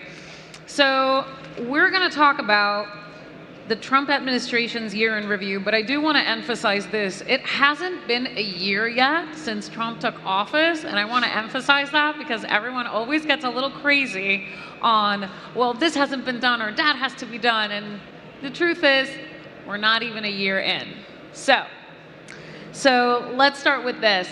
At the very beginning of everything, so last year you and I took the stage and we talked a little about, you know, the beginning of the movement, what got us into the door, which was you, with President Trump. So David Bailey led this movement of bringing Bitcoin to the president, and we changed the industry, really. We're able to stay in the United States. We're able to work now in our industry. But walk us through when this all started. I think it was back in February. Right. It was February of last year, as the campaign was just getting into a pace where we were defining the differences between President Trump and President Biden. And as people in this room understand very clearly, the Biden administration was very much targeting the crypto industry and Bitcoin in particular, and going after pushing the industry offshore and trying to criminalize the activity. And Trump recognized the problems that the crypto industry was going through, and made the point to me in some early conversations that he understood this whole concept of the financial system in the United States trying to maintain their grip on control of banking and debanking those who didn't agree with them politically or philosophically. And in fact, he had experienced in the lawfare that he was experiencing with the Biden administration going after him criminally, the problems of debanking, and felt that if they can do it to me, they could do it to anybody, and people would have a hard time. So when we raised the issue of trying to bring the crypto industry onshore, he was very receptive. And David Bailey was one of the critical early people we brought in to talk with him and explain to him the details of it, which he immediately got. And after the first roundtable we had with him, he was all in. And in fact, we were putting together the framework for him announcing his commitment to Bitcoin when he was doing an event in Mar-a-Lago. And while I was in Washington in a meeting, I got a phone call saying President Trump just announced that he's for bringing crypto onshore. And he got ahead of us a little bit because he wanted to get the message out. He was so excited. And he spent the whole campaign really getting more and more involved in what the issues were. And right after his convention in August, when he was nominated, he came to Nashville, spoke at the Bitcoin conference, and laid out a 10-point plan that he wanted to implement as president. And that 10-point plan is in the process now of becoming the law in the United States and the new financial framework to create alternatives to the traditional banking system. So I have to say, I'm not a fan of politicians, but I love President Trump because he's like the anti-politician. And the one thing I love the most about him, of course, is the fact that what he promises on the campaign trail, he follows through with. Well, not only that, he makes his staff give him a weekly update on his key campaign promises of where the administration is now on what's going on. And in his inaugural speech on January 20th, he basically committed in the speech to bringing crypto into the financial system, and that he was going to do that. And on January 23rd, 3 days into office, he issued his first executive order where he basically said that crypto is now a part of our financial system, and we're going to, through executive orders, he began to bring on board the concept of self-custody, the warnings to the banking system of not penalizing people who wanted to have non-traditional means of financial transactions.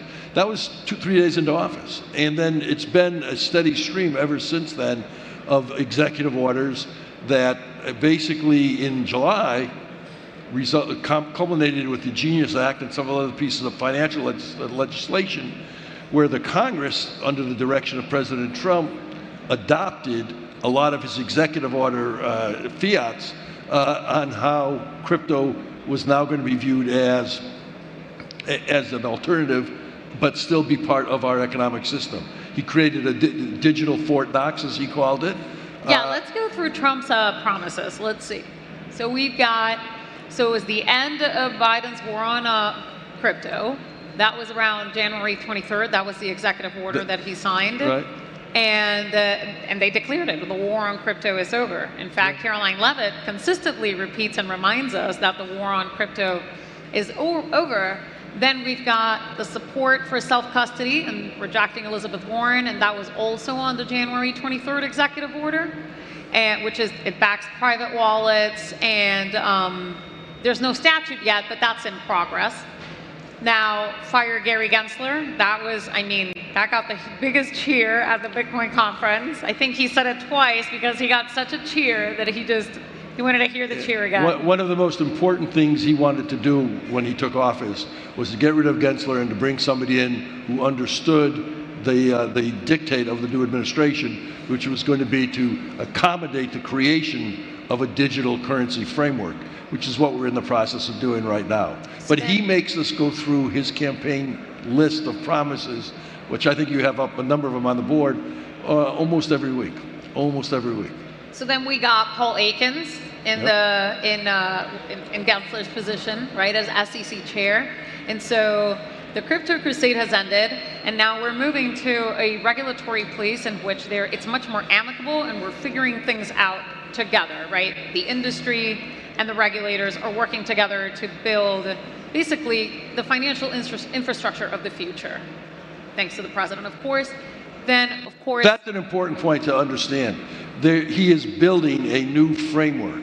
And the fight's not over. I mean, the banks are still out there doing what they can to throw wrenches into the system. Although, you know, in July, Trump sent a warning across the banking industry, saying that he was going to be instructing the DOJ to look at discriminatory banking practices for those people who want to do self-custody, and he wanted legal actions taken if any of the banks, no matter how big, were doing that. 2 days after he made that announcement, Jamie Dimon had a press conference where he said he's now a believer in stablecoins, and he now believes that it's the wave of the future, and he's committing J.P. Morgan to a course where they will be using stablecoins and cryptocurrencies to facilitate financial transactions. Now, but what's funny about that is that at the same time, Jack Mallers got debanked by J.P. Morgan. Yeah. So they get the joke, but at the same time, they're still playing games, because in the United States, for those of you who don't know, I mean, we have 50 states. 50 states have their own regulatory structures. So let's go through. So, okay, so we've got Ross Ulbricht, huge news, right? Ross got pardoned, and that's massive because Ross is, for lack of a better way of explaining it, the godfather of Bitcoin. I mean, he gave us the first use cases of Bitcoin through Silk Road. So that was a really big move, and also that did give the industry a lot of faith in him, because nobody ever thought that Ross would be able to get out of prison. I mean, I know his mother certainly fought against it, and they, you know, with everything, but. Well, what people didn't know Trump are starting to understand that when he commits to something, he's already thought about it, and if he says he's going to do something, he does it, and that the Ross situation was a prime example of that. And then we got a Bitcoin Advisory Council, which is, you know, Bitcoin and crypto. So we've got David Sachs, who's been doing an amazing job at advocating on behalf of the industry, making sure that we stay on track for market structure. We've got the end of Operation Choke 2.0, sorry, which of course, we're not fully out of the weeds, but at least not everyone is getting debanked at the well, again, level that it was it's a before. Process, and as you said in your opening comment, it's less than a year. I mean, it's true. And we're just building a whole infrastructure in less than a year. And while the people in this room are probably very knowledgeable about the industry, people in Washington are not, and they may be legislators, but they don't understand. They've not understood digital currencies. They've not understood Bitcoin. All of the attacks on the industry they've accepted because they know nothing different. And yet at the same time, Trump has made it clear to the leadership in the Congress, who are also Republicans, that this isn't something that's debatable. We're going to do it. And the Genius Act, was passed in July. That was record time, for something that substantial. And I dare say there are a number of people who voted for it, didn't understand what they were voting for, but at the same time they understood that it was going to be something that was going to deal with a real problem with the financial system in the United States, debanking and the controls that that institutions have over our whole monetary flow. Well, that, and for us, at least Americans in the United States, one of the biggest things also for us was to stop the whole CBDC movement, which was very big. It is yet to become law, but the president did enact an executive order to make sure that we're not monitored and basically just the big brother isn't constantly following people by utilizing a CBDC. So that was very big. He established a strategic Bitcoin reserve. I'd like to just make a note here because I was researching on the promises and I wanted to make sure that I had accurate information on this. So the Biden administration, the United States used to hold about 200,000 Bitcoin, and when Trump announced that he was promising to build the strategic Bitcoin reserve, the Biden administration went and they sold 195,000 Bitcoin. So we don't really know what the US has anymore, but I know that the president, aside from the criticism of not filling the Bitcoin reserve, we're not even a year into the administration, but at least the strategic Bitcoin reserve, the Fort Knox, is formed to be utilized. What you do know is he said, one, we're creating a digital Fort Knox, as he called it. Two, that government is going to buy Bitcoin. And three, he said, we're not going to sell it. We're going to keep it. So his point was the way the system treats gold, he was going to treat crypto, starting with Bitcoin. And that's had a real effect, talking to some people at this conference, in the way other countries are looking at crypto now as a legitimate means, and Bitcoin as a real fiat, real currency for transactional purposes. So then we have, okay, I love this one. So the Bitcoin, the mining powerhouse. So this is really interesting. So Ted Cruz, this is in progress, right? So Trump said that he wants to make all the Bitcoin that is mined moving forward from his presidency on to be mined in the United States. Right. And Ted Cruz got the FLAIR Act, which is super interesting because so basically it amends the US tax code so that any companies that are installing equipment to capture the natural gas while oil drilling is happening, well, they can deduct that and all of the infrastructure. So it's definitely setting the stage for mining in the United States. Of course, Texas at the heart of it. Yeah, he said to me one time, he said, look, if this is a serious industry, why are we pushing it offshore? If we think there are issues, why don't we bring it onshore? Why don't we institutionalize it, understand it better, make it work for the purposes of which it can work, and not try and criminalize the use of something that can be a constructive economic force.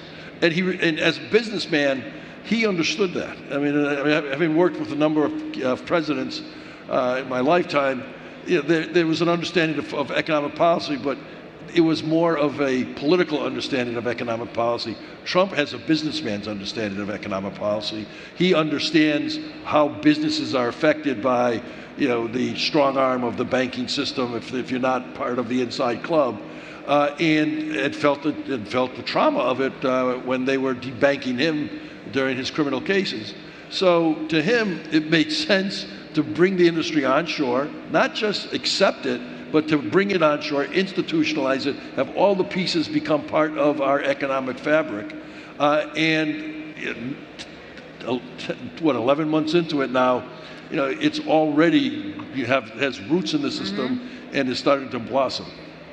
Then he accepted Bitcoin and crypto in his campaign. That was thanks to you, of course, and you were alluding to that when you found out that the event at Mar-a-Lago announced that. Yeah. I remember when David and I were freaking out about it, and you're like, yeah, this is what we've been working on this entire time. So that was like a huge milestone for us, just so you know.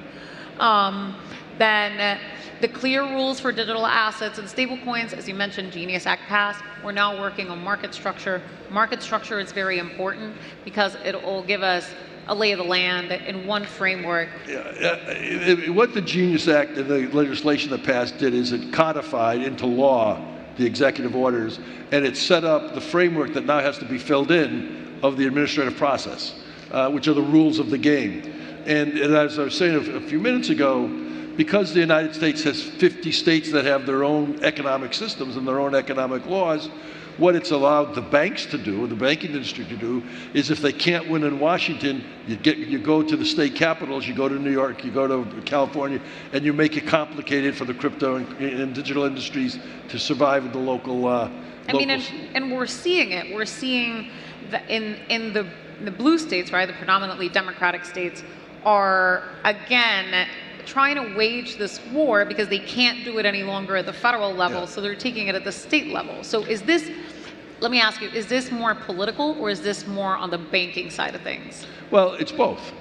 I mean, and the banks are taking care of the political, using the political process to try and win at the state level what they can't win at the national level, but the national level will preempt the states on these kinds of issues if done the right way, and that's what, you know, the structural issues that are being discussed now, that's the next phase in the regulatory process and the administrative law that's going on now is all meant to build out a dense fabric in Washington that will guide the states as well. And if the states challenge that, Washington will go to the courts to make sure that they can't thwart the initiatives that are being developed, but it's still a war, and the banks, you know, may say yes on this side, but they're working to still preserve their monopoly on the other side. We're aware of the game. We see it happening, and people in this conference, David, among others, is David Bailey, has been an advocate and a successful advocate in Washington of convincing, educating people as to the why for what they've already said we're going to do. Now, the president certainly had one main goal, and that goal has been to make the United States the Bitcoin and crypto capital of the world. We're definitely on our way there.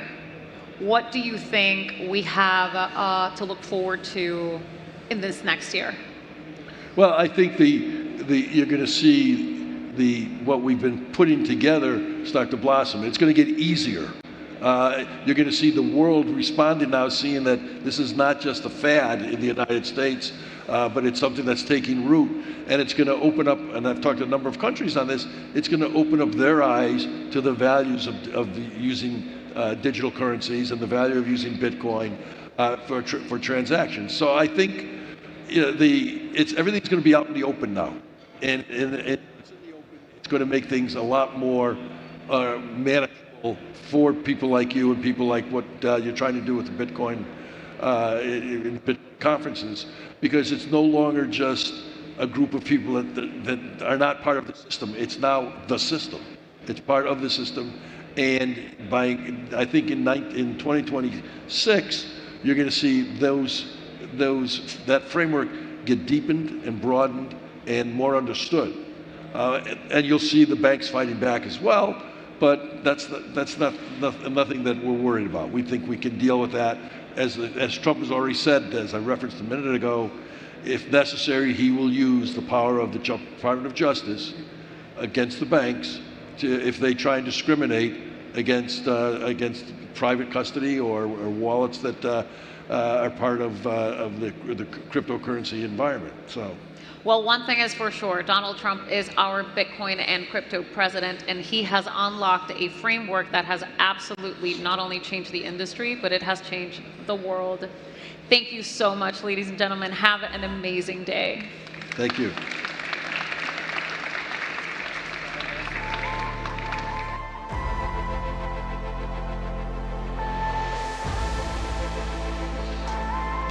Thank you so much, Tracy. Thank you so much, Paul, for sharing so many exciting crypto developments that have been happening in the US for the last year.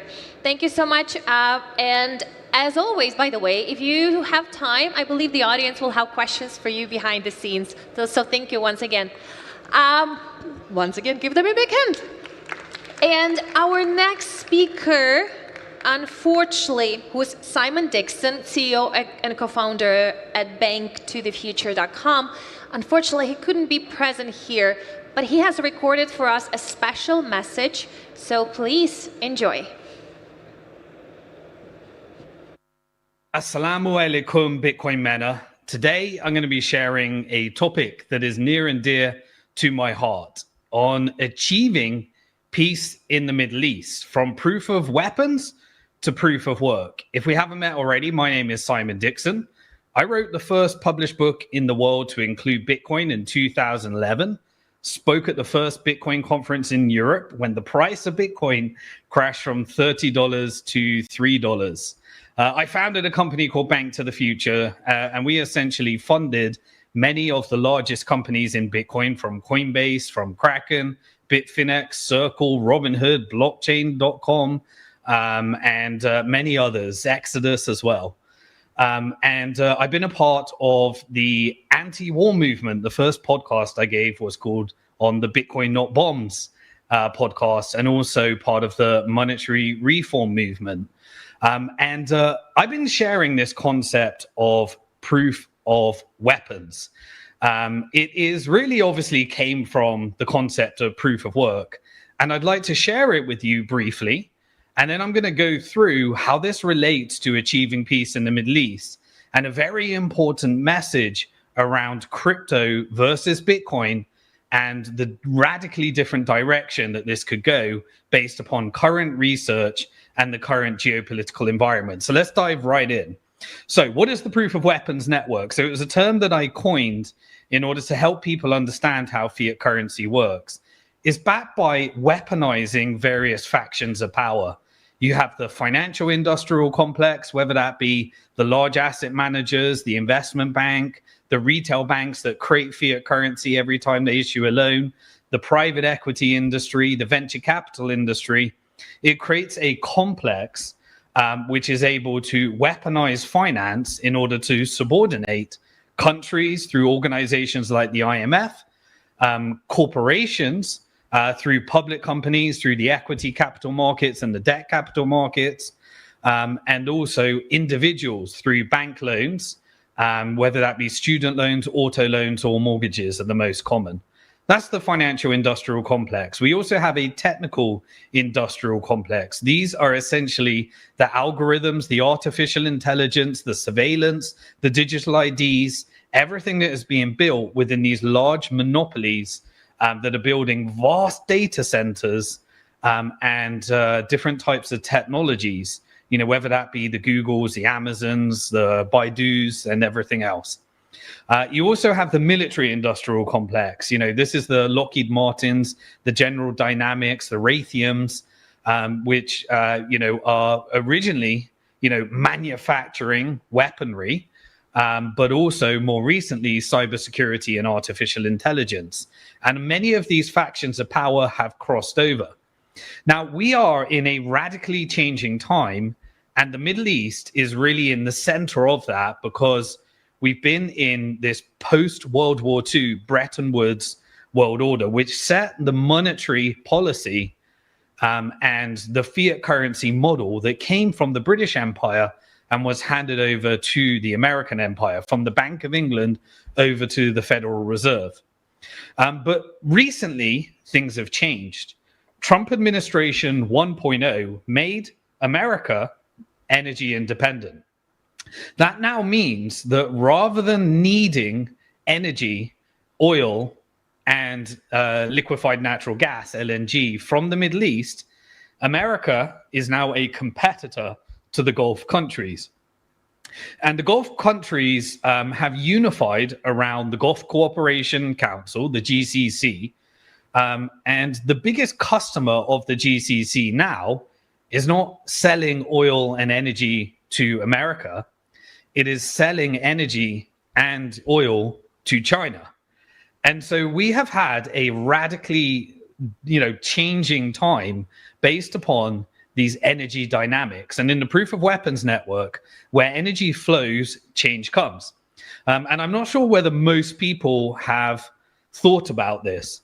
And that has led to a radically changing geopolitical environment. While historically, the proof of weapons network has used the forever war model to destabilize the Middle East, and using divide and conquer strategies has been able to stop the Middle East unifying around their resources and entering into relative stability. And that's not been the case ever since, the Sykes-Picot split, when the British Empire and the French Empire split up the Middle East, and then it moved over to the American Empire and the post-Bretton Woods II model that culminated in the petrodollar. But now we have hit this phase. Now, because we have had a rising power to the east, which is China, and the Gulf countries has cooperated with regional blocs in the east, BRICS, we had normalization through China between Iran and Saudi Arabia, which have always been on the other sides of divide and conquer strategies. Now, this has always been military industrial complex aligned destabilization campaigns. And obviously, Israel has been the center of that as a US ally and somebody that is aligned with the US military industrial complex in propagating this forever war model. But what has changed now is that essentially through these military industrial complex forever wars that have backed up the dollar and the proof of weapons network, it created an alternative power that came from the Federal Reserve in the shareholders of the Federal Reserve. And those shareholders, of course, are the banks. The banks created investment banks and obviously the investment asset management industry as well.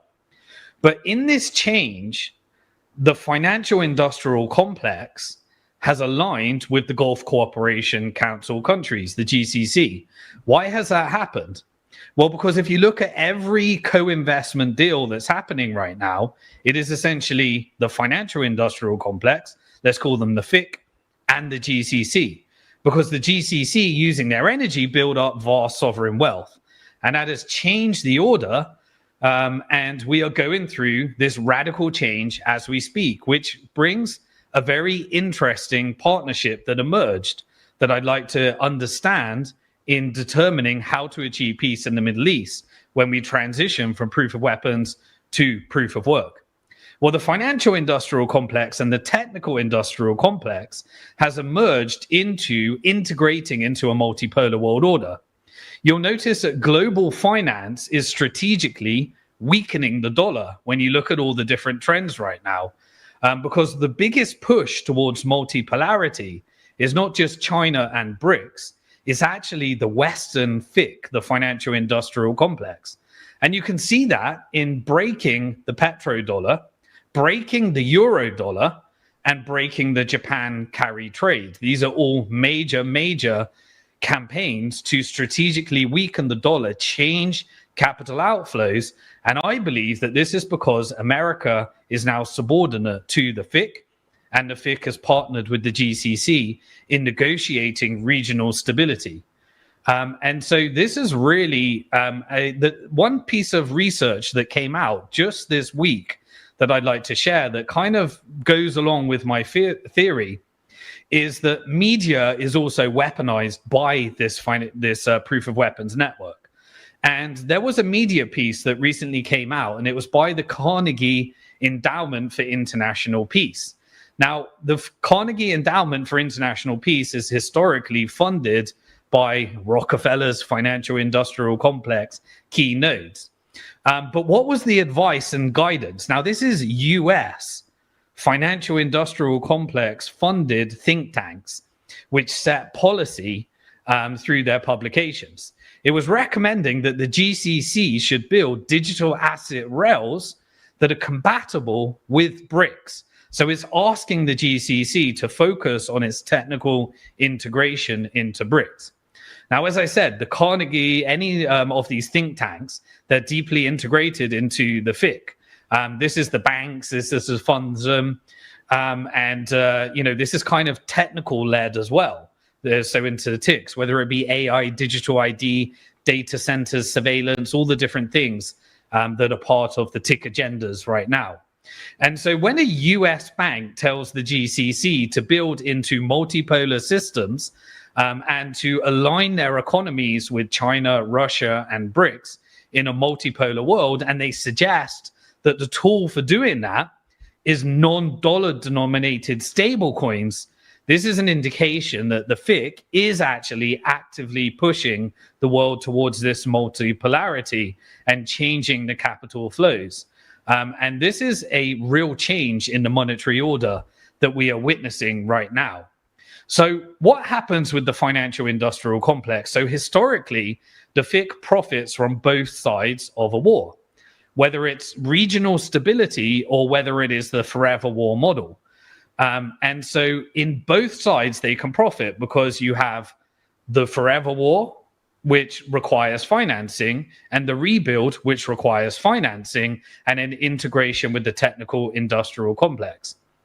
And so historically, the Middle East has always been on the wrong side of the proof of weapons network. But I believe now the military industrial complex is negotiating its exit and is being led by the financial industrial complex. And this is because the FIC is essentially found that the profits from the rebuild and technical integration is much greater than continuing the forever war model, which is why we're seeing radical change at the moment.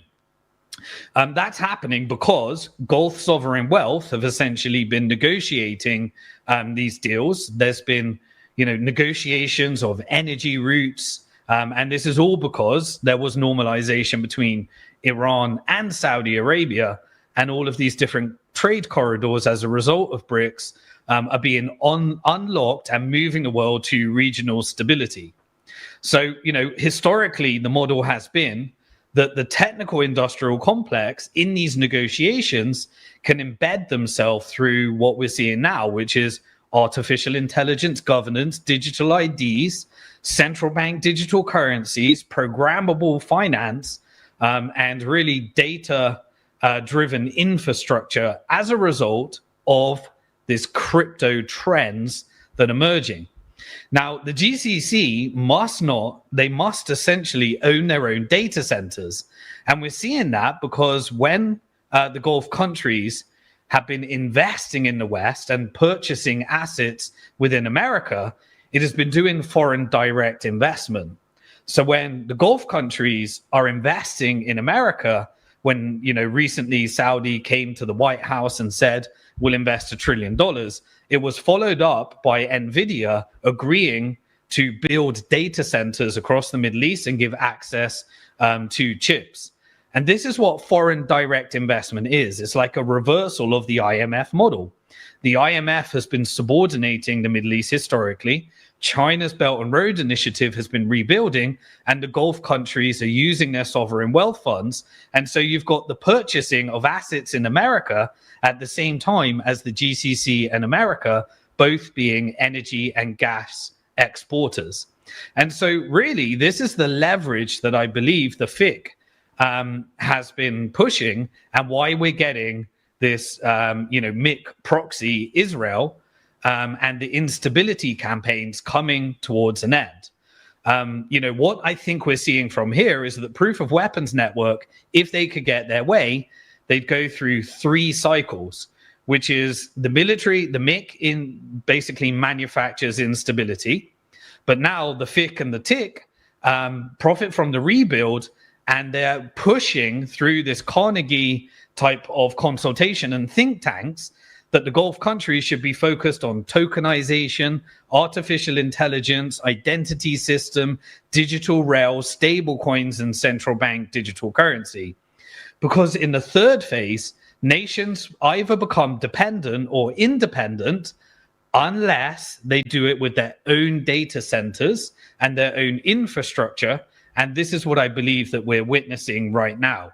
So tokenization kind of appears in many of the rebuild plans that we're looking at.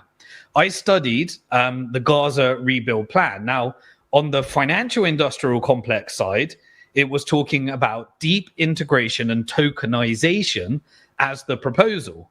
Now, Trump came along and put together the 20-point plan that was the 21-point plan, but the original plan was really about tokenization, which gives soft forms of digital colonization. But the GCC have been fighting back with hosting the data centers in order to remain sovereign. And I believe this is the tension that we're witnessing right now. Now, what I want to point out as the final part of this presentation, that it is in building Bitcoin strategic reserves and utilizing energy that you're able to combat some of this crypto tokenization and really digital colonization.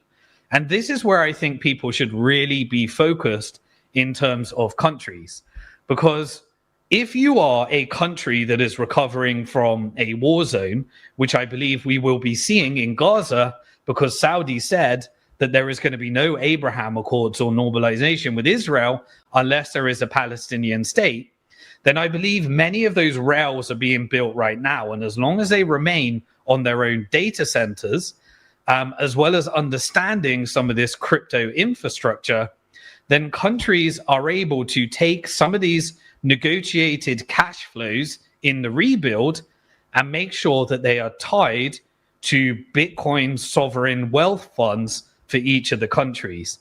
And it is being able to have cash flows connected to Bitcoin sovereign wealth that we're able to ensure that these countries are able to reverse colonize rather than being subordinate. Now, Bitcoin obviously encompasses energy and energy revenues and cash flows, remittances, and some of the diaspora wealth that comes back in. This really comes into either a crypto play or a Bitcoin play. And I put it to you that Bitcoin is the only mechanism for providing the monetary sovereignty in order to really usher in this prosperity that can be built. So all of the war-torn countries, they can use sovereign Bitcoin wealth, and they can have their own independent FIC and TIC rails rather than falling for what is being recommended, which is the subordination through digital infrastructure. This gives the countries the ability to eventually, as Bitcoin is a fixed supply, escape some of the debt traps, increase the economic base so that it cannot be weaponized against them through some of these digital rails. And Bitcoin is the only way to have full digital autonomy within a sovereign wealth structure during these reconstruction phases, because Bitcoin versus crypto is essentially the next 30 years that will determine whether these are subordinate structures for the financial industrial complex and the technical industrial complex, and we have neo-colonialism through digital rails, or there is sovereign wealth, because Bitcoin has a fixed supply.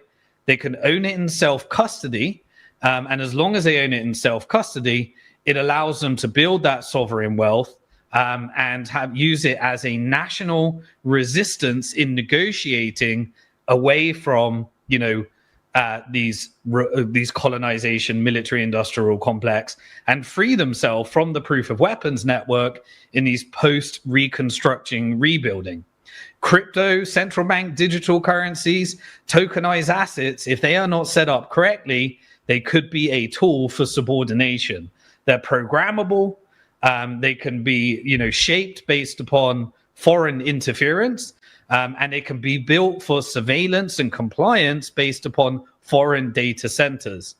This is why I believe that we're seeing this enhanced negotiations right now, because this alliance between the FIC and the TIC and the GCC is ensuring that the data centers, and that is the asset of the future, connected to energy, is what we're seeing right now. And so you can either increase dependency through crypto rails, and crypto plus AI is essentially institutional power, or you can use Bitcoin for national sovereignty. And I believe that we are witnessing the end of the US-Israel destabilization campaign and model, and this is going to be moving over to independent sovereign data centers, Bitcoin mining, and Bitcoin strategic reserves. And so stability is really dependent upon getting this crypto versus Bitcoin right and getting these negotiations right, because the GCC needs to host the infrastructure. I think that the foreign direct investment needs to put the cash flows into these sovereign wealth funds. And if you're Gaza, if you're Syria, if you're Iraq, you're Lebanon, you're Yemen, then all of the rebuilding needs to be done with Gulf investment. It will involve some FIC, co-investment, but the Bitcoin Sovereign Wealth Fund and the Bitcoin Strategic Reserves is the only path to a sovereign and really changing this. I think we're going to see the announcement of Saudi nuclear energy programs. I believe that because Iran and UAE and Egypt have also joined the BRICS corridors, and because China is going through this normalization phase that we're witnessing right now, currency competition and currency war is going to be what we're seeing. And the more and more we see as we move away from currency competition, away from global hegemon and US dollar dominance, the Middle East can essentially sit between these regional powers of China, regional sovereignty with BRICS, and America that is moving more towards a regional power. And Bitcoin sovereign wealth and Bitcoin strategic reserves, combined with Bitcoin mining, artificial intelligence data centers, cheap energy, tax neutrality, is really the opportunity of a lifetime to sit between these powers. And I think that's going to have a knock-on effect on the global south, on the MENA, on the Middle Eastern, North African rails. And I think that Bitcoin will thrive in multipolarity, which will be supporting those Bitcoin strategic reserves in this era. And so that is what I want to leave you with. And that is how proof of weapons can transition to proof of work. And we can usher in an era of regional stability in the Middle East, where everybody in this multipolar world is using their own currencies, and Bitcoin becomes the strategic multipolar world asset of the future. I hope you enjoyed that, and I'm sorry that I couldn't be here in person. I wanted to be, but unfortunately I had some family things to attend to. And I will see you, and I hope you enjoy the conference. Thank you. Assalamu alaikum.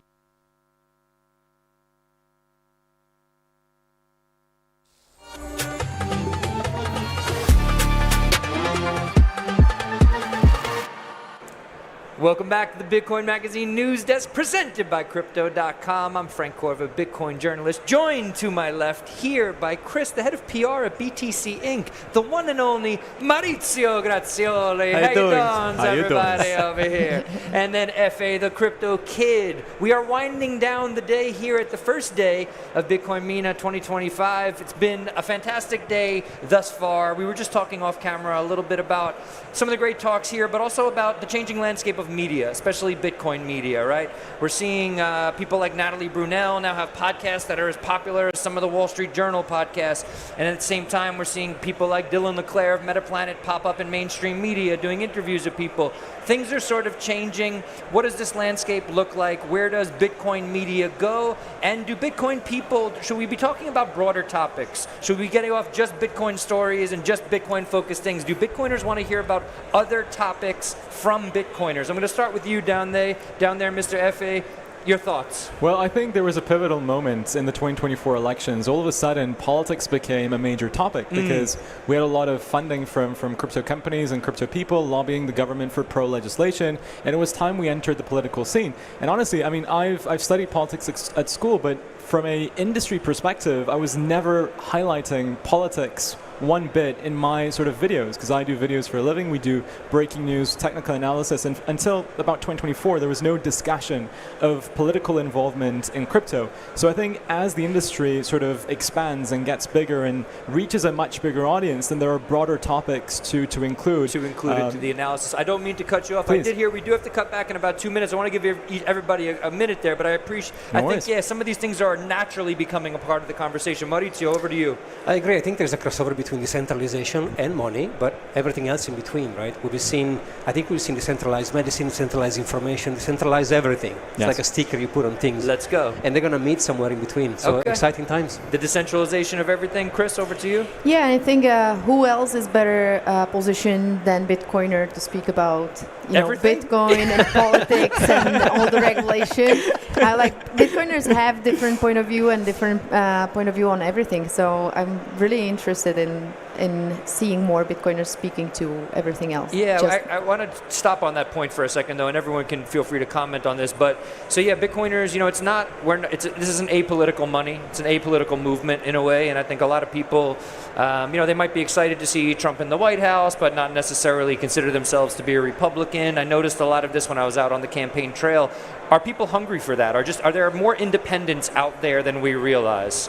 I think it's more about the point of view than specific politics or political party. It's more of pointing out the things that are not working in current system. Okay, I think that's true. I just got word that we're ready to go back to the main stage. So, ladies and gentlemen, we're headed over to the Falcon stage, but stick with us. We're coming right back here at the live desk after this. Last but not least, Eric Hirschman, CEO at Gridless. Give them a big hand and be louder. The floor is yours. Thank you. Thank you. All right, everybody. Welcome, welcome, welcome. Marhaba, assalamu alaikum.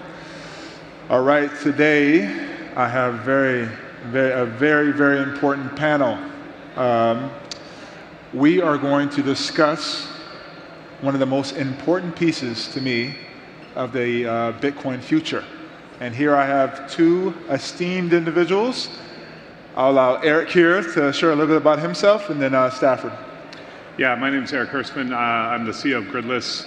I think the way to think about what we do is we make off-grid energy profitable in Africa by putting Bitcoin mining on stranded power. We're in a couple countries now, Kenya, Malawi, Zambia. We have a couple more countries coming online in the next couple months. And I think the takeaway from this is that when you can stop looking at Bitcoin mining as just a way to stack Bitcoin, which is great, but also as a way to finance new energy infrastructure, it becomes super interesting on two levels. So, Stafford? Yeah, so I'm the executive chairman of a company called the Africa Bitcoin Corporation.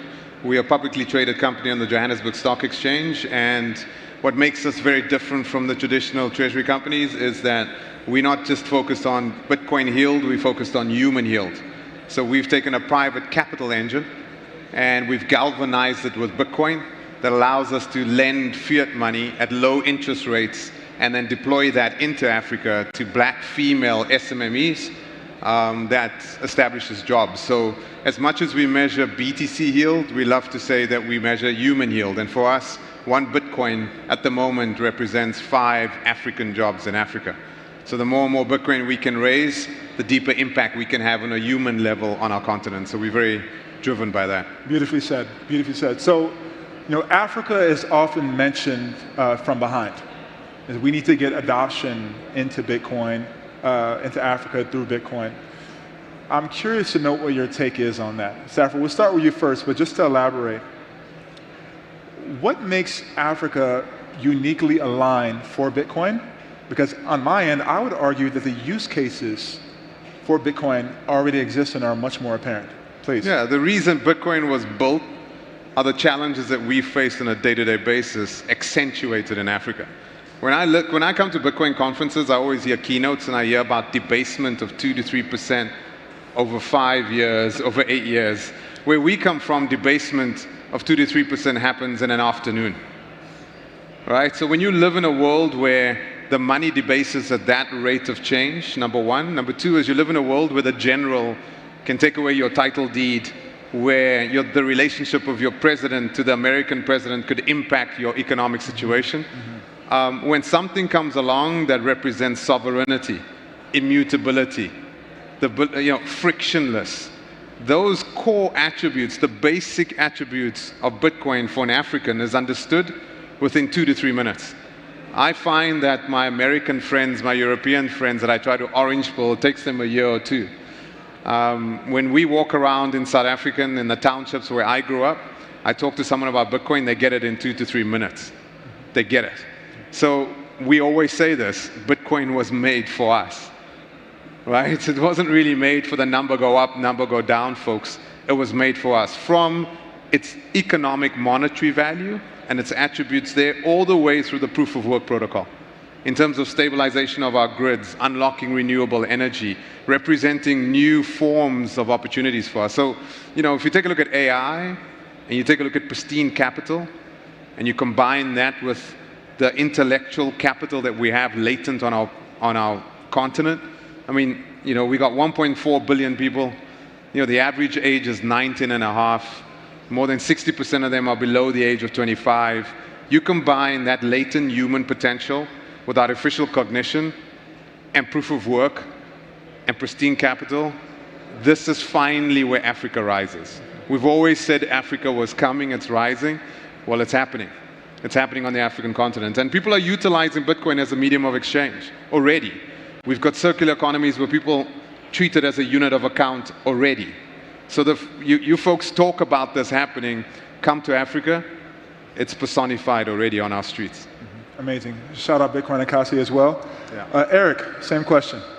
Yeah, I mean, I think, it's interesting. As Stafford was talking, I was thinking about a year and a half ago in Malawi, we have one of our sites running, and the currency was devalued by 44% overnight. So people who were sitting on Malawi kwacha all of a sudden could buy 44% less than they could the day before, right? So stores had to shut down to reprice things. Air companies shut down to reprice things. That kind of thing happens enough in multiple countries that it's a problem. So it's very easy for Africans to understand, where can I put my money that it's safer, right? Now, and just to pick on Malawi a little bit, you can't have a dollar account. Most people don't have bank accounts anyway. If you have 85% of a population, maybe 90% without bank accounts, on top of that you have the inability to have it in even something a little more stable like the dollar, then all of a sudden you realize that Bitcoin is a very, very interesting and a great vehicle to be in. One last thing is that Afrobit Kibera is one of the most interesting circular economies I've seen, and it's in the slum. And you say, well, how does it actually work? There's 65 businesses who accept Bitcoin. Blink Wallet is like the primary wallet used. And you'll see people walking up and paying for their vegetables, ladies paying for their vegetables with it daily, all the time. Like, it's just happening. It's not staged. People are just doing it. And I think that's the interesting thing. You're saying, what happens? Adoption happens sometimes really slowly, but when it happens and when it kicks in, it spreads really fast, like a wildfire across these communities. Amazing. So Eric, your company Gridless is finding stranded and wasted energy and then turning that into productive infrastructure. Talk about the reality of this type of business and maybe things that people don't necessarily understand about what you're trying to accomplish and do. Okay, so let me start with Gridless is a venture-backed profitable company. That's what we do. It's going to sound like I'm talking like an NGO, so I want to preface it with that first. So imagine, if you will, you're sitting in a village somewhere and you don't have any electricity. We don't think about this on our day-to-day lives very often because we're used to Wi-Fi always being on, being able to turn on an air conditioning or a refrigerator, all these kind of things. In their world, it's a little different. Imagine that you can't do irrigation in your fields because you don't have a pump because you don't have electricity, right? Number two, so your yields are less. Number two, you can't go 200, 500 meters down the road to a grain mill to mill your grain. You actually have to pay somebody on a motorcycle to take your bag of grain 15 kilometers to the next town over just to mill your grain, right? So all of a sudden, energy comes into your life. What changes? Well, all of a sudden, you're super happy. You're walking 200 meters down the dirt road and you can mill your grain. You've got irrigation and higher yields. You've got more security because there's more lights out at night. Your kids can study at night without paraffin fumes, messing up their lungs. The local clinic can now have lights on at night for when people are having babies or when you need to keep the medicine cold. All these things happen that are downstream of energy, right? So what we're doing with Bitcoin, and Bitcoin mining specifically, is creating an enabler for energy to happen in the places that need it most. And we make money, they have inexpensive electricity, and the power company is finally profitable. That's what happens. Amazing. So my family in Nigeria, we actually grew up with this issue. My mother would often talk about having to warm our clothes on gas pipelines. So we have these flared sites which people are effectively venting gas right into the atmosphere, and it's very harmful for all the people that live nearby. But it becomes reality when somebody you love is then utilizing a gas pipeline to warm their clothes or to cook indomie, without going to that before, but to cook and to take care of themselves, right? So the propositions that you have is, well, let's turn something which was emitting gas and likely leaking into something which is productive and a powerful asset and used for energy. Well, just real quick, Russell, on that, like anybody who knows about the gas flaring and mining off of that, Nigeria is becoming a real node in that global network now because of that gas flaring. There's 40 and 60 and 100 megawatt deals happening all the time now. Which is absolutely amazing, and a testament to the innovation which exists when you attach yourself to the Bitcoin network. Stafford, can you talk about the average villager, right, in terms of like how they interact with energy, right? Because we're talking about energy being a stabilizing force, but I think energy can likely equate to growth in civilization. Yeah, I mean, I think we always talk about like Bitcoin being the battery for AI. I think it was Mark Moss said this. He says, AI generates economic energy. Bitcoin gives you the ability to take your time and energy and to store it somewhere. And I think the biggest challenge for an African villager is, where do I store my time and energy, where it cannot be taken away, it cannot be debased, where I can send it anywhere that I want to send it. Remittances is a big challenge. Where I grew up, people just don't comprehend how money works in African townships. The way time and energy is stored today is in fiat. And the informal economy in South Africa is 20 to 30 times the size of the formal economy, and growing. But when we say informal, we always think about that as something that is not structured, etc. It's highly sophisticated, highly structured. When I grew up and I needed money, at 11 o'clock at night, my dad would send me over to a lady called Madums. I'd knock on a window would open up, and I'd say, my dad wants 100 rand. She'd give me 100 rand. At the back of her, when I looked over her shoulder, were mounds of money. Headache tablets, soap, shampoo, alcohol, and that I could get at 11. An ATM when I grew up was a human being. A bank was a human being. And that was sophisticated. No one touched their money. The community was well structured. She provided loans. She provided funeral cover relative to that. What we see as an opportunity is to unlock that informal economy and digitize it and orange pill it into the Bitcoin world. When you go into that woman's life that owns that shebeen or that stockfell, who builds physical houses to put her money into. But people don't understand it. She's not building a house to invest her money in. She's building a house to physically put her money into the house, because she doesn't put her money into a bank. Right? So what we're doing is we're going into that world, providing loans so she can get more sophistication and draw more of that capital into Bitcoin. And when she does that, her life changes. Everything changes. Right? And that's the economic opportunity, I think, across Africa that lays dormant and latent today. Very wonderfully said. And I want to hear you unpack the concept of Africa mostly being in a series of different informal markets. I'm curious whether you think people will begin to adopt Bitcoin proactively, or will it be a function of economic pressure? I think a bit of both. I think what Eric said is it becomes this network effect.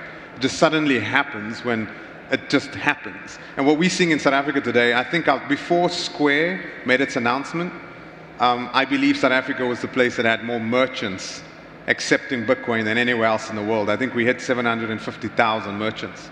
And that keeps growing.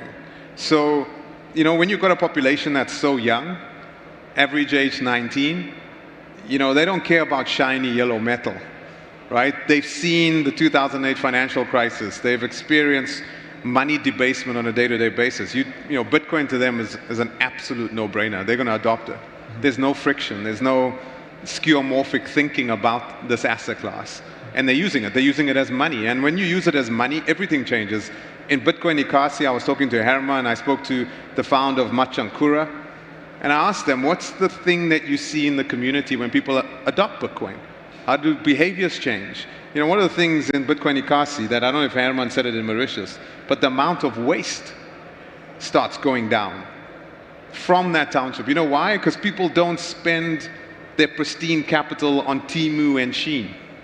They don't go buy nonsense, because when you've got pristine capital, when you've got money that is valuable, to impart with your money, it has to be a valuable service. So what happens is the person buys qualitative services, the merchants have to provide qualitative services, gangsterism and crime goes down because it's more forward-looking. Kids that have certain skill sets in certain areas can focus on their skill sets because they're getting paid in sats. They don't have to go do 4 or 5 things to fund the thing that they actually love. So all the notion of the Austrian economics that Seyfriedin speaks about, etc., it's personified. It's happening already on the African continent. And it's a beautiful thing to see. That's amazing. Absolutely amazing. You know, I want to come back to you, Eric. We're seeing quite a shift when it comes to the Bitcoin mining in the United States in terms of how people are looking at energy and essentially optimizing for its full usage. With the growth of artificial intelligence and the need for energy, we're seeing a lot of the hyperscalers come in and they're purchasing a series of sites and a lot of the power assets. What's your view on that, and how can Africa benefit from that, plus the innovation we're happening to see across the AI spectrum? Yeah, so I mean, what we're seeing is AI pays more for energy than Bitcoin mining for sure, but also more than most people for anything. And so, of course, it's going to push Bitcoin miners off the shelves, right? And that's what's actually happening. So there's now, if you talk to different public miners, they have different levels of of warehouses full of pallets of Bitcoin miners that are no longer profitable to mine with in the US. And what we already see happening is those miners are going to be pushed to places like Africa who have really inexpensive energy. So as Gridless, we go out there and we do revenue share deals. That means I do not pay a flat fee for energy. I do a revenue share with the energy owner, whether it's a government or a private company, okay? And that means that I can keep mining even when the price is when the hash price is really low, okay? What this means on a global field, as this new emergent grid comes about, which is a mixture of AI and Bitcoin mining and other consumer or retail uses, it's going to make a lot of sense for Africa to be the house of these older used miners, sometime in the future the new ones too, right? Because it's going to be the only place in the world that we have cheap enough power that's stranded and doesn't have enough usage for it to work. And I think it's a natural bent. It's going to happen over the next halving, and I'd say over the next 4 to 6 years, you're going to see a massive shift in miners. So we've already seen that in Ethiopia. I'm not sure if you guys saw how they moved from 0 to 600 megawatts in 9 months, and then just kept growing. We're seeing it in Nigeria with the gas flaring. We're seeing it, you know, Gridless gets a lot of inbound pipeline, and so we see all these countries reaching out, asking, hey, what could we do with this extra 60 megawatts, 400 megawatts at a time? And so it's only a matter of time until more of those shift across from the West into Africa. Can I just add to that? Please. So what we're seeing too, so I have an interest in Bitcoin mining in South Africa. And what we're seeing is a small Bitcoin mining enterprise of 500 megawatts. You're not supposed to disclose that, Eric. So we have quite a big Bitcoin mine that's being built out. It's about 500 megawatts to grow to about 1.3 gigs. And what we're seeing is the hyperscalers actually chase after Bitcoin miners. And they actually make the business case stronger for Bitcoin miner, number one, because you don't have to sell your sats because they're willing to pay you a premium on the power that you have access to. But what doesn't get spoken of more often is the fact that when we sit down with them and we actually architect the site, they love the fact that the Bitcoin miners can give them a steady state of electricity from the power utility. The power utility loves the fact that the Bitcoin miners are sitting between them and the actual grid, because they don't like the hyperscalers on their grid. What we're finding in South Africa is that hyperscalers fluctuate the grid. They actually have a horrible signature on the grid.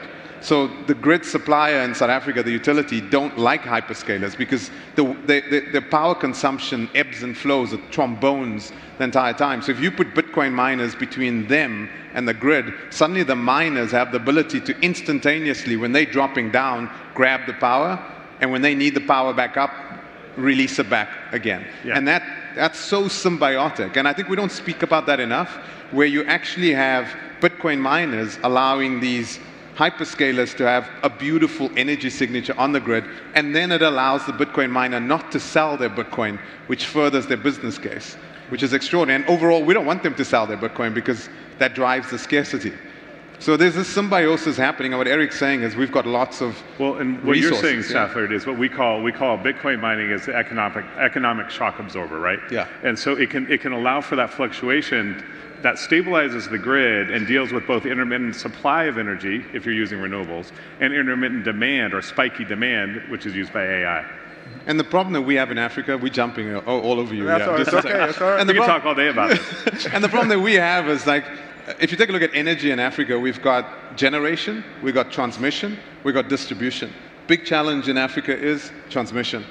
A lot of our utilities haven't upgraded their lines. So what we have is these big funders have come and deployed enormous amounts of wind and PV and hydro and all of this stuff. But the problem is that power just can't get to the distribution to ultimately get to the consumer. And the only way you're going to unlock that bottleneck on the grid is to throw Bitcoin miners down at those points of generation that funds the build out of the transmission lines.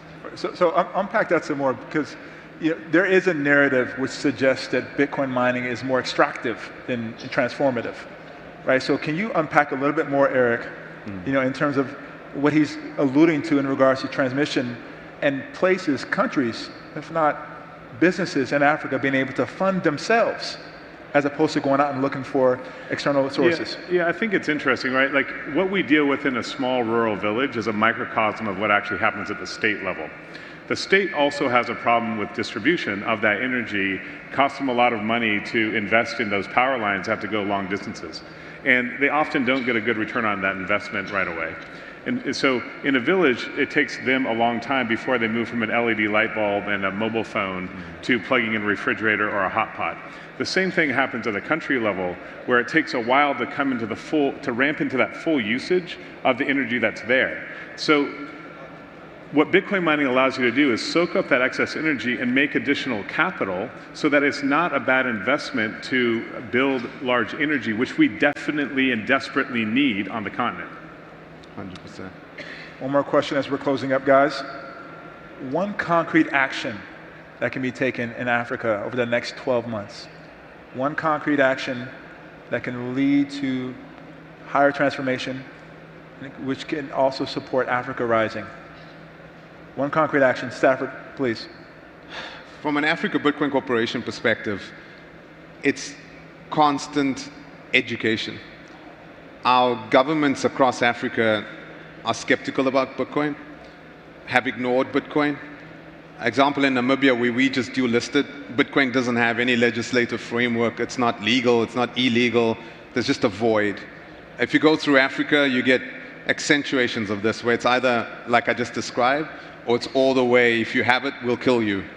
So what action is, companies like the Africa Bitcoin Corporation is formalizing, is doing it within the rules, and enabling stakeholders, legislators, as we lobby them and educate them to see Bitcoin as this incredible asset class that will result in an African emancipation. This is our renaissance. And it's up to us to educate, personify, and show the world that it's not, we don't need to save Africa. Africa doesn't need saving. Just allow us to do what we know we can do. And I do believe the next Twitter won't come from Africa, the next Facebook won't come from Africa. I think the next Twitter of water purification will. I think the next Google of agricultural services will come from our continent. And yeah, that I think is the big action for me. It's legislation and laws and rules. Thank you. Wonderful said, Eric. Yeah, just real quick, I'd say that they say the story of human progress is the story of energy. If we want to transform Africa, we need to start with energy. And as energy is invested in, and you'll see wealth grow across the continent. Amazing. Well, thank you all. Thank you. Invest in Africa. Right? Africa is definitely the future. Thank you. Thank you, everybody. Thanks.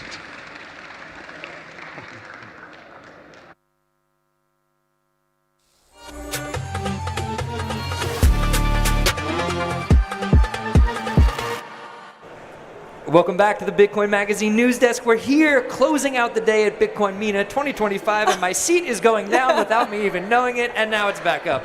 I'm Frank Corva, Bitcoin journalist, joined to my left by Phil Geiger, Head of Business Development for Metaplanet, as well as Juri Watanabe, Head of Community Engagement for Metaplanet. Pleasure to have you both here on the desk with you. How's the day been so far? Wow, the day has been incredible. I've been to pretty much every U.S. Bitcoin conference, and this one reminds me of some of the early U.S. conferences. Okay. The energy is incredible. Yeah. It's nice and intimate, and yeah, it's been a great day so far. Not too intimate, though. Pretty, 10,000 people here. It's been I've been spending a lot of time on the deep and then the enterprise Fair stage. enough. So, yeah. Appreciate that. Any major takeaways from the day so far, Juri? It's been definitely electric. First time in MENA for myself. I don't know about you, Yeah, Phil. first time in MENA as well. Welcome. Yeah, it's very gorgeous. We were at the Michael Saylor and Simon fireside chat earlier, and one thing Michael Saylor said is people love technology and money here. Okay. So the fact that there's so much eyes on this event says something about how important Bitcoin is in this region as well. So for sure, yeah, it's exciting to see. And speaking of that talk, we will be airing that after our stream here of the day ends. We're going to be airing this talk that was just mentioned, fireside chat between the head of Metaplanet, or chair of Metaplanet, Simon Gerovich, and the one and only Michael Saylor. I want to talk about some of the work that Metaplanet is doing there, not just in providing, obviously, this securitized, this company for people to invest in, to get Bitcoin exposure to, but also sort of capitalizing on helping to spread Bitcoin culture, part of the publishers of Bitcoin Magazine Japan. Why engage on a cultural level with people in Japan? What does that do to, I guess, help the Metaplanet brand, or what's the thought process behind that? we want to be Bitcoin everything, right? Yeah. And we want, the more people talk about Bitcoin, the better for adoption, and more people who are interested in Bitcoin hopefully will become our shareholders. So appreciate that. Yeah, final thought. We're going to head back over in just a second. Yeah, I think Metaplanet is really a cultural phenomenon in Japan. Over the last 4 months, we've essentially doubled the shareholder base to about 200,000 people. So 1 in every 600 people in Japan own the Metaplanet shares, and we want to lead the charge in Japan for Bitcoin education, Bitcoin products, Bitcoin services. So not only do we have the amazing Bitcoin Treasury strategy and Bitcoin accumulation engine, but we do also have Bitcoin Magazine Japan to help spread education. We have bitcoin.jp, the domain, where we're going to be featuring great products and services for the Japanese audience. Appreciate that. We do have to head over back to the live desk, so we're headed over there. Stick with us. We'll be finishing up the day here back at the live desk after this.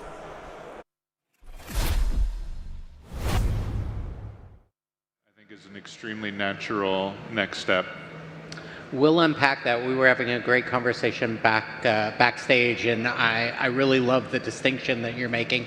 Brian, I feel like you came from investing more of a digital native first concept, and certainly you've done that with your fund, where you're looking for value within the blockchain ecosystem, which I think is a really interesting distinction. Tell me a little bit about how you landed on that as a core thesis and where you see things going. Yeah, of course. So my background is I got into the Bitcoin space in 2012. I was completing law school, and when Bitcoin finally clicked for me, which did not happen quickly because I did not have a computer science background, it took me probably 3 to 4 months of very much studying it. And I thought it would become the best performing asset for many decades to come. And I thought it would become the global monetary layer for the whole system of financial infrastructure that we have today. And it would basically replace the existing monetary layer that we have. And I built a venture capital business after law school across technology, consumer products, was running accelerator programs for public companies, the National Geospatial Intelligence Agency, the federal government in the US. And then as I was growing those businesses and working with those entrepreneurs, I thought, you know what, the digital asset is the next landscape of what's going to occur. And so exited that business. 2016, we launched Off the Chain Capital.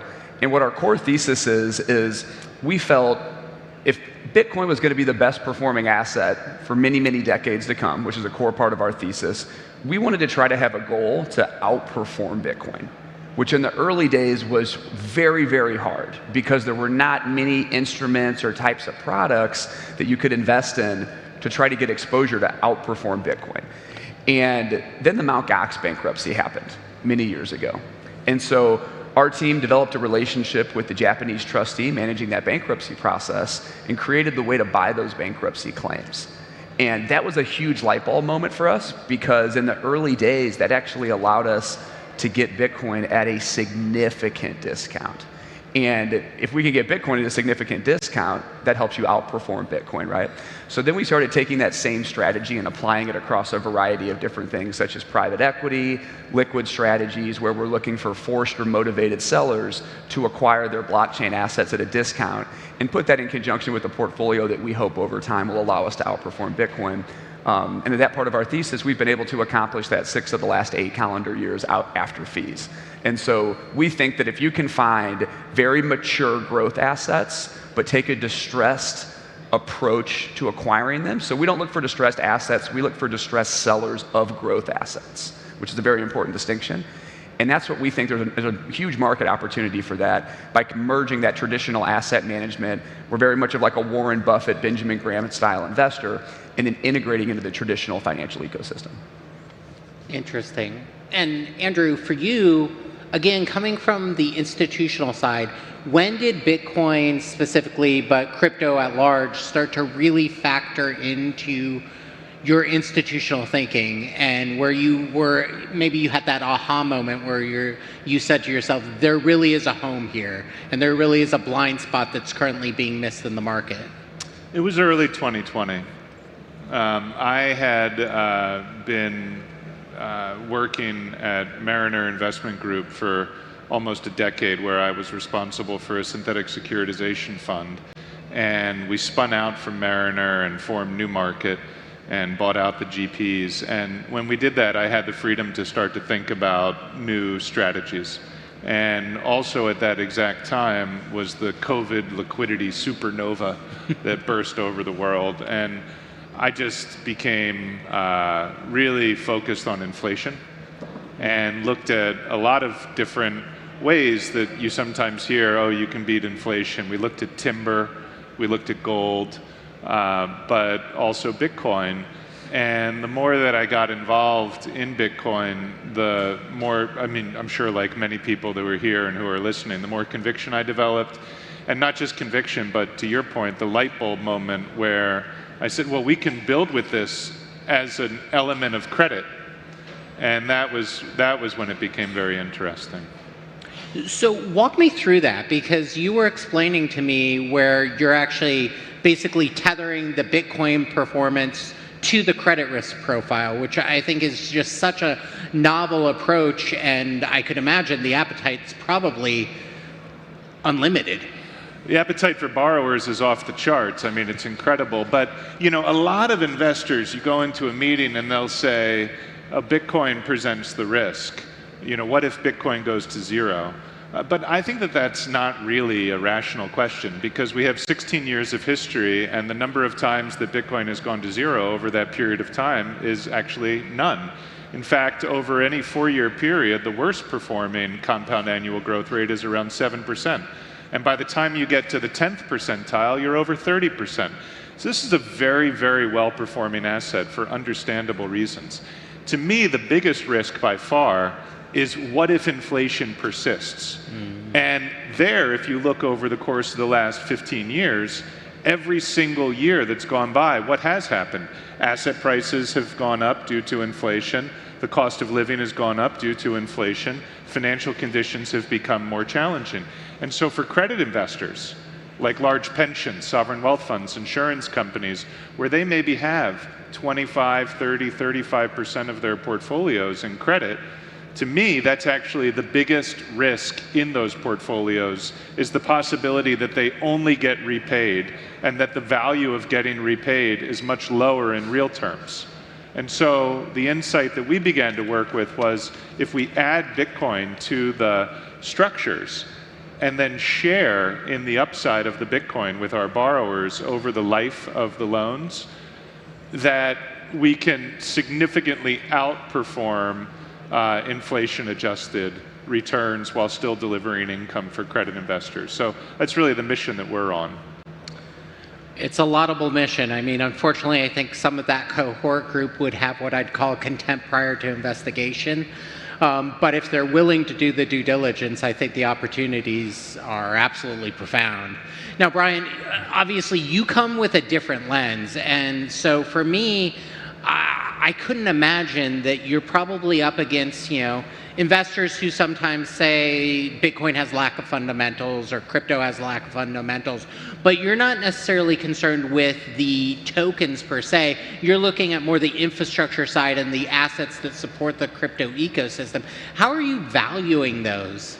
So there's a variety of ways that we do that. So on the traditional private equity businesses that we acquire, some of our portfolio exposure there would be businesses like Digital Currency Group that owns Grayscale or Kraken the Exchange. We're looking at fundamentals. We're looking for revenue, growth opportunities, and then if we can find a business that's very mature like that, and the core thesis that we look for with those is they got to be profitable, minimum to no debt, and on a 1 to 3 year pathway to liquidity with positive free cash flow.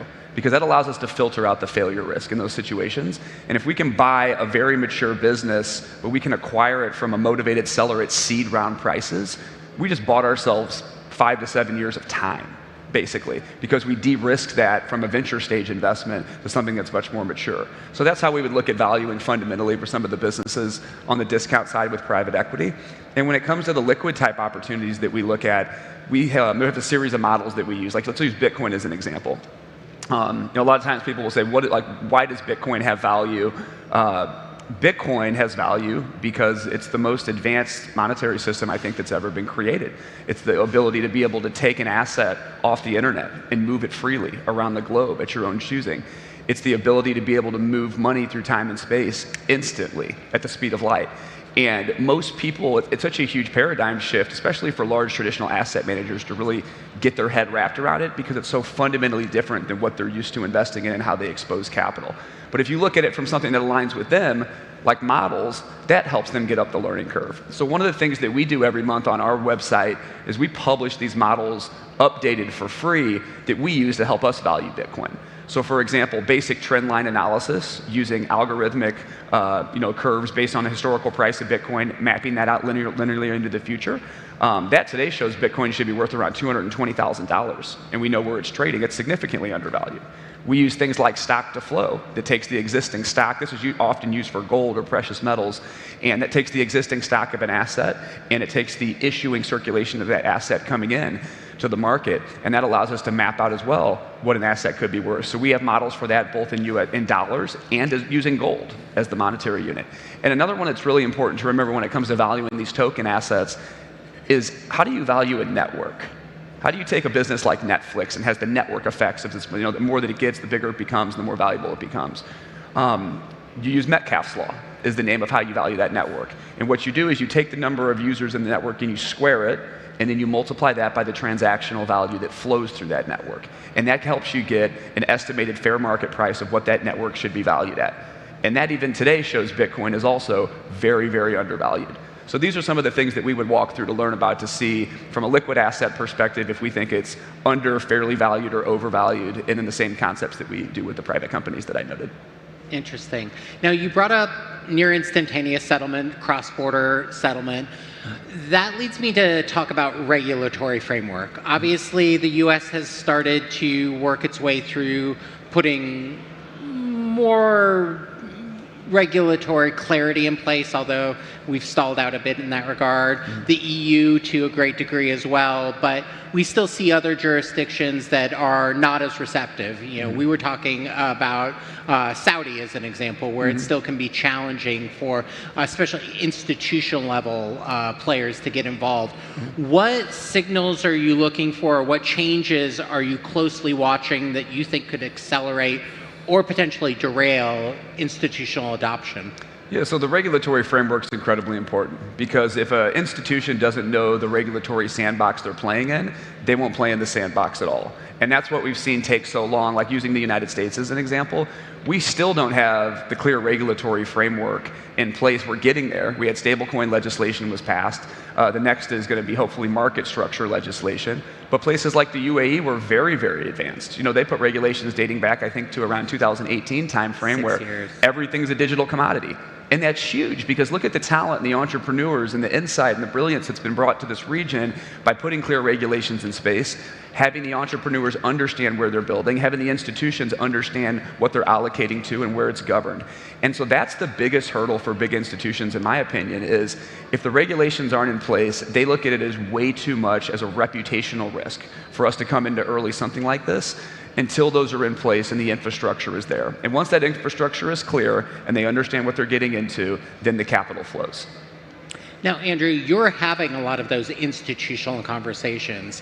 What are you seeing, and from your perspective, when you're engaging with them, what are the most common misconceptions about Bitcoin or crypto that you encounter, and how are you addressing them or having those conversations with allocators? I think that there are a couple of different flavors. One flavor is people that really actually are quite knowledgeable about Bitcoin. I mean, I'm focused on Bitcoin only. I think it's the signal amid a sea of noise.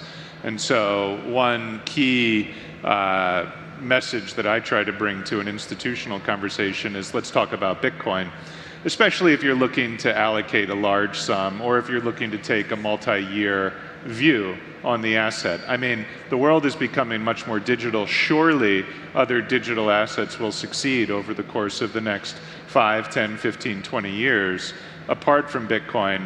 But as a lender, with the mentality of a lender today, I don't have a view on the longevity of any particular asset apart from Bitcoin, and I have a very strong view there. So the first thing that we talk about is Bitcoin, Bitcoin only, and then of course a lot of the properties associated with that. But you have many people at these institutions that really do understand a lot about it. What they have to overcome are their own set of institutional incentives, or probably put more accurately, institutional disincentives, where the desire is not to rock the boat, or the desire is to just keep things, you know, as they're going. I mean, it's challenging because if you're a credit investor and you say, I'm taking the risk of inflation seriously, I'm going to invest in this strategy that protects against inflation, then a very natural question is, well, what does that mean for the rest of your portfolio? And few people want to invite that type of scrutiny. But you know, Bitcoin incentives change people's frame of mind, and I think it's had that effect on a lot of people that I know, a lot of people that I've personally seen, and I believe that we'll see that more and more throughout the institutional community over the course of the coming months and years. So for both of you then, walk me through what successful institutional adoption really looks like. Is it X number of dollars? Is it on-chain, off-chain? You know, is it based on holding on corporate balance sheets? Do you need custodians? Like, how do you see this playing out long term? You want to start? Well, for me, it's all of those things, and it's really conceptualizing Bitcoin as a financial tool to accomplish your goals. I mean, you know, why should a corporation hold Bitcoin on their balance sheet? It's not for the sake of keeping score. It's for the sake of adding to the balance sheet of the corporation an appreciating liquid asset that gives them a lot of options, either in times of challenge or in times of opportunity. Ideally, the Bitcoin is going to enable them to finance their future growth trajectory much more effectively. Ideally, the Bitcoin is going to make them a more attractive merger partner with other corporations. It's going to make them be more efficient in different ways. For institutional investors, our prescription is think beyond a standalone long-only allocation to Bitcoin. Whether it be through Bitcoin as it is or through an ETF, think beyond that. Think instead, how can Bitcoin be a tool to reshape the risk-adjusted returns of different asset classes. Like what I was mentioning for credit earlier, I think credit is extremely vulnerable right now due to inflation. And that's the key issue, is that long-term credit investors, if they just get their money back, they'll have real losses. But if you add some Bitcoin, you can reshape that. You can improve the quality and reshape that. And so I think thinking of Bitcoin in this way, how can adding a little bit of it dramatically reshift the efficient frontier of investing in other categories of asset allocation, is ultimately going to lead to a more durable, more significant, more widespread adoption of Bitcoin than a long-only allocation on its own would stand to do. Yep, I agree with everything that was noted, and I think that some additional components is that Bitcoin, in my opinion, will get bolted onto every single investment strategy. So you will have real estate funds, which we're already seeing that are Bitcoin-backed, credit funds, anything you can think of that's traditional asset management will have a Bitcoin integration component to it. And I think one of the ways we're seeing the fastest newer on-ramps and newer interest in institutional adoption with Bitcoin is what's happened with Bitcoin Treasury companies, right? So what Saylor did with Strategy, who figured out this amazing mechanical hack, in a sense, in the market, that there's all these institutions and insurance companies that, because of their own investment mandates, can't go buy and custody Bitcoin direct, but they can buy a public company stock, or they can buy convertible debt from a public company. And so it created this massive new on-ramp. And so one of the things that we've been very bullish on in our portfolio is we've been investing in Bitcoin Treasury companies all over the world now. So we have exposure to ones in Brazil, in the Netherlands, out of Europe, the largest one to go live on the London Stock Exchange coming up, a bunch in the United States. And the way we look at that is, in each of these jurisdictions, you're going to have these institutional on-ramps to hopefully get their first exposure to Bitcoin via these publicly traded vehicles that trade under the regulatory infrastructure of those respective jurisdictions. And so as that occurs, I think that's a huge step in the right direction to help people start getting exposures to buying those things. But eventually, it's going to get integrated into absolutely everything. And I think, like for me, long-term, I've done this for many, many years, is I very much think in a Bitcoin-denominated fashion. So when I got into Bitcoin early on, I'd always had this mindset, which was, if I'm going to invest in something, I have to justify that this investment that I'm going to make can generate me more units of Bitcoin than I would just buying Bitcoin itself over the timeline I want to hold it. And 95% of the time, you don't make the investment. It's better just to hold Bitcoin. And that's what the performance has seen over time. But that 5% of the time, there is times for outperformance of new opportunities, and we're seeing more of those. And I think Bitcoin Treasury companies is one of those. I think institutions will start to recognize that properly executed Bitcoin Treasury companies that develop, whether it's a pure play, depending on the jurisdiction, or the right products and services suite that are Bitcoin native in the space, can generate that alpha over Bitcoin's performance. And I think there's so many other ways to think about it too. Like imagine if you have the family that owns the predominant collection of Rembrandt paintings, which I believe right now is in the side of a vault in a mountain.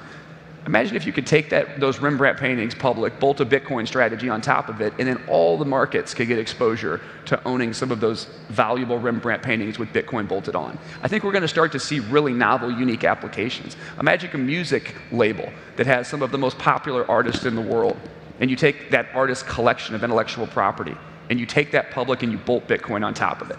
That's a brand new way that you could have integration in ways that we're not seeing today, but I believe we will see these types of use cases and applications play out over time, which will just enhance the institutional adoption in a variety of ways. I think that's fascinating. I think you're spot on.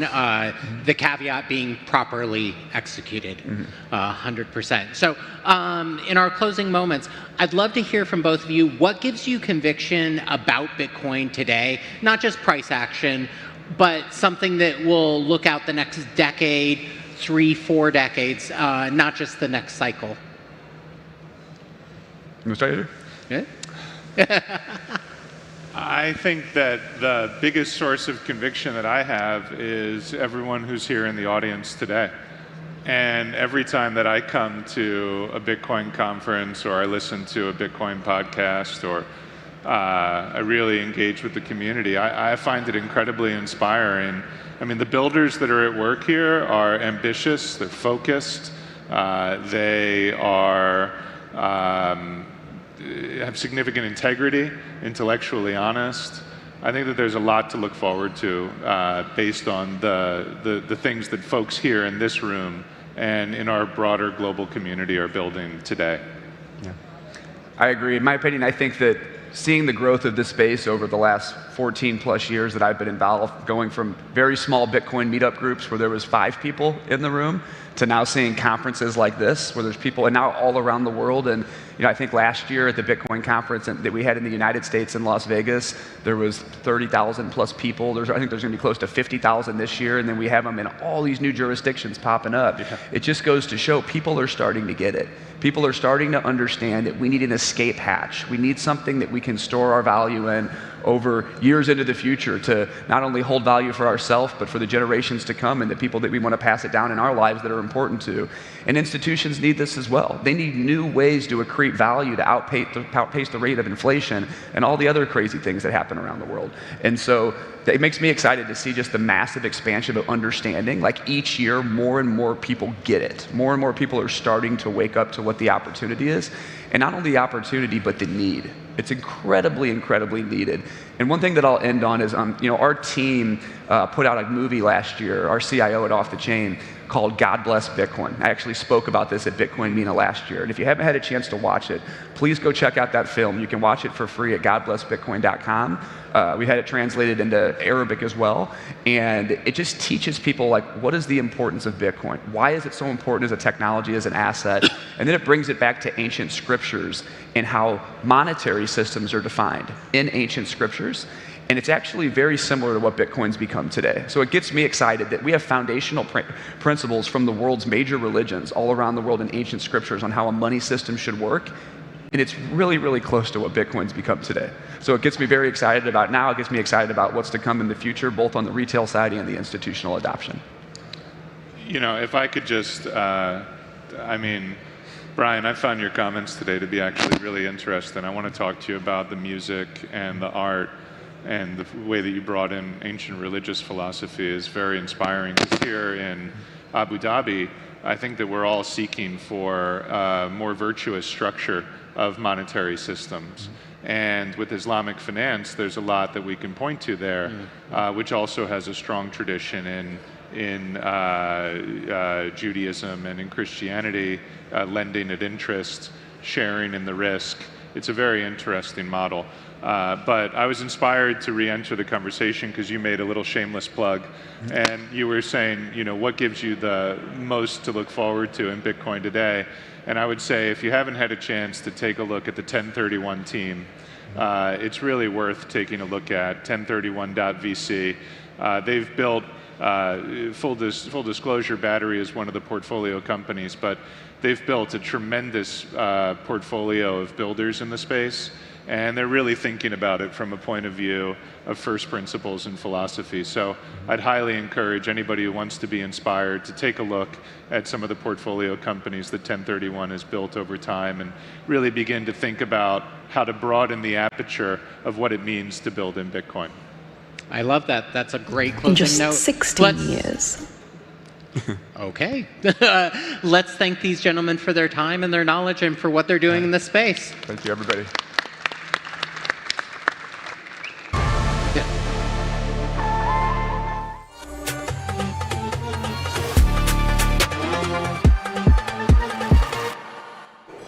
Welcome back to the Bitcoin Magazine News Desk presented by Crypto.com. We're here at Bitcoin MENA 2025, closing the day out. I'm Frank Corva, Bitcoin journalist, joined to my left by Phil Geiger, Head of Business Development at Metaplanet, as well as Juri Watanabe, Head of Community Engagement at Metaplanet. Juri, I want to go to you first. You were just telling us a very lovely story about how Metaplanet, you heard the story of Metaplanet, it inspired you to move back from the States where you were living to Japan, which is your home country. Please let the audience know a bit more about your journey and how Metaplanet has taken you back to Japan. Yeah, I mean, you said it. I was living in the States, and one of my trips back to Japan, I met Simon, our CEO, and Dylan, and we had a chat about their vision with MetaPlanet, and this is before all the buzz around MetaPlanet, so it was a very, very new company, obviously, adopting Bitcoin standard. But I loved the story that they were sharing and what they want to preach to our Japanese community and the global community. Essentially, it's just to help our people secure the future, right? And with Bitcoin. And with that talk, with over coffee, I was like, okay, I'm in. That was it? Yeah, that was it. All That was right. it. And the journey has been great ever since. All right, Dylan Yeah. and Simon, quite convincing. I like that. Inspiring. Very, very cool. Definitely. Dylan and Simon were over in the Bitcoin for Corporations hosted. We had the day over there today from a lot of the different Treasury companies that are affiliated with Bitcoin for Corporations. Any big takeaways from today? I think you were alluding to something that Michael Saylor had to share. Maybe hint at that a little bit for the audience. My mind has just been buzzing since since the Simon and Michael Saylor fireside chat on the Bitcoin for Corporation stage. I don't want to ruin it for the audience, but some of the ideas were so big. I think Michael Saylor said, if you enact this idea, you will attract $20 trillion of capital to your one company. So yeah, it's absolutely worth a watch. Very bullish. And I do think, a lot of the Bitcoin treasury companies out there are doing something really important, kind of potentially a little bit removed from what your average end user or saver might benefit from. And those were some of the ideas that Saylor put across. Okay, appreciate that. Jerry, back to you. In terms of, you just touched on this, but I want to dive in a little bit deeper. Sure. Securing the future for Japan, setting an example for what Bitcoin is. We're in a shifting global landscape. We're watching currencies across the planet lose value at a rate that most of us alive today have not seen before. Yeah. When it comes to MetaPlanet's messaging with Bitcoin at its core, this vehicle for Bitcoin to get exposure to it, how do you carefully craft that, right? Because that could also be scary to people, right? That we're going through this shift. So how do you do it in a way that's sort of gentle enough to kind of get people's attention, not scare them, but also urgent enough to say that this is the time to be doing something like this? Ooh. So I think our story hasn't changed from the beginning, and I think that's what makes it a strong story, right? Ever since we've adopted the Bitcoin standard a year and a half ago, our story has been, okay, Bitcoin is the money that is going to fix the broken system. And that is the single currency that we are believing in. And that story has been the same ever since. And I think we've done very creative ways, being the culture hub of Bitcoin in Japan, and that's helped the audience feel like a little bit more approachable to this concept. Okay. And I think, I don't know if Phil wants to speak to a little bit more about what Bitcoin can do for our Japanese people or the global community. But I do want to hear it, Phil. I apologize. We do have to actually go back to the main stage for the last talk no of the problem. day. Don't mean to do it, but hopefully we'll have you back here tomorrow. We appreciate both of you coming on. We're headed back over to the Falcon stage for the final talk of the day. We'll be talking about retaining Bitcoin cypherpunk values in this age of financialization. Over to the Falcon stage. We'll be right back here after this. Book, and I'm joined on stage by Bruce Fenton on the right, or your left, Obi Nwosi, I'm saying it right? And Andre Machen. So for those that don't, there might be people in the room that don't quite know this, but in the 90s there was a group of activists and hackers, programmers, cryptographers, and they foresaw sort of the potential of the internet, but they also saw the potential risks of the internet as something that could evolve into something of a sort of digital panopticon, where everything anyone does online can be traced and tracked and analyzed and potentially used against you. What they set out to was to sort of prevent that future by building tools, code, that gave people the opportunity to reclaim their privacy. And as part of their efforts, they really wanted to create a form of digital cash. And Bitcoin, Satoshi kind of took technologies that were developed by these cypherpunks and sort of put them together to create Bitcoin. Now, fast forward to today, and today people are, the sort of dominant narrative is about institutional adoption, nation-state adoption even, treasury companies. So the question we're going to be discussing on this panel is how much of the original cypherpunk values are still alive in Bitcoin today, and how important is that? Okay, I already mentioned you by name, but let's start with a short introductory round. Bruce, do you want to tell everyone who you are? Sure, I'm Bruce Fenton. I started in TradFi a long time ago, and then I got into this space about full-time by 2013. And we host the Satoshi Roundtable event, and I've done some investing and other stuff in this space, and consider myself a cypherpunk. Yeah, my name's Obi Nwosu. Again, similarly, I got into the space as a company on an official basis in 2013. I ran a Bitcoin exchange in the UK. It went on to become the UK's longest running Bitcoin exchange. But sold that approaching 4.5 years ago now, because I saw a need to make it easy for people to get off exchanges and be able to take control of their own money, their own communication. And I set up Fedi with a number of investors in the Bitcoin space, and we make a private Bitcoin wallet. So it acts like any other wallet that you expect, but you get perfect, cryptographic perfect privacy using a protocol called Fedimint, which is based on eCash, which is the protocol that precedes Bitcoin by 25 years. It provides perfect privacy, but it had a flaw. It required a trusted intermediary, and it was based on USD, on fiat. Now we base it on Bitcoin as the base protocol, but you have the privacy and scalability on top. Andre. My name is Andre Meitzen. I'm a co-founder of Bitcoin Swiss, which is like the oldest and largest crypto financial intermediary in Switzerland. We also started 2013, myself more or less coming directly from university. We had the idea to make crypto accessible to everyone, and that's also then how we started our business back in the days, and ever since we have been advocating for like adoption of crypto and Bitcoin, of course, in particular. Right. Yeah, so I mentioned cypherpunk values. So what that means, things like privacy, censorship resistance, very strong anti-government ethos, right? Self-sovereignty. To what extent are these values still alive and important today in Bitcoin? Let's start with you, Andre. What's your view on that? I mean, it's a good question, and I think the underlying technology, of course, represents all those different values and has it, as part of its technology. Of course, what we're seeing nowadays is some sort of a trend where we take this beautiful, young, still fairly young kind of technology and innovation and try to wrap it into as many layers of TradFi as possible, right? And this is a little bit what we currently consider as institutional adoption. That goes, of course, in a different direction than the original kind of ethos that the whole industry was standing for. But on the other side of things, I think it can like coexist, because one thing is the technology layer and the other one is like what institutions are doing with it. And one doesn't necessarily contradict the other. So that's my point of view. Okay, Obi, one doesn't contradict the other. Do you agree?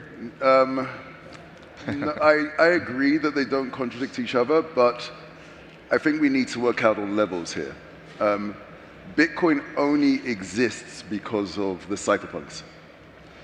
It's not the other way around. And if you lose the cypherpunk ethos, you lose Bitcoin, and everything else that's built on top of it, where many people are generating a lot of value, will also crumble.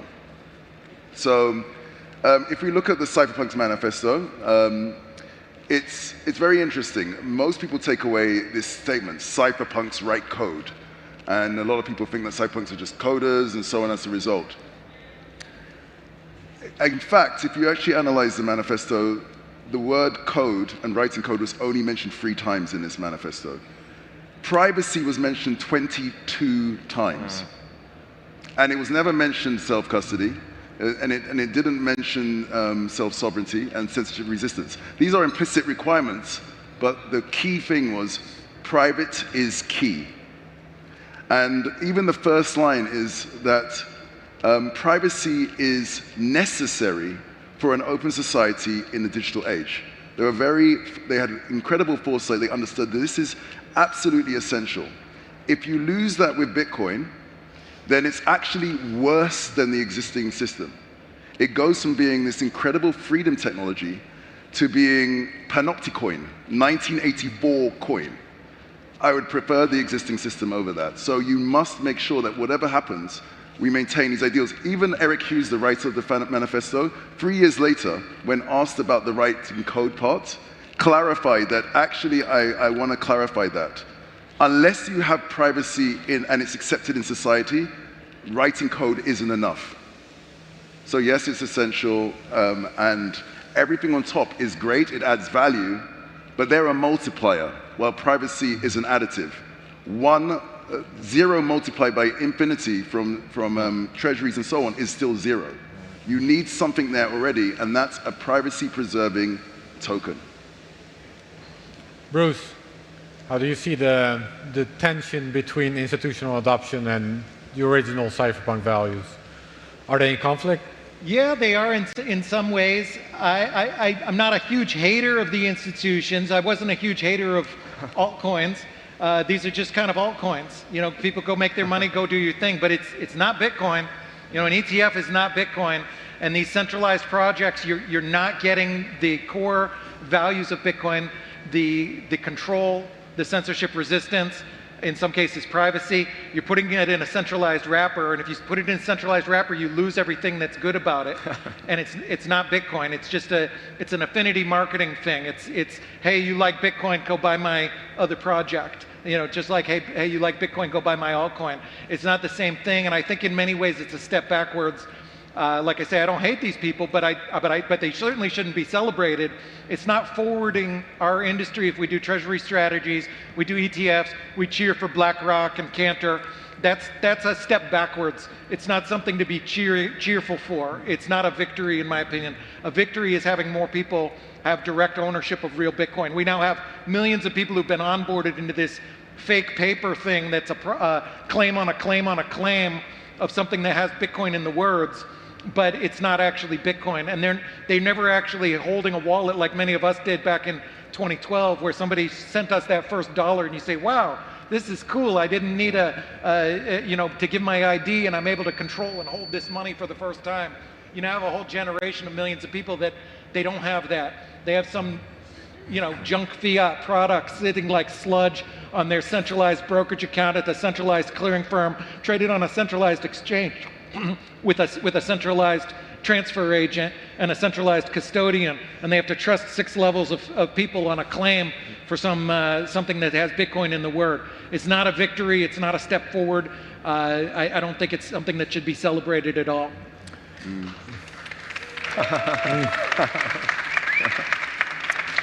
Obi, I want to dig into something you just said a little bit, and maybe you touched on it. But so there's, on the one hand, you can make sort of an ideological argument about why we should care about privacy, why that is important, why that's an important property of Bitcoin, from an ideological level.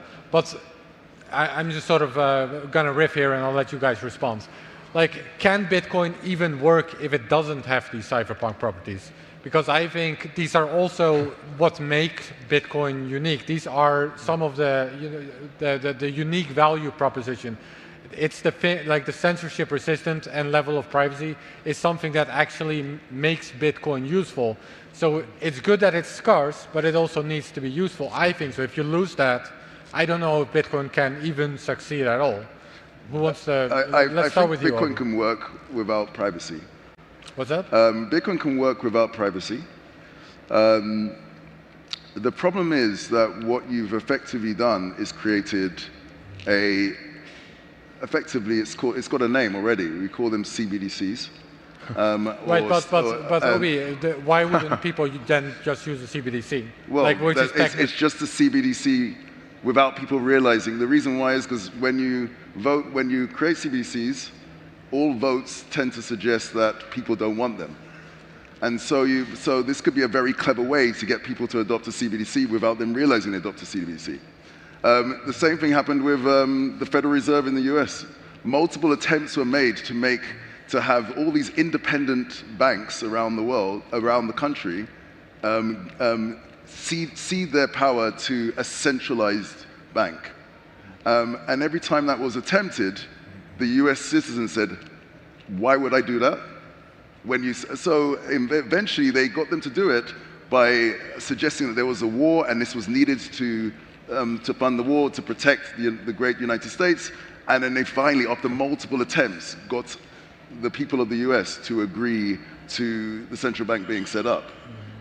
So the same will happen with Bitcoin. If you lose privacy, you lose the thing that made it very significant. It will still work, but you've just gone out of the frying pan. You have this potential, you have this potential incredible future, but then you've just had a bait and switch, and you're into the fire of exactly the same system, but without realizing that you are. So it can work, but the existing system sort of works as well. But we're looking for something greater. We're looking for something better. We have an opportunity of a lifetime, and so we should make sure we stick with it and make it happen. And for that, privacy is key. Private is key. Okay, Andre, what do you think is the best way, or do you want to respond to this? Because no, I probably would even go beyond just like the privacy argument to answer your question. Yeah. I mean, the inherent value at the end of the day of Bitcoin is not just like the scarcity, but of course everything that you just like described, right? It's a decentralized system that gives actually power to the people away from centralized systems. Privacy is of course an important element from it, but essential. I mean, it's very essential for sure. But on the other side of things, you can be like your own bank. You can, I mean, the networks work in itself, right? You don't depend really on any kind of third party. On the other side of things, the reality is still out there, and that's probably one of the critics to the whole industry, is that a lot of the adoption nowadays is happening through centralized kind of institutions, right? Because not everybody directly wants to interact with like the blockchain itself, because I mean, usability improved a lot throughout the years, but I mean, it's still like a long way to go in order to make it more accessible to like everyone, right? So, and there, of course, the centralized platforms, including like what BlackRock has been doing and the ETFs and so on, have fulfilled some sort of a role. But of course, it's very absurd to like have something that is tradable 24/7 and put it into like a TradFi product that is available during bank opening hours, right? And I think there we have quite some improvements still ahead of us. But of course, the technology in itself, I mean, that's the value goes beyond the scarcity of just Bitcoin. I wonder what Bruce would think about that, because is it really adoption if it's not even related to Bitcoin rails in any way? Yeah, I don't think it's adoption. I don't think it counts if we do this. And if we strip out the decentralization and we make this asset centralized, or we put it under centralized wrappers where 50, 60% and deca millions of users are just using a centralized wrapper where we've stripped out the privacy, we've stripped out the decentralization, then we're really left with nothing. We're left with a store of value-ish, and all due respect to the gentleman, Mr. Saylor, a store of value is very boring if you don't have the underlying technology. It's a beanie baby. It's a tulip. It's all of the things they used to make fun of back in the early days. And the way that we would counter that is we say, no, this is not a tulip. This is a new invention. It's an invention that is decentralized, that is not controlled by anybody. But if you have it all controlled by BlackRock, then you lose that narrative. And you're not really onboarding. And it's important. I think it's very key for our industry right now as we're looking at this. Because as we move forward, there's this idea that we're going, BlackRock is going to onboard 20 million people, and then all of the sudden, at some magic day in the future, 5 years, 10 years from now, they're just going to suddenly move over and come over to private wallets and start holding their own keys. I don't think that's the case. I think we've already lost some of the technology that we had when we started. Local Bitcoins is gone. Many of the wallets are gone. People are paying for things less. Where I live in New Hampshire, everybody used to pay with Bitcoin. Satoshi Roundtable 1 was on 100% Bitcoin payments. Now it's almost zero. People are using it less. And if you build this fake artificial system around this artificial narrative that's all centralized by banks who are frankly evil actors in many cases, then you're not building that other infrastructure. You're wasting the time that could be building to make self-custody easier, to make payments easier. If you want to lobby governments and work with governments, you could say, let's get rid of the taxes. Let's get rid of the AML KYC requirements. Let's make this frictionless rather than trying to get governments to put more centralized control. I just think it's not a victory. I don't think it's real onboarding, and I think it runs a risk. At best, you end up with everything that would make this money work as money like it's supposed to and have self-sovereignty gets replaced by centralized actors, and one industry rises and all of their legacy, and they use their lobbying power. There's countries right now that say if you hold Bitcoin, it must be in an exchange. Next it's going to be if you hold Bitcoin, it must be in an ETF. And these powers rise, and all of those entrepreneurs who would have been doing cool things, cypherpunk things, fall by the wayside. And that's best case scenario. Worst case scenario is they end up with 60% of the Bitcoin, and then they decide they're going to do some stupid AML KYC BlackRock fork, and they say this is the real Bitcoin, and if you don't, we're going to dump everything on the open market, and they co-opt developers, and they make a fork of it, and a few of us shout from our very, very small voices, and the industry goes, and the masses, all of these 20 million people who are in there say, oh no, don't talk about that terrorism coin, the original Bitcoin, that's not what we want. We need the AML KYC, or BlackRock and Saylor are going to dump it, and then the value is going to go way down. And we don't want that. We don't want that centralization. It's not a victory. It's not what we're here for. We're here to replace these guys. We don't need them. They came to this kicking and screaming after a decade of making fun of us. They're not here because they liked this. They're here because they came and we beat them year after year after year after year for a decade. We said, we have the best performing asset in the last 100 years, and you're not allowing people to do it. They didn't come here for cypherpunk values. They came here to grift and make a buck. They don't care about our values. They're not a victory. They need us more than we need them. Personally, I recommend that everybody tell them to go pound sand and go and take self-custody and self-sovereignty and replace them, grind them into the dust. That's what we were supposed to do with this industry. Yeah, I mean, so you said something, if you strip out the sort of cypherpunk values, then Bitcoin does become the digital beanie baby or the digital tulip that the critics 10 years ago said it was, and they were, that's exactly what I also think. So what is, now that we've established that this matters, what is the best way to actually save this, further this? Is it just technology, or are there other ways that we can sort of protect, defend, champion cypherpunk values? Andre?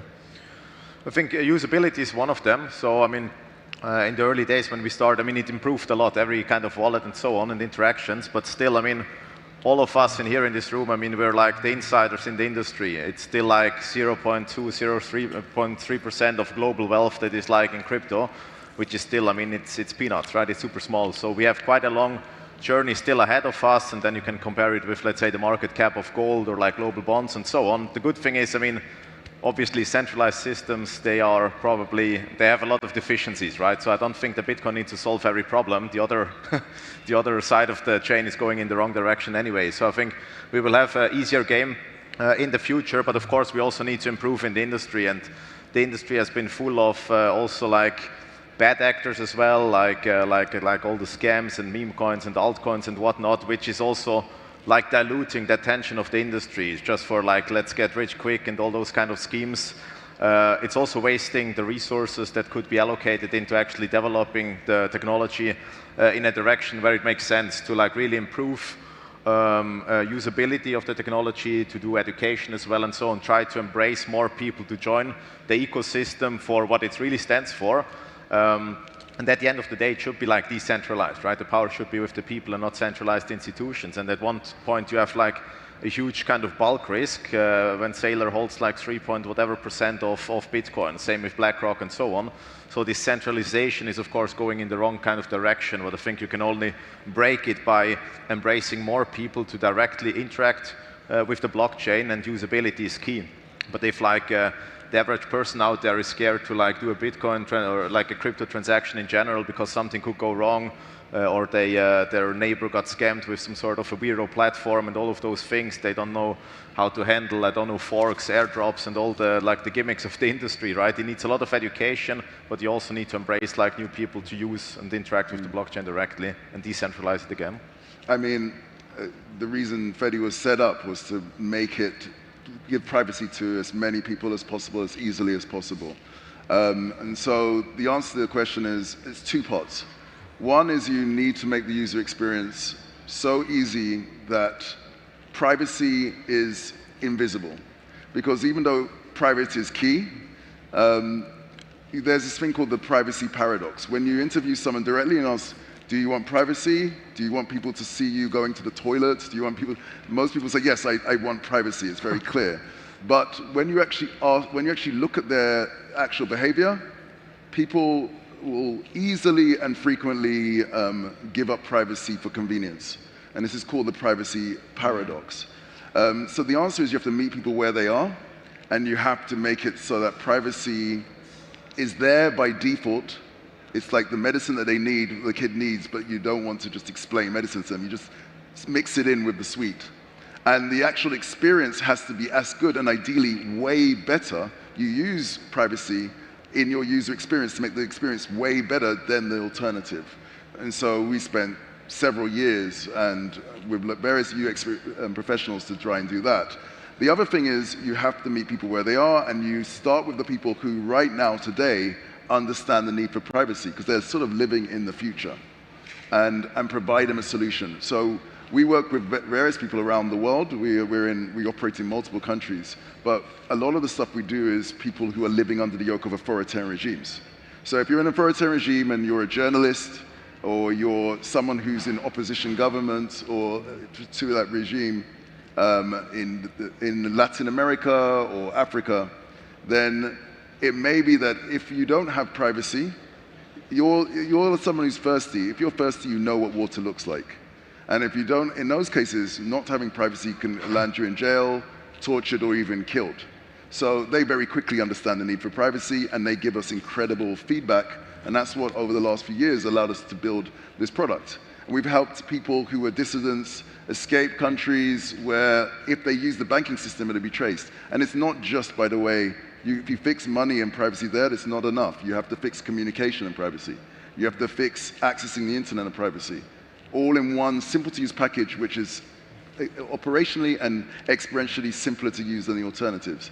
And that's the approach. So we have people on the ground, in country or where it's not possible, near country as well, working with the people on the ground, plus we build the product based on the requirements as well. Bruce, I want to ask you a more specific question, because you're the politician on stage. and in the US, right? So what we're seeing in the US, I think very clearly, is that on the one hand, Bitcoin is sort of being embraced by, the powers that be, or the president, Trump, for example. On the other hand, we see Bitcoin developers and privacy developers specifically actually going to jail. So there seems to be a very parallel or contradictory thing going on, where they embrace one part of Bitcoin, but really actively fight still the cypherpunk side of Bitcoin. How important do you think it is that governments, politicians also embrace this part of Bitcoin? Or is, speaking as a cypherpunk, should that just not even enter the equation? Doesn't matter because it's supposed to be anti-government anyways. The only interaction that we should have with governments in any way is not lobbying them to buy Bitcoin, not lobbying them to do Treasury strategies or support this or that, or issue their own coins or get regulatory clarity. The only interaction we should have with them is to say, please get out of the way. And if you don't get out of the way, we're going to build things that make it so you can't get in the way. Because we don't need them, and it's immoral. The job of government, and most governments fail miserably at this, the job of government is to protect people's life, liberty, and property. Most of them can't even do that. They can't stay out of wars. They can't keep their own budgets in place. They can't keep their people safe. They really don't have any business or authority or anything else, and they certainly don't have the moral authority to go after people who write down words and numbers that they don't like. It's completely immoral. It's completely unethical. They have no moral right to do it. All of these laws should be scrapped. AML KYC is a very new and very stupid thing that was created in my career. I'm not that old, but in my career in the United States, when I started as a financial advisor, you could buy a stock without an ID, and you had a week to pay. And when they first did it, the older brokers were like, they couldn't believe it. They said, what are you going to need an ID to buy shoes and lettuce? And now, like a frog in boiling water, an entire generation thinks this is some sort of birthright of government. It's not. It's ridiculous. It's immoral. It's unethical. It's backed by violence. It has no place in a civilized society. If you're a government and you're demanding that developers follow any rules, you're a thug. You're a thug, and you're doing something that is immoral and wrong and violent, because you're backing it with violence. You're basically saying, if you write down words and numbers that I don't like, I'm going to have somebody point a gun in your face and put you in a cage. Well, you don't have that authority. And I would prefer if everybody in our industry ignored government and didn't talk to them. In every case, from the ridiculous bit license in New York all the way through to things that are just happening now, we have well-meaning Bitcoiners who go out to government and say, oh, please give us regulatory clarity, and they bite you. It's like the old parable of the scorpion. It's in the nature of government. Nothing against any particular politician. The nature of the beast is to sting you. You're playing with rattlesnakes when you play with government, and you should not have them have any involvement whatsoever in this. So that's what I would say. I would say, please get out of the way. Let people peacefully interact. Just like every single one of our ancestors going back since the beginning of time, none of them had AML KYC. Do you realize this? Every ancestor we have is sitting laughing at us, saying, why do you need to have your ID when you trade? That's a very new and very stupid idea, and I'm sorry that my country has pushed that out on every other country in the world and said, we're going to hit you with a stick if you don't have this gray list, and we treat 2 billion people on Earth as if they were all criminals, and you have to ask and get permission and present an ID if you want to buy a motorcycle on the internet. It's preposterous, it's ridiculous, it belongs in the dustbin of history, it has no place in a civilized society. And if they won't do it voluntarily, we should make technology that makes it so that they can't do us. Because all of the tanks and guns in the world can't stop math and code. And that's the beauty of this technology. No matter how tyrannical a government is, no matter how much they want to interfere, they can't break math, they can't break physics, they can't break the reality of code and the reality of these laws. And hopefully we can make a system that makes it so it's government-proof. We don't need them, they don't add, they don't help, we're better off without them, and we build a more peaceful world.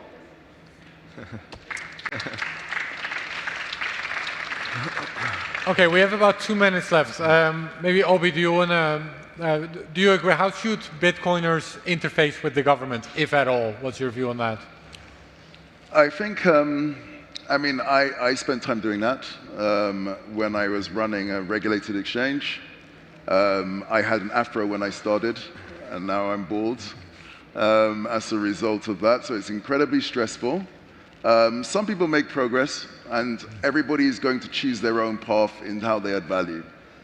So I'm horses for courses, but my personal view is that you have to make sure the foundations are in line with cypherpunk values. Bring it back to the original question. It has to be something that this is something so essential it needs to be like water or like air. And so it needs to, and we're working on making that happen. There are a few other people in the space working on making it happen, but way too few. And I hope that more people look at doing this. Andre, final words for you. Quick one. I mean, on the other side, I fully agree, by the way, with what has been said previously. But of course, the reality is as well that it's not always that easy. So if you want to build up a business, if you want to pay salaries to your employees and so on, and then on the other side is the regulator that threatens you to be thrown into jail or kill your company or so on.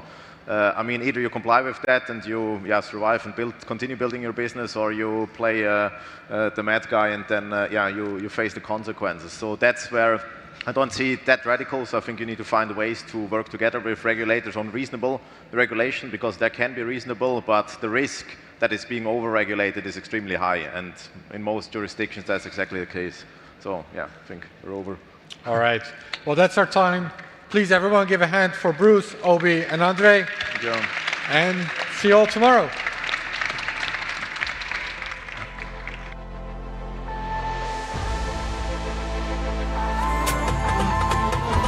What a fantastic session to finish the day one. Thank you so much.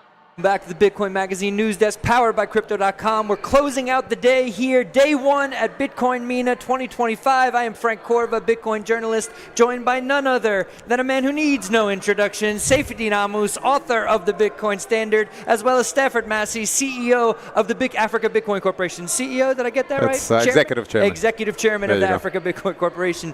Gentlemen, very excited to have you both on the desk. You broke some very cool news today, so Stafford, let me pass the mic over to you. Well, it's a privilege and an honor, first of all, to sit next to this man. Yes. And the fact that he accepted to join the team. So this is our Bitcoin strategic advisor. Okay. So he's on the team, and we just love the fact that he accepted the invitation. And it's an honor, and I think it's a validation of what we're trying to achieve. Could we actually rewind a little bit to maybe give a little bit of context for what you're doing with the Africa Bitcoin Corporation? Yeah, so we're a Bitcoin Treasury company and listed on the Johannesburg Stock Exchange. I think what makes us different from the rest that's out there is we taking Bitcoin, galvanizing our Bitcoin balance to go off and raise capital at a discounted rate, and deploying that capital in a private credit engine into African SMMEs. So as much as we measure BTC yield, BTC per share, we measure human yield. Yep. We've come up with the stat, and we're trying to do back of a matchbook math, but we think 1 Bitcoin equals 5 jobs through our private credit engine. So every Bitcoin that you acquire comes up to, 5 impact jobs. And I think that resonates with a lot of the literature that this gentleman has written. We've read the books. We're trying to personify that vision in Africa, and I think it's going to play itself out in Africa in a very unique way, and it's already starting, and we're quite excited about it. I mean, just recently we announced we've raised 150 million rand of a Bitcoin treasury that's quite anemic. But the point is the capital allocators are liking the strategy. They're buying into it. They love the notion of taking Bitcoin and going to Switzerland, going to Japan and lending at 4 to 5% and deploying it in Africa at an average of 20%. That arbitrage feeds back into the Bitcoin treasury in a very unique way, in a very flywheel way. And that's our story. That's our play. And we have him on board to guide that and give us insight and make sure that we're not doing any shit coinery. But we made sure we didn't do that because we actually, we're the only ones that put Bitcoin in our name.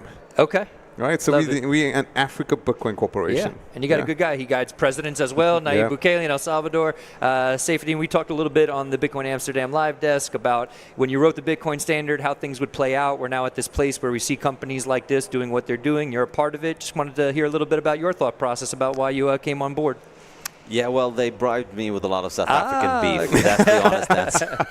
He's a biltong fan. I was going to say biltong. Yeah. So at Amsterdam, we met at the dinner the day before the conference, and they had a bag of biltong, and they kept feeding me biltong and telling me about their project, and they won me over. No, but more seriously, the really compelling value proposition for me here is that I really think that their business model is ripe for benefiting from deploying Bitcoin in their treasury, because what it does is that it makes them more creditworthy, so therefore it allows them to borrow at a lower rate. And from what Stafford was telling me, they are in South Africa, Bitcoin is really becoming an everyday currency that more and more people are using it.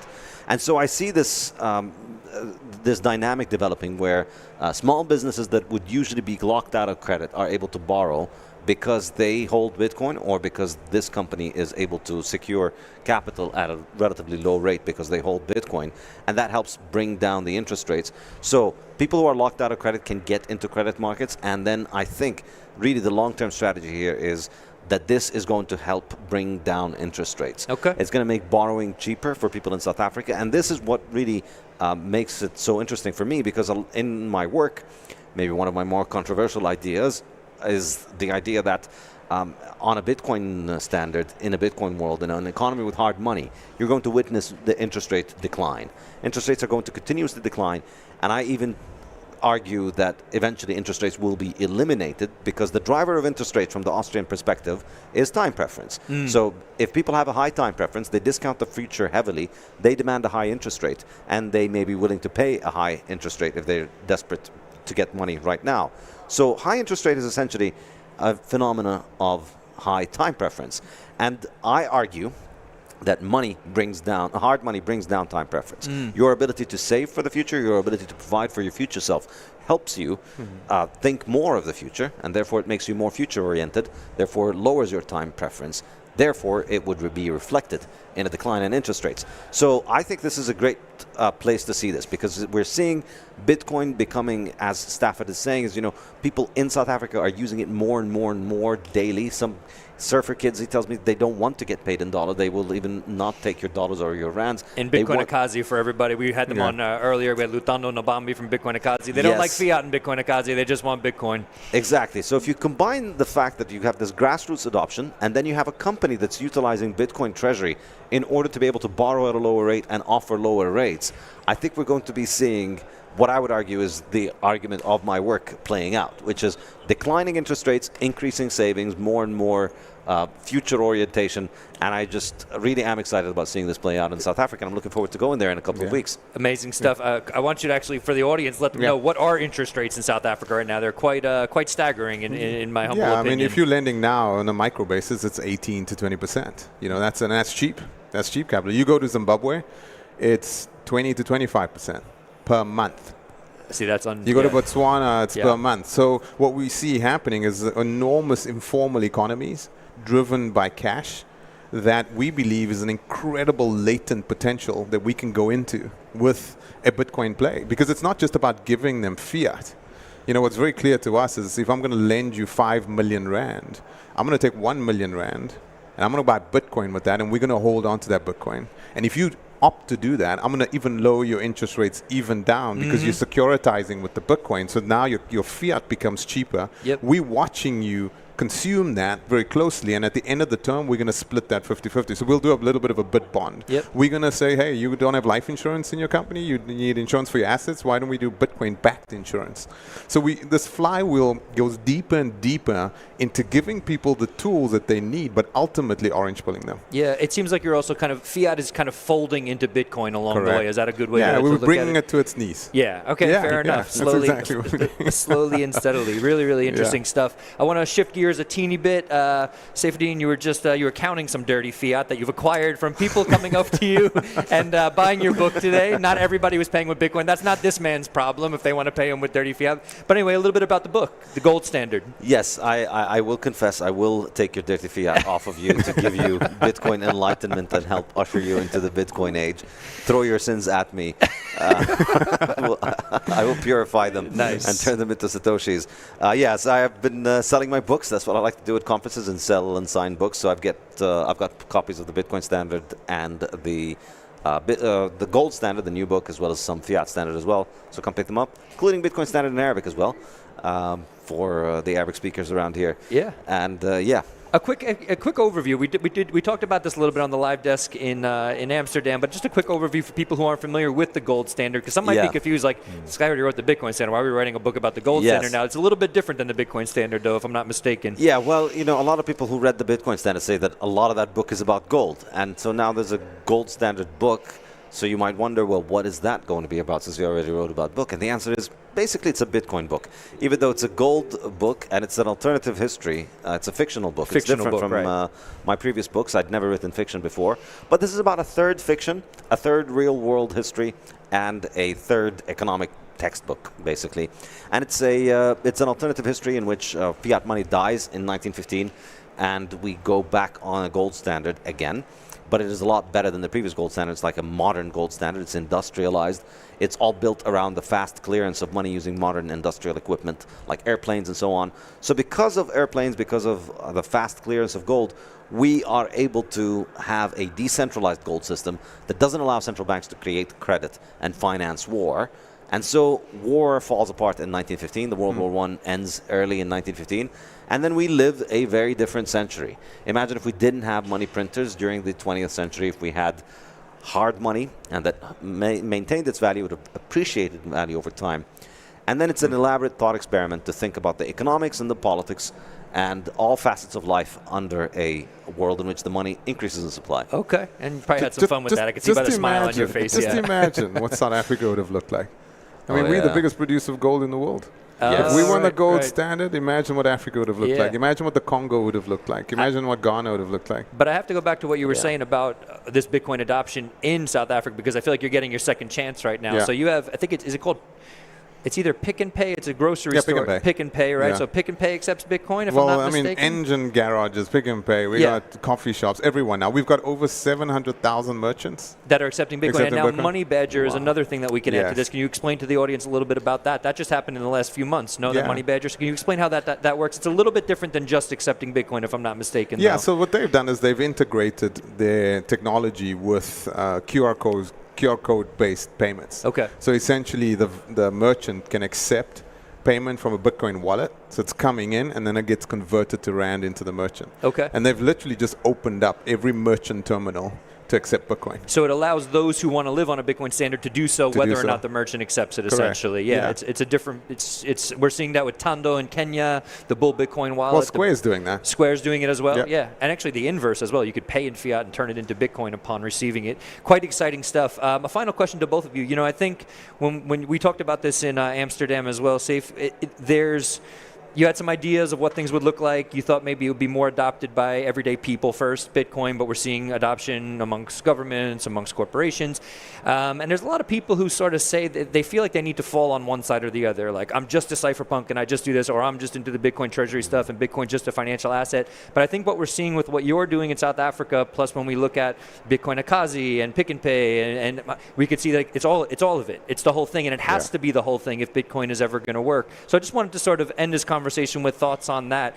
If Bitcoin is going to get into every crack and crevice of society, you know, is all of this sort of grist for the mill? Do we need to see everything that we're seeing at conferences like this? Let me protect this one first. Please. Yeah. I think if we see what we see happening in Bitcoin Treasury land, I think this gives the Bitcoin maxis and the cypherpunks a reason to dislike what we're doing. Okay. So what Saylor's doing is incredible. The guy there's no longer gravity. He's left the planet. He can attack fixed income markets, and we love seeing that. He's the ultimate.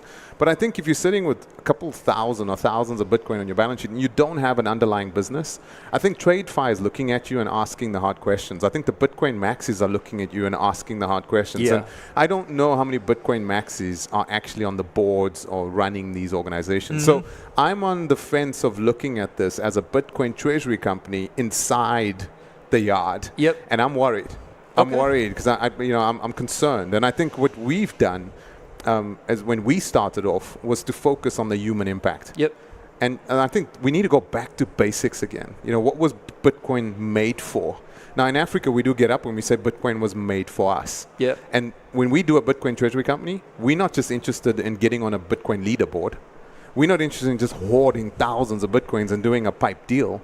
What we're constantly asking ourselves is, can we take this asset and truly have the impact on the black African female woman trying to do something with that tractor, trying to do something with that Nguni cow, trying to do something. We want to have that impact. When you approach it from a human perspective, then you go back to the original reason Bitcoin was made. Bitcoin for us is not economic emancipation. It's economic oxygen for us. Right? For us, it's not a plate. When Bitcoin goes up or down, you guys, it's an inconvenience. When money doesn't work in Africa, people die. Right. For us, it's life or death. Yeah. And when you approach it from a life or death perspective, then everything that he's put into his books becomes something that we want to personify. When he talks about the gold standard, when you have pristine capital in Africa mixed up with the average age 19 across the continent, more than 20%, more than 60% of the continent below the age of 25. So the latent human potential mixed up with pristine capital, access to AI, artificial cognition, pristine capital, latent human potential put into a smoothie. I think this is where you see Africa rising. Appreciate that. Yeah. Safe, your thoughts on the Middle East, Bitcoin adoption in the Middle East? We'll end it here. But is it a similar effect that you believe it'll have? Where are you seeing the most adoption? Where would you like to see more adoption? You know, it's interesting. We were discussing this in Amsterdam, and I said it's institutions that have taken the lead almost when I thought it would be the other way around. And I think perhaps in Africa we're going to see this reverse based on talking to Stafford and hearing about how things are going there. And it's a similar dynamic to what happened with cell phones, in that once cell phones became available, it didn't make sense for many people in Africa to just even try to get the landlines. And in a sense, you know, you can live your life without much of the infrastructure of landlines because everything is so much, everything's becoming digital and wireless anyway. So in this case, you can see how it's an extra incentive for the adoption of Bitcoin, because all of these people who don't have access to regular financial institutions, well, now it just becomes even so much more inconvenient. It's not just that you can't get it, but even if you were to get it, it's a lot of work and it's a lot of hassle. And downloading a wallet on your phone is just infinitely easier. Just like buying a phone is infinitely easier than arranging for a town to have all of its wires and connections in order that people could have landlines. So it seems we may be witnessing this kind of leapfrogging happening, and I really hope it takes off, and I'd love to be part of it. That's why I'm joining. Here in the Middle East, it's also a little bit mixed in terms of the picture. There's, I'd say, more adoption on the rich side, people who are buying as investors, people who have portfolios, people who own stocks and bonds and sophisticated financial products. They seem to be more likely to be the ones that get into it. But on the other hand, of course, because of the political problems in the region, more and more people are getting into it the hard way. You know, places like Syria, Iraq, Lebanon, and in Palestine, you see more and more sanctions and problems and war. And because of that, people figure out that the only way out of this is to just route around it by using Bitcoin. And, you know, this is, of course, it's usually very life-changing, but it doesn't really move the needle in terms of adoption, because, you know, you're talking about desperate people in desperate situations and refugees, and it's not really building up for a kind of economic movement that can be sustainable as much as you would like. But I think there is a change. I think there's, in this region, I think there's plenty of positive signs. Where I live in Jordan, they just passed the law to regulate digital assets, and now the government is going to become a lot more involved in the industry. I think it's going to be easier for people to buy using their bank accounts.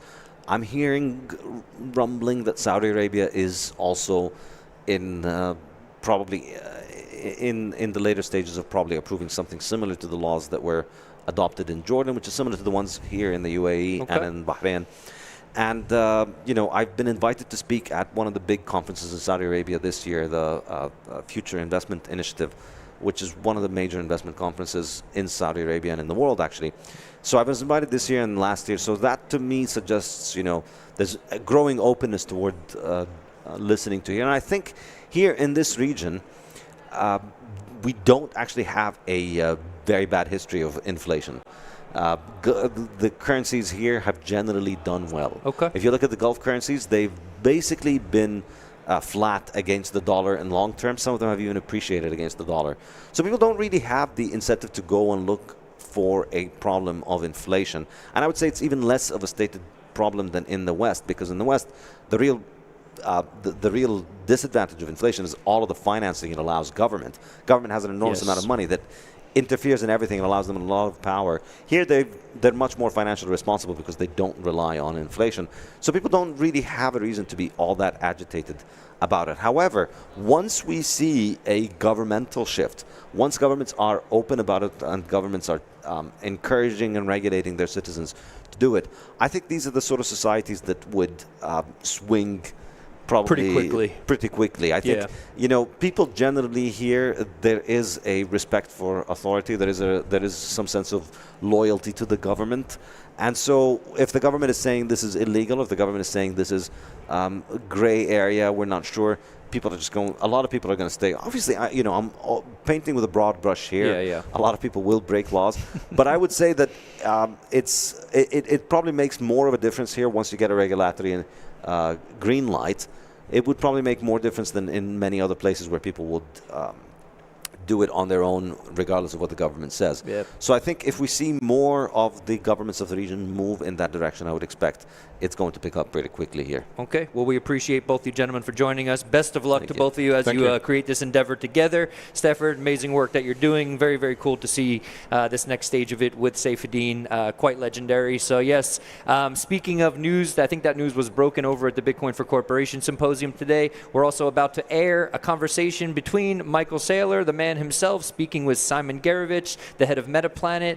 So we're going to cut right to that right now. We want to say thank you to all the listeners, to everybody who tuned in today. Be sure to keep it locked here, 9:30 a.m. tomorrow local time, which I believe is GST, Gulf Standard Time. We'll be doing this again all day, so join us. We'll be back here tomorrow, everybody. Take it easy. Good night.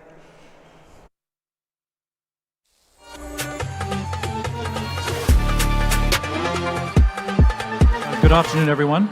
It's an honor and privilege to share the stage with you, Mike. It's the first time I think we're doing this together.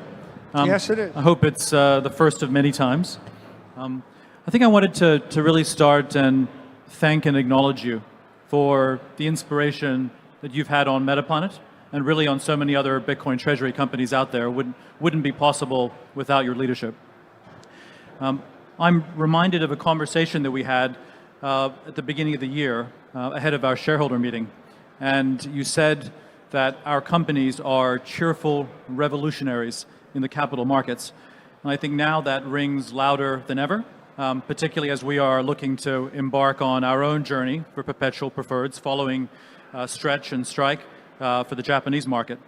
And I think at that time you said that traditional equities are valued based on the capital that they hope to have in the future, future cash flows, where we now have an opportunity really to be valued based on the capital that we have, digital capital that outperforms the cost of capital.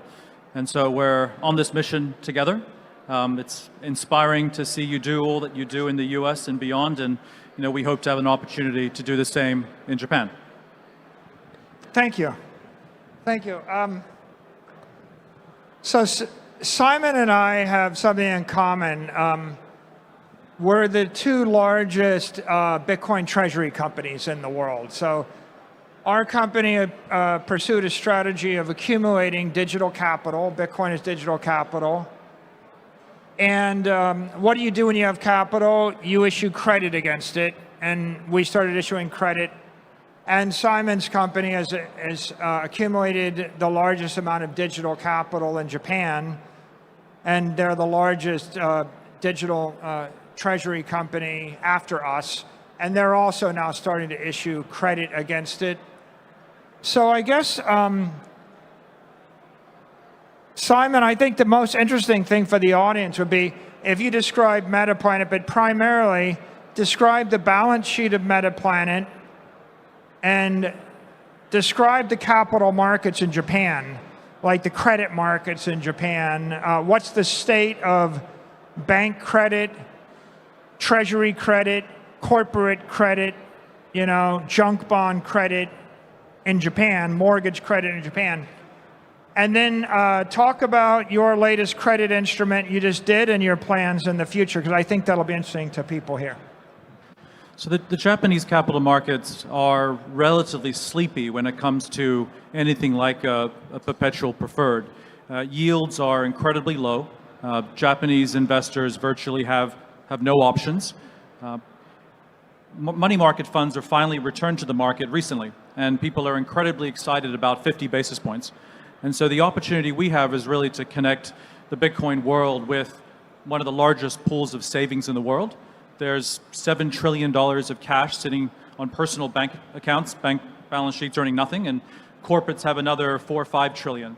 And so there's a ton of capital there that has been, I suppose, accustomed to deflation for a long time. It's okay to keep cash in a bank account because next year you're still able to buy goods and services for the same price. But that is now beginning to change. So Simon, if I'm a Japanese family and I put my money in the bank, so what kind of yield do I get? Zero. You get zero. Did they ever go and invest in foreign markets, like in US dollar markets, to try to get 5 or 6% or something? What's the thinking in Japan about, do I leave the Japanese currency to chase after yield, or do I just sit on zero? And by the way, can I buy corporate bonds? Are there any ETFs in Japan, corporate bond ETFs or junk bond ETFs or mortgage-backed ETFs that pay more than zero? And what are those like? The highest yielding products now are effectively REITs, so you can buy those. A real estate investment trust, the REITs. If you're a sophisticated Japanese investor through your broker, you're able to access foreign markets, but it's relatively kind of few and far between. People just like to invest in local companies, and the main function of that is because the disclosures are in Japanese, and so culturally. And then they're probably afraid to take currency risk too, right? Because that could really hurt you. Yeah, I think there's definitely an element of that. And so there is an opportunity really for us to transform that market, to offer something which is different to what. So does that mean that a typical retail investor or a treasurer in a corporation in Japan is pretty much settled for zero? Yes. Zero. Yes, they're accustomed to zero. I think they're now desperately looking for yield. And so being able to offer an instrument that pays them 10 times better than the money market rate is something that will definitely resonate very well. Tell us what you're planning and what you're thinking. Sure. And so we announced a couple of weeks ago our version of Strike, which we're calling Mercury. It's a perpetual preferred. It pays 4.9% in yen and has convertibility into equity. We think right now it's probably one of the cheapest call options on Bitcoin out there. And in the meantime, you get paid a nice 4.9%, which may not seem as attractive in the global context. But when you're competing against bank deposits in Japan that are earning nothing, or money market funds that are paying 50 basis points, this is 10 times higher than that, and also has the convertibility into equity. I think the real product market fit is Stretch. And I wish, Mike, you had launched that only a month earlier, because then we would have done a shelf registration for that sooner. We have a shareholder meeting coming up at the end of this month, and that's when we will be doing a shelf for our version of Stretch. And what are you going to call it? We're calling it Mars, the Metaplanet Adjustable Rate Securities. So I wish I had the name Mars. I think that's really cool. MicroStrategy Adjustable Rate Security. So if I had done it earlier but not changed the name, we could have stolen Mars, but probably it's better that you have Mars. We are leaning into the planetary theme, so there are quite a few other planets that you could take first. Our ambition will stretch all the way to Mars. Indeed. Okay, so tell us about the preferred stock market in Japan and the regulatory issues and how deep is it or not deep and what you're thinking and what you've learned along the way. If I shared too much with you here, are you going to try to do the same in Japan? No. You've heard it here. Not in the next 12 months. I'll give you a 12-month head start. Well, I certainly think that if we do the hard work of educating the regulator and get our preferreds launched, it will be easier for you to come to the market. Hopefully you can welcome us to the US at some point as well. Absolutely. So currently there are only 4 listed prefs in Japan. Incredibly sleepy market. It's a massive capital market, and why is there only 4 listed prefs is a big surprise. There has been one other company, ANA, the airline, that has announced their own pref. They'll be the 5th, but our goal is to be the 6th and the 7th with Mercury and Mars.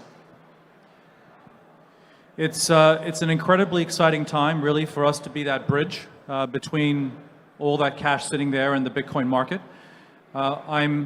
We have shareholder meetings that we convene probably more regularly than we otherwise would. We really want our shareholders to buy into, to the pivot that we made from last year. We've had 5 shareholder meetings since April. And each of our shareholder meetings are literally like rock concerts. There are 3,000-4,000 people in attendance. And, a typical Japanese shareholder meeting, no one attends. It's what we call a kabuki theater. There's 5 or 6 people that show up, no questions are asked, management doesn't want to answer any questions, and before you know it, all the resolutions have passed. But we really want to embrace the fact that we're onboarding Bitcoiners into Japan. We now have 212,000 unique Japanese individual shareholders, and these are people that didn't know about Bitcoin before they discovered Metaplanet. And so we feel we have this really important goal, a higher calling to bring the love of Bitcoin to Japan. And again, it's thanks to you, Mike, for all that you've done. It makes it very easy for us in Japan to be able to point to strategy and say, this is what a large, successful company in the US has managed to do in the US, and Japan wants to be an American ally and do the same in Japan. A funny aside, before we discovered Bitcoin, we had a shareholder meeting and we had 1 shareholder show up. 1. So if you're wondering how far we've all come, the big innovation of digital credit is putting together a number of innovations. The first innovation is use digital capital, Bitcoin, to back it. The second innovation is you put it in a preferred equity instrument that's perpetual. The third is you take it public. And the fourth is you put a shelf registration on it so you can continuously sell it. And if you do all four of those things, then you've created this perpetual liquid digital credit instrument that is 2 to 4 times better than traditional credit, and you can sell it without the credit risk. In the US, we've got pretty well-defined regulatory paths that do shelf registrations.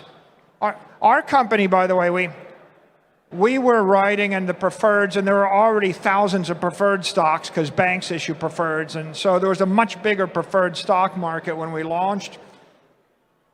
Although the reputation industry was very sleepy, and they were like stodgy. And I don't think anybody had ever put, it was almost never heard of that you put a shelf registration on a preferred stock. So we were combining an equity idea with a preferred equity idea. And as I've gone to other parts of the world, I've noticed there are some regulators where they'll say you can sell the preferred stock, but you can't implement the shelf registration until a year or 2 years after the preferred is trading. And that would cripple the adjustable rate security, so it's very tricky. You've come up with pretty creative ways to actually implement continuous selling in Japan. You want to describe how you do that and how you think about it? And then also, what is your time frame to launch Mars? I think that's interesting. And so we were looking for a way to execute an ATM in Japan after Strategy was doing that successfully in the US, and we sadly discovered that there was no ATM structure in Japan. And so we came across a fundraising mechanism that a lot of small and medium-sized companies in Japan avail of, which is effectively a moving strike warrant. And so that's how we've raised most of our equity kind of so far over the past 18 months. And that is something that you can theoretically do on a pref as well. And so we would be looking to do a moving strike warrant on our perpetual preferred. We just announced a pre-IPO of our version of Strike. So our Mercury, we've now issued. The goal is to get that listed in Japan early next year. I'd like to give you an exact date, but as you know, with the regulator, there are a lot of steps that one needs to jump through. But I feel quite confident that we can tick all those boxes and get the instrument listed in due course. As I said, the best product market fit is Mars. That's something that we'd like to do kind of closely thereafter.